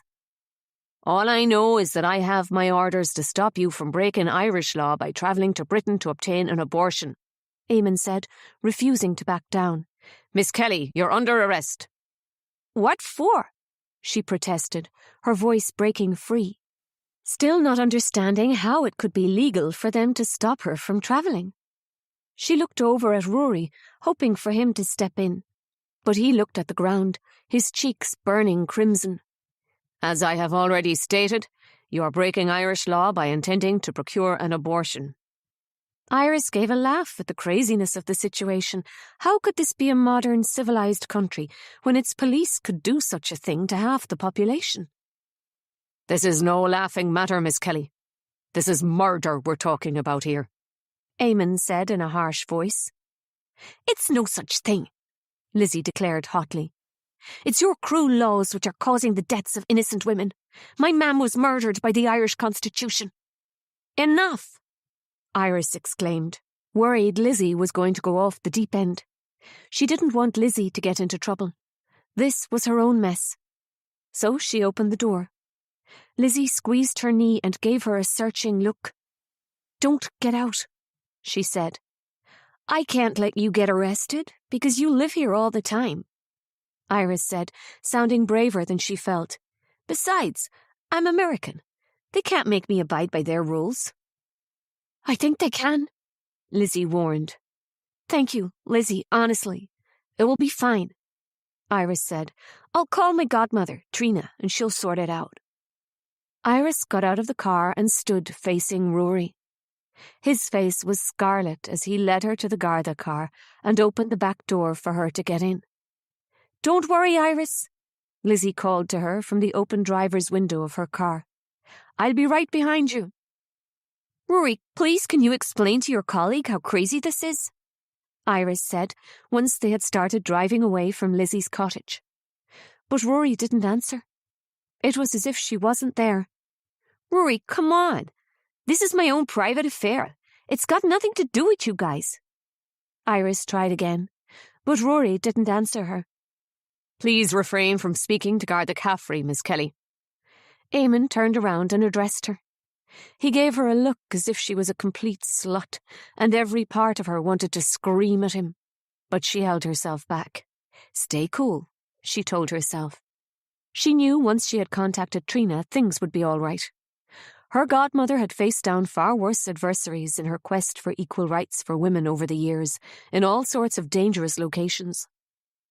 In the meantime, Iris sat in stunned silence, wondering where the lovely boy Rory had gone. Who was this judgmental young man in his place? How could she have got someone so wrong? At the police station, Eamon insisted on putting her in a cell. Is that necessary? She heard Rory challenge him. She should be allowed to call someone. I'm the sergeant in charge here and you'll not question my decisions. She can wait a bit longer for her phone call. She sat on the cold bench in shock, frightened and confused. She couldn't even cry, although she was forced to throw up twice in the bucket in the corner of the cell. After what felt like hours, the door opened and Rory stood there. For the first time, he looked into her face. You're free to go, he said, his eyes filled with apology. No charges? No, he said softly. I'm so sorry, Iris. His cheeks burned with shame. But my hands were tied. Eamon is my superior officer. She pushed past him now, anger replacing the fear she'd been in for the past hours, as she had wondered how this country could force her to carry a baby against her will. Did it really happen to the women of Ireland? Were they banned from taking a boat to another place, where they had no family nor friends, to get the help their own country should be giving them? It was barbaric. That's what it was. He caught hold of her arm. Iris, please. I persuaded Eamon to drop it in the end. He paused, licked his lips, and gave her a nervous look. I'm so sorry. And you want me to say thank you? She flared up at him. Thank you for giving me back my human rights? Have you any idea what you've just put me through? He looked shocked at her response. Your arrest came at the express command of some very dangerous people, Iris. We had to be careful there were no repercussions. Who are these dangerous people who think it's their business to interfere in the personal life of a young foreign woman? My Uncle Conrad, right? And his cronies? It doesn't matter who now, Iris. All that matters is that you're free to go. He paused and lowered his voice. And do whatever it is you choose. Oh, well, thank you so much, guard. Now I have your permission, that's just fine. Iris barged past Rory and stormed out into the lobby of the police station. Lizzie was sitting on a chair waiting. Are you okay? She asked, standing up. Iris nodded. I just want to get out of here, she said. Come on then, she said, leading her out of the station. I've changed the ferry tickets for tomorrow and the appointment for the next day. We can stay at a friend's place in Dublin tonight to make sure no one else interferes with our plans. Okay, Iris said, but I want to call into Swan Hall on the way. Lizzie shot her a look. Are you sure? Yes, I need my passport back. They might not give it to you. They might try to stop you from going again, Lizzie said.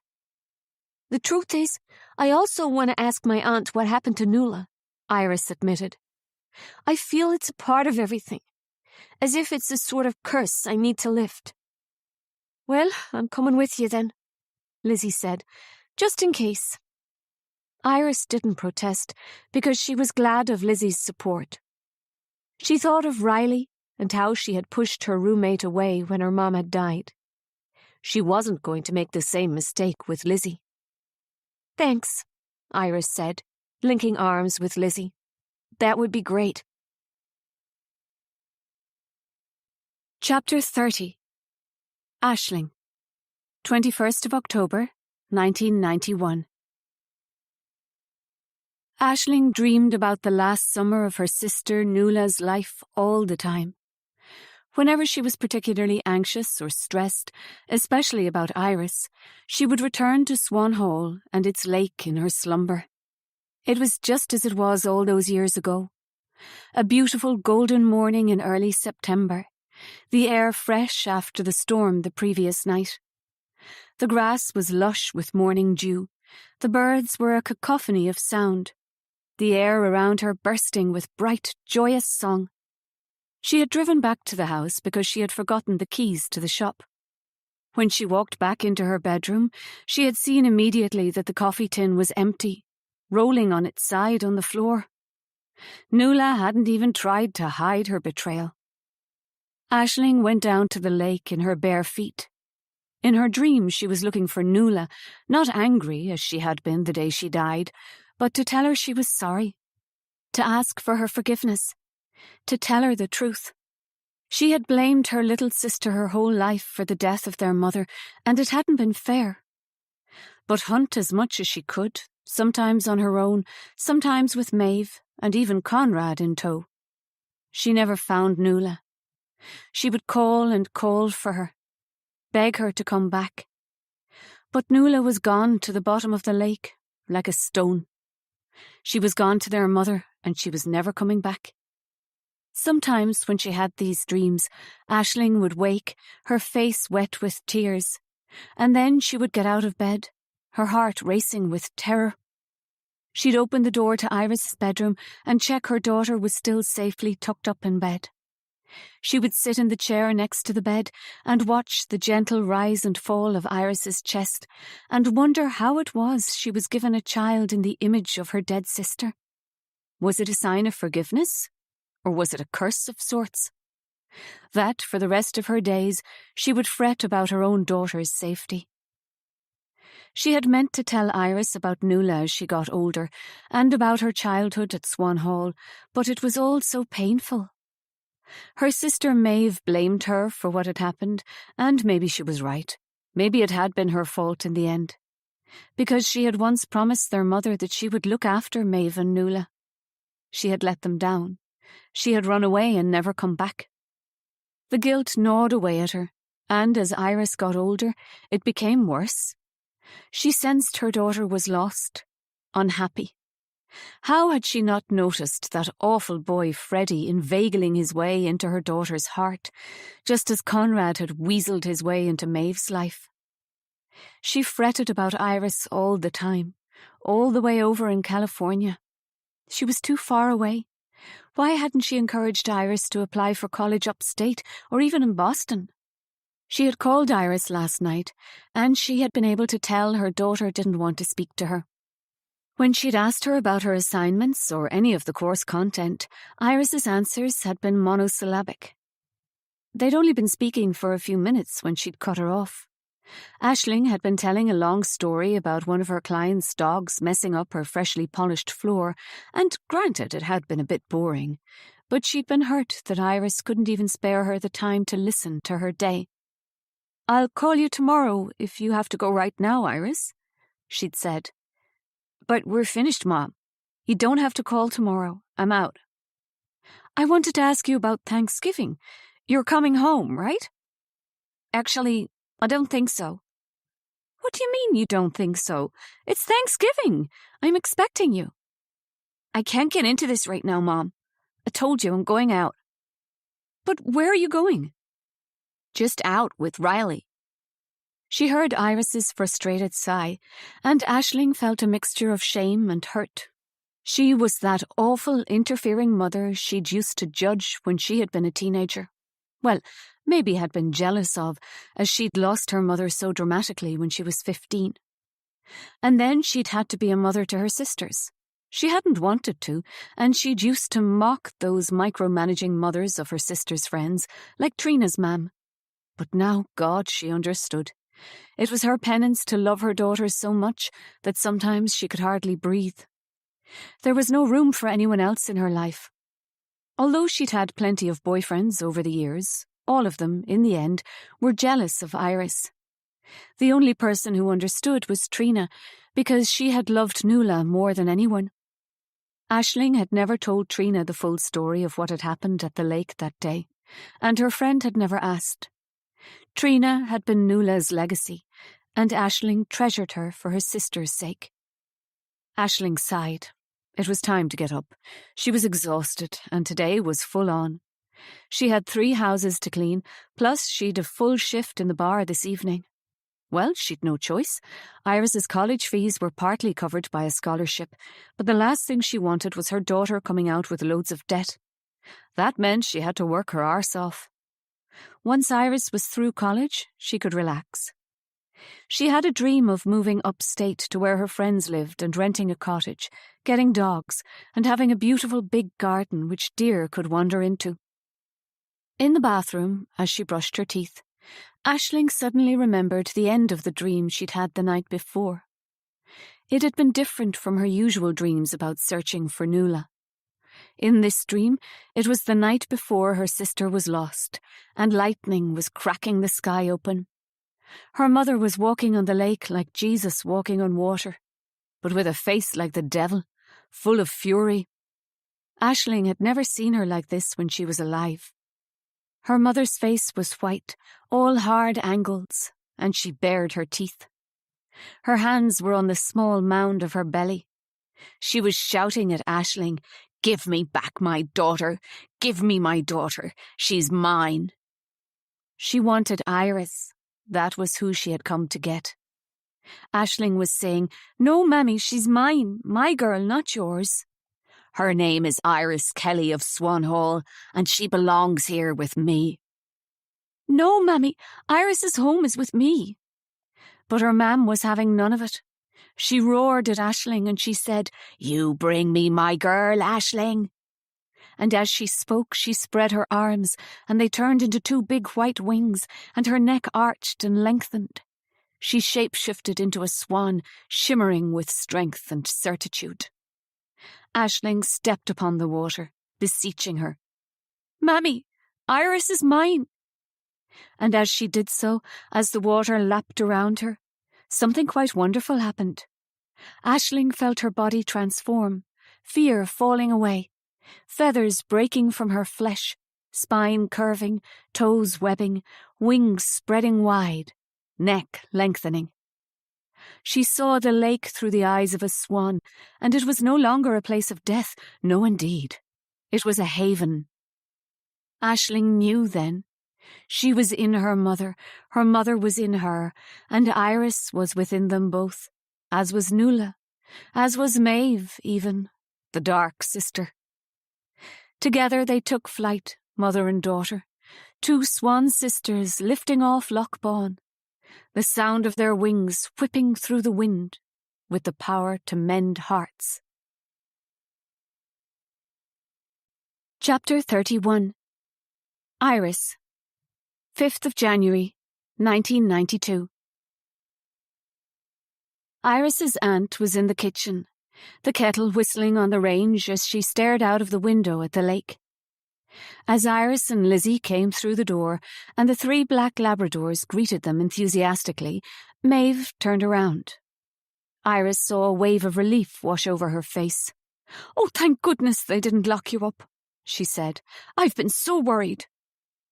"But you told the guards. You and Uncle Conrad and the fucking priest," Iris accused, anger shooting through her. "It was none of your business." "It wasn't me," Maeve defended herself.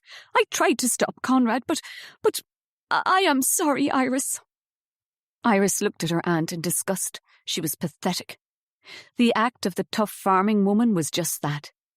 In the end, she was an obedient wife going on her fanatical pro-life marches and doing just what her husband demanded. "I won my passport back," Iris said coldly, "and then we're out of here." "I have it," Maeve said, pulling the passport out of her pocket and handing it to Iris. "I found it hidden in the back of the drinks cabinet." She gave a bitter laugh. "No surprises. He put it the place he treasures most." "He's foul," Iris said, clutching her passport. "Why don't you leave him?" "It's complicated," Maeve said. "Look, let's just sit down for a minute and talk before you leave." She looked at Lizzie. "Thank you, Lizzie, for helping Iris. I truly mean it. And if there's anything I can do, money, drive you." "Are you now saying you're going to help us to go to England?" Iris asked, furious her aunt had denied her the support she needed before. Yes, Maeve said, and then she sighed. "My mother might still be alive if she'd been allowed to choose. Then none of these terrible things would have happened to us. The Kelly sisters. I truly believe that." "What do you mean?" Iris asked, curious to hear more despite her anger. "Please, girls, let's go into the other room. Just sit down for a minute. I need to explain myself," Maeve said. Iris shrugged and looked at Lizzie. "I think it might be a good idea," Lizzie suggested. "You said you wanted to know what happened to Noëlle."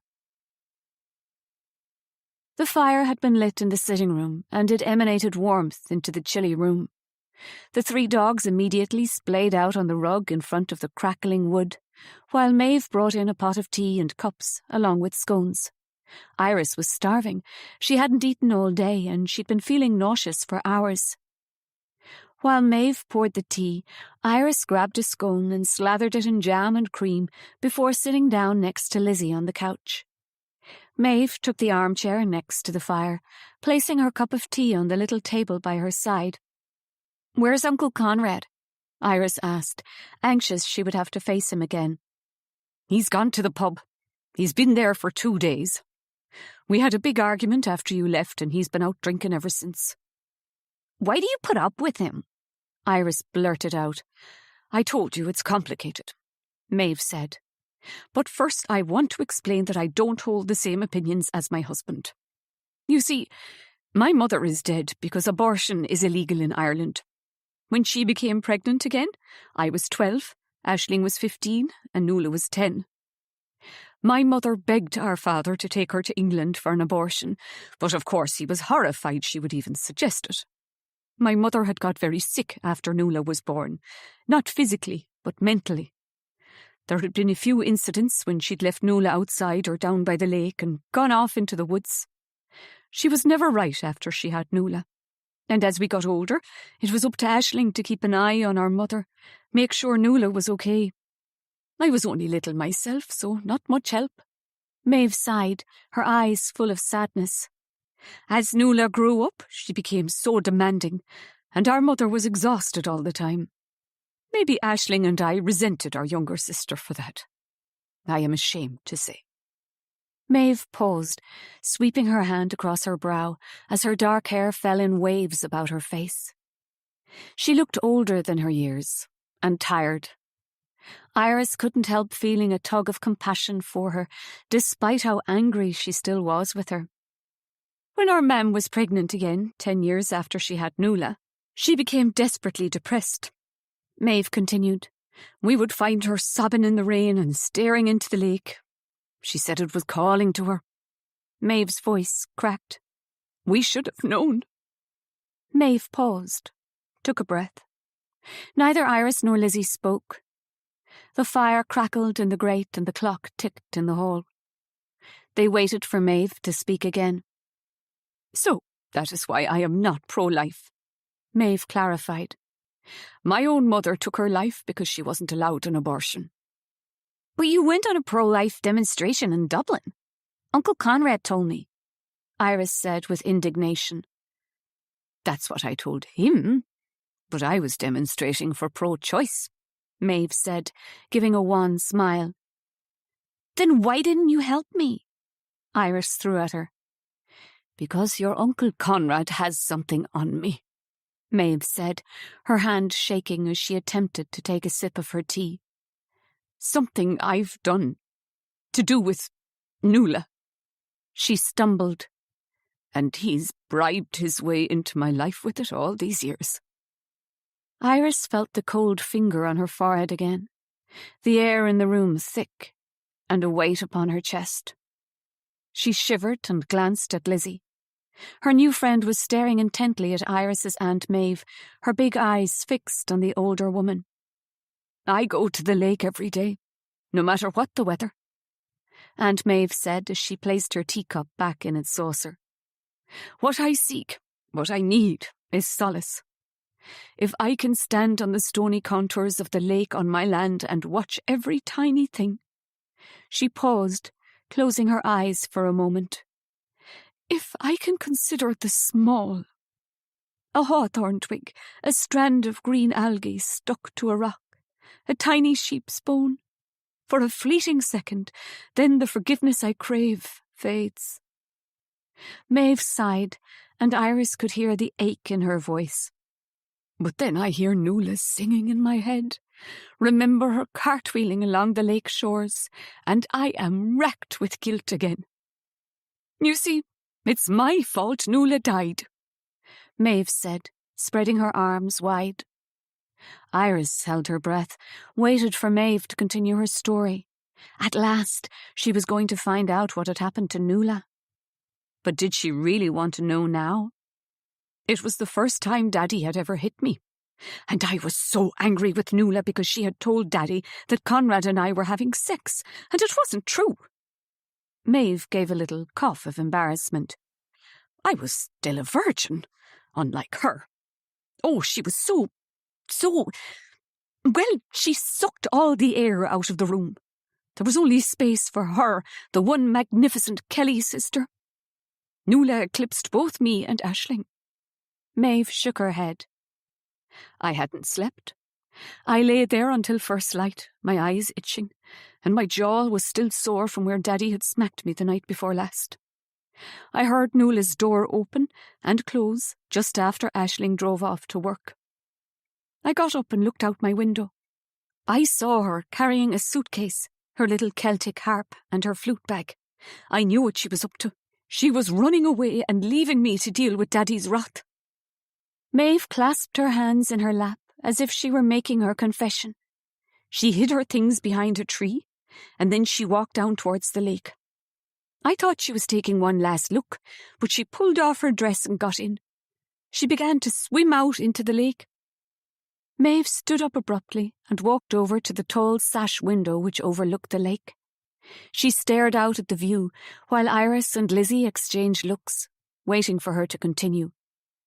I wasn't thinking straight because I was still so angry, Maeve said, turning around to face the girls.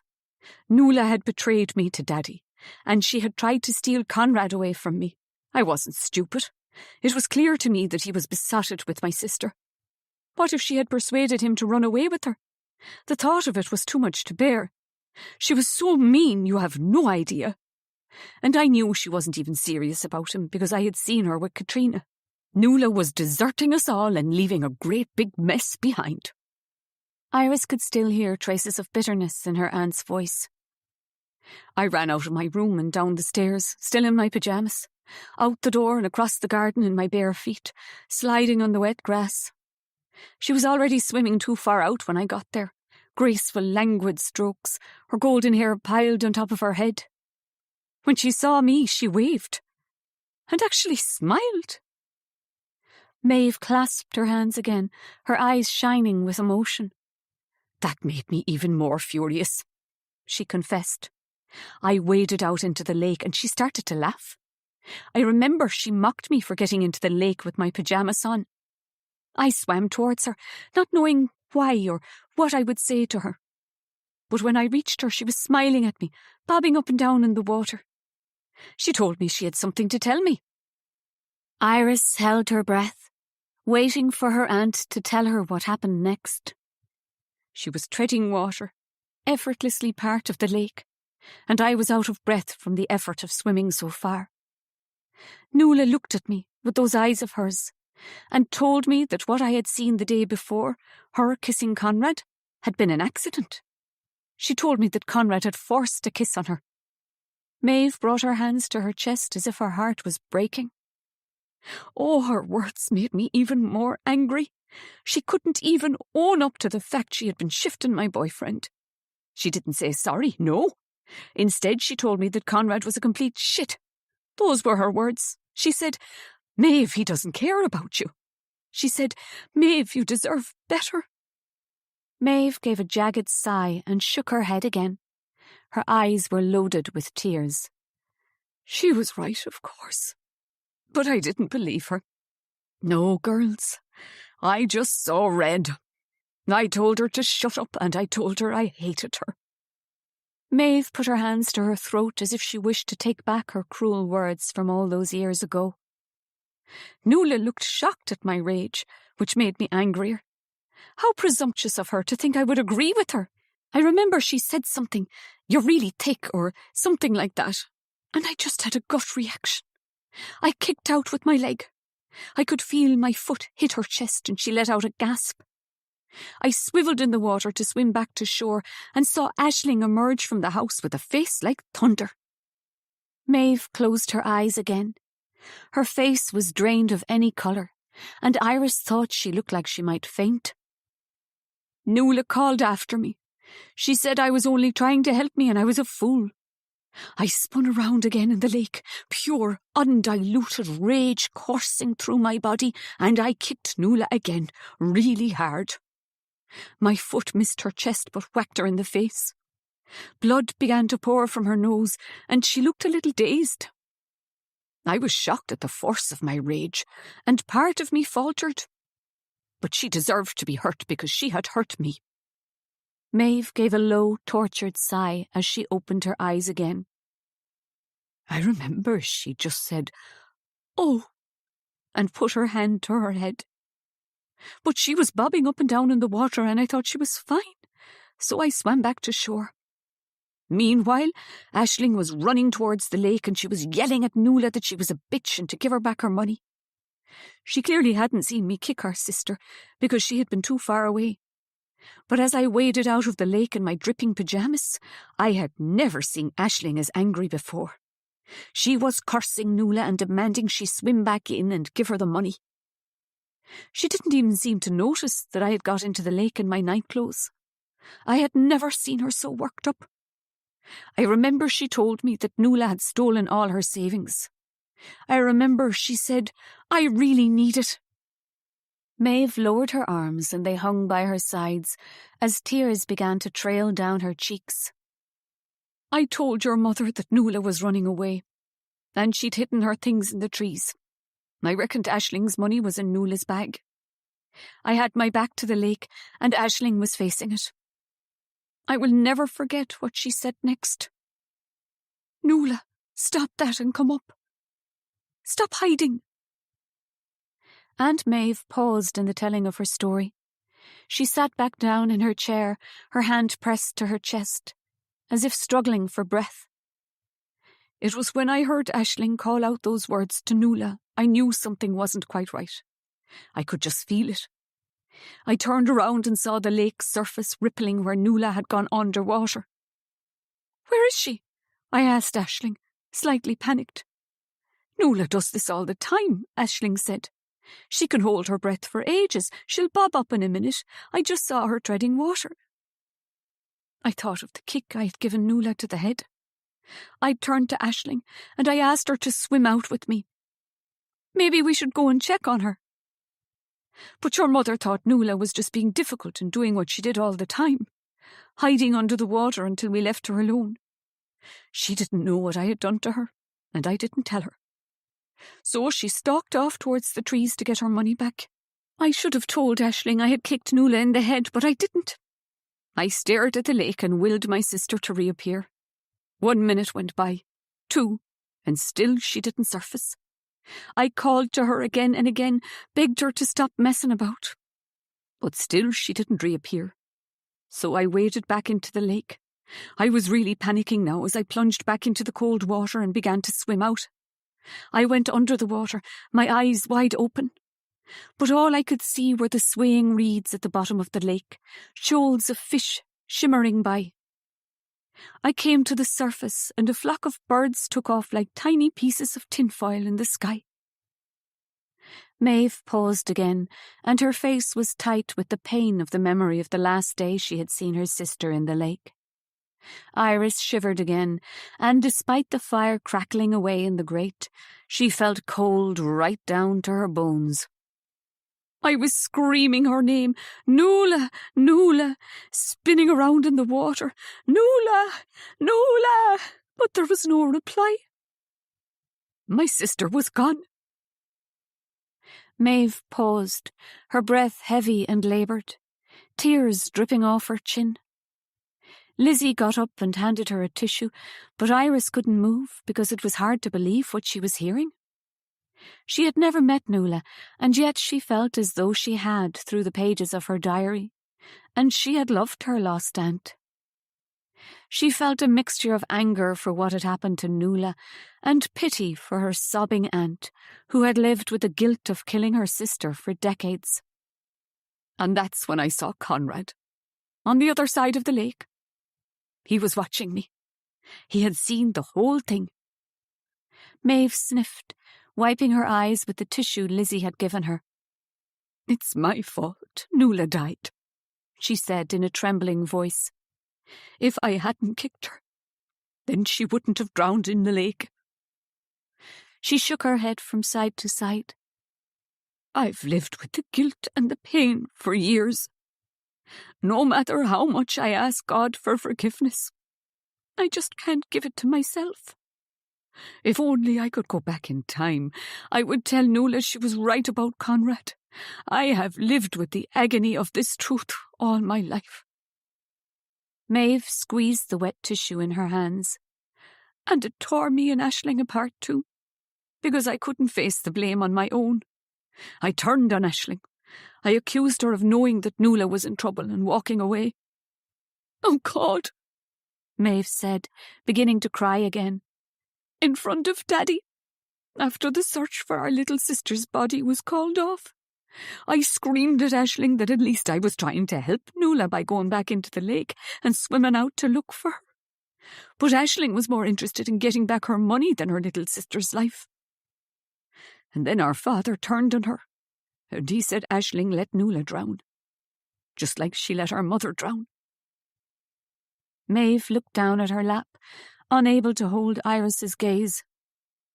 "I am so ashamed of what I did to your mother, Iris," she said. "But it made it easier to blame her rather than myself at the time. It made it easier to make myself out as the one who had tried to save her sister, rather than the one who walked away. I never told her that I kicked Noëlle. But now I accept what I did, and I am asking for your forgiveness for your mother. It was me who was responsible for Noëlle's death." Iris didn't know what to say to her aunt. Her revelation had been so shocking, and Noëlle's vibrant 16-year-old voice was still spinning around in Iris's head. Moreover, Maeve had blamed Iris's mom and made it impossible for her to return to Ireland. And yet, Iris wasn't angry with her Aunt Maeve. She felt incredibly sorry for her, and deep down she wanted somehow to comfort the poor tortured woman. She searched for the right words to say, but before she could speak, there was a sound at the door which had been ajar while they spoke. Suddenly it was pushed open, and there was her Uncle Conrad. He swayed in the doorway, holding a bottle of whiskey in his hand. "What a pathetic, spineless woman you are, Maeve. Sobbing away and looking for sympathy. 'Oh, I killed Noëlle. It's my fault. Forgive me.' But, dear wife, your story is not true." Conrad's eyes glittered dangerously as he came into the room. Iris wondered how long he'd been listening at the door. Her uncle turned to her, and she could see how bloodshot his eyes were, the menace in the curl of his lips. "It's not what happened, is it, Noëlle?" "She's not Noëlle, she's Iris, our niece," Maeve hissed. "And I don't want you anywhere near her. In fact, I should have done this years ago. But I want you to leave.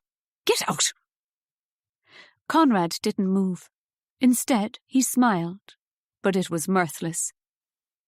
"But aren't you afraid I'll go tell on you, Maeve, that I saw you kill your sister?" "It was an accident." Maeve stood up, gathering up her height to face her husband. "And haven't you made me pay for it? I married you knowing you didn't love me, so you could have half of the house and land. Use it for you and your IRA pals to hide guns or God knows what," she said in a trembling voice. "Well, I don't care anymore. I don't care who you tell now. I just want you gone." Conrad slowly clapped his hands. "At last, you finally got some backbone, Maeve. Well done." He collapsed into the armchair, the bottle of whiskey still in hand, and pulled out his cigarettes. "But I'm not going anywhere," he said, lighting a cigarette. Then he leant forward, staring at Iris. "Will you tell her or will I, Noëlle?" "My name is Iris," Iris said, standing up as well. "Come on." She turned to Lizzie.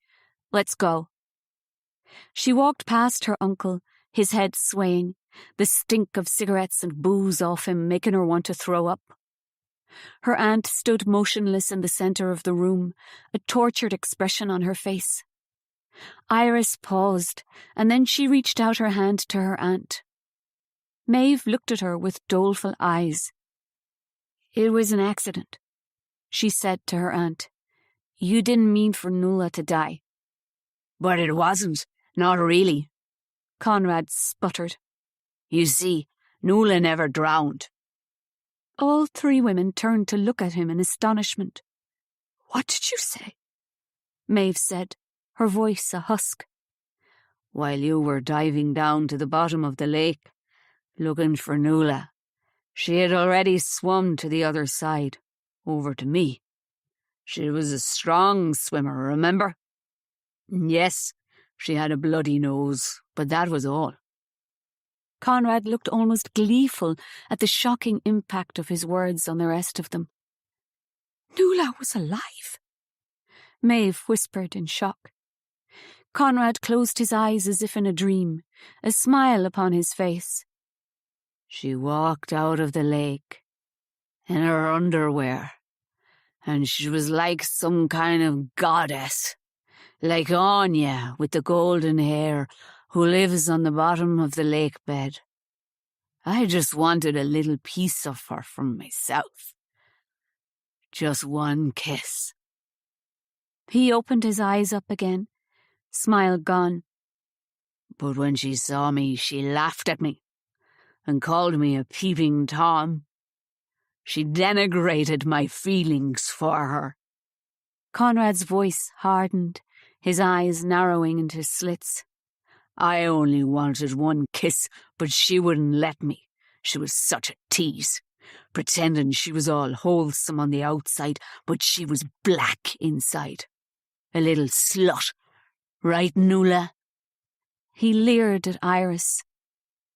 What did you do to my sister?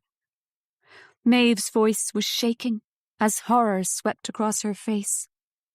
Noëlle was a nympho. You know that, right? She slept around, and all I asked for was one kiss. She made such a fuss.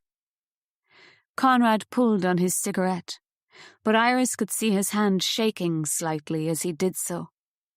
She pushed me first, you know, so I just pushed her back.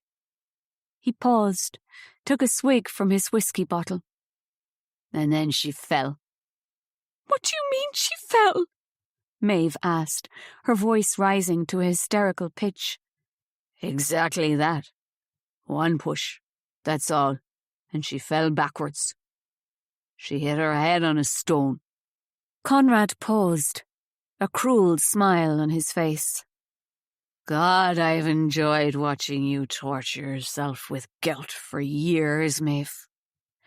But I guess it's only fair that one day I told you the truth. I killed Noëlle. Though, of course, I didn't mean to, but then it was done. She was gone. All because she didn't want to give me a kiss. What a tragedy, eh? Maeve shrieked, clutching her hand to her chest as if she couldn't breathe. Iris and Lizzie stared at each other in horror. It was a waste of a life, to be sure. And maybe she didn't deserve it. Not like the others, Conrad said, his tone so casual it was hard to believe he was talking about Noëlle's death. What do you mean, the others? Lizzie spoke up. This land, Conrad narrowed his eyes, is full of bodies. What? Who? Maeve gasped as her fingers dug into Iris's hand. The disappeared. Traitors.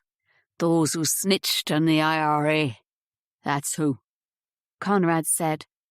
Did you really think our fathers were out badger baiting all those years ago? They were true Republicans. Conrad sneered at Maeve. And to your father, I was the son he never had. Someone to be proud of and help the cause that he and my dad believed in. He never trusted you girls. Not even you, Maeve. Iris didn't know what Conrad meant by the disappeared, but clearly Lizzie did. She marched towards the door, speaking to Iris's Aunt Maeve as she did so. Let's get out of here now and go straight to the guards. Your man and his cronies have been burying victims of the troubles on this land. He needs to be locked up. Good luck with that, Conrad mocked her. I've friends in places of influence, don't you know? What I suggest, girls, is that you get going before I give Donovan and the lads a call. Where's Noëlle's body? What did you do with her? Maeve's back and shoulders were arching with anger and pain. She's in the lake, all right, Maeve. I made sure to put her back in, weighted with stones. She's with her mam, God rest their souls. he said, crossing himself with fake decorum. "You're a monster." Maeve let go of Iris's hand and ran over to the fireplace, picking up the poker. "No, Maeve, no!" Iris called out, and Lizzie ran to pull back Maeve's arm. Made her drop the poker. "He's not worth it," she said to Maeve. Conrad was laughing so much that he spilled his bottle of whiskey all over himself. His eyes were half closed, he was so drunk. "Go on and fuck off, Maeve, you barren bitch," he mocked. Iris took a hold of her aunt's arm, and between her and Lizzie, they got her to leave the room. Maeve was still shaking, and Iris wasn't sure if her aunt was angry or broken-hearted by her husband's brutal revelations. In the doorway, Maeve paused and whistled to the dogs. They immediately got up from in front of the fire and trotted over to her. "He's not having fiacre and con like everything else I have," she said between gritted teeth as she walked out the door, her loyal dogs at her heels. But Conrad was so drunk he didn't seem to care. Looking over her shoulder, Iris saw her uncle slouch in the armchair, fag still between his fingers, bottle in the other hand. "Ah, Noëlle," he said to her, his eyes black as coals. "You asked for it. You know you did." Chapter 32. Noëlle. The lake is the well of our sorrows, filled with the tears of all the women of Ireland who did not get to sing their song. You can hear us if you listen hard.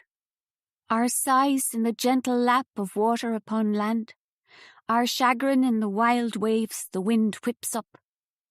I dwell in the lake of birds, which has existed since the time of gods and goddesses, when mere mortals walked among the divine, when to be divine was touchable, not the precinct of priest and papacy, when to be divine was within the feminine, and our solace was through quiet reflection in all beings, no matter gender.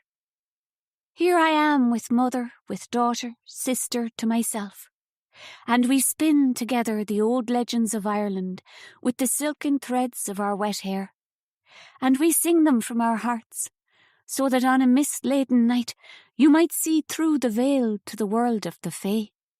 Hear the echo of our calls. We are what is past, what is to come, what is present. Our goddess is Anya, and she lives at the bottom of the lake, combing her golden hair with a golden comb. But do not be deceived by her benign appearance, for she is as much a warrior as Queen Maeve. If you come to the lake shore at night and tell her your wrongs, she will see you right, for she has brought down kings that dared to defile her. She will be your champion, and when your voice is taken from you, Anya speaks for you. She never gives up on justice for the abused. She brings down retribution on those who deserve it.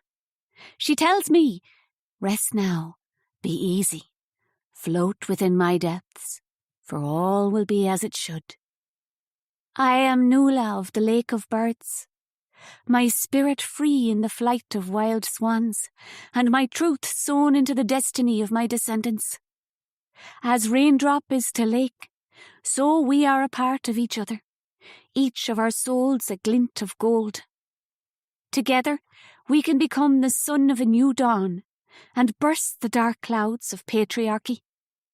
Listen, can you hear our morning chorus? Sing with us. Chapter 33. Iris. 5th of January, 1992.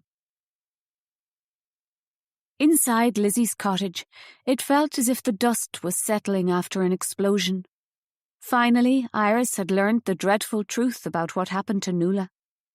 She felt awful for her mom. After Noëlle had disappeared, her mom had probably blamed herself for not trying to save her little sister. Iris couldn't find it in her heart to be angry with her Aunt Maeve for letting everyone think so badly of her mother, because the poor woman was clearly in a lot of distress and racked with guilt herself. Let's have some hot sweet tea, Lizzie said, putting on the kettle as Iris and her aunt sat down at her kitchen table. I just can't believe it, Maeve whispered. All these years, I never knew the truth about Noëlle. We need to tell the guards about what Mr. Maguire is up to, right? Lizzie asked, looking at Maeve anxiously.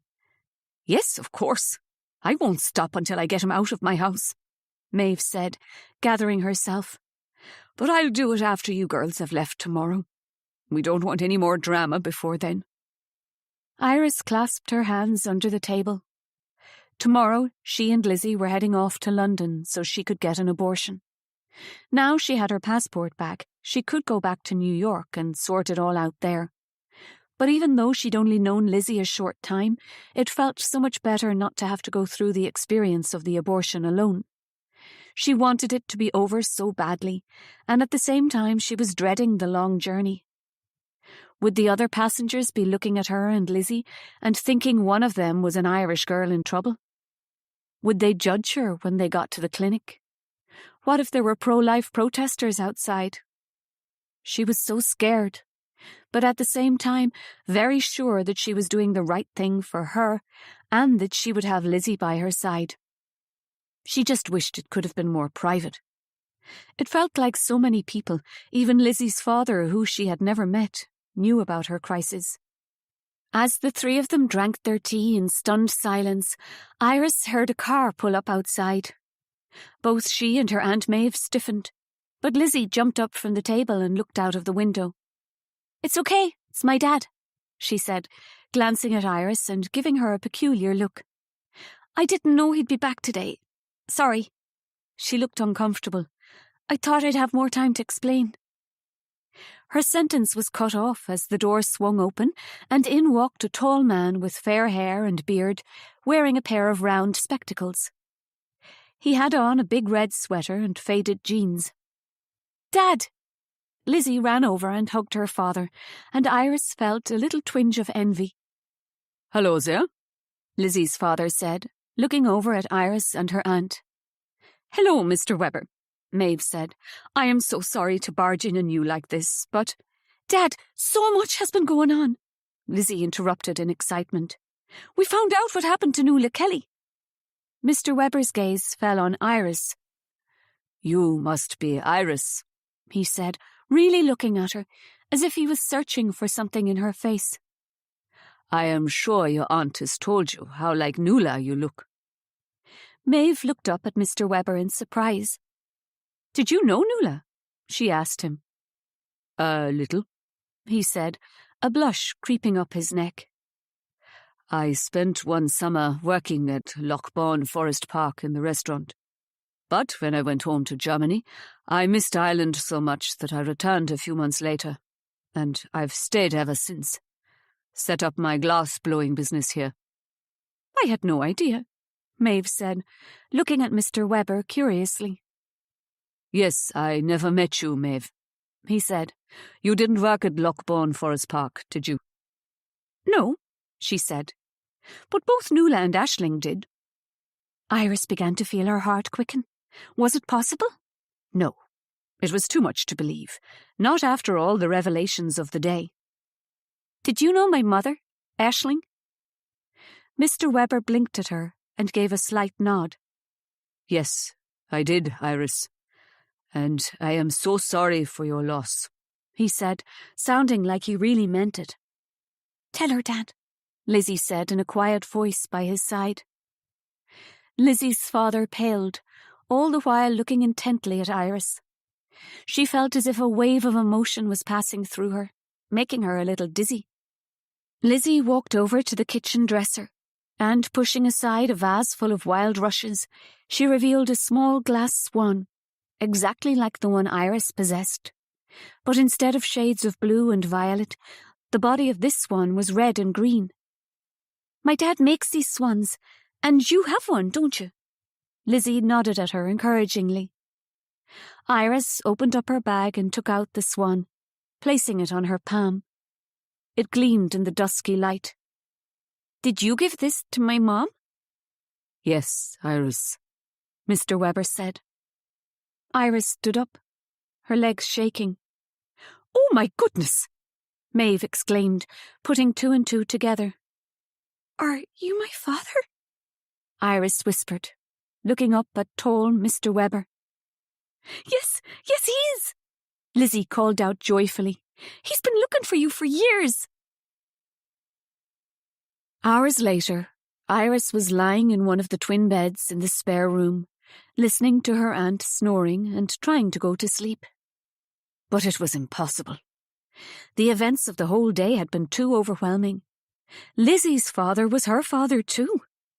He was the mysterious German boy, Stefan, who had fallen in love with her mother in the summer of 1972. But Stefan had gone home to Germany before her mother had discovered she was pregnant. "There was a missed call for me one day," he had told Iris as they all sat around the kitchen table in the cottage, eating vegetable soup which Lizzie had made for them all. "My mother said it was an Irish girl, and I knew it must be Aisling, but I didn't have a number to ring her back on." He shook his head with regret. "We were so young. I just thought that was it, you know. But I did receive a letter from her eventually. It had been sent to the wrong city in Germany by mistake and had taken weeks to get to me. In the letter, she told me she was pregnant and she asked for my help. She told me she wanted to keep the baby, but things were difficult at home. I went back to Ireland immediately, but by then it was November," he explained. "Aisling was gone, and Swan Hall was shrouded in this tragedy about Noëlle. I decided to stay in the locality, hoping that Aisling might come back. But weeks went by. I eventually went to see her father." "I bet that didn't go down too well," Maeve said, raising her eyebrows. "He sent me packing, said he had no idea where Aisling was, and if he saw me on his property again, he'd put a bullet to my head, to be exact." Stefan gave a wry smile. "That sounds like Daddy, all right," Maeve said. I waited some more, hoped Aisling might come home. But time went on, and then I met Lizzie's mam. I fell in love again," he said simply. "He always told me about you," Lizzie said to Iris. "There's enough dark secrets in Ireland," Stefan said. "I didn't want to hide anything from my daughter." "I'm sorry," Iris said, "but my mom never told me anything about you." Stefan looked disappointed. "But I think she didn't want me to get hurt when I was little, in case we couldn't find you, or you didn't want to know me," she said. "And then when I was older, I didn't want her to tell me. I thought I was better off not knowing." "I've always felt you out there," Lizzie spoke up, her eyes shining. "I've always known I had a big sister, and I've longed for you. I just knew it when I saw you in the woods with Maeve Maguire, but I didn't know how to tell you." Iris placed her hands on her heart as it thumped in her chest. She had lost her mom and would never get her back. It was so hard to accept that. But she'd found something quite unexpected here in her mother's homeland. A father and a sister who both wanted her, had always wanted her. Iris rolled over in the bed. Try as she could, sleep evaded her. The more she thought about how important it was she got some rest before the long trip tomorrow, the more awake she felt. Her stomach swirled with nerves about what the next day would bring. She pulled off the bed covers and tiptoed out of the bedroom so as not to disturb her Aunt Maeve. She made her way down the stairs as quietly as she could. Inside the cottage living room, the embers from the fire were still smouldering in the wood stove, and a small lamp was lit, casting a warm glow around the room. She felt safe and protected here in her father's cottage, in a way she never had in the big draughty spaces of Swan Hall. Iris walked over to a door leading into a small glass conservatory where the dogs were sleeping. The night wasn't as dark as she'd expected. In fact, the whole sky was lit up a deep umber orange, as if the sun was still setting. Iris stared at the sky, watching the dark shapes of birds rising from the woods at Swan Hall and flying off in a flock as if in panic. She went back into the cottage sitting room and looked at the clock on the mantelpiece over the fire. It was well after 2 o'clock in the morning, and the moon was waning. Where was the orange light coming from? Iris went back into the conservatory and unlocked the door, disturbing the 3 black Labradors, although Lizzie's little dog, Rascal, slept on. As soon as she stepped outside, she could smell burning. She ran to the end of the cottage garden, dogs alongside her, and climbed over the gate, up the rise of land towards the woods. Even before she could see what was happening, she knew it. Con and Fiacra began to whine in unison. They knew it too. At the top of the cottage garden was a view of the woods, the lake, and Swan Hall. She gasped as she saw flames leaping from the downstairs windows of the old house, and smoke pluming up into the sky. Iris and the dogs ran back down the field, the 3 of them barking in alarm. She hurled herself over the gate and into the conservatory as the dogs continued to bark, joined by Rascal, who had now woken up. She tore up the stairs of the cottage, banging on the bedroom doors. First to emerge was Stefan, looking blurry-eyed and confused. "There's a fire!" "What?" he said, immediately awake and looking around him in confusion. "No, not here, at Swan Hall," Iris said as Lizzie emerged on the landing. Iris stormed into the spare bedroom, turning on the light. "Aunt Maeve, wake up!" "What is it, Iris?" her aunt said, sitting up in the bed, her eyes heavy with sleep. "Swan Hall's on fire!" Her aunt leapt out of the bed immediately. "The horses!" she gasped. While Lizzie rang the fire brigade and stayed behind with the dogs, Iris, her Aunt Maeve and Stefan got in Stefan's car, speeding down the lane to Swan Hall. Iris gasped as they bumped down the drive. Up close, it was even worse than in the distance. The whole house was aflame now. Iris thought of her Uncle Conrad. Was he still inside the house somewhere? Or had he set Swan Hall on fire as some kind of sick revenge and was long gone? They left the car at the top of the drive and ran towards the house. Iris could hear the sound of the fire within splintering wood as black smoke churned out of the windows. "Is your husband inside, Maeve?" Stefan shouted at her over the roar of the fire. "I don't know," she said, and then, catching sight of Conrad's VW Golf in the stable yard, she nodded. Stefan ran towards the back door, but the heat from the house was too intense, and he was pushed back. "I'm sorry," he told her. "You'll have to wait for the firefighters to get inside." "We'll get the horses," Maeve called to Stefan and Iris as they turned towards the stables. Sparks from the fire were landing all around them, the air churning with smoke, and Iris could hear the panicked whinnying of Merlin and Pixie. "You take Pixie," Maeve ordered Iris.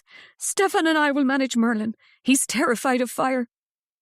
Iris caught sight of her aunt's black stallion rearing on his hind legs as Maeve and Stefan tried to guide him out of his stall. Pixie, in comparison, was rooted to the spot, whinnying in terror and looking at Iris with terrified eyes. "It's okay," she clucked, pulling a bridle over the pony's head. She took her scarf from around her neck and tied it over Pixie's eyes as she saw Maeve blindfold Merlin with her own scarf. "Come on, you can do it." But the pony stood firm and wouldn't budge. Panic began to mount inside Iris as she watched Maeve and Stefan gradually move Merlin out of the stable. "Are you okay?" Stefan turned to her. "Shall I help you?" But Iris could see her aunt couldn't manage Merlin on her own. The horse was rearing and bucking in terror. "I've got this," she said, with as much confidence as she could muster. "Get out, quick, Iris," Stefan said, his eyes blazing with concern. "If the pony won't move, you'll have to leave him." "No," Iris gritted her teeth. "No, come on, Pixie." Maybe the pony sensed she wasn't going to give up, because all of a sudden he lurched forward. Carefully, Iris coaxed Pixie out of the stables, ignoring the burning smell, the air spinning with embers and ashes. She had never felt so frightened and brave all at the same time. Outside on the cobbles, they led the horses out through the stable yard and onto the lawn. At the same time, they heard the fire engine coming down the drive. "Oh, my God!" Aunt Maeve groaned as she watched her ancestral home disintegrating into fire. "Conrad!" "Maybe he got out before it took hold," Stefan said. "But where is he then?" Maeve said, her voice cracking. "His car is still here. Oh, Jesus, Conrad!" Her aunt brought her hands to her face while Stefan put his arm around her. Iris watched on, praying the firefighters could rescue her uncle, much as she loathed him.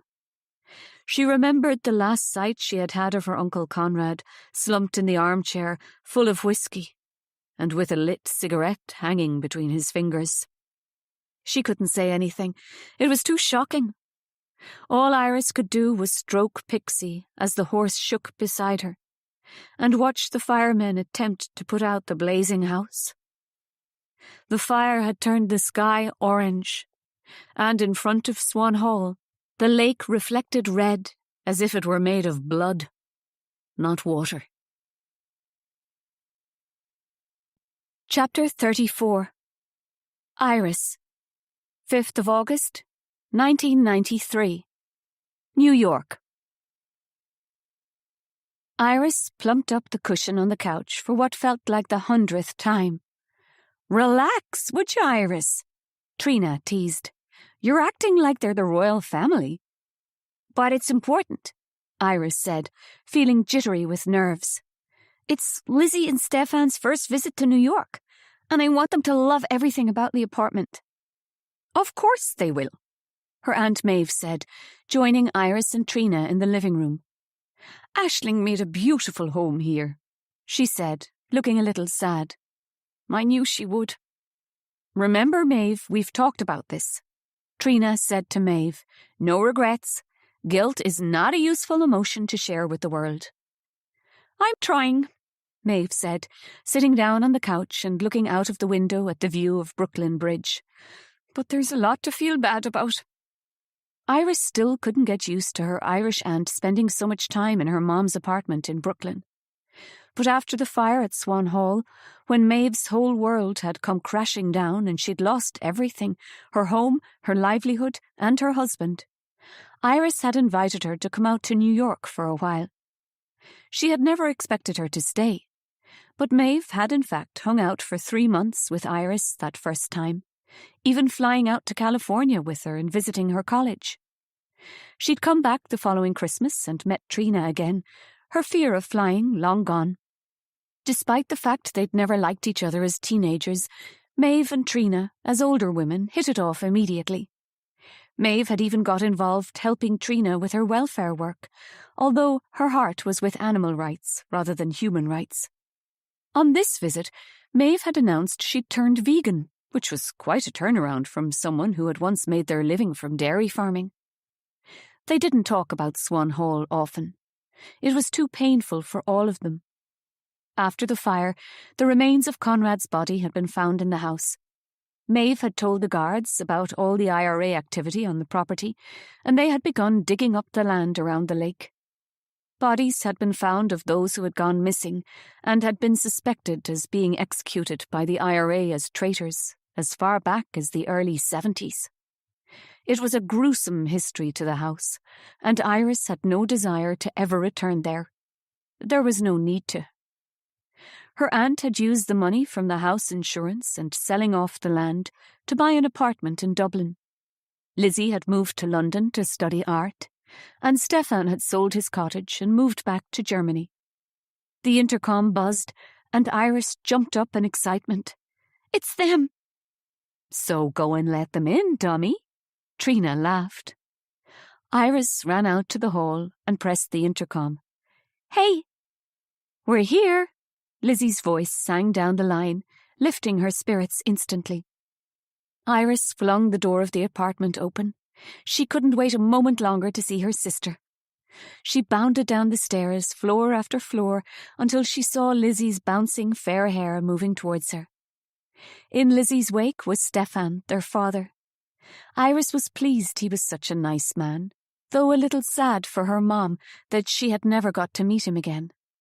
But if Iris was honest, it was Lizzie she wanted to see the most. They had a special bond, one which would last their whole lives. Iris thought about her mom and her sisters, the lost Noëlle and the estranged Maeve, and she promised herself no matter what, she and Lizzie would never fall out. Iris and Lizzie fell into each other's arms, laughing and hugging.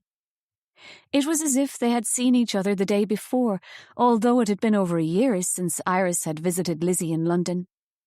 That was how it was with true sisterhood, whether blood or not, because Iris knew in her heart Lizzie had been a sister to her from the moment she had pulled her out of the lake at Swan Hall. Chapter 35. Rory, 26th of June, 2022. Ireland. Rory watched his daughter, Carrie, charge up Queen Maeve's cairn. She was angry, not with him, but with what was happening back home in the States. She had ranted all the way in the car on their drive to Strandhill. They were on a visit back to Ireland to see her dad's parents, who had recently moved from County Louth to the west of Ireland. When Rory had told Carrie the story behind Queen Maeve, she'd been keen to come with him. She loved hearing about all the Irish Celtic warrior queens.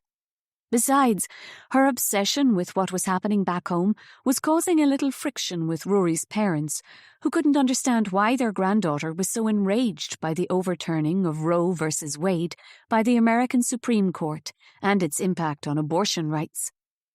Rory had suggested he take Carrie over to Strandhill for the day, while his parents went off to visit friends. Carrie scrambled up the cairn, and even though Rory had longer legs, he felt it hard to keep up. What next? They'll be after gay marriage. Trans rights. Carrie gave out as they stood on the top of Queen Maeve's cairn. Rory didn't reply. Of course, he agreed, but he knew his 21-year-old daughter needed to voice her rage and frustration rather than listen to any platitudes. Rory gazed at the view, and the deep blue of the Atlantic Ocean drew out memories of another time he had stood on top of Queen Maeve's cairn. He was surprised by the ache in his heart as it flooded with shame and regret. We're going back in time, Carrie said. They're saying that they're going to try to stop women from states where abortion is now illegal from travelling to other states to get an abortion. Can you believe it, Daddy? Carrie looked up at her father, and Rory felt such admiration for his daughter. She had red hair like her mother, but possessed his brown eyes, though hers were even bigger and framed by long, thick eyelashes. Having a daughter had changed his life from the moment he had held her in his arms. He would lay down his life for her, and he wanted to fight her battles for her. But today she was so possessed with rage over the ruling by the Supreme Court that had led to trigger laws meaning that in many American states it was now illegal to have an abortion. At first, he had tried not to listen, because it was a subject which always stirred up so much guilt for him. But Carrie had made him comprehend why abortion rights were vital for women's rights. The ones who will suffer will be the marginalized, Carrie said. If you're rich and white, then you can travel to another state, go private, get help. But it's the most vulnerable that will suffer. Women trapped in abusive marriages, rape victims. Tears were glistening in his daughter's eyes, and Rory was shocked by how upset she was. It occurred to him, had his daughter ever had an abortion?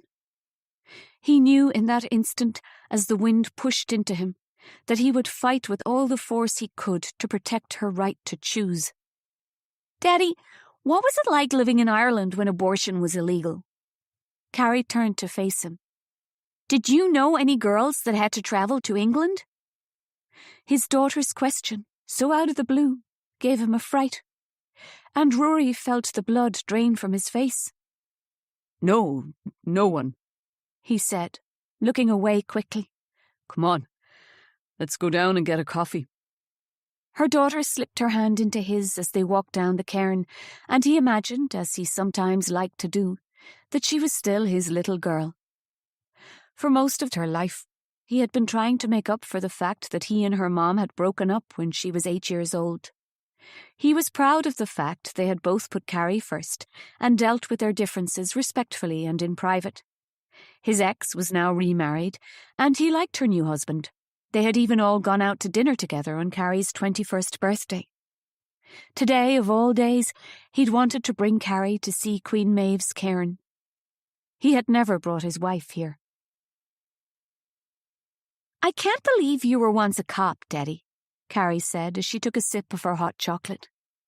No sooner had they taken a window seat in the seaside cafe than it had begun to rain. Dramatic curtains of it, sweeping in from the sea. I can't imagine you arresting someone or reading them their rights. You're so gentle. Being a guard in rural Ireland is slightly different from being a New York cop, Carrie, Rory said. But it's true, honey. It never felt like the right thing for me. Rory placed his hands on the wooden armrests of his chair. It felt good to connect with the smooth wood, and it made him feel a little better. Ever since they had come down from Queen Maeve's cairn, he'd had a headache. But touching wood, making his furniture, and being near trees made him feel himself again. That was why he'd moved to Washington State, not too far from Seattle, to be close to old-growth forests. I just can't believe the Supreme Court ruling, Carrie began again, tears in her eyes. It feels like such an assault on my rights as a young woman. Rory looked at his daughter, so bereft at the news of the loss of abortion rights in her home country, and he believed he understood exactly how she felt. Again, deep shame overwhelmed him at his behaviour all those years ago. He could never tell Carrie about what he had done to Iris.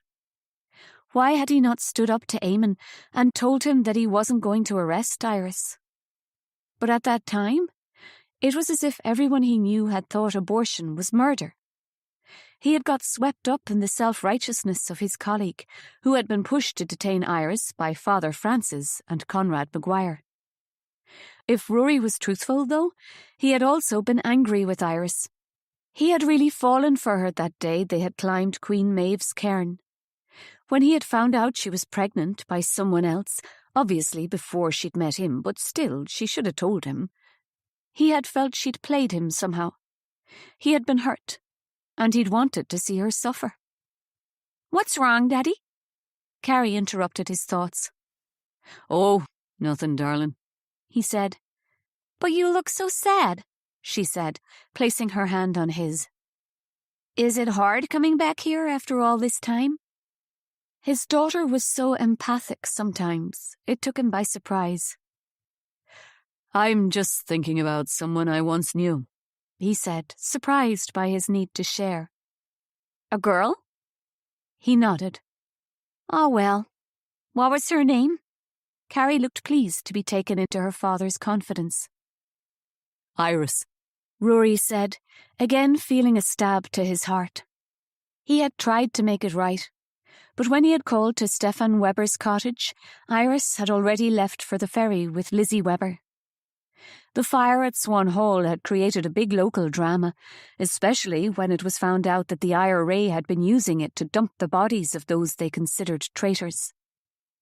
He had been pulled into the investigation, supporting all the guards and special branch who came down from Dublin. Conrad Maguire had been killed in the fire, and when the investigators had finished at the scene, it had been discovered that the fire had been an accident, started by a dropped cigarette. By the time Rory had managed to call out again to Mr. Weber, he had been told that Iris and her Aunt Maeve had left for New York.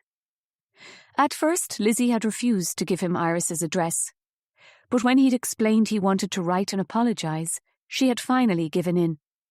Not long afterwards, Rory had resigned from the Garda Síochána and gone travelling. He had headed for South America, but always on his radar was New York. And a year later he had found himself standing outside Iris's apartment in Brooklyn. He had been so close to ringing the buzzer to the apartment, but every time he'd tried to do so, he had been consumed by guilt and shame. How could she ever forgive him or trust him? He had walked away, Persuading himself she would have been in California at college anyway. And not long afterwards, he had met Carrie's mom and decided to leave Ireland, Iris, and his past behind.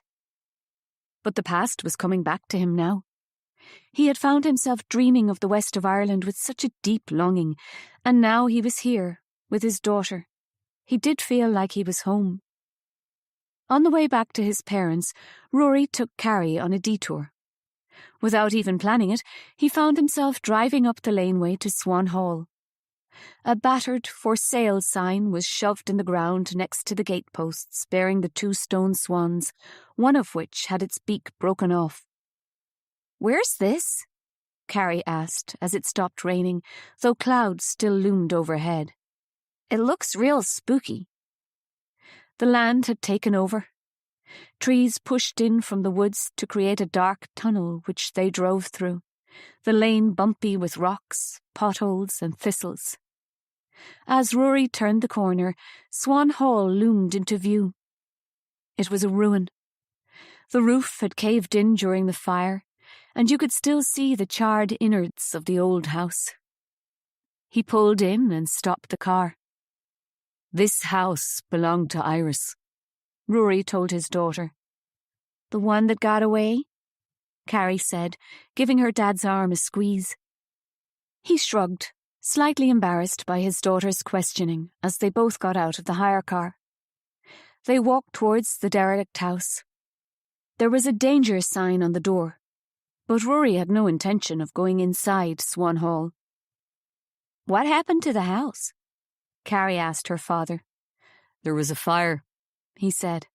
"It's such a shame," she said. "What a waste." As they walked around the corner of the house, the garden was a jungle of high grasses and weeds, but also filled with wildflowers, buzzing with bees, the air alive with fluttering butterflies. "It's so beautiful," Carrie said. "Oh, look! Do you see the lake?" They walked down to the water, the high grasses soaking their jeans. To Rory's eyes, the lake appeared so much smaller than how he remembered it. The sky was reflected upon its still surface, and he watched the clouds racing upon it. Beneath, he could see a tangle of green weeds and algae, as little insects buzzed and hopped above. When his parents talked about the legend of Swan Hall, they spoke of the 3 sisters who could find neither peace nor harmony, as if they were the Morrigan in the old Irish myths, primed for conflict and war. Or else they spoke in whispers of the horrors the IRA had done to their own inside its dark woods. But for Rory, Swan Hall was Iris, the girl with golden hair who had stolen his heart that winter in Ireland. "Look, Daddy, see the swans!" Carrie pointed. 2 white swans were gliding on the choked waters of Loch Bawn. Rory wondered how many years they had come to nest at Swan Hall. As they turned back towards the car, Carrie linked her arm through Rory's. "So, where is this Iris now?" she asked her father. He could lie to his daughter and tell her he didn't know, but the truth was he had been following Iris Kelly all his life.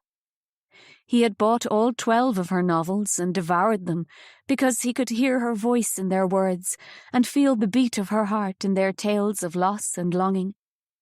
He had read in articles that she had been married, had 2 children, and was now divorced. "She lives in Vancouver. She's a writer." "But Dad, you're only down the road in Seattle," Carrie said. "Go find her." "It's too late now," Rory said, but maybe it wasn't. Maybe Iris thought about him too. He realized he had to find out, even if it meant she slammed the door in his face. But maybe she might see how he had changed, and that he understood a little now how it was for a woman.